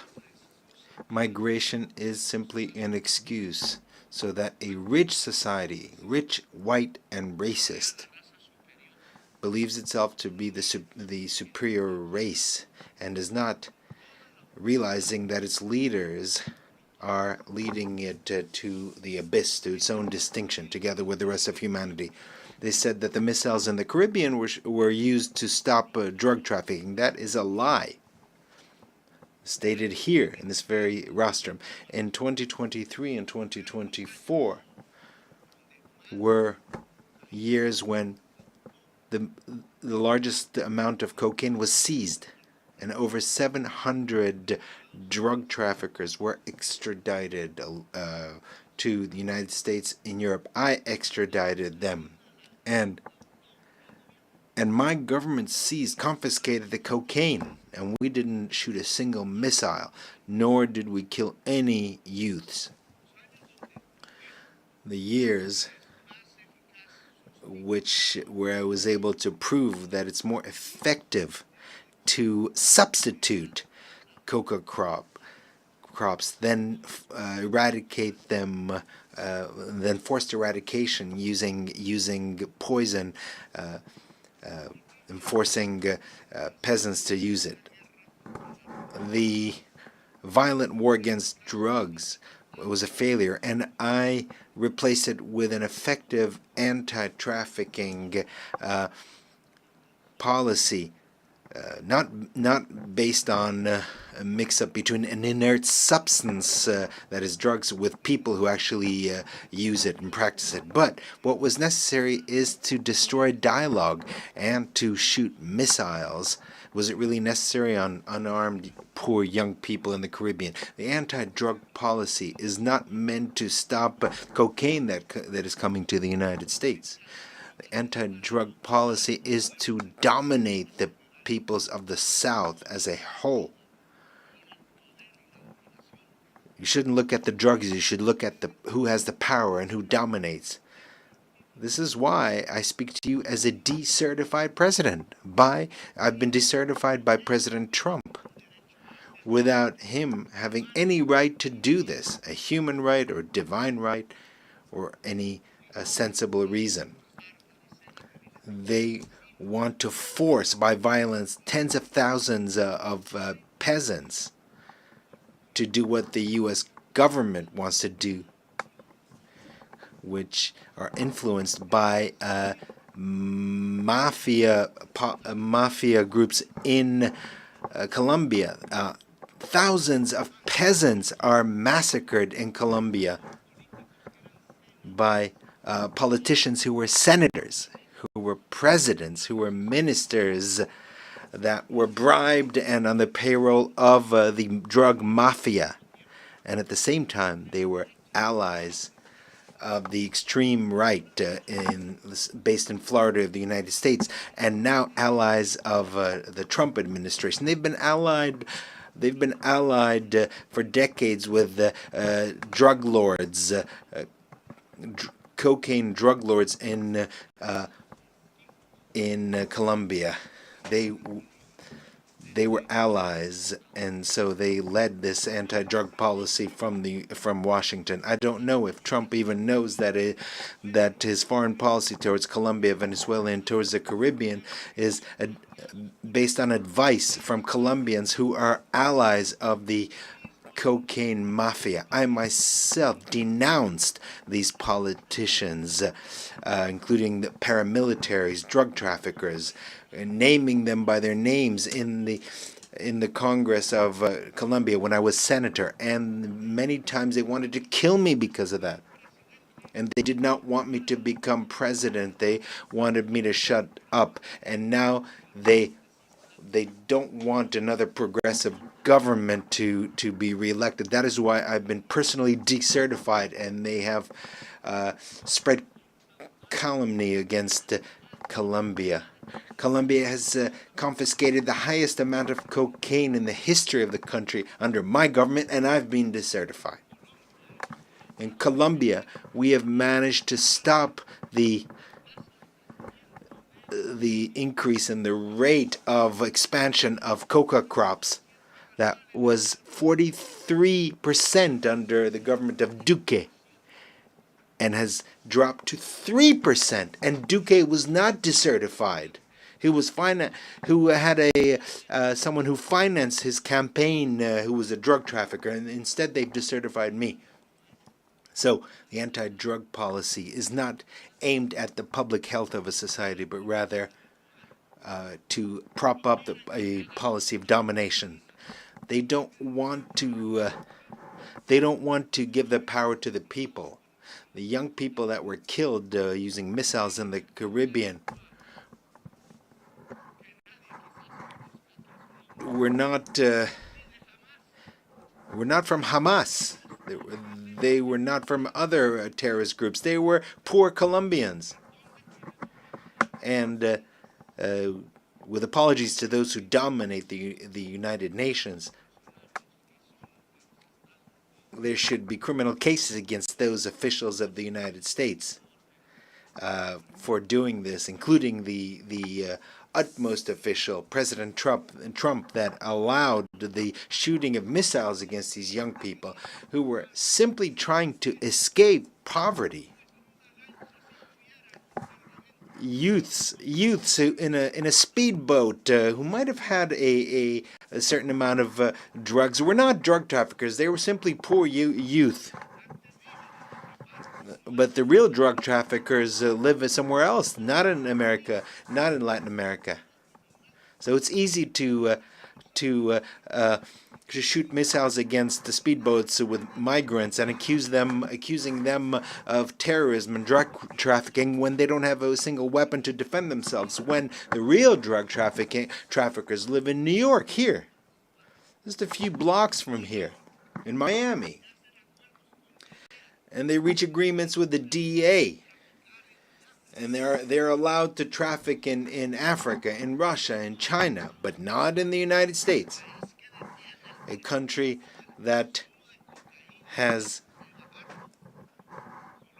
not managed to reduce its consumption of cocaine because it's drug addicts, or rather, they did manage to reduce the consumption of cocaine simply because their addicts switched to another type of drug, fentanyl, which is much deadlier.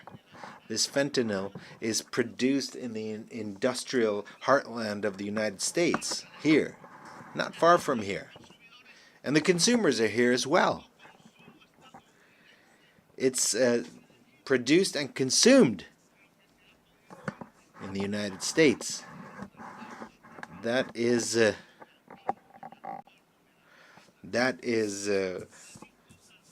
worst. They're addicted to fentanyl and to gasoline, the two main poisons of life in the world. And gasoline is even worse than fentanyl.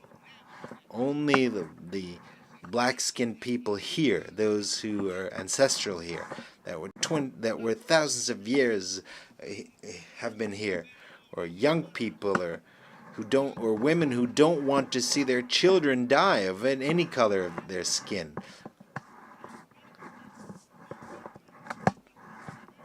People are still hooked on fentanyl or hooked on television. Only they can stop this domination by the United States. The people who have taken to the streets in California, in New York, in Philadelphia, where the Liberty Bell stands, in spite of the National Guard that Trump sends out against its own people to shut them up, to the states that are free. These states are no longer uniting their efforts in the face of tyranny. The President of the United States does not know that 1 million Latin Americans have died. The largest share of them from Colombia. And another 1 million will die in North America in 10 years because of fentanyl. Cocaine killed 3,000 people a year today. Fentanyl kills 130 per year, 30 times more. That is the outcome of 30 years by the United States of a policy that is absurd and that is leading its society to the horrific death due to drugs that kill the brain. And in this situation, Trump not only allows missiles to be fired at young people in the Caribbean, does not only imprison migrants, but also allows missiles to be killed against children, women, and old people in Gaza. He is an accomplice to genocide. It is a genocide, and we need to prevent it. This forum is a mute witness to a genocide. In a world where we thought that this was something only a legacy of Hitler. Here they don't speak of life, of the climate crisis. What is happening is the death of thousands of children. Meanwhile, we in Colombia have not increased the rate of killings. We have the lowest unemployment rate in the country this century. We have the lowest unemployment rates. We have developed our agriculture by 10% and our industry by 5%. We have more tourists than ever who have come to see the beauties of our country, our cultural and natural beauties. And we are seeking peace by negotiating with drug traffickers and with rebels. I will always be ready to discuss, to negotiate, to save lives, and to eradicate coca crops, but based on their own voluntary decision by Colombian peasants. Let us not be bribed by the drug traffickers, as was the case in previous governments in Colombia. And 25,000 hectares have already been eradicated voluntarily. We have been successful in this new policy. It's not an anti-drug policy, but an anti-drug traffickers policy. That is something different. And we're grateful to the countries that have helped us, such as Qatar, Cuba, Mexico, Vatican, Norway, Brazil, and Venezuela. We don't want to thank those who want to sow war between us. People of the world, listen. Latin America does not only mean drug trafficking or coke or cocaine. Latin America has a massive potential for clean electrical energy, renewable alternate energy based on wind, water. The United States has a huge demand for energy, and 70% of it is filled by fossil fuels, based on carbon, coal, gas. Latin America is developing its clean energy potential, and we can satisfy the entire demand of the United States for energy. What is necessary is investment, and we would make the biggest contribution to fighting climate change. Given the huge potential for clean energy and the capacity to absorb by the Amazon, Latin America can make a tremendous contribution to save the life in this planet. All that is necessary is $600 billion to develop this potential. Africa and Europe can do the same. It is this decarbonization would provide us with over $1.3 trillion. This is money that is already in the treasuries of the United States, Europe, and China, but not a dollar is spent because it's not profitable. Or rather, it might be profitable in terms of human life, including life in the United States, in Europe, and China. However, they don't want to depend on Latin America and Africa. They know that to bring together the clean energy of Africa and Latin America would not only decarbonize the planet, save it from the climate collapse, but it would also change the global power which is discussed here, but that power is spoken in terms of bombs. But this would truly create a global democracy and change the means of production, because life and humanity would become the priorities, and they would edge out greed. Greed is the poison of life. And Mao spoke of this, Chairman Mao. According to science, we have 10 more years until we reach a point of no return in terms of the climate. And once we reach that point, we won't be able to do anything. We will simply observe the disasters, and we'll feel them in our own families and cities, because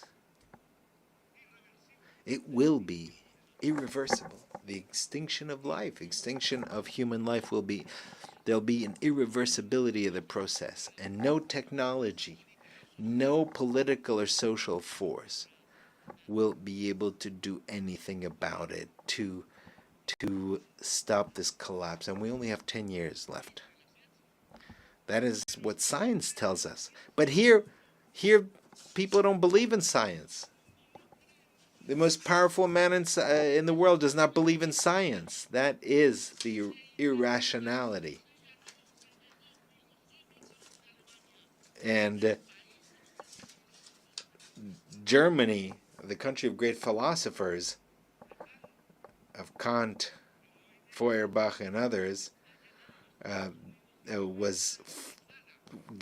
became prey of irrationalism in 1933, and today it's this country that is becoming irrational. The solution is to stop consuming fossil fuels and to quickly switch to water, wind, hydrogen.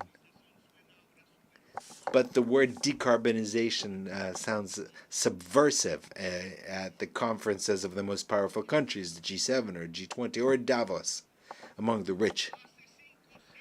Just as 5 centuries ago, the word democracy sounded subversive here, or in Bogota, and in Paris, in Madrid.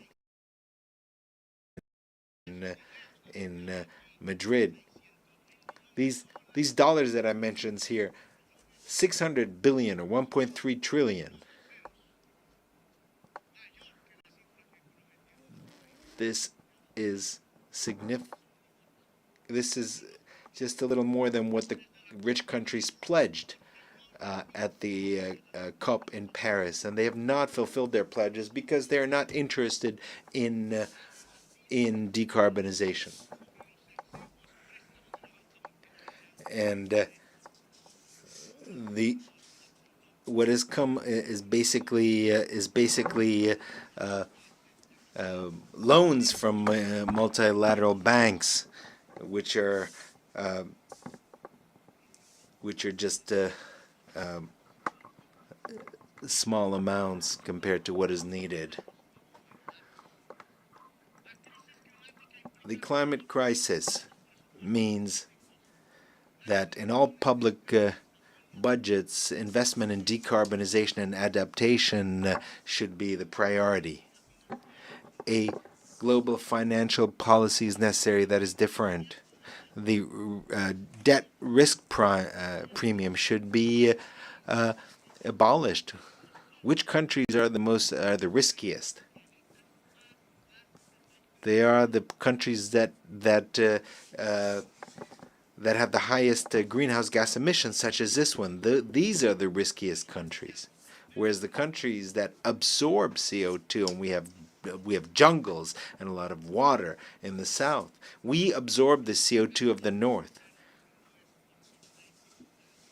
But the market does not agree with that. So the debt of the poorest countries must be forgiven.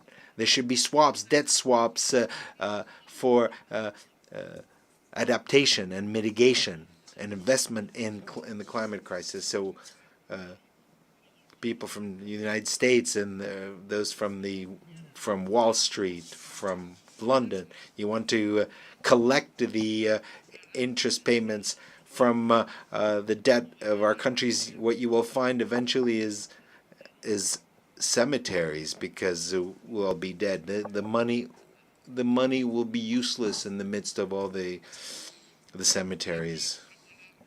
Another subversive word is to plan. A global plan. The word plan has been forgotten because it was not necessary to plan, because to plan is anathema.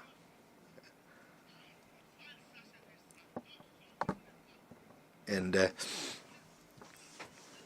there was a fundamentalist belief in the markets, thinking that markets would bring happiness. The Swiss economist Arras said this. And in fact, the market leads to an abyss. It leads to death, as we are already witnessing today.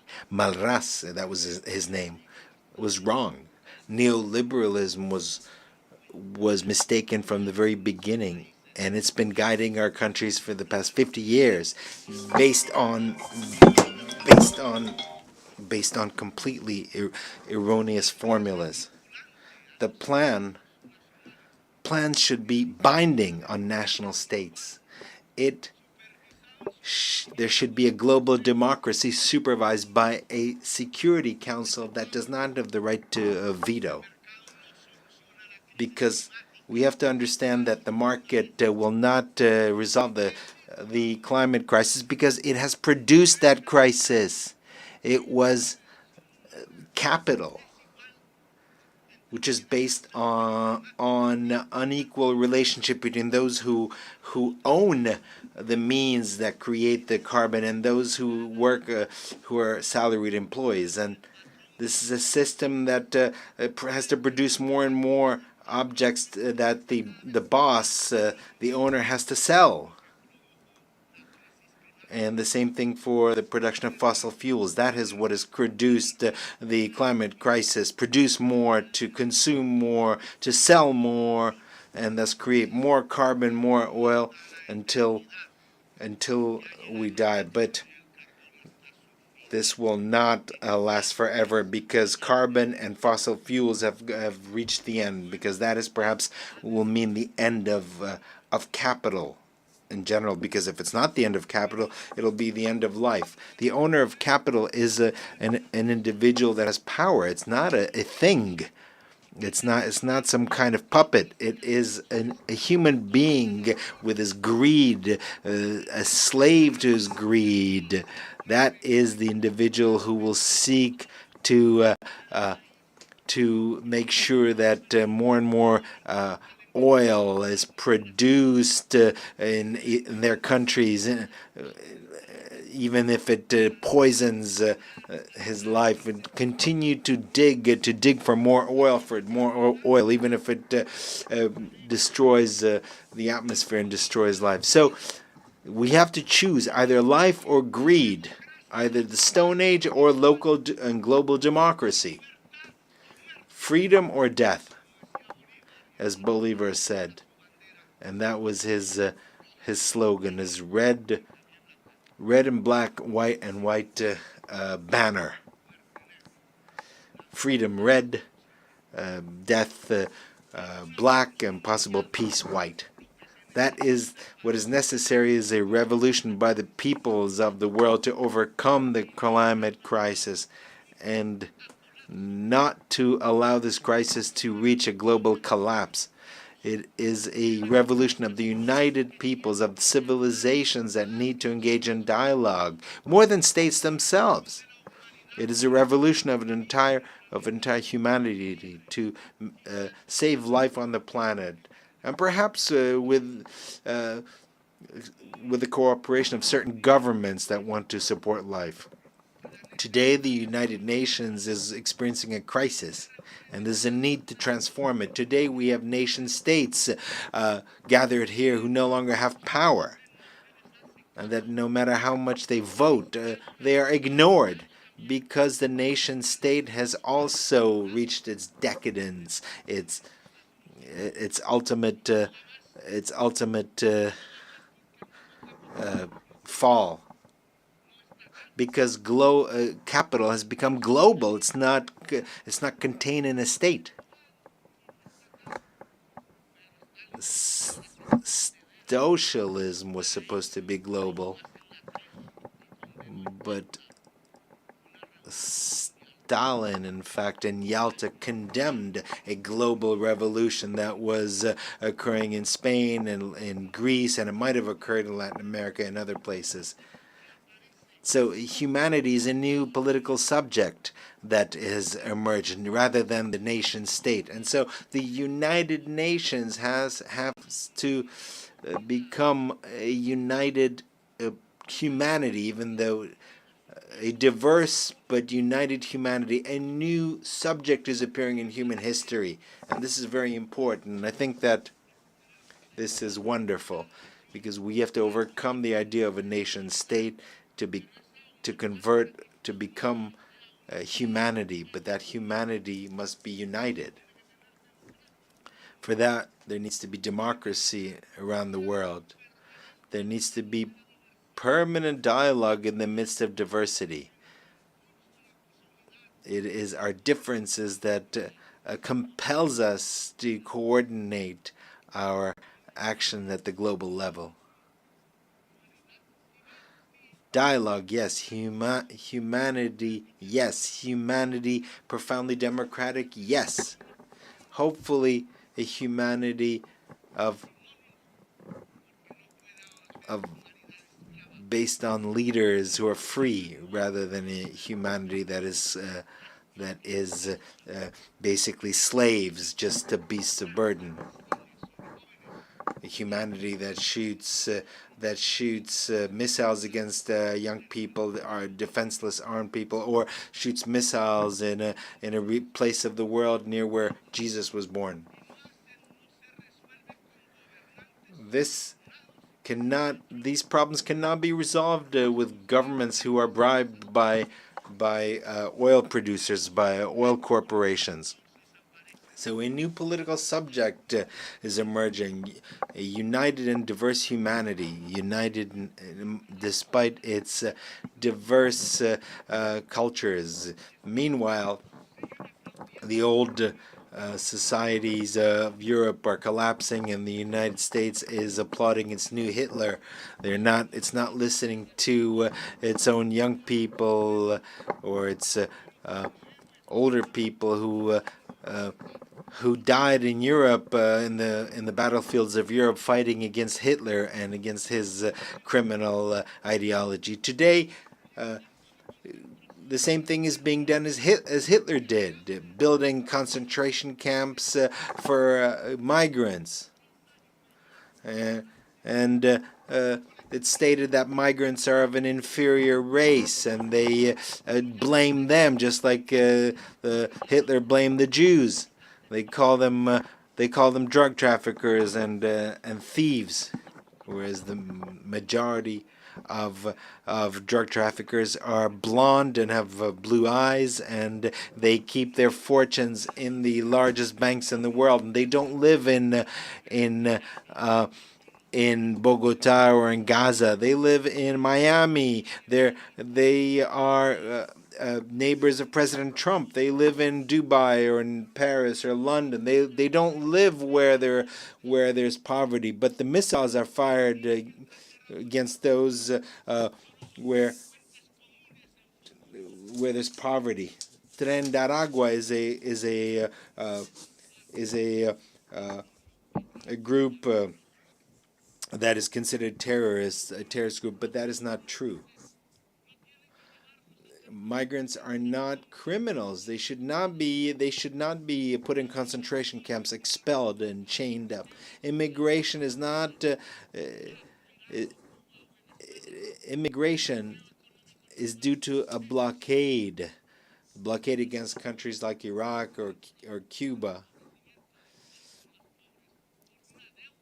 Immigration is a result of the impoverishment of many countries because of their indebtedness, because of wars, unleashed by the United States and Europe to grab their oil.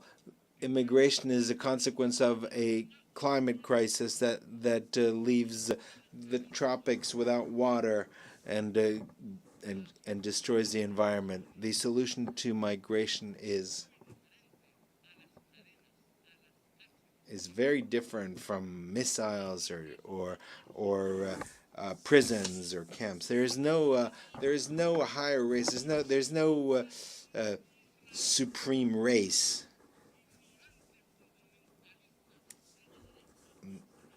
Only ignorant extremists think like that. All of humanity is made in God's image. They use immigration as a scapegoat to do nothing against the climate crisis, which will put an end to life. They use immigration to get the votes of the whites, but what is necessary is to put an end to the consumption of CO2 and oil and stop drilling for oil. We need a different world, a humane world. And first and foremost, we need to stop the genocide in Gaza.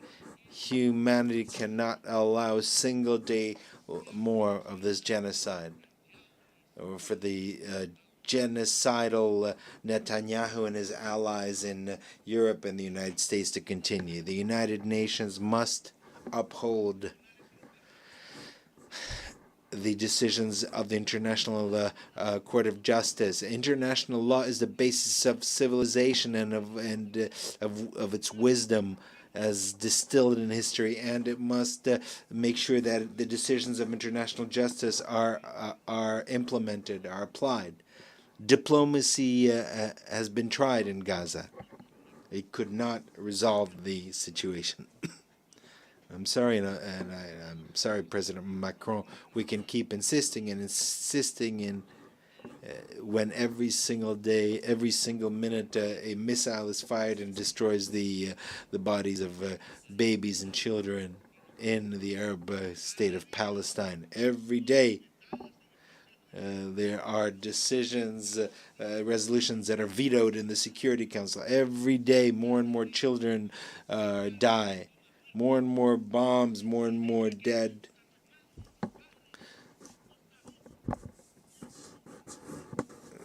Perhaps those who do this, who shoot this, are robots. Maybe they don't have their own children. They're not human.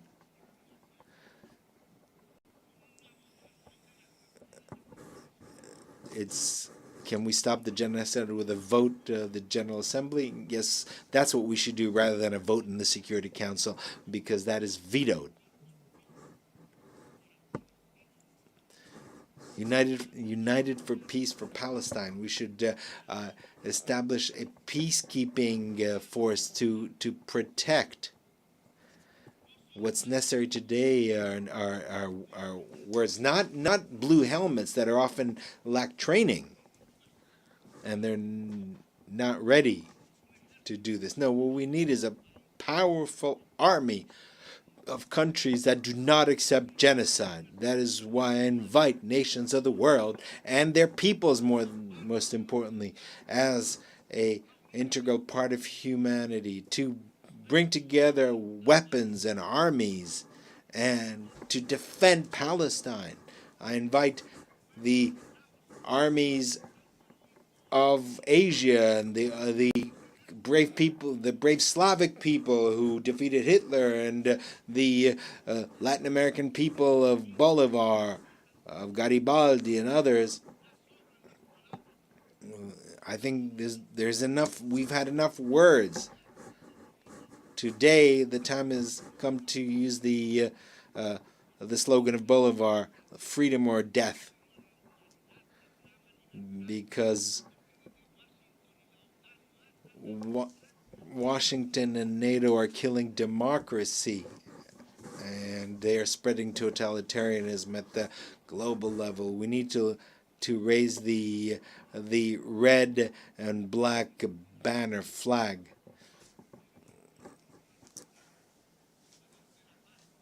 Without forgetting the white color, which was the color of peace and the color of hope in the heart of humanity.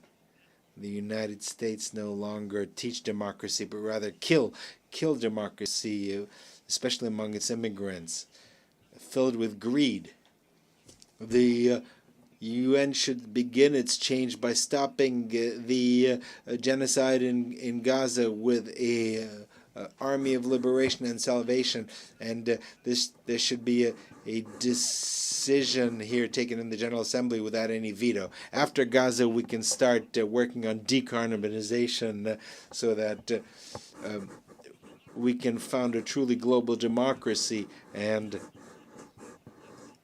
a new Security Council can be established without any vetoes, and where its decisions would be binding, and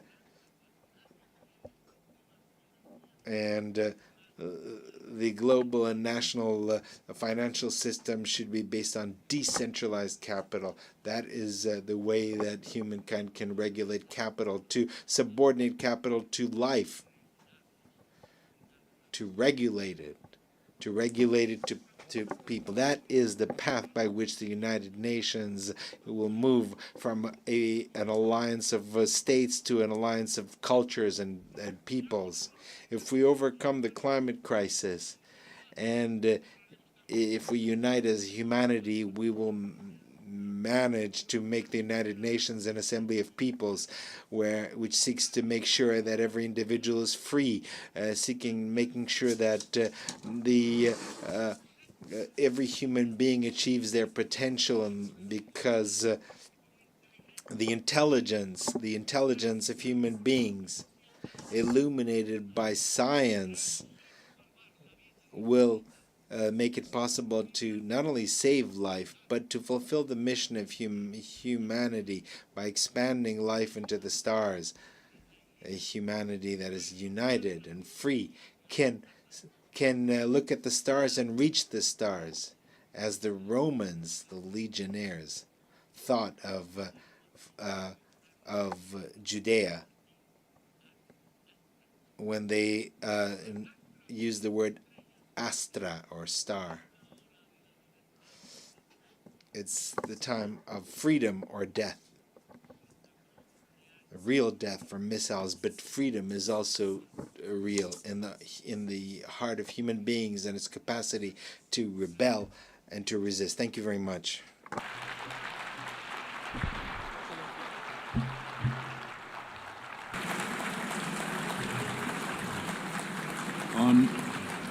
On behalf of the Assembly, I wish to thank the President of the Republic of Colombia.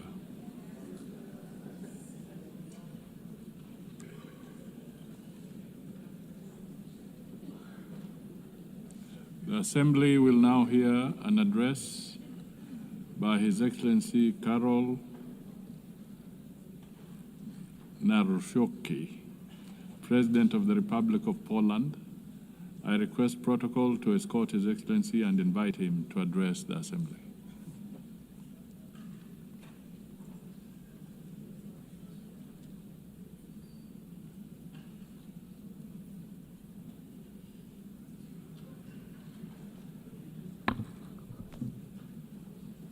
Ladies and gentlemen, Excellencies, I like and appreciate a lot English language, but I love Polish language, which epitomizes more than 1,000 years of Polish heritage, Polish culture, and Polish history. So I would like to share with you Polish language. Szanowny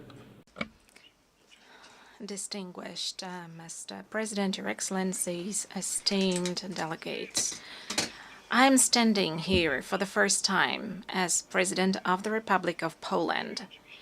And of course, I feel great proud because of this. But at the same time, I'm aware of what serious challenges we are facing today as an international community. This is indeed so, for the world has changed completely over the last couple of years since the start of the Russian invasion of Ukraine.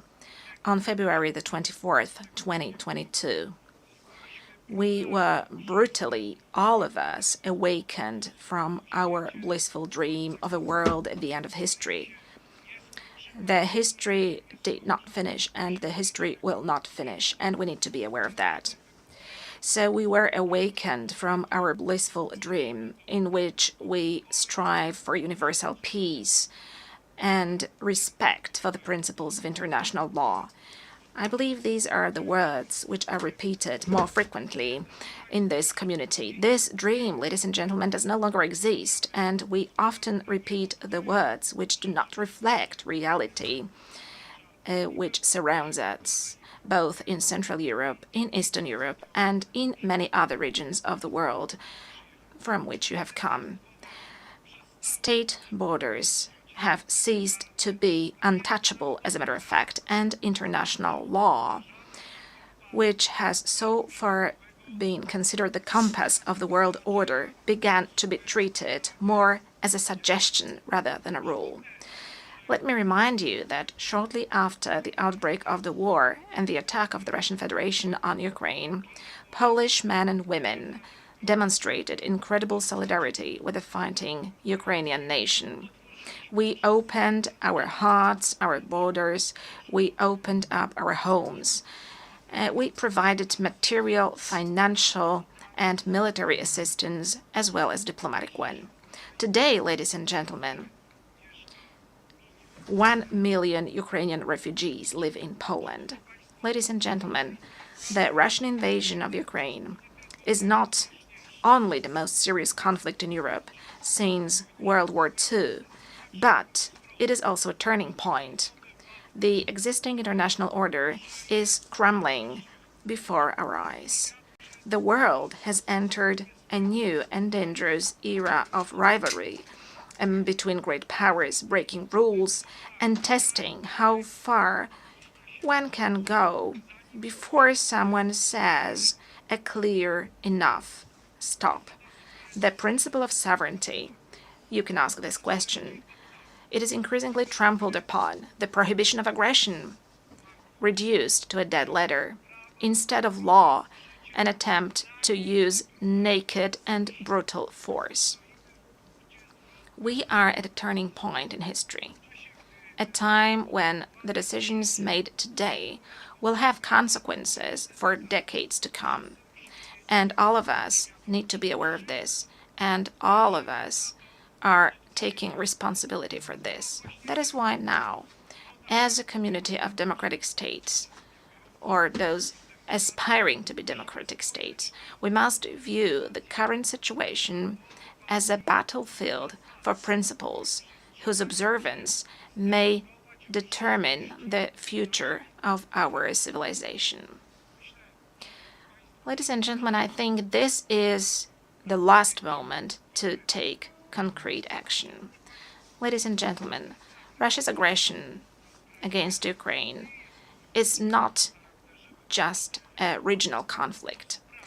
It is a test of whether the principles on which the UN is based will stand the test of time, or whether they will succumb to the weight of the imperial and colonial ambitions of a state which considers itself above the law and which has repeatedly ignored the resolutions of the assembly, of this assembly, of other assemblies, and to a certain extent, all of us take responsibility for that. Further repeating the words about peace and security, which have to be spoken out loud, but which should be followed by concrete action. Moscow speaks of the need to address, and I quote, the root causes of the conflict. I share this view, but I believe that the root causes of Russian aggression are primarily ideological. Russia refers to an imperial vision that treats entire nations as a colonial property. It denies them subjectivity on a regular basis, claiming that they are artificial constructs, and it justifies the invasion as a historical correction. And ladies and gentlemen, in Poland, in Central Europe, in Eastern Europe, we know all of that. We have known it for at least 86 years. It is the same set of notions which appears also in the 21st century during our discussions, plenary sessions, and assemblies. To us in Central Europe and in Eastern Europe, this set of notions is nothing new. Whether we are talking about Poland, the Republic of Poland, in the first half of the 20th century, or whether we are talking about Ukraine today. As a historian, I view the present also through the lens of the past. That is natural. After centuries of conquests, wars, partitions, deportations, rapes, and crimes, in the 20th and in the 21st century, Russia has simply not abandoned its imperial ambitions. One of my great predecessors, the late President Lech Kaczynski, understood this perfectly well when he spoke in front of the Georgian parliament in 2008. His words, spoken at that time, have stood the test of time. President Lech Kaczynski said, ladies and gentlemen, today Georgia, tomorrow Ukraine, the day after tomorrow the Baltic states, and later, perhaps, it will be time for my country, for Poland.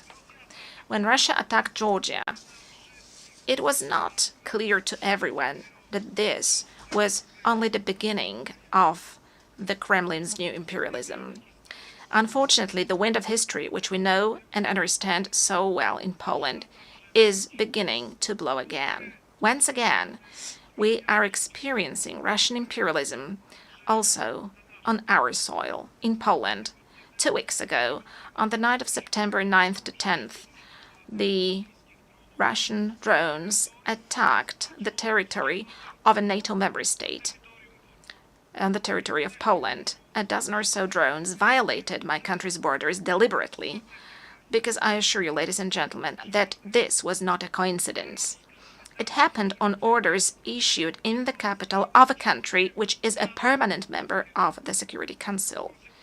As a result, for the first time since World War II, Poland was forced to open fire on hostile objects over our territory. And rest assured, ladies and gentlemen, as Commander-in-Chief of the Armed Forces and as President of Poland, that Poland will always react adequately and it stands ready to defend its territory. Poles, ladies and gentlemen, were not scared of the Soviets in 1920, and they defended the European civilization. They defended the Soviets in 1920. Polish people and the countries of Central Europe did not give up their spirit of freedom and sovereignty for 45 years of Soviet colonialism after 1945.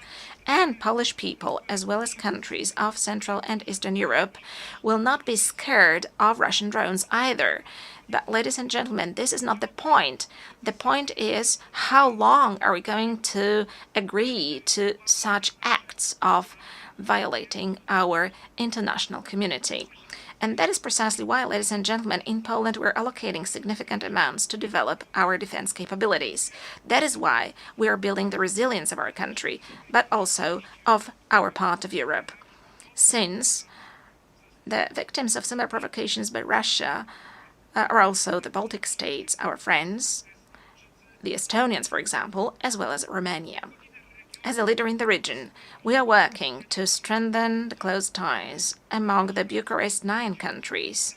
And that is why we are developing cooperation within the 3 Seas initiative. As the voice of the region, we emphasize that we do not consent to Moscow's ruthless acts of provocation against us and other European nations, testing our reactions and intimidating our societies. We do not agree to that. distinguished delegates, neo-imperial and neo-colonial Russia is attempting to destroy the architecture of international security before our eyes. It violates international law, reinforces divisions, and strives to revive the concert of powers.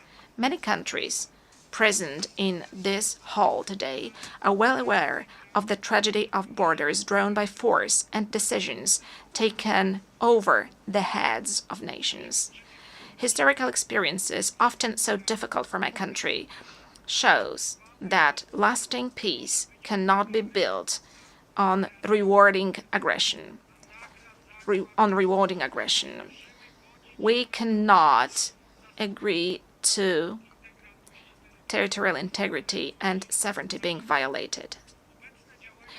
Russia's current actions do not indicate a willingness to pursue genuine peace. Declarations of dialogue, and this is something we know as well, are accompanied by military offensives and more attacks, with victims being civilians, including children.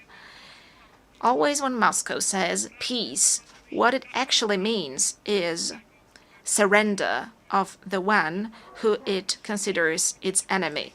Russia needs to end the war and accept full responsibility for it. Holding Russia accountable should be our common duty. The perpetrators of all international crimes must be tried before competent courts. And I hope this is going to be the case soon, and that we are going to meet in the coming years, also during my presidency, and discuss things which should be obvious for all of us. That is why Poland supports the work of the International Court of Justice and the International Criminal Court, and endorses the idea of establishing a special ad hoc tribunal to try the perpetrators of aggression. For no war can be profitable for the aggressors. Wars cannot pay off to the aggressors, also in terms of economy. States and nations deserve full compensation also from those who started the Second World War. Because if we want to build a community of states, of democratic states, a common European Union, then we have to agree together that war must not pay off in terms of economy to any aggressor. Ladies and gentlemen, as I mentioned, we are currently facing a whole range of global and local challenges. The eyes of the world, and ours too, are currently looking at the Middle East. Poland, like many other countries in the world, is following with concern the situation in this region, in the Middle East, where, as a result of the brutal attacks by Hamas on October the 7th, 2023, the conflict has escalated. Israel, like any other country, has the right to self-defense.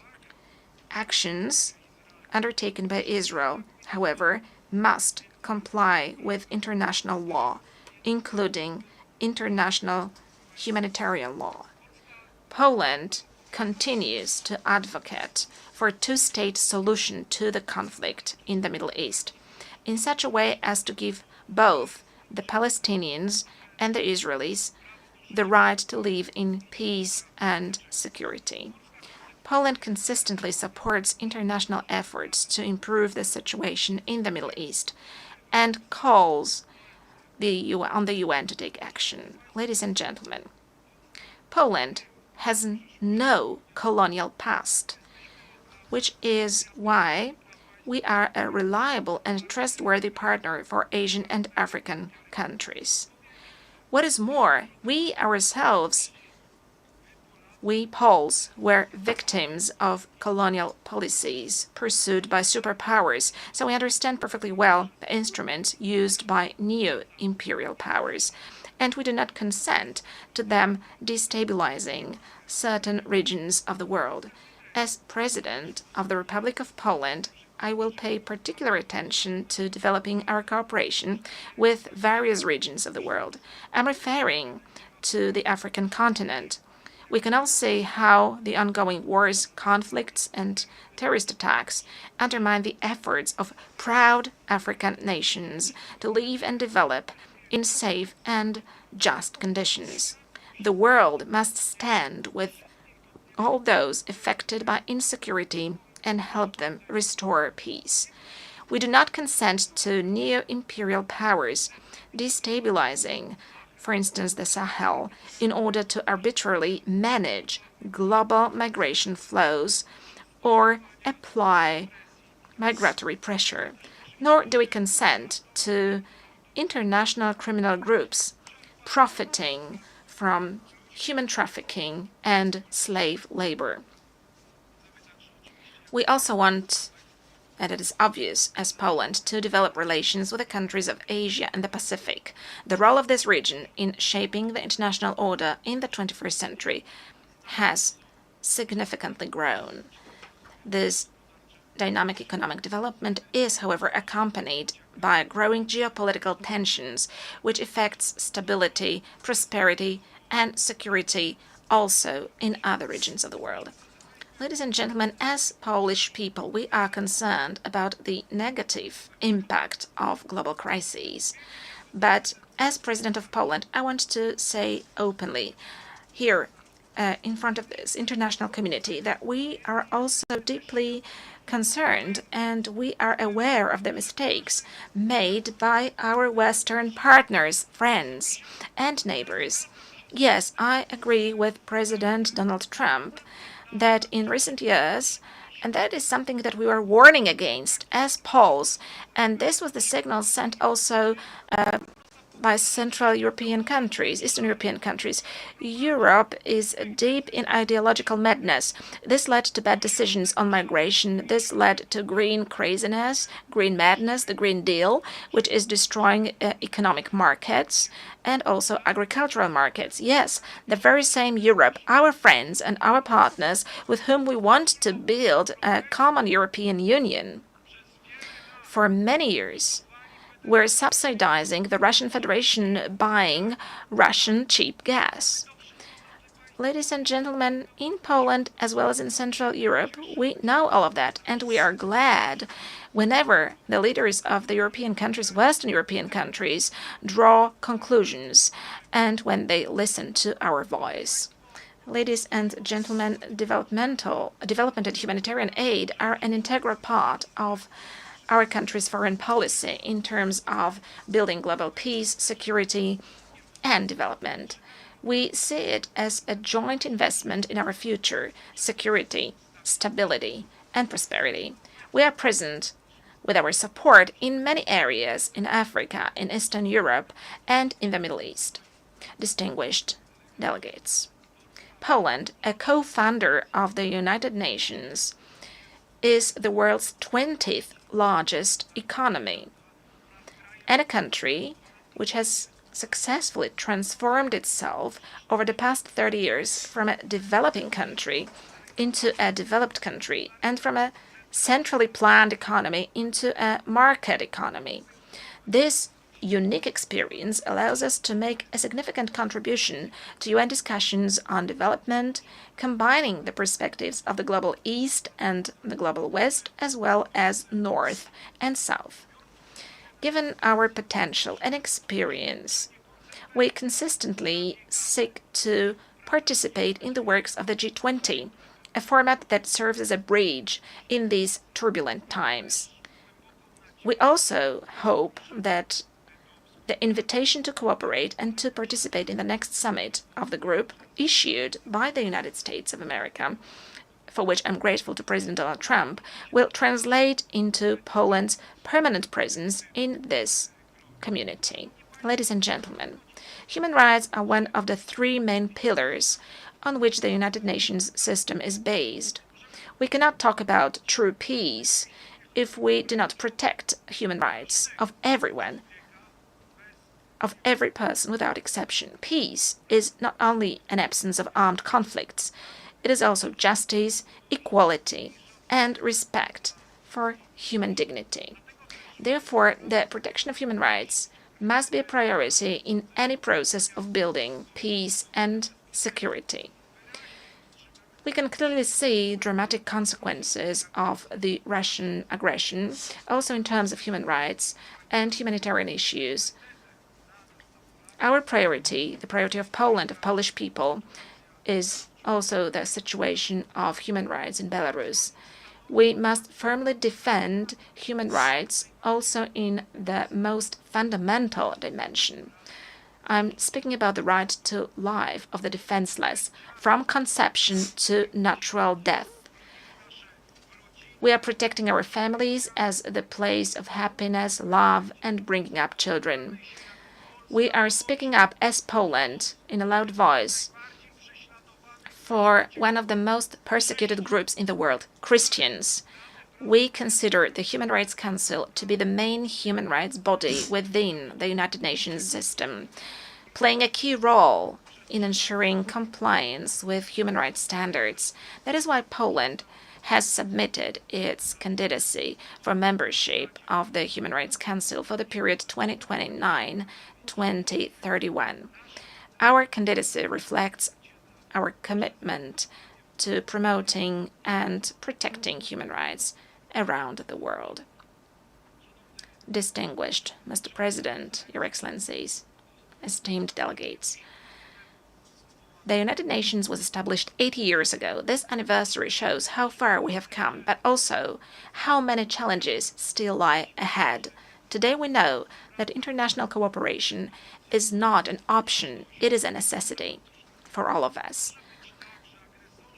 It is unacceptable that aggressors begin to march with impunity through other people's territories and perpetrators of war crimes sleep peacefully without accountability every day. Let me remind you that after World War II, there was no room for relativizing crimes, at least in case of the most important commanders who gave orders. There was Nuremberg. There was a court, there was a name and a family name, there was a charge and a sentence, because it was not just about revenge, it was about principles. And today it's also about principles to make sure that crime is not rewarded and that the law is never replaced by force. Today, we must return to that spirit. We must build an international system of accountability that will not hesitate to call evil by its name, regardless of the flag it bears on its shoulder. We must make it clear there are borders, there are human rights, there is international law, and anyone who violates it should face severe consequences. But it is not going to happen by itself, ladies and gentlemen, for the world order is not given once and for all. It depends precisely on us, on the governments, institutions, but most importantly, on societies. As one of the Nobel Peace Prize laureates once said, neutrality helps the oppressor always, never the victim. Silence encourages the tormentor, never the tormented. Let these words be not just a warning, but also a call to action. To action here and now. Thank you for your attention.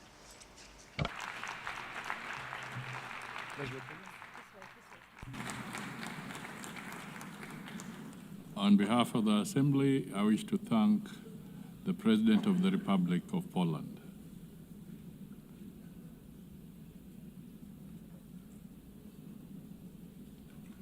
The Assembly will now hear an address by His Excellency Daniel Francisco Chapo, President of the Republic of Mozambique. I request protocol to escort His Excellency and invite him to address the Assembly.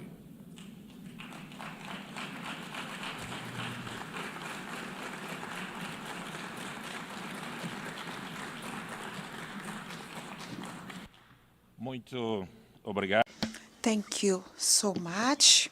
Your Excellency, Madam President of the 81st session of the United Nations General Assembly, Your Excellency, Secretary General of the United Nations, Your Excellency, heads of state and the government present here, distinguished head of delegations, ladies and gentlemen, it is for us an honor to address for the first time as the President of the Republic of Mozambique in a very important moment, both for Mozambique and for the Organization of the United Nations. I'm saying this because we celebrate 50 years of our national independence, 50 years of our admission as full members of the UN, and 80 years of these big organizations.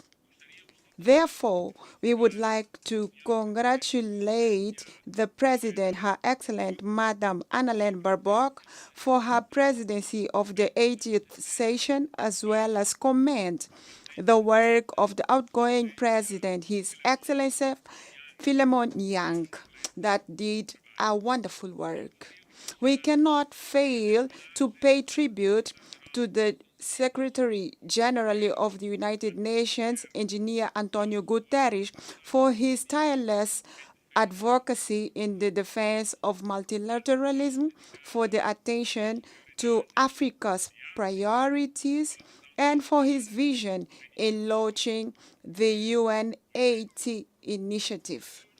Today, 8 years after its creation, we are pleased to witness the progress that the United Nations has helped to achieve. The independence of the Republic of Mozambique, as well as the many African countries and other continents of this planet, this is one of one of the evidence of this legacy of the UN.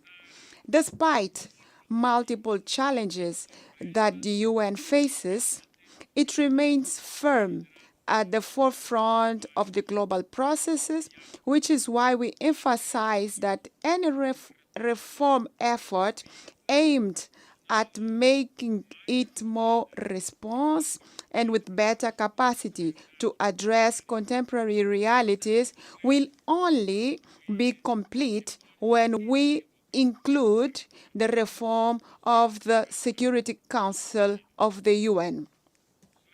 Your Excellencies, the year 2025 has tested the limit of multilateralism with the United Nations at the epicenter.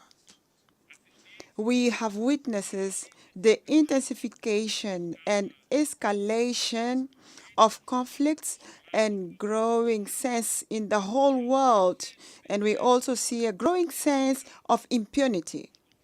The ongoing conflicts in various corners of the world and the crisis remind us that the promise to save the future generations from the scourge of war, written in the letter of 1945 Charter, remains unfulfilled. 8 years of building multilateralism institutions, safeguards, and principles that have governed global affairs are now at risk. The result is clear. Wars are multiplying, the climate crisis is worsening, debt are mounting, tariffs are rising, the disillusion is spreading, and above all, the nuclear spectra is returning. Added to these threats, we also have the economic consequence of successful crisis in the world. We are talking about the pandemic of COVID-19, the war in Europe, in the Middle East, and the wars in Africa. From the rising of commodity prices to financial volatility globally. All of this generates unsustainable debt and ever-deepening inequalities in the society. We are witnessing a concerning setback of the international commitment. with only 5 years to go until 2030, to the agenda of SDG is at risk because the targets have not been met and we still have a long to go. And the climate crisis accelerates and intensifies all other crises that we know. Droughts are turning up the population with famine, cyclones into humanitarian disasters, displaces into despair, which is exploited by unscrupulous stakeholders. It was in this context that the historic opinion of the International Court of Justice of 23rd of July 2025 unequivocally reaffirmed that the states have binding legal obligations to protect the climate and the environment from the greenhouse gas emissions. This is a milestone of universal significance. For countries such as Mozambique, which bears no historical responsibility for the climate crisis, but are amongst those that are the hardest hit by its consequences. Droughts, cyclones, floods, inundations. This decision is very important. It's a legal principle for us. It's a call to climate justice.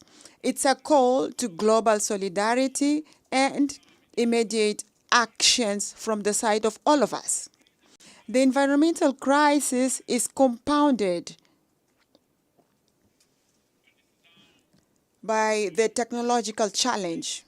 Artificial intelligence and other emerging technologies offer extraordinary opportunities, but also serious risks of exclusion, manipulation of the society, and even militarization throughout autonomous weapons. These advances pose new challenges to the defense and human dignity, justice, and labor. As long as we do not fully understand how these models work, we cannot entrust them critical tasks without robust safeguards in place. Otherwise, we are going to destroy the world. For that reason, Mozambique advocates a technological and climate diplomacy capable of regulating risk and democratizing benefits through genuine transfer and sharing of knowledge, of technology, so that the science and technology are not factors of exclusion, but rather instruments of climate justice and inclusive development in the world.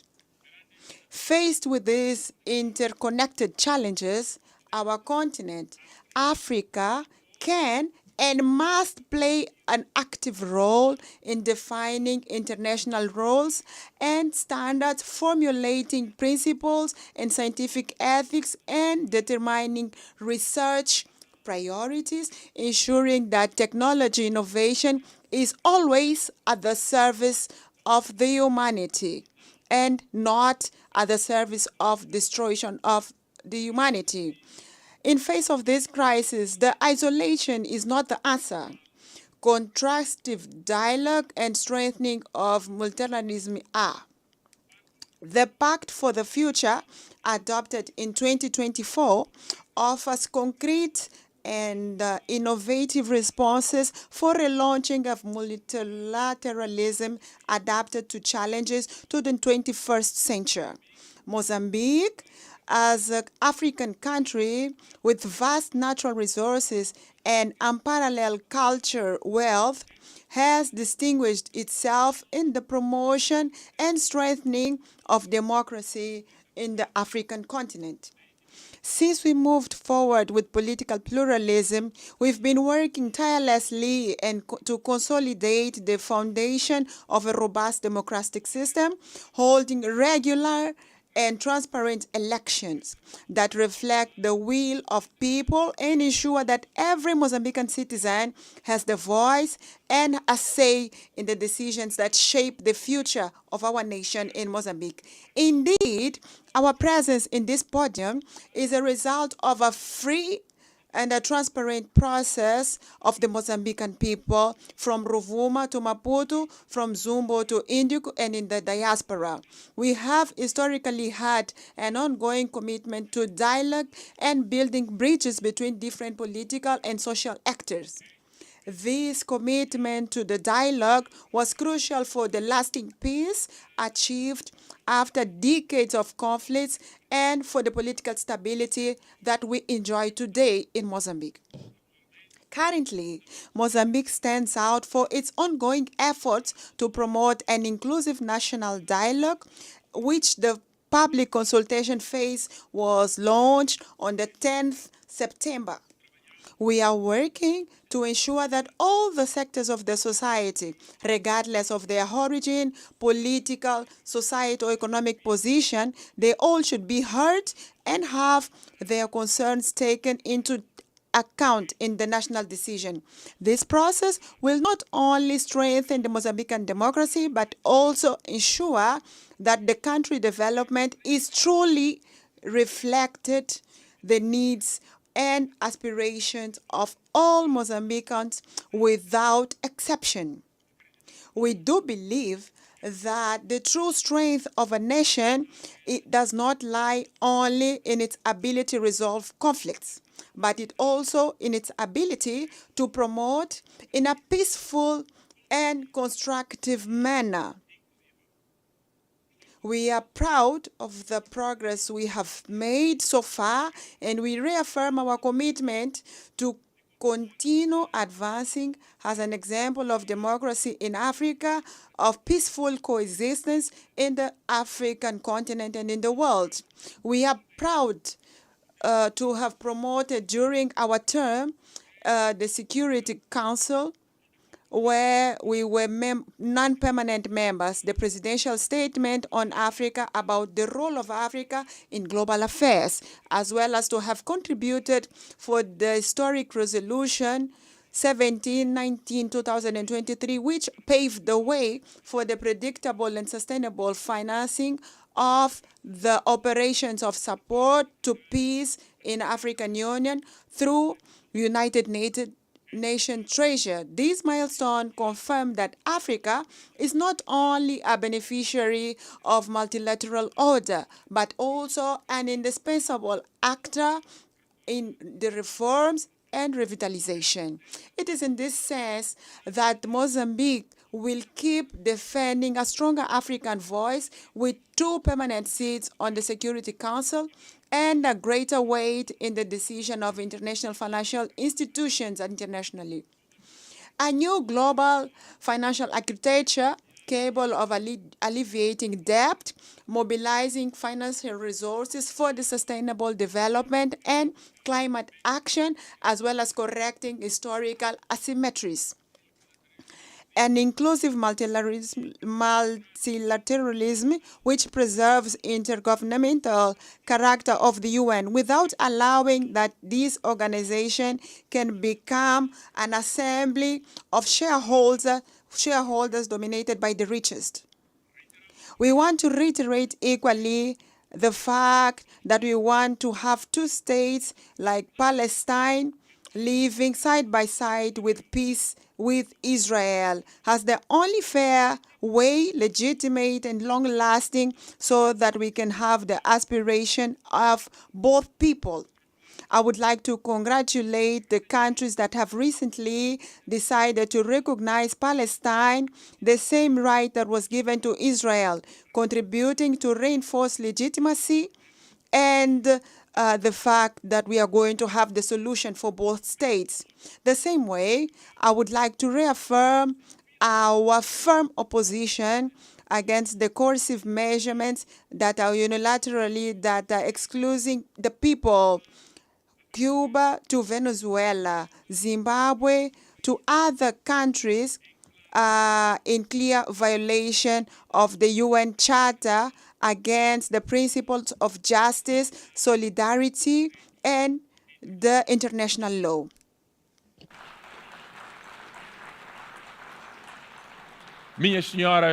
Ladies and gentlemen, the topic chosen for this session is like it's better to be together. 8 years and counting for peace, development of human rights could not be more timely. It is intrinsically linked to the events of this week, where we are having this high level in the UN, the celebration of Beijing Conference on Women, the Climate Summit, the first biennial summit for sustainable and inclusive and resilient global economy mandated by the Pact for the Future, the celebration of youth, the elimination of nuclear weapons, and the meeting on global health and well-being. All these meetings reaffirm the vitality and the centrality of the UN and conveys the same truth. What unites us as a humanity is much greater than what divides us. We are different people, but we share the same earth. We profess different creeds, but we all aspire to the same dignity. We speak different languages, but we share a single destiny. In fact, today, where we are today, we all know the date of birth, but no one knows the day they are going to die. And this is a clear sign that we all are equal like human beings. Today, the creed that we need is not one exclusion. We all need to be included, not excluded. Not isolation, but cooperation. Not unilateralism, but multilateralism based on solidarity. We need today, all of us, to have a renewed faith in the humanity's collective ability to face the common challenges of Gaia, our common home. The world is at a real turning point. We all feel this. Either we deliver the 23rd agenda that we've written it ourselves, or we will have to accept seeing a relegated and failed promise. And for this, goodwill is not enough. Honoring the principle of common responsibility and differentiality is important. We need resources on a scale. We need to work in a smarter way to align mandate with national priorities for each of us, to invest in data, technology, institutional capacity, and most of all, ensure that Africa has a full seat at the table where decisions are taken for its future. The message of Mozambique is very clear. We want partnerships based on mutual respect and shared value. To paraphrase the late President Samora Moises Machel, the president of the Popular Republic of Mozambique at the time, today Republic of Mozambique, international solidarity is not an act of charity. It is an act of unity amongst allies. The 80th anniversary of the UN invites all of us to renew our spirit of solidarity, international solidarity, and human solidarity. The challenges before us are enormous, but we are indeed better together, as the topic of the UN says. And if it is true that each generation inherits the world from the previous one, it is also true that each generation has the duty of leaving a better world for the next generation. This is the guidance principle of the Agenda 2030. It is the spirit of the Pact of the Future, and it is the reason why we have this organization, the United Nations, to transform the hope of the people in the world into actions, solidarity into concrete results for the people, so that we may have the courage, all of us in the planet, to reform with wisdom, learn from our mistakes, and the determination to offer peace, development, and human rights to everyone, all human beings in the planet. To conclude, I would like to say that Mozambique counts on the UN, and the UN can count on Mozambique. Thank you so much, everyone, and wish you success. Thank you. On behalf of the Assembly, I wish to thank the President of the Republic of Mozambique.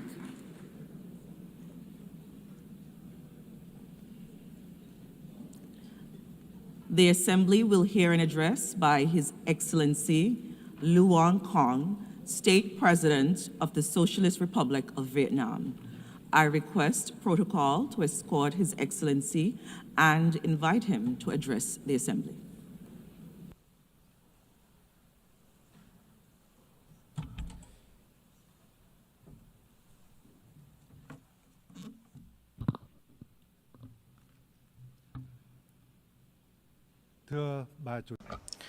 Madam President, I would like to extend my heartfelt congratulations to Madam Anna-Lena Baerbock on her election as President of the 80th session of the UN General Assembly. I am fully confident that with her experience and able leadership, this session will be a great success. I would also like to pay tribute to Mr. Philemon Young, President of the 79th session, and Secretary General Antonio Guterres for their contributions.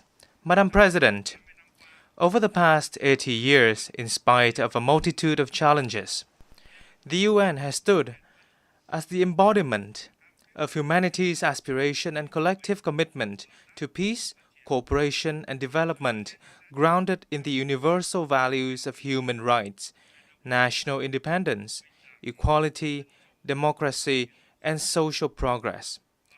Multilateral cooperation has brought forth remarkable achievements, especially in preventing wars, fostering peace and cooperation, building friendships, reducing poverty and curbing diseases, improving living standards, and advancing science and technology at an unprecedented pace. Yet today, we find ourselves in a profoundly changing world facing unprecedented acute challenges. Local wars, conflicts, arms races, and the use or threat of force in the international relations are escalating at an alarming rate. Non-traditional security challenges are exerting heavy tolls on all countries and communities. The global governance, trading, and economic systems are becoming fragmented and volatile.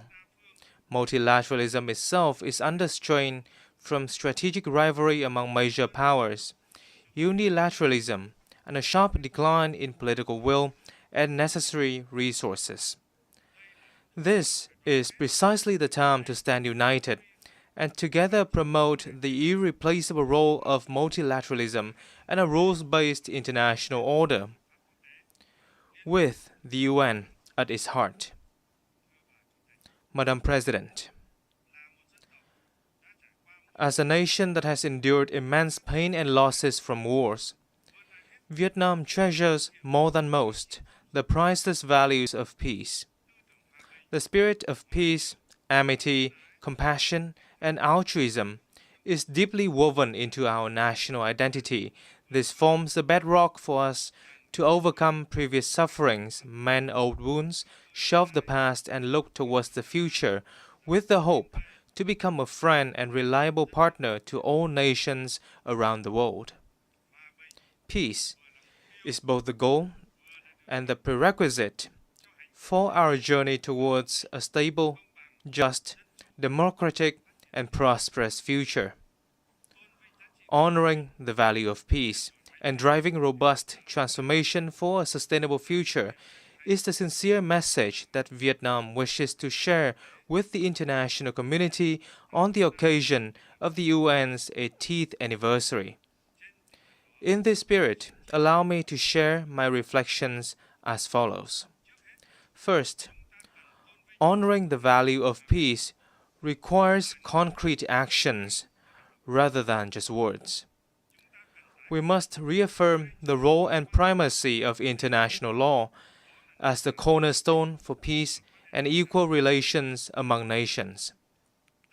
All countries should clearly demonstrate their responsibility towards upholding international law and the UN Charter, and respecting such principles as independence, sovereignty, territorial integrity, non-interference, non-use or threat of force, and peaceful settlement of disputes. Vietnam welcomes recent efforts to achieve peace and reconciliation which have yielded important results in many regions, such as the peace agreements between Rwanda and the Democratic Republic of the Congo, and between Armenia and Azerbaijan. We value and support all diplomatic efforts and hope that they will lead to peaceful solutions to regional and global security issues. We must nurture and practice a culture of peace by building trust, enhancing international cooperation and solidarity, promoting dialogue, listening and understanding, respecting differences, and cultivating friendship among nations. On this occasion, Vietnam calls for ceasefires and an end to all acts of violence, protection of civilians, and facilitation of humanitarian access in conflict zones.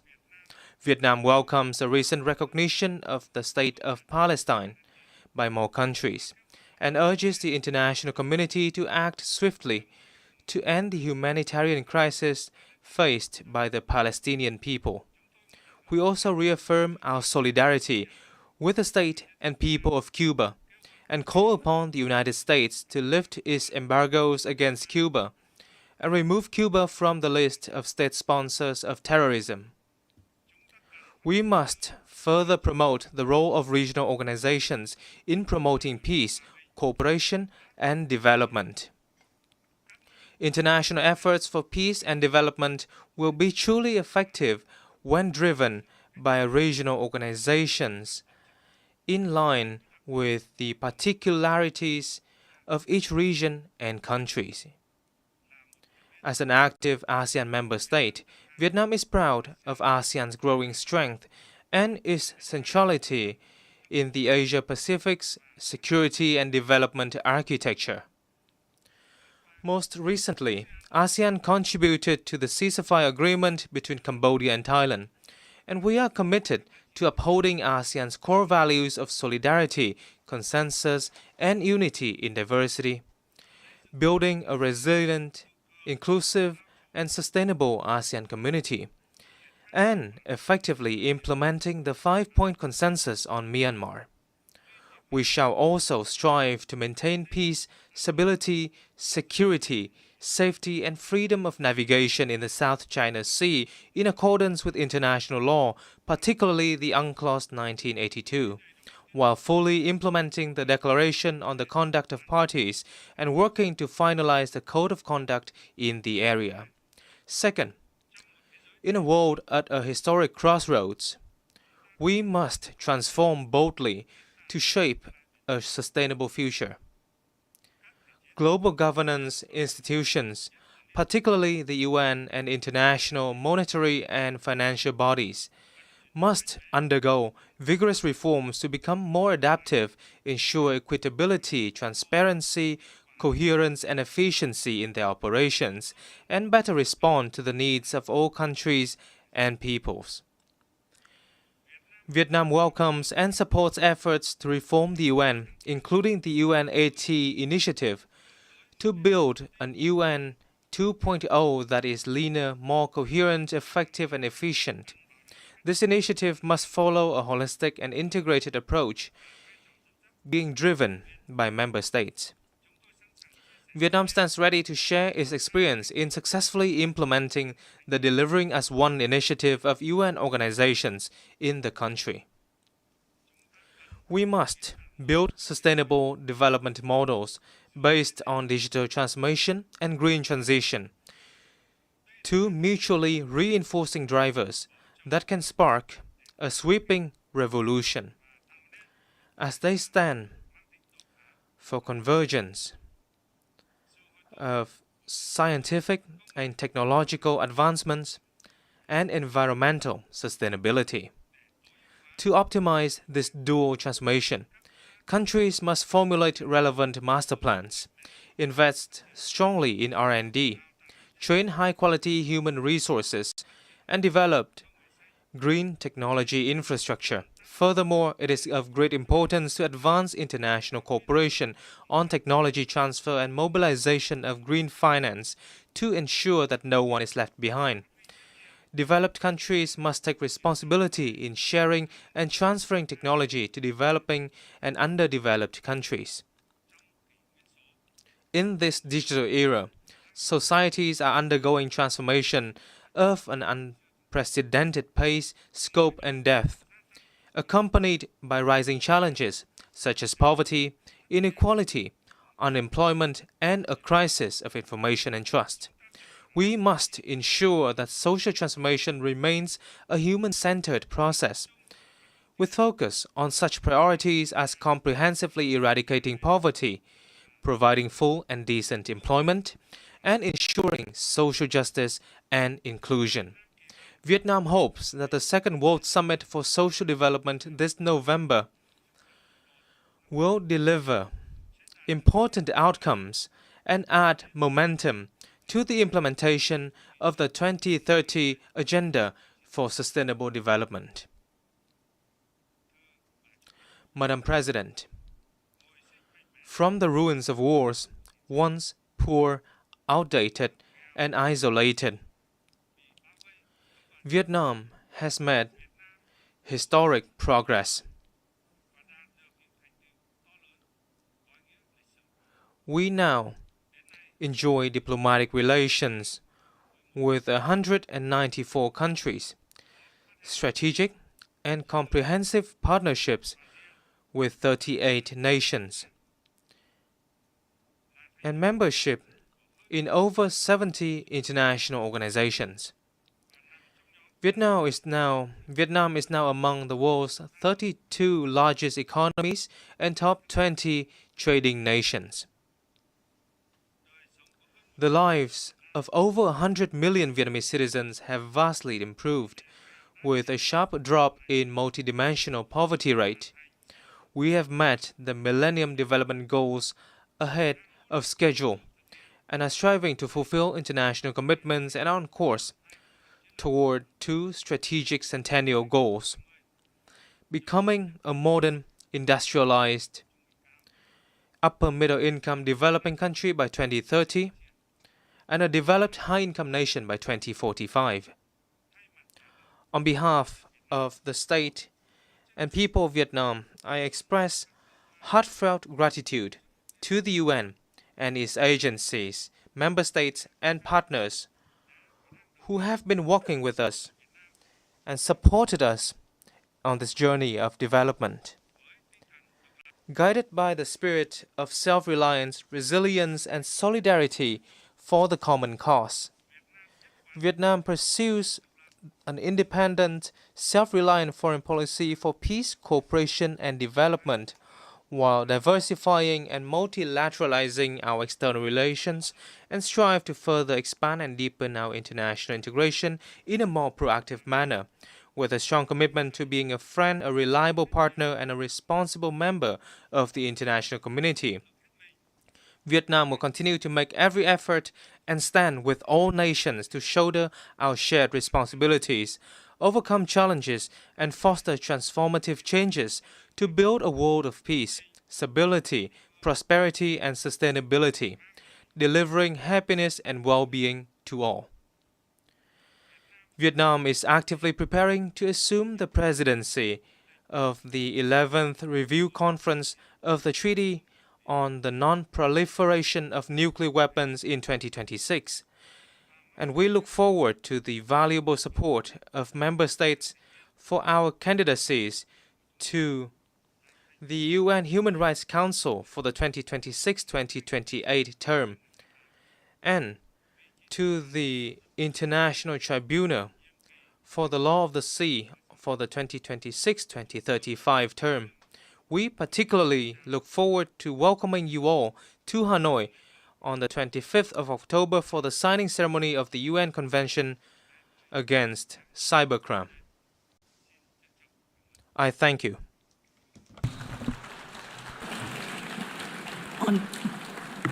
On behalf of the Assembly, I wish to thank the State President of the Socialist Republic of Vietnam,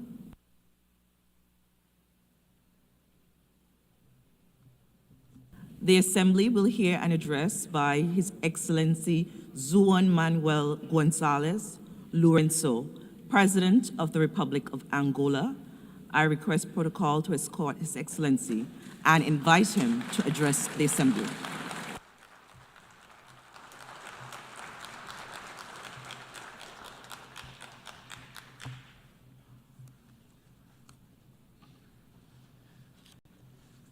So, Excellency.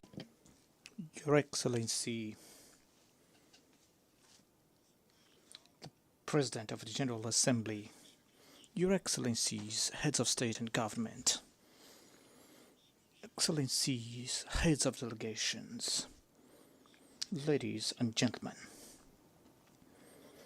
I stand before Your Excellencies in my capacity as President of the Republic of Angola and current chairperson of the African Union to speak about my country, to share our perspective on the evolution of the events unfolding in this increasingly troubled world, and to discuss matters concerning Africa, a continent that mobilizes our energies and efforts as we seek solutions to finally awake it once for all towards development. Allow me to extend my congratulations to Her Excellency Annalena Baerbock on her election to the distinguished office of the President of the United Nations General Assembly, convinced that her experience and the knowledge she has accumulated through the various functions she has performed with great mastery will ensure the success of the work she has taken on since the beginning of this month of September. I also would like to congratulate her predecessor, His Excellency Philemon Yang, for the assertive manner in which he presided over the General Assembly during the past year, having devoted his utmost dedication to ensuring that this body should operate with commendable efficiency, a fact that rightfully deserves our collective recognition in light of the positive outcomes achieved throughout his tenure. I cannot fail to acknowledge His Excellency Antonio Guterres, Secretary General of the United Nations, for the role that he has so ably played with a profound sense of commitment underpinned by his admirable qualities as a man of dialogue and peace amid prevailing geopolitical complexities. Madam President, Excellencies, 80 years have elapsed since, compelled by imperatives of that era, a group of nations and their respective leaders took the wise decision to establish the United Nations organization, which from that moment, through both turbulent and peaceful instances, had succeeded in fulfilling its great mission of maintaining the global peace and stability, contributing to the advancement of humanity and to preserve and deepen respect for human rights. This is a great achievement of the peoples of our planet, which cannot and must not be neglected and underestimated by any power, political leaders, or by anyone, lest by magnifying egocentric visions and interests we forfeit the benefits of peace bequeathed to us by women and men who, over time, led us so far in an environment of harmony and global understanding. This journey has not always been linear, yet, in the most critical moments, prudence has prevailed over the Western impulses of large-scale conflict, and this has been possible solely through continual dialogue, which has proven to be the only factor capable of bridging differences, overcoming obstacles, and appeasing even the most troubled and belligerent spirits. Today, these lessons from the past are of great value and must serve as our sole references that guide us toward solution to the conflicts in Africa, Europe, the Middle East, Latin America, in Asia, and wherever they may arise. Under the context of uncertainty in which we celebrate the 80th anniversary of the United Nations, the theme, Better Together, 80 years and beyond for peace, development, and human rights, holds a significance that compels us to reflect upon the profound meaning of the appeal by Her Excellency the President of the General Assembly for the renewal of multilateralism and solidarity in action within a framework of collective and complementary undertakings by a more agile, effective, and responsible UN, as envisaged in the roadmap of the Secretary General's Initiative 80. In light of these perspectives, it is urgent that we revitalize the United Nations and lift it from the complex situation in which it finds itself currently, in order to restore the active role that he has always played, a strongly valuable role that, during the Cold War, gave us assurance of never feeling as close to a global conflict as we do at this moment, amid the profound dissonance prevailing in international relations. The main world powers appear to be turning their backs on one another, distancing themselves from even the most basic points of convergence that would allow them to remain committed to, above all, to the dialogue and concerted action. Today's challenges confront us with a choice, either to do everything in our power to preserve peace or to face war with all its consequences, thus jeopardizing the future of humanity. Those world powers that in the past played a crucial role in the liberation of Europe and its people from the clutches of Nazism and fascism, as well as in the liberation of Africa and its people from the apartheid regime in South Africa, cannot today act differently by aggressing other countries, invading and annexing foreign territories, nor by financing or organizing upheavals that could cause the overthrow of legitimate governments as we currently witness in our own continent. With this dangerous precedent, no regional, continental, or global institution will henceforth have the moral authority to call any state to reason when it breaches the principles that govern the UN Charter and international law. We Africans, from countries that endured centuries of colonization, perhaps understand better than anyone else the importance of peace, for we have had to face daily struggles to provide our people with food, clean water, health care, education, and other fundamental necessities. This experience engenders heightened sensitivity to the harmful impact that insecurity and instability have on the attainment of our goals and developmental projects.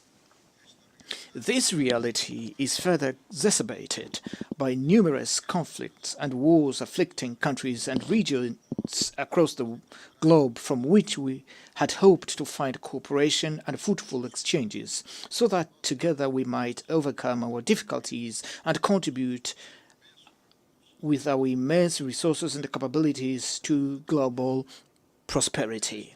It is upon this foundation that the Republic of Angola has sought to make an earnest and genuine contribution to resolving the conflict in the Sahel region, in Sudan, and in Eastern Democratic Republic of the Congo, regarding which our efforts established a negotiation framework with peace solution that regrettably did not come to fruition in December 2024 as anticipated, but nonetheless remains a valid platform for further efforts being undertaken with the aim of bringing a definitive end to that conflict.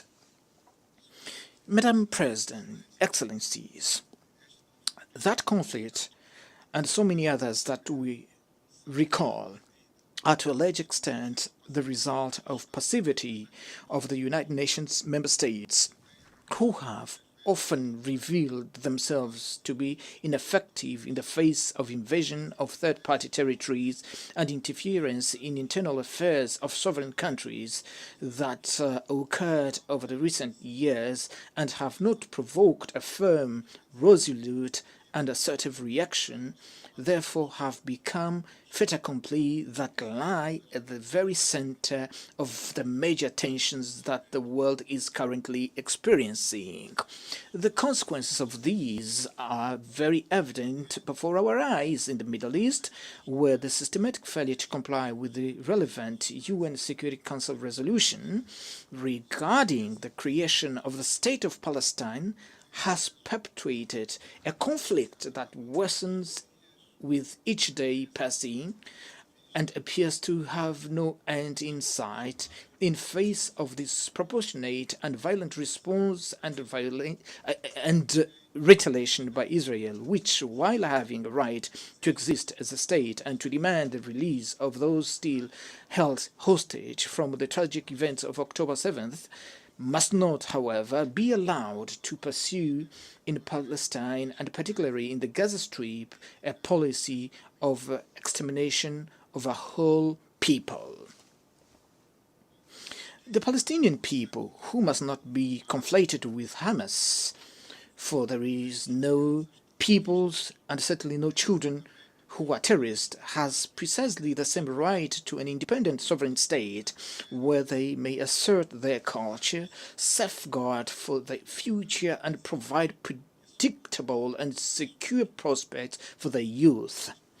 The concerns surrounding that conflict grow ever more severely in the face of silence, hesitations, and timid response of the international community, which seems to legitimize the expansion of war to other countries in the region, inexorably corroding the authority of the United Nations. There is nothing more serious than the exclusion of the delegation of Palestine from this forum, where it should rightly have the opportunity to make its voice heard as member state in accordance with the terms of the host agreement. The failure to guarantee the presence of the President of the Palestinian Authority at this General Assembly sends a profoundly negative signal, as it encourages the continuation of genocide we all are witnessing helplessly and with impunity, which delays the resolution of the issue and complicates the efforts that have been made to bring an end to that intricate conflict.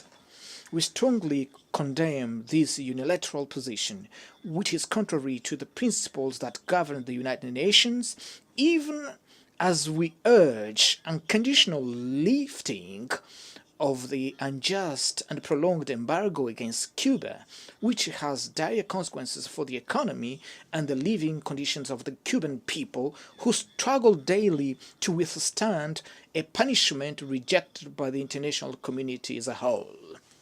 Cuba which played an important role in the struggle of African peoples, leading to the overthrow of the racist and inhuman apartheid regime in South Africa, and by virtue of this was a signatory to the New York Peace Accord of December 22nd, 1988, which brought freedom to the South African people and led to the independence of Namibia, cannot be arbitrarily and unilaterally considered a state sponsor of terrorism in light of the relevant United Nations resolutions.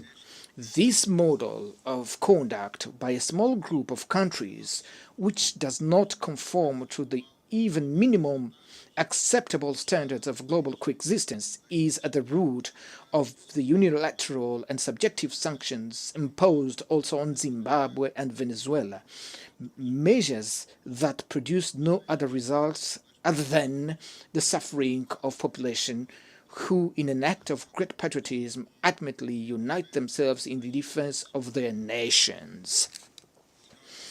Madam President, Excellencies, the authority of this organization, whose foundation is the UN Charter and international law, must be urgently restored without narratives that highlight a logic of double standards, so that just solutions may be sought for the war in Ukraine, or so that solutions proposed by the meeting held in Alaska may be reinforced.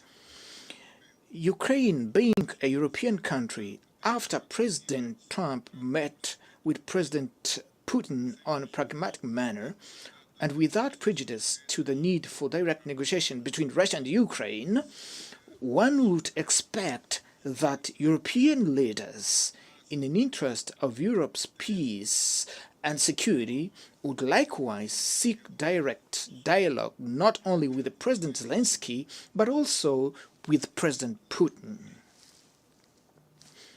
We cannot afford to squander this opportunity, for otherwise we risk witnessing an escalation of unpredictable proportions and consequences not only in Europe, where all active stakeholders must abandon the perilous calculation rooted in the notion of military victory through the weakening of adversaries' capabilities. It is in the light of face of the present challenges and the ongoing global crisis that the United Nations must re-emerge and become more proactive, lest its role as the main entity for global governance be diminished and be transformed into an institution incapable of ensuring world peace. Therefore, it is our responsibility as states and sovereign nations not to allow the UN to succumb. The United Nations, in its present form, is the sole organization with capacity to act on behalf of all of us in the quest for worldwide consensus in favor of peace, with the legitimacy to call to reason those member states who undermine its foundational principles in their conduct on the international stage. For this reason, we must preserve it at all cost and adapt it to the realities of the contemporary world through the urgently required reforms. In this most particular regard, I advocate for the reform of the Security Council in line with common African position set forth in the Esalen Consensus and in the CERT Declaration adopted 20 years ago, which called for 2 permanent seats and 5 non-permanent seats for the African continent in an expanded Security Council that is more representative and consistent with the contemporary geopolitical realities. Without this indispensable step, which has already experienced an unjustified delay, we will not be able to ensure the realization of the Pact for the Future adopted last year, which recognized the urgent need to endow the United Nations with a more democratic and balanced Security Council. This pact represents a significant opportunity to revitalize multilateralism, rendering it more inclusive and capable of serving as a broader foundation for discussion on critical issues facing today's world. Amongst these, I wish to underscore, alongside many other relevant issues, the issue of financing for development and climate challenge.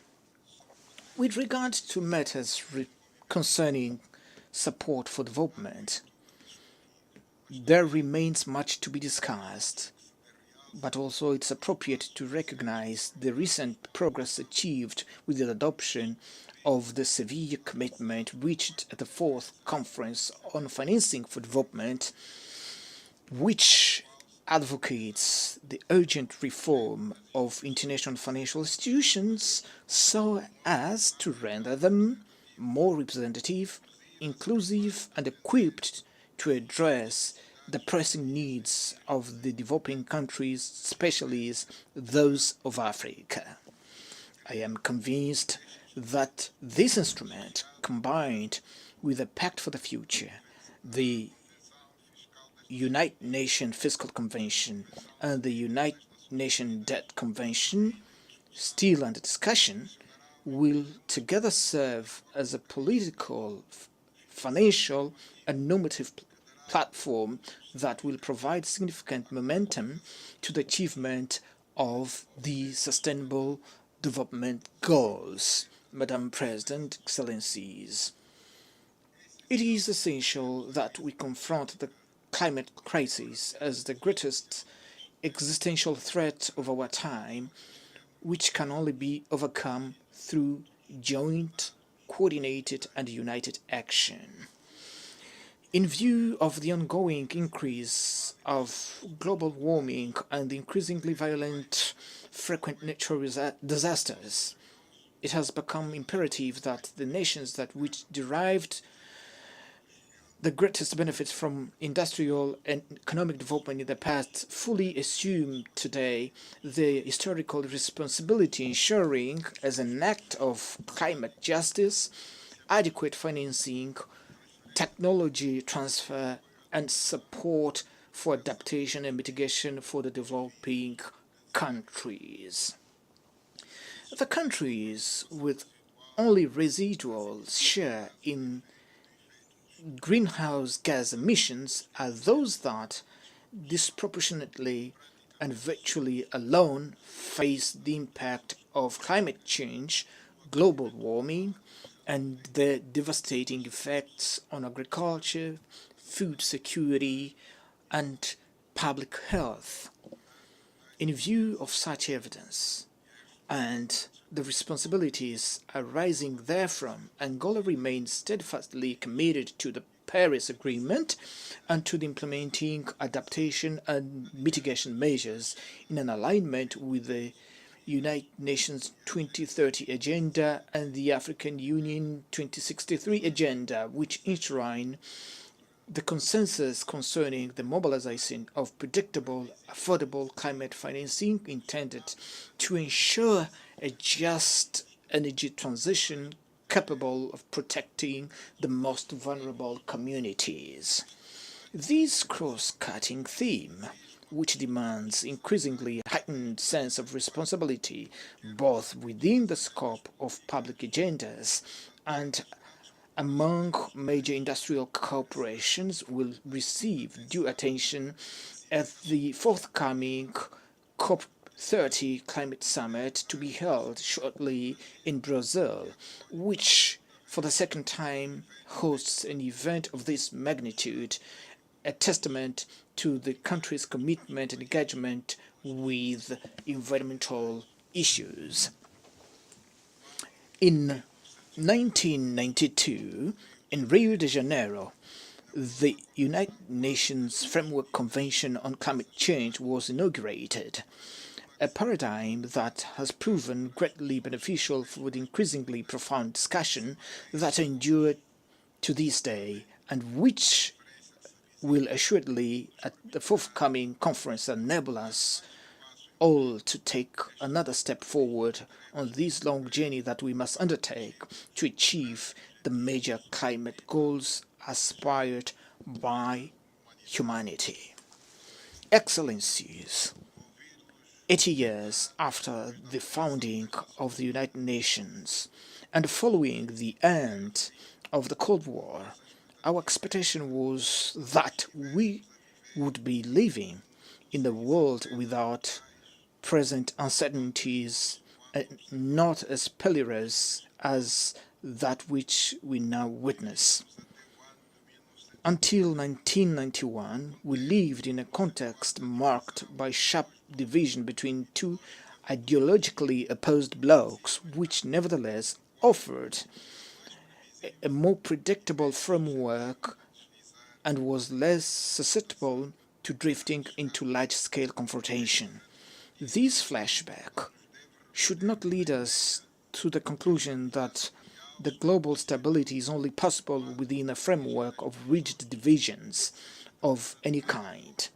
Rather, it should inspire us to build a system based on balanced interest and shared concern on matters pertaining to global security that fosters complementarity and all forms of convergence within an environment of multilateralism which remains the sole pathway capable of preserving us from a true catastrophe. With these few words, I thank you for your kind attention.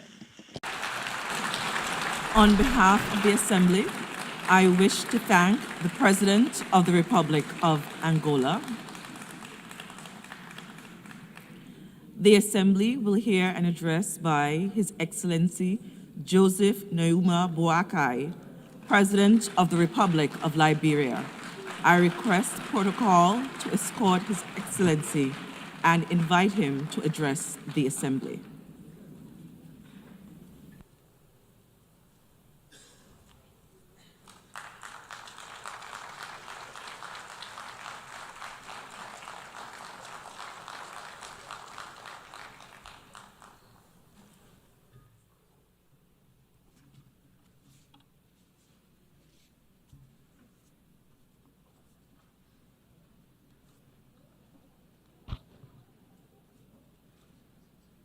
Madam President, Mr. Secretary General, His Excellencies, distinguished delegates, I'm honored to address the 80th session of the United Nations General Assembly on behalf of the people of Liberia. 8 decades after its founding, in which Liberia was involved, our country is proud that the United Nations remains the most critical multilateral platform for international cooperation and collective action. The UN continues to employ the best framework of humanity for peace, justice, security, dignity, and shared prosperity. Madam President, please accept the congratulations from the delegation to Liberia on your assumption of the esteemed office of President of the 80th session of the General Assembly. We trust in your leadership to guide the affairs of this august body. We also extend our commendation to your predecessor for his stewardship on the 79th session, and are grateful to the Secretary General for his leadership. Excellencies, distinguished delegates, please accept the gratitude of the Liberian government and the people for the overwhelming trust demonstrated by the General Assembly members in electing Liberia to serve on the non-permanent seat of the United Nations Security Council for the 2026-2027 term. This marks Liberia's first full term on the UN Security Council, 80 years after the country signed the charter in Herbst Theater Auditorium in San Francisco. While the nameplate during this 2-year term will read Liberia, the seat, however, belongs to Africa. We are committed to ensuring that Liberia's contribution to the Security Council's discussions and the decisions are shaped by hard-earned experiences in conflict resolution, as well as our successes in peace-building, democratic reform, political transition, and governance. Additionally, the collective experience of the continent will be taken into consideration. Liberia looks forward to advocating for Africa's fair representation on the UN Security Council, which can only be achieved through permanent representation as a key part of the UN Security Council reform agenda.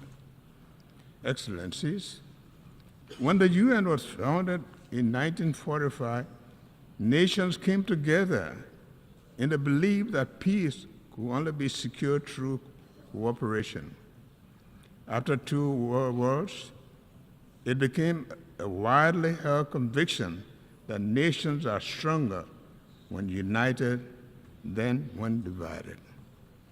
80 years later, that conviction is being tested like never before. From wars and displacement to terrorism, threats to technological advances, climate change, and widening inequalities, today our world faces challenges that no country can solve alone. At the same time, and paradoxically, when the world needs to strengthen multilateralism, its credibility and efficacy are being questioned. As one of the 4 African countries to sign the Charter of the United Nations, Liberia feels morally obligated to call for renewal rather than reversal of multilateralism. Reversal of multilateralism is not an option for a just and peaceful world. We call for greater inclusion, effectiveness, and respect for international law, recognizing that the credibility of the United Nations depends on our ability to act together in the service of humanity, rather than apart in the pursuit of narrow interests. Madam President, wars in Europe, Middle East, and Africa remind us that peace is often fragile and must be constantly defended. Therefore, as in 1945, Liberia once again reaffirms its commitment to the dialogue, diplomacy, and the peaceful resolution of disputes. In this spirit, Liberia supports all credible mediation efforts aimed at resolving conflict between Russia and Ukraine, as well as Israel-Palestinian conflict. Liberia stands on a common African position for the realization of the 2-state solution, where Israel and Palestinians can live side by side in peace and security in accordance with international law and the relevant UN resolutions. We call on the international community to act together decisively to protect civilians, hold perpetrators of atrocities accountable, and strengthen mediation efforts. Rising from the ruins of civil war, Liberia knows all too well that human cause of conflict and importance of peace. Since 2003, Liberia has experienced 3 peaceful and orderly democratic transitions, each marked by a smooth transfer of power, making our nation safer more stable, and more secure after over 30 years of unrest, instability, and destruction. Liberians have also worked hard to achieve this through multilateral cooperation with support from ECOWAS, the African Union, and the United Nations. Excellency, distinguished ladies and gentlemen, for Liberia, climate change is not a distant threat, but a present reality. Rising seas are eroding our coast, wildstorms and heavy rain devastate communities, threaten lives and livelihoods, and exacerbate food insecurity. Yet, we are acting. We are carrying our coastal defense project, developing climate information systems for early warning systems, finalizing our carbon market policies, and advancing the blue economy safety. But our efforts alone are not enough. We urge implementation of the Paris Agreement, full capitalization of the loss and damage fund, and greater global investment in adaptation and mitigation. Above all, we call for climate justice.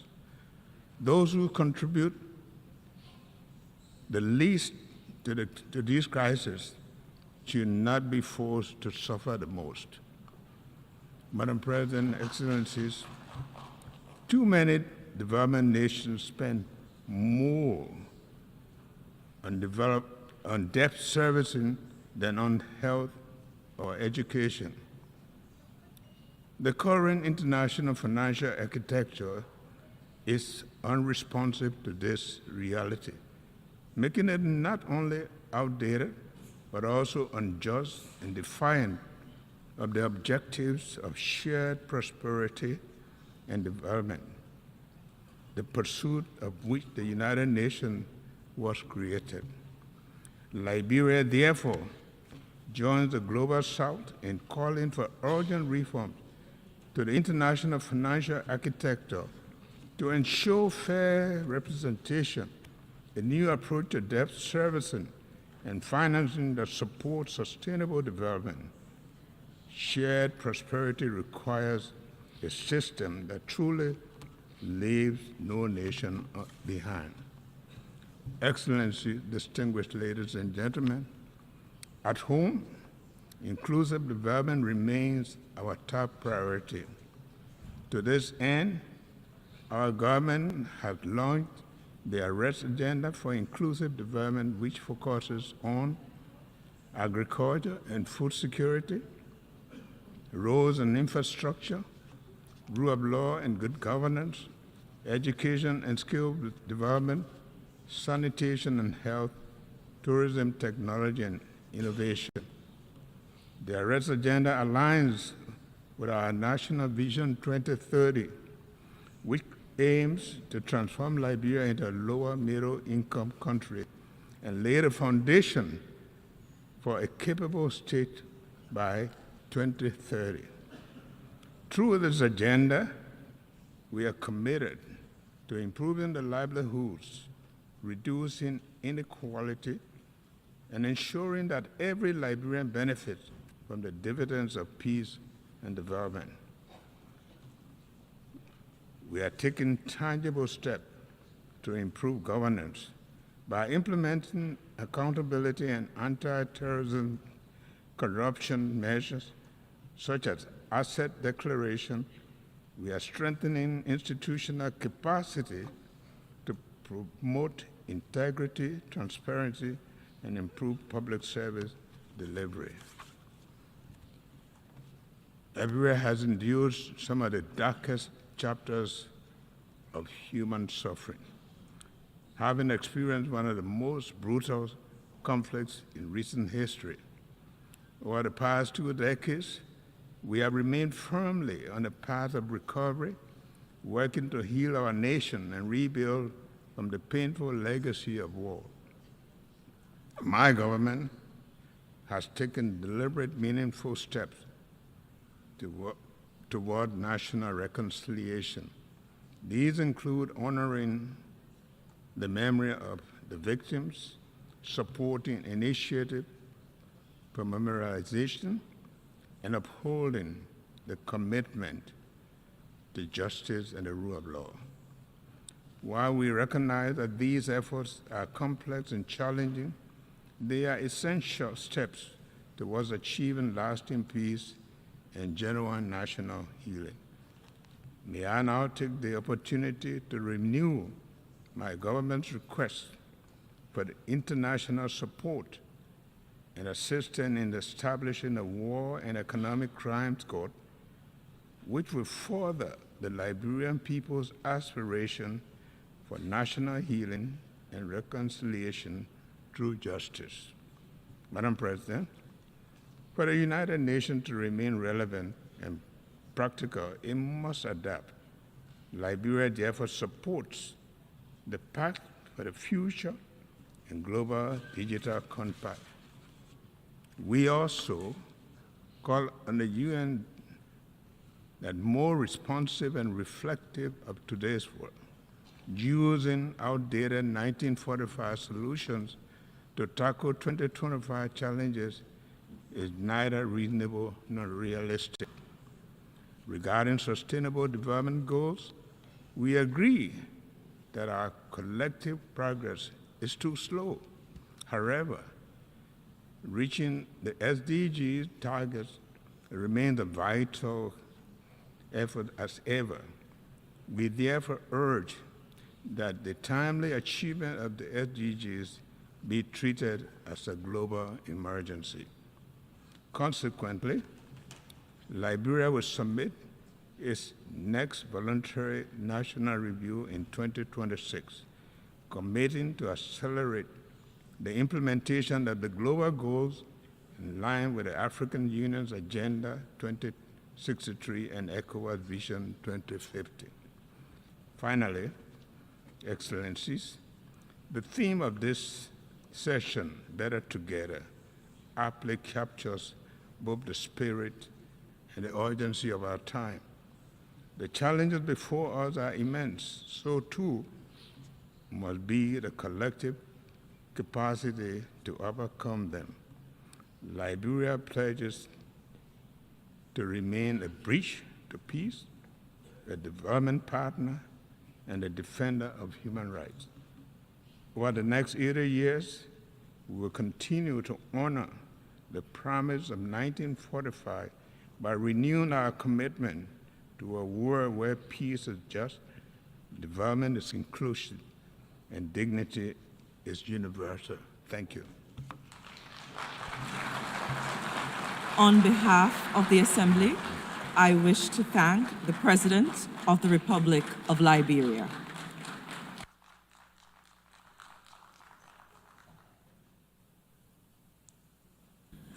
The Assembly will hear an address by His Excellency Felix Antoine Tshisekedi Tshilombo, President of the Democratic Republic of the Congo.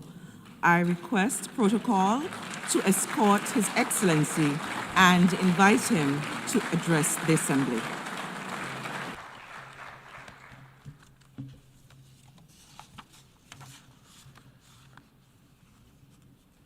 Madame la Présidente, Madam President, Secretary General, distinguished heads of state and government, distinguished delegates, ladies and gentlemen.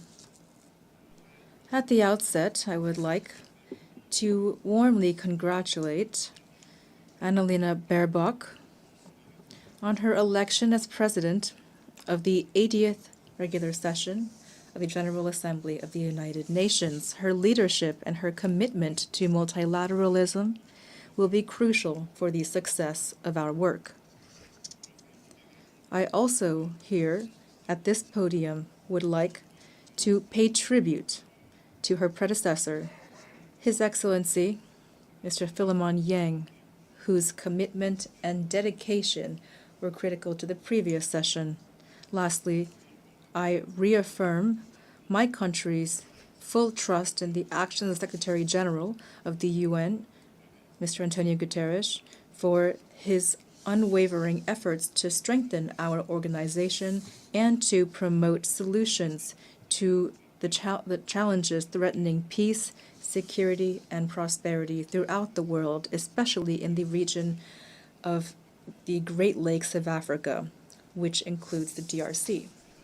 Madam President, I commend the relevance of the theme of this 80th session, Better Together, 80 years and more for peace, development, and human rights.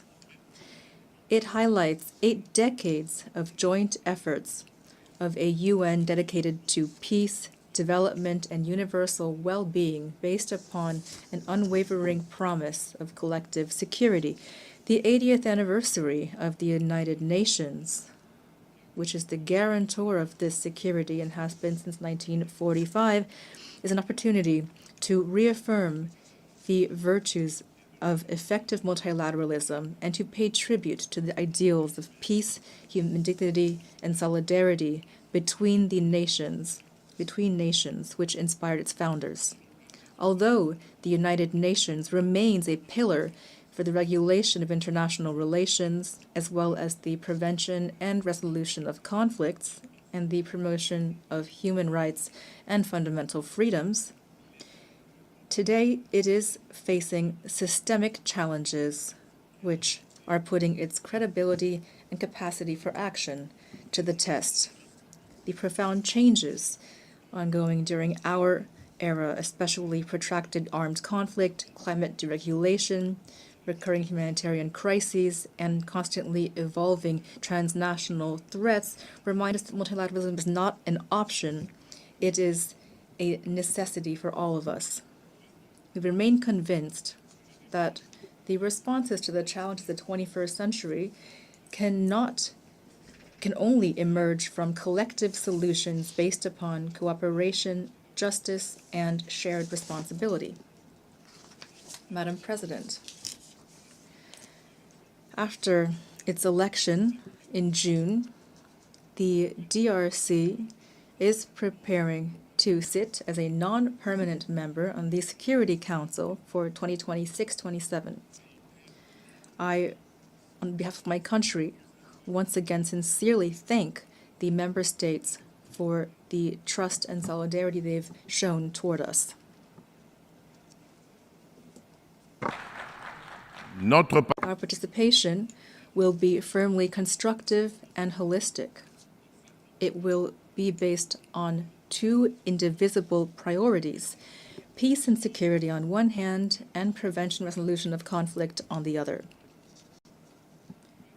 We also plan to actively contribute to the development and implementation of a new agenda for peace in order, through our capacity and our experience, to propel reforms of peacekeeping and peace-building operations, as well as the adaptation of the UN collective security system.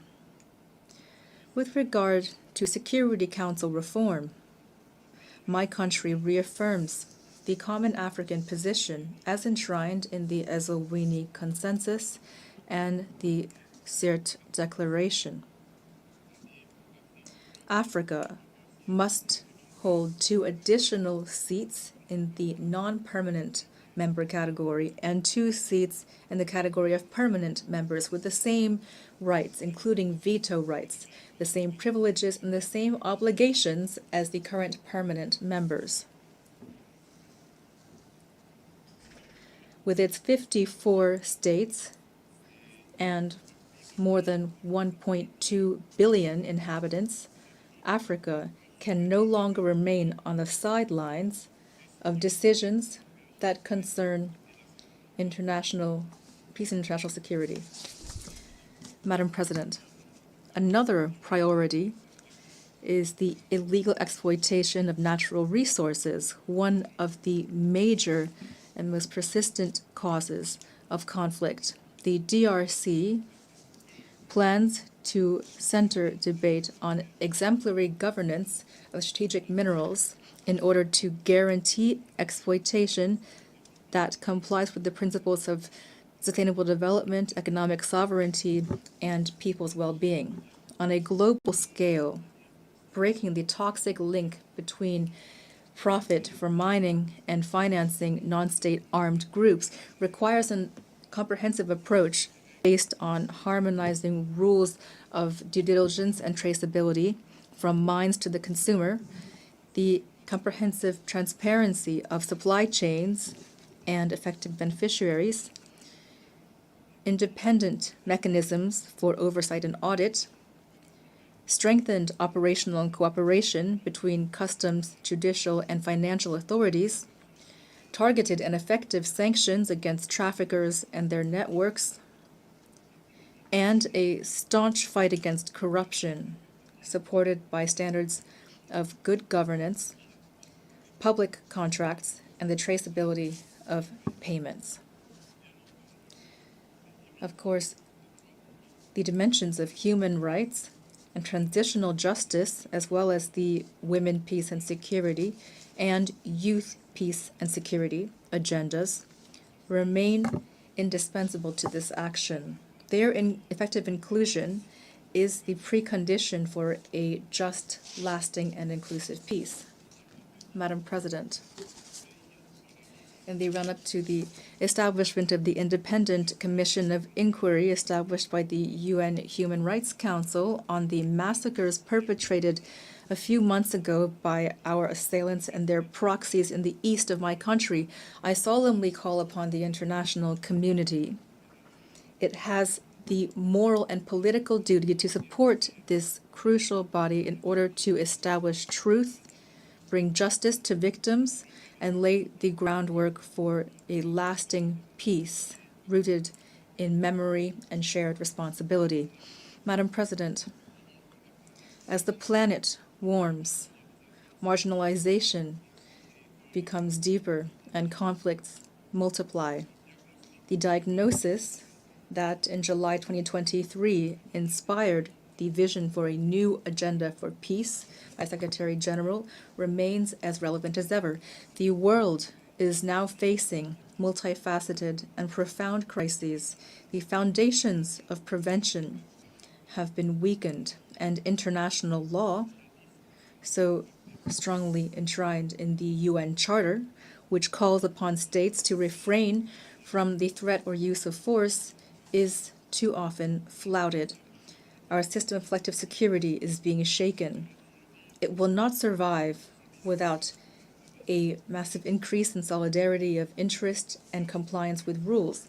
In this context, the rhetoric of war is gaining ground, and we are helplessly watching the return of old demons, armed aggression, wars over resources, and for the conquest of vital territory, which have spared no continent. While the war between Israel and Hamas is ravaging Gaza with the risk of regional spillover, and the Russian-Ukrainian conflict continues, other hotspots are raging in Yemen, Myanmar, and Syria. The armed conflict that is continuing in my country is a tragic example of this.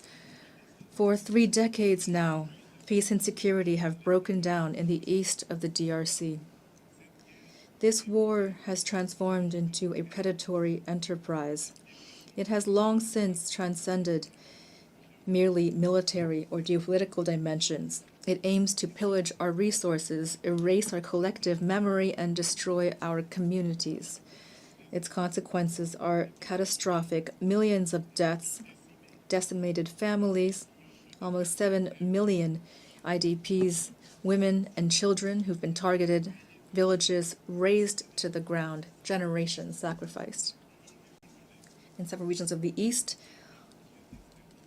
we see all the indicators of an attempt at extermination. The UN itself, through the mapping report, has documented the scale of these atrocities. This is not just a conflict. It is a silent genocide that the Congolese people have been suffering for more than 30 years.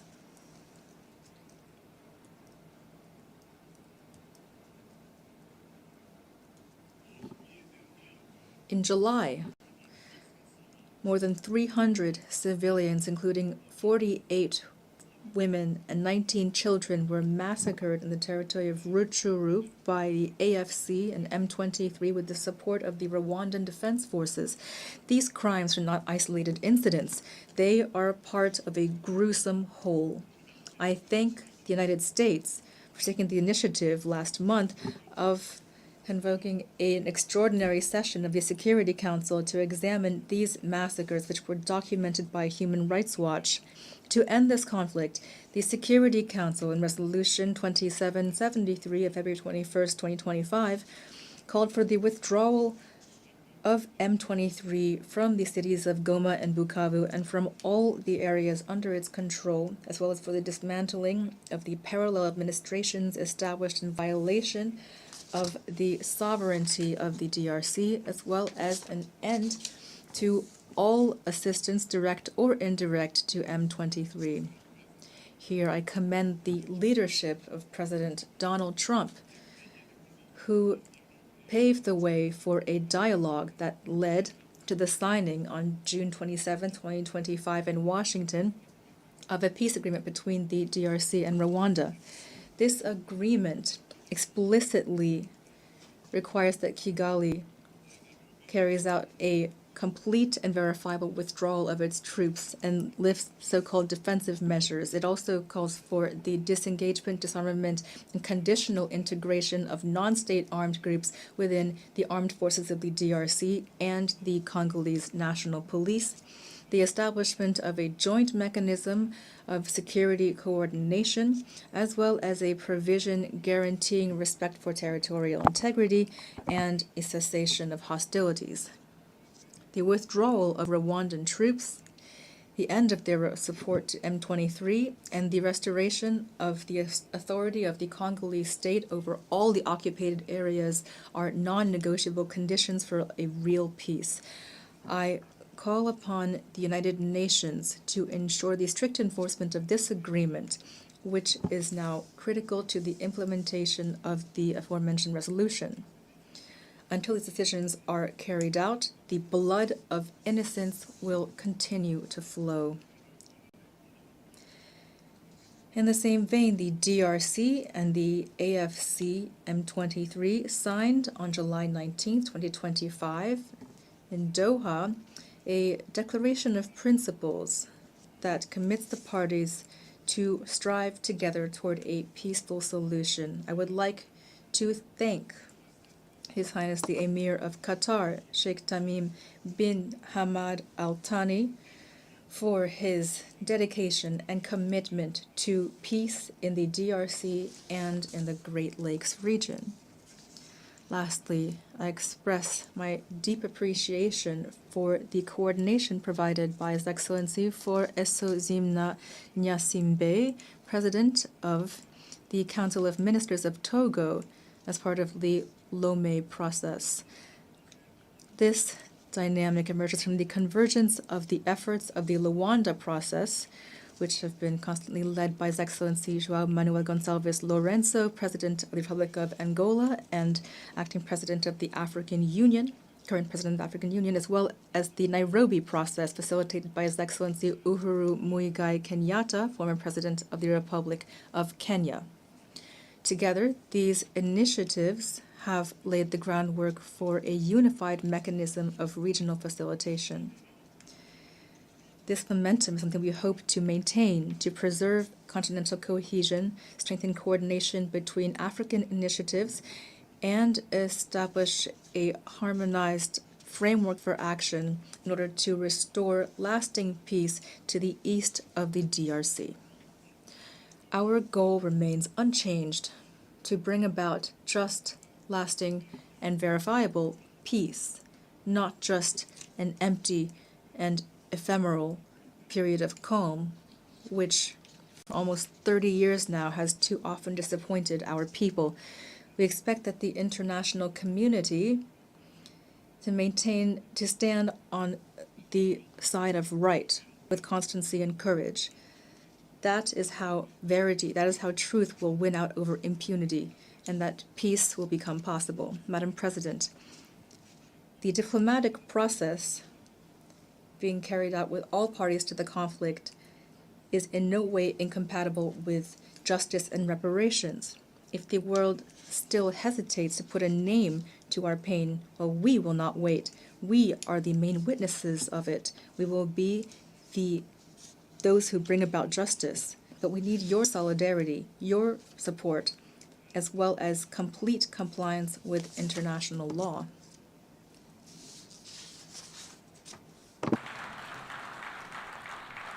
La République démocratique. The DRC does not need charity or condolences.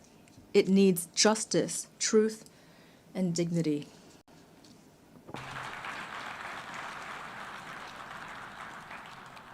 Notre pays. Our country is doing its part. We've signed peace agreements, agreed to dialogue, made commitments toward reconciliation. But a false peace based on impunity and forgetting is only a precarious truce. History will not judge our speeches, but our ability to recognize mass crimes, including genocide, and to end impunity. Madame la Présidente. Madam President, the DRC is a country full of life, natural wealth, and human resilience. We want to contribute to global peace, but peace begins with recognition of our own tragedy. I solemnly call upon this assembly to recognize the Congolese genocide, to support our battle for truth and justice, and to help us at last build lasting peace in the heart of Africa.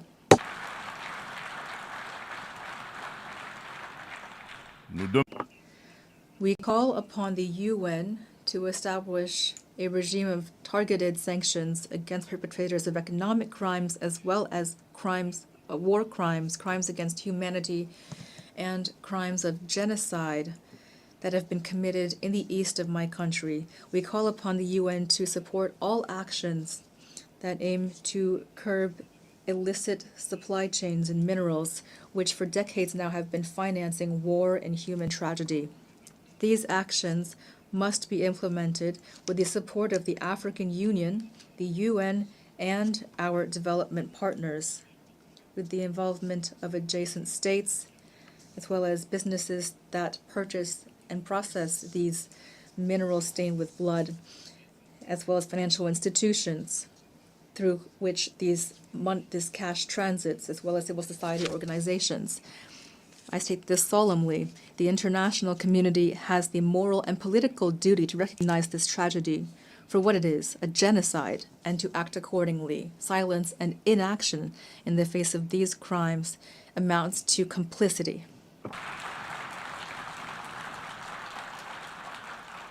Nous demandons. We call for the immediate establishment of an international commission of inquiry that is independent and sufficiently funded to establish truth, bring justice to victims, and break the cycle of impunity that has been fueling this tragedy for decades. Madam President, terrorism remains a serious threat to peace and international security. No region of the world has been spared. After Asia, Western Europe, and North America, this scourge has become rooted in Africa and is destabilizing several sub-regions. Al-Qaeda in the Islamic Maghreb, although eroded by international action, maintains some capacity in gray zones and is spreading its influence. Boko Haram in the north of Nigeria and Al-Shabaab in Somalia maintain significant territorial control. In Central Africa, after the devastation caused by the Lord's Resistance Army, or LRA, led by Joseph Kony, the northeast of the DRC is suffering under the Allied Democratic Forces, a Ugandan terrorist group that has sworn allegiance to the Islamic State. These extremist groups have left behind them in their wake a devastating toll of loss of human life and continue to threaten regional stability. A member of the Global Coalition Against ISIS, the DRC calls on the UN to more staunchly implement the recommendations of this coalition and the Aqaba process, that is to say, the sharing of intelligence, curbing of financing, combat against propaganda and sanctuaries for terrorism, as well as increased support to victim communities while fully respecting international humanitarian law. Madam President, as we face a climate crisis, the Paris Agreement remains a crucial legal framework for the accountability of states when it comes to emissions and adaptation to limit warming to 1.5 degrees Celsius. Thus, the DRC has adopted its National Adaptation Plan 2022-2026. We have committed to stopping and reversing deforestation and forest degradation, land degradation by 2031, while promoting sustainable development and inclusive rural transformation. Since December 2021, a package of measures has supported the restoration of forests, especially the School Garden Program, to plant 1 billion trees by 2030. This aims to strengthen CO2 sequestration and the resilience of our ecosystems. We commend the adoption of the 5/CMA.5